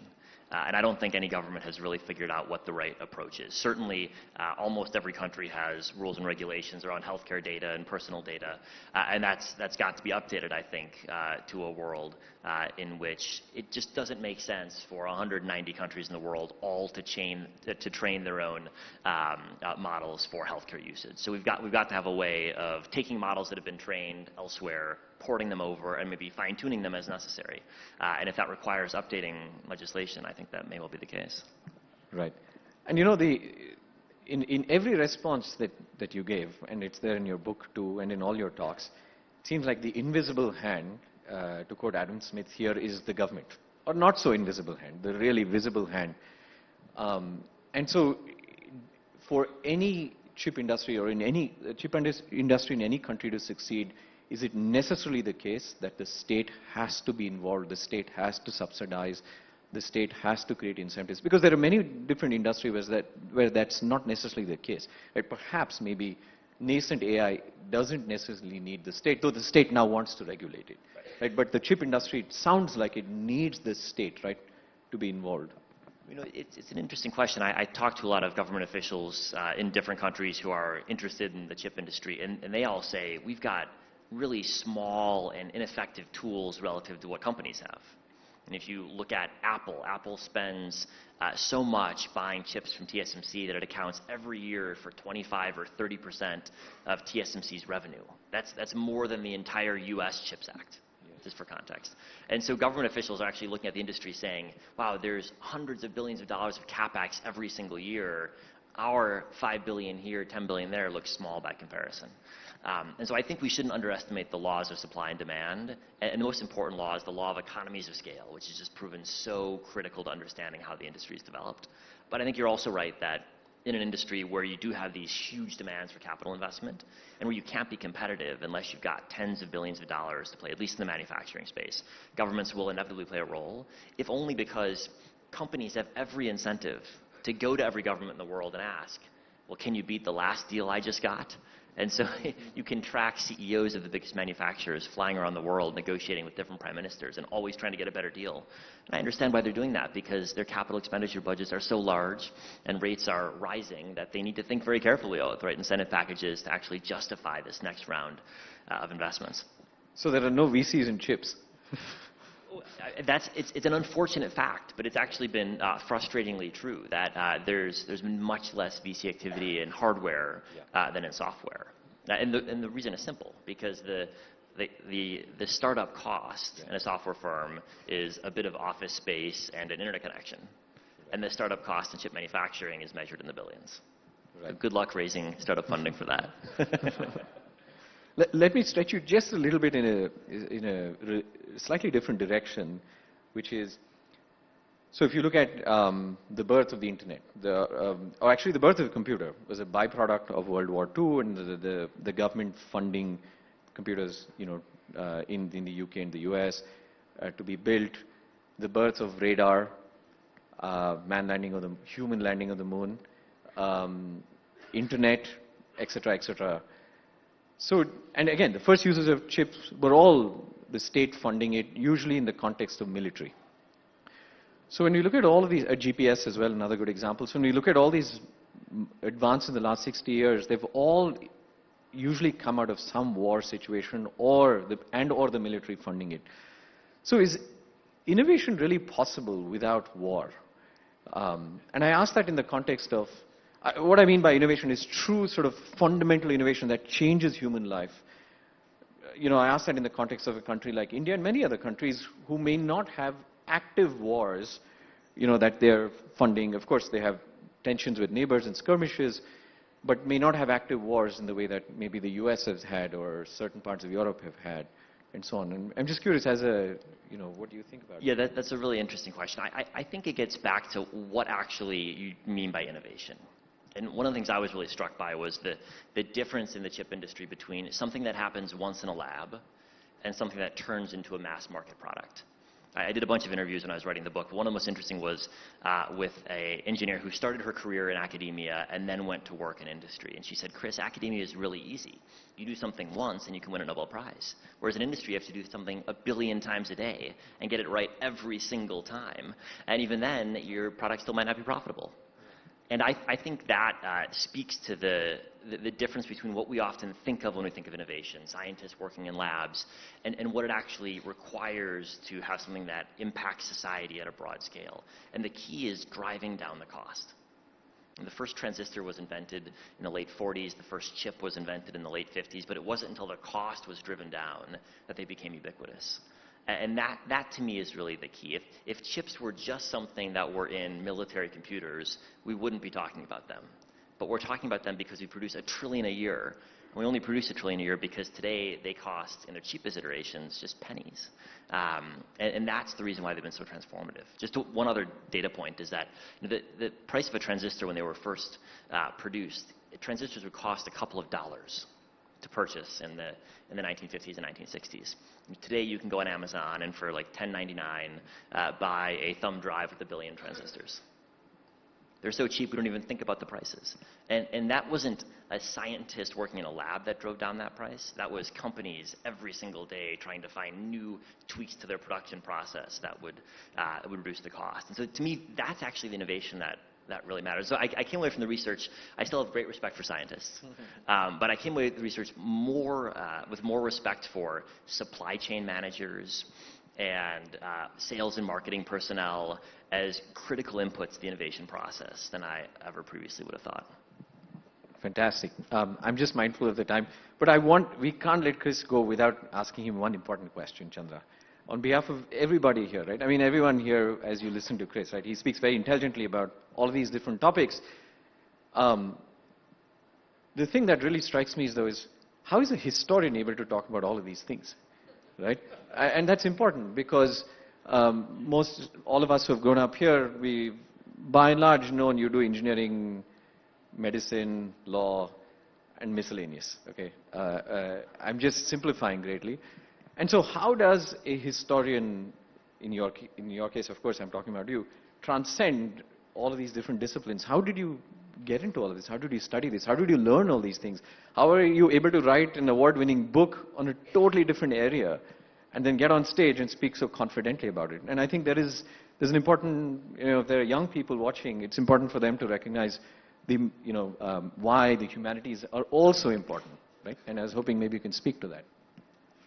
Well, I would say that I first got interested in semiconductors because of my background in Russian history. I wanted to understand what went wrong in the Russian tech sector from when they shot the first person into space, which seemed to me like a pretty impressive scientific achievement, to today, where Russia's not in the list of top 10 when it comes to countries in the tech sector. And so that was the initial impetus. And then I started studying the Russian chip industry, which exists very small, and then said, wow, chips are a lot more interesting than I came to realize, and so spent 7 or so years interviewing people in the chip industry, from the people who are 90 years old today, who were present at the creation, all the way to founders of new startups today, and over that process learned a whole lot. And I guess if I found one thing, it was actually that people in the industry often struggled to talk about or even to realize how cool semiconductors actually were. They just took for granted, of course we can produce chips with 10 billion transistors, each one of which is smaller than the size of a virus. And to the rest of us, that was a pretty extraordinary thing to do. And so I actually felt that I had an advantage not being an insider. Coming to all of this as something new helped me realize that the magic behind the manufacturing, and also put it in a different context than I think most people in industry normally saw it. Excellent. And so that's the final word on the value of liberal education. Let's thank our speaker. And we'll open the floor to any questions people want to ask. Yeah, should I give you my mic?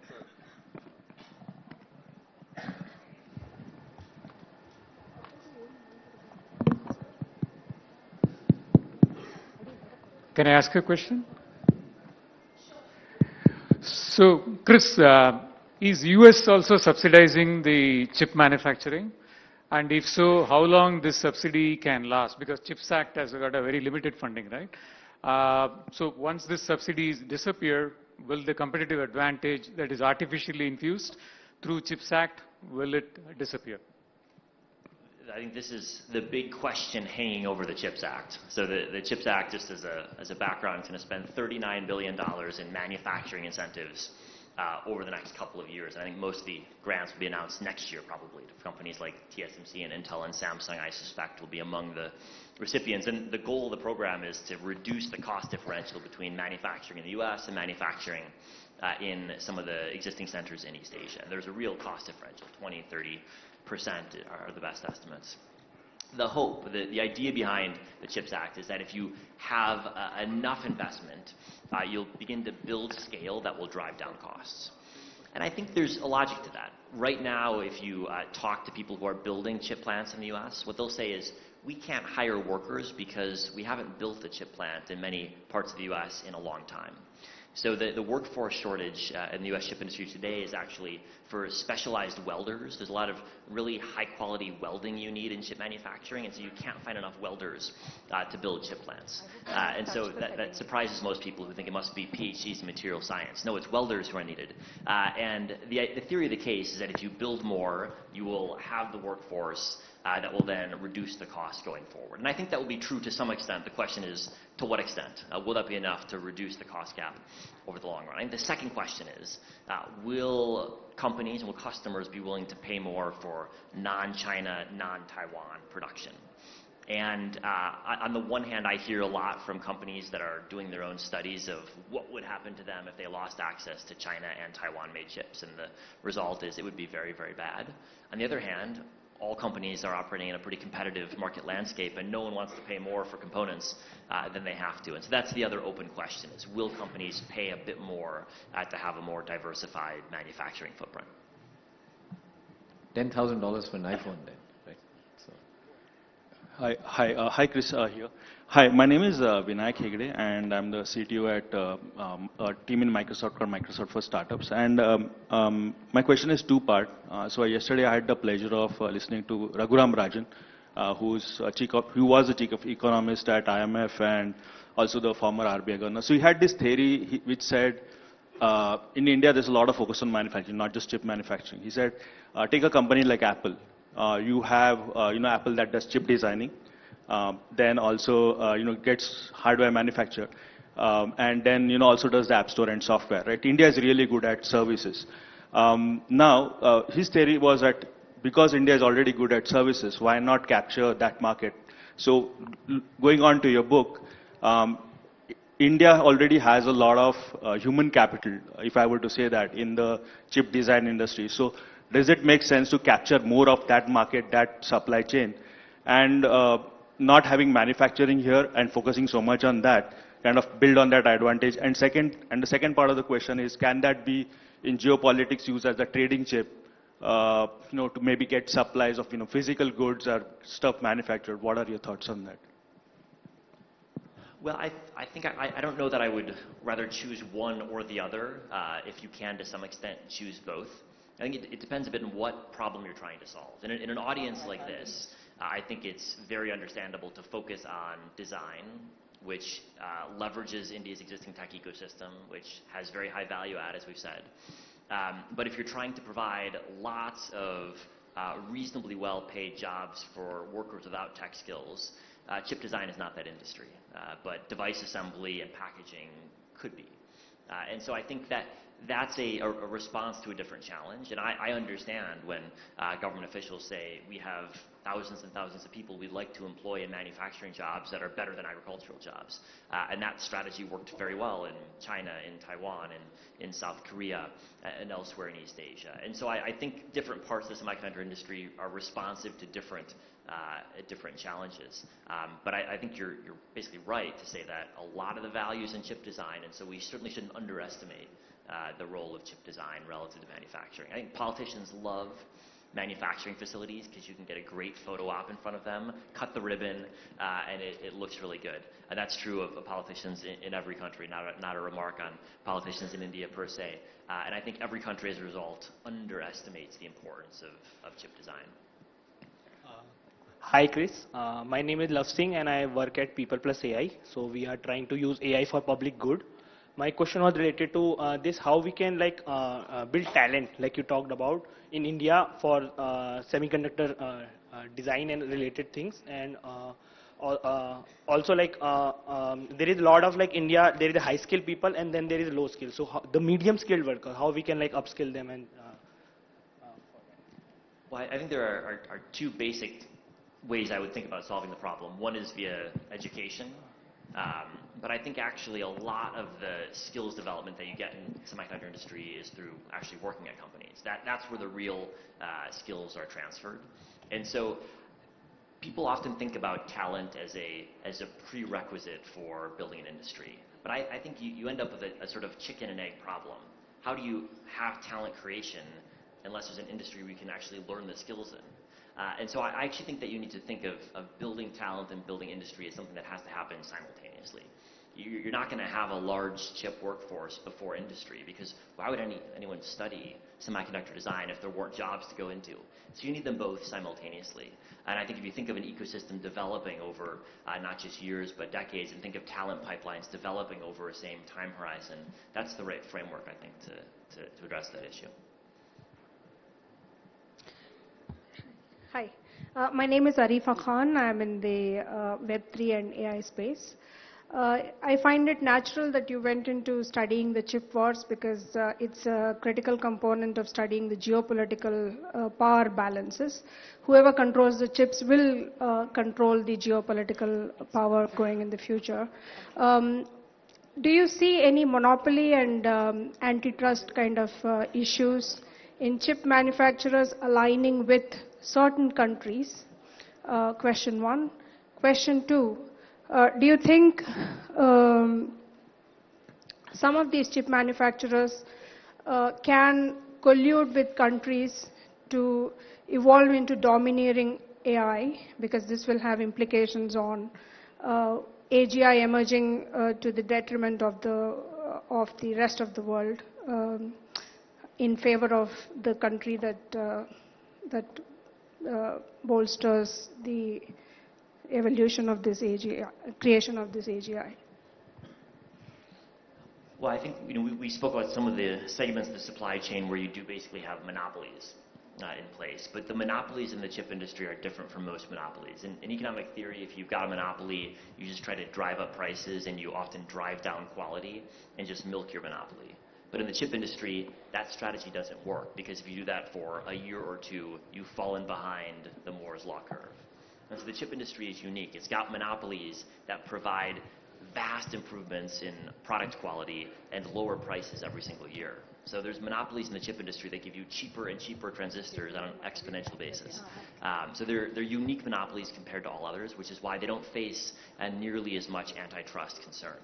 No one is calling for the break of ASML, both because no one would know how to break it up, but also because no one can really argue with their extraordinary track record in providing better and better products year after year. And so that's why you don't see nearly as much concern about antitrust issues in the chip industry.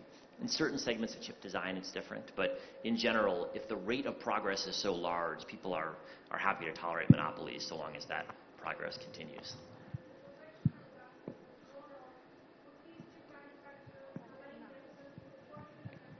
Yes. Yep.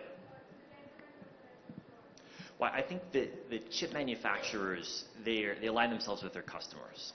And so if you look at the development of chip technology, the manufacturers are simply making whatever chips their customers ask for. So TSMC, for example, it's the world's largest chip maker because it's the easiest chip maker to work with. If you've got a chip design, TSMC has the best customer service, the most open ecosystem, and that's how it's become the world's leader. And so TSMC doesn't dictate anything. They'll say whether you're Apple or NVIDIA or Qualcomm, whoever, they'll make your chip. And so I think for understanding the direction that AI takes, I would look much more at the designers and then the software layer on top of it than the hardware themselves. Ultimately, chip manufacturers, their business model is to do what their customers ask for. And their customers are the companies that are actually defining the shape that AI takes. Hi, Chris. I'm Rahul Ilwadi. I'm a cybersecurity consultant.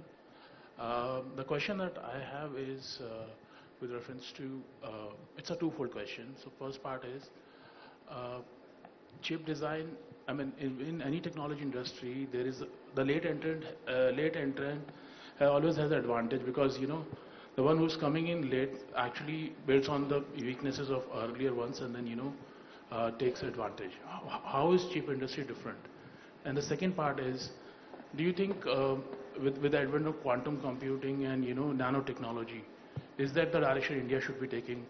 Because you think, I mean, as you explained, chip industry is difficult to get to. So that could be a aim that we should be vouching for. Well, I think when it comes to quantum computing, it's hard to make predictions. When it comes to the chip industry, I can make predictions because I can look at prior trends and project them forwards. But there is no quantum computing industry. And so it's hard to say where it will be in 5 years or in 10 years. Even if you're on the relatively optimistic side of the rate of progress, I think it's going to be a long time until we have large compute workloads being displaced by quantum computers. And if you look at most of the paradigms of quantum computing actually envision quantum very closely tied with high-powered silicon classical computing. And so rather than seeing quantum displacing the existing ecosystem, I think it will look more like a complement to it, at least in its earliest stages. On the question of leapfrogging or of catching up, I think there are certain cases where that's true, but there are other cases where if you're the first entrant, you can create a moat around yourself. And often that moat is in IP. Often, though, it's in software. And so if you look at NVIDIA, for example, why is NVIDIA the leader? It's not a leader in manufacturing because it doesn't do the manufacturing. It's a leader because it's got the biggest ecosystem around its chips, bigger than AMD by far, bigger than Intel by far. And so its lead has been retained over now many years because as more and more people use its ecosystem, its advantages actually grow over time rather than decline. And so if you're in a segment of the industry like that, leapfrogging is actually very difficult to do. Hi Chris, I'm Briansh, I'm 15 years old, and I wanted to ask, you've mentioned quite a few times Moore's law and how the intricacy in chip designing is a barrier to entry for other manufacturers. But isn't it true that the Moore's law curve is slowing down as chips are getting smaller and smaller and more intricate, and that chips will soon reach the atomic size and you can't go any further, and that's predicted to be very soon, like where chips or semiconductors are like literally an atom wide. So how much further can it really go in chip design? How much better can chip design really get as India is focusing on chip design? So I wanted to ask that. Well, I would say a couple of things. I think first, if you go back to the article in 1965 when Gordon Moore set out what became known as Moore's law, he defined its progress based on two different definitions. One was on the number of components per chip, so roughly the number of transistors per chip or the amount of compute. The second was the cost per component, the cost per transistor. And we've had exponential growth in both of those for the subsequent half century. We still have a very rapid growth in the numbers of components per chip. We've got less good growth in the cost declines, but still costs appear to be declining. There's different ways you can kind of measure it. Now, it's true that, as I said, the transistors on your phone are smaller than the size of a virus. And so if you keep shrinking them, you will hit, it seems to me, some pretty fundamental physical limits.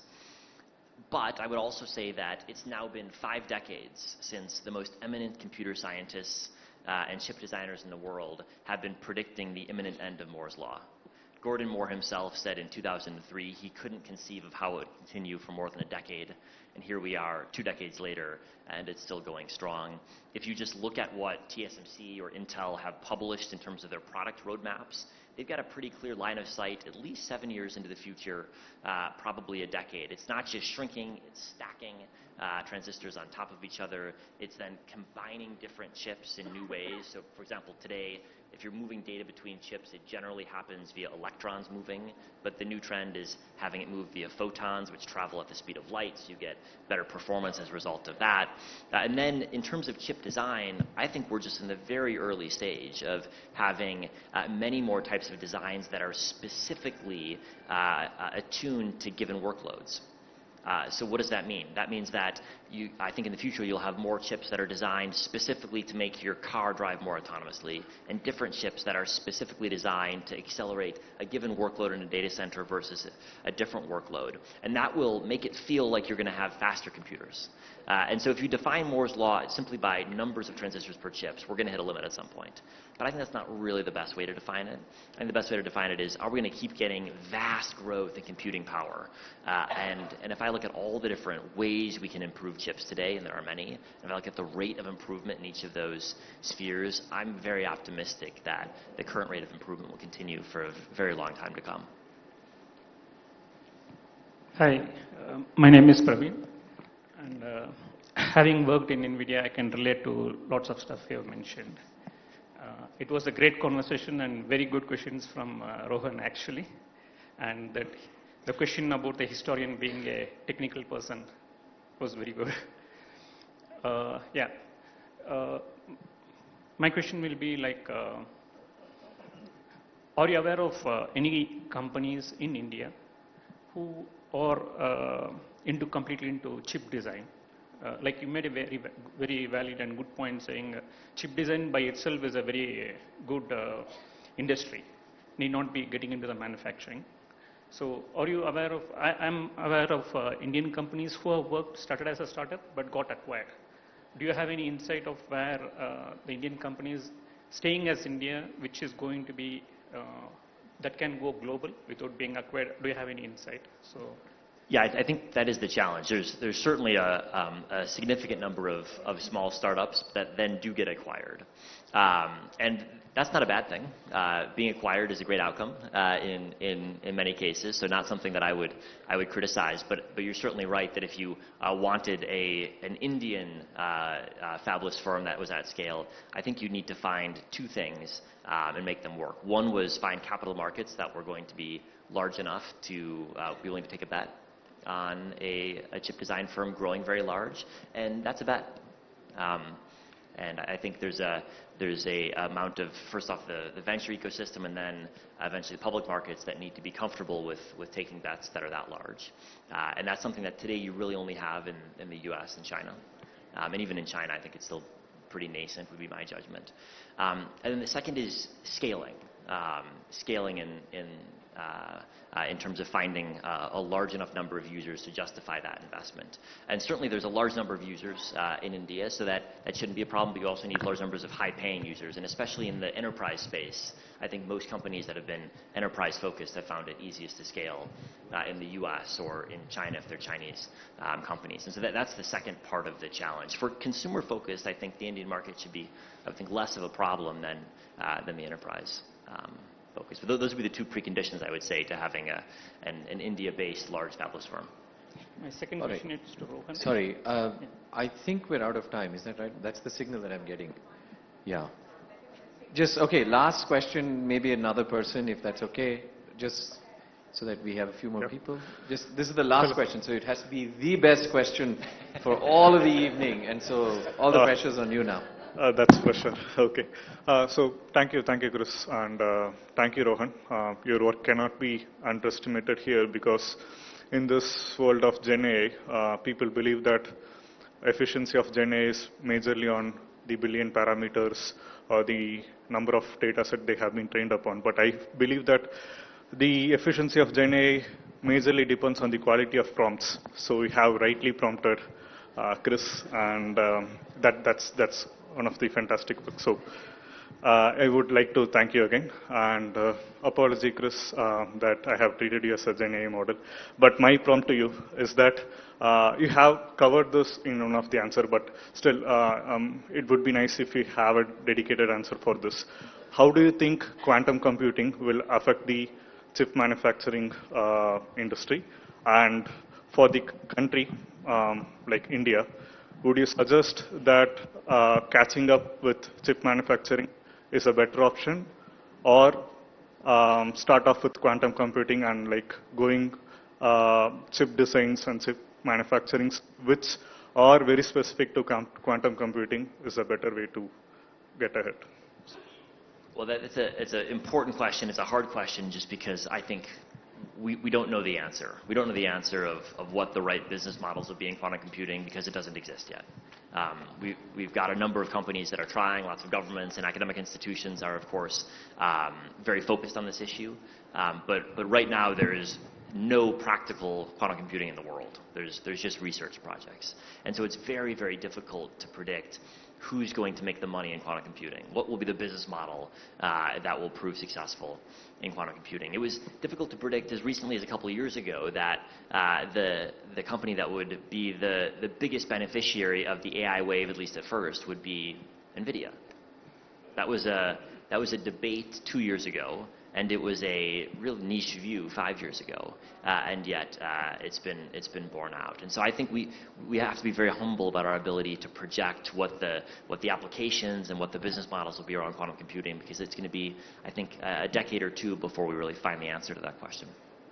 Chris, you need to be a better salesman. You should have just said, buy my next book. So great. Well, thank you, Chris. Thank you very much for your time and for coming to Bangalore. And thank you all for coming.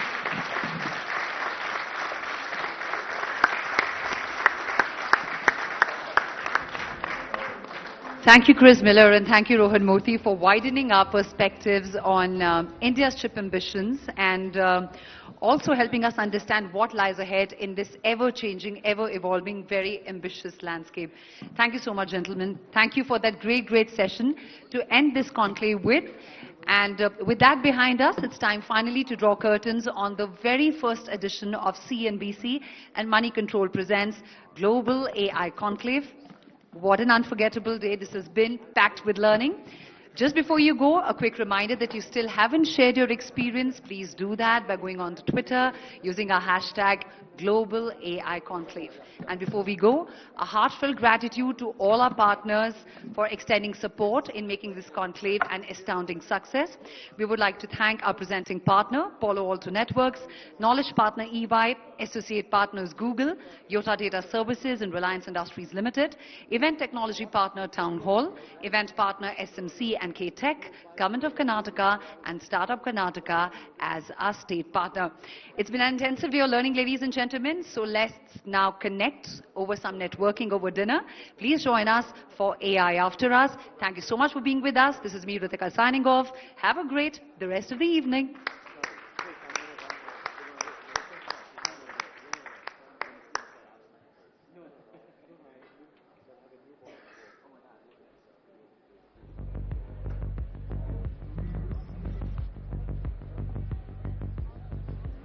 We are the next generation of visionaries, rule breakers, game changers, and world leaders. We were built to perform on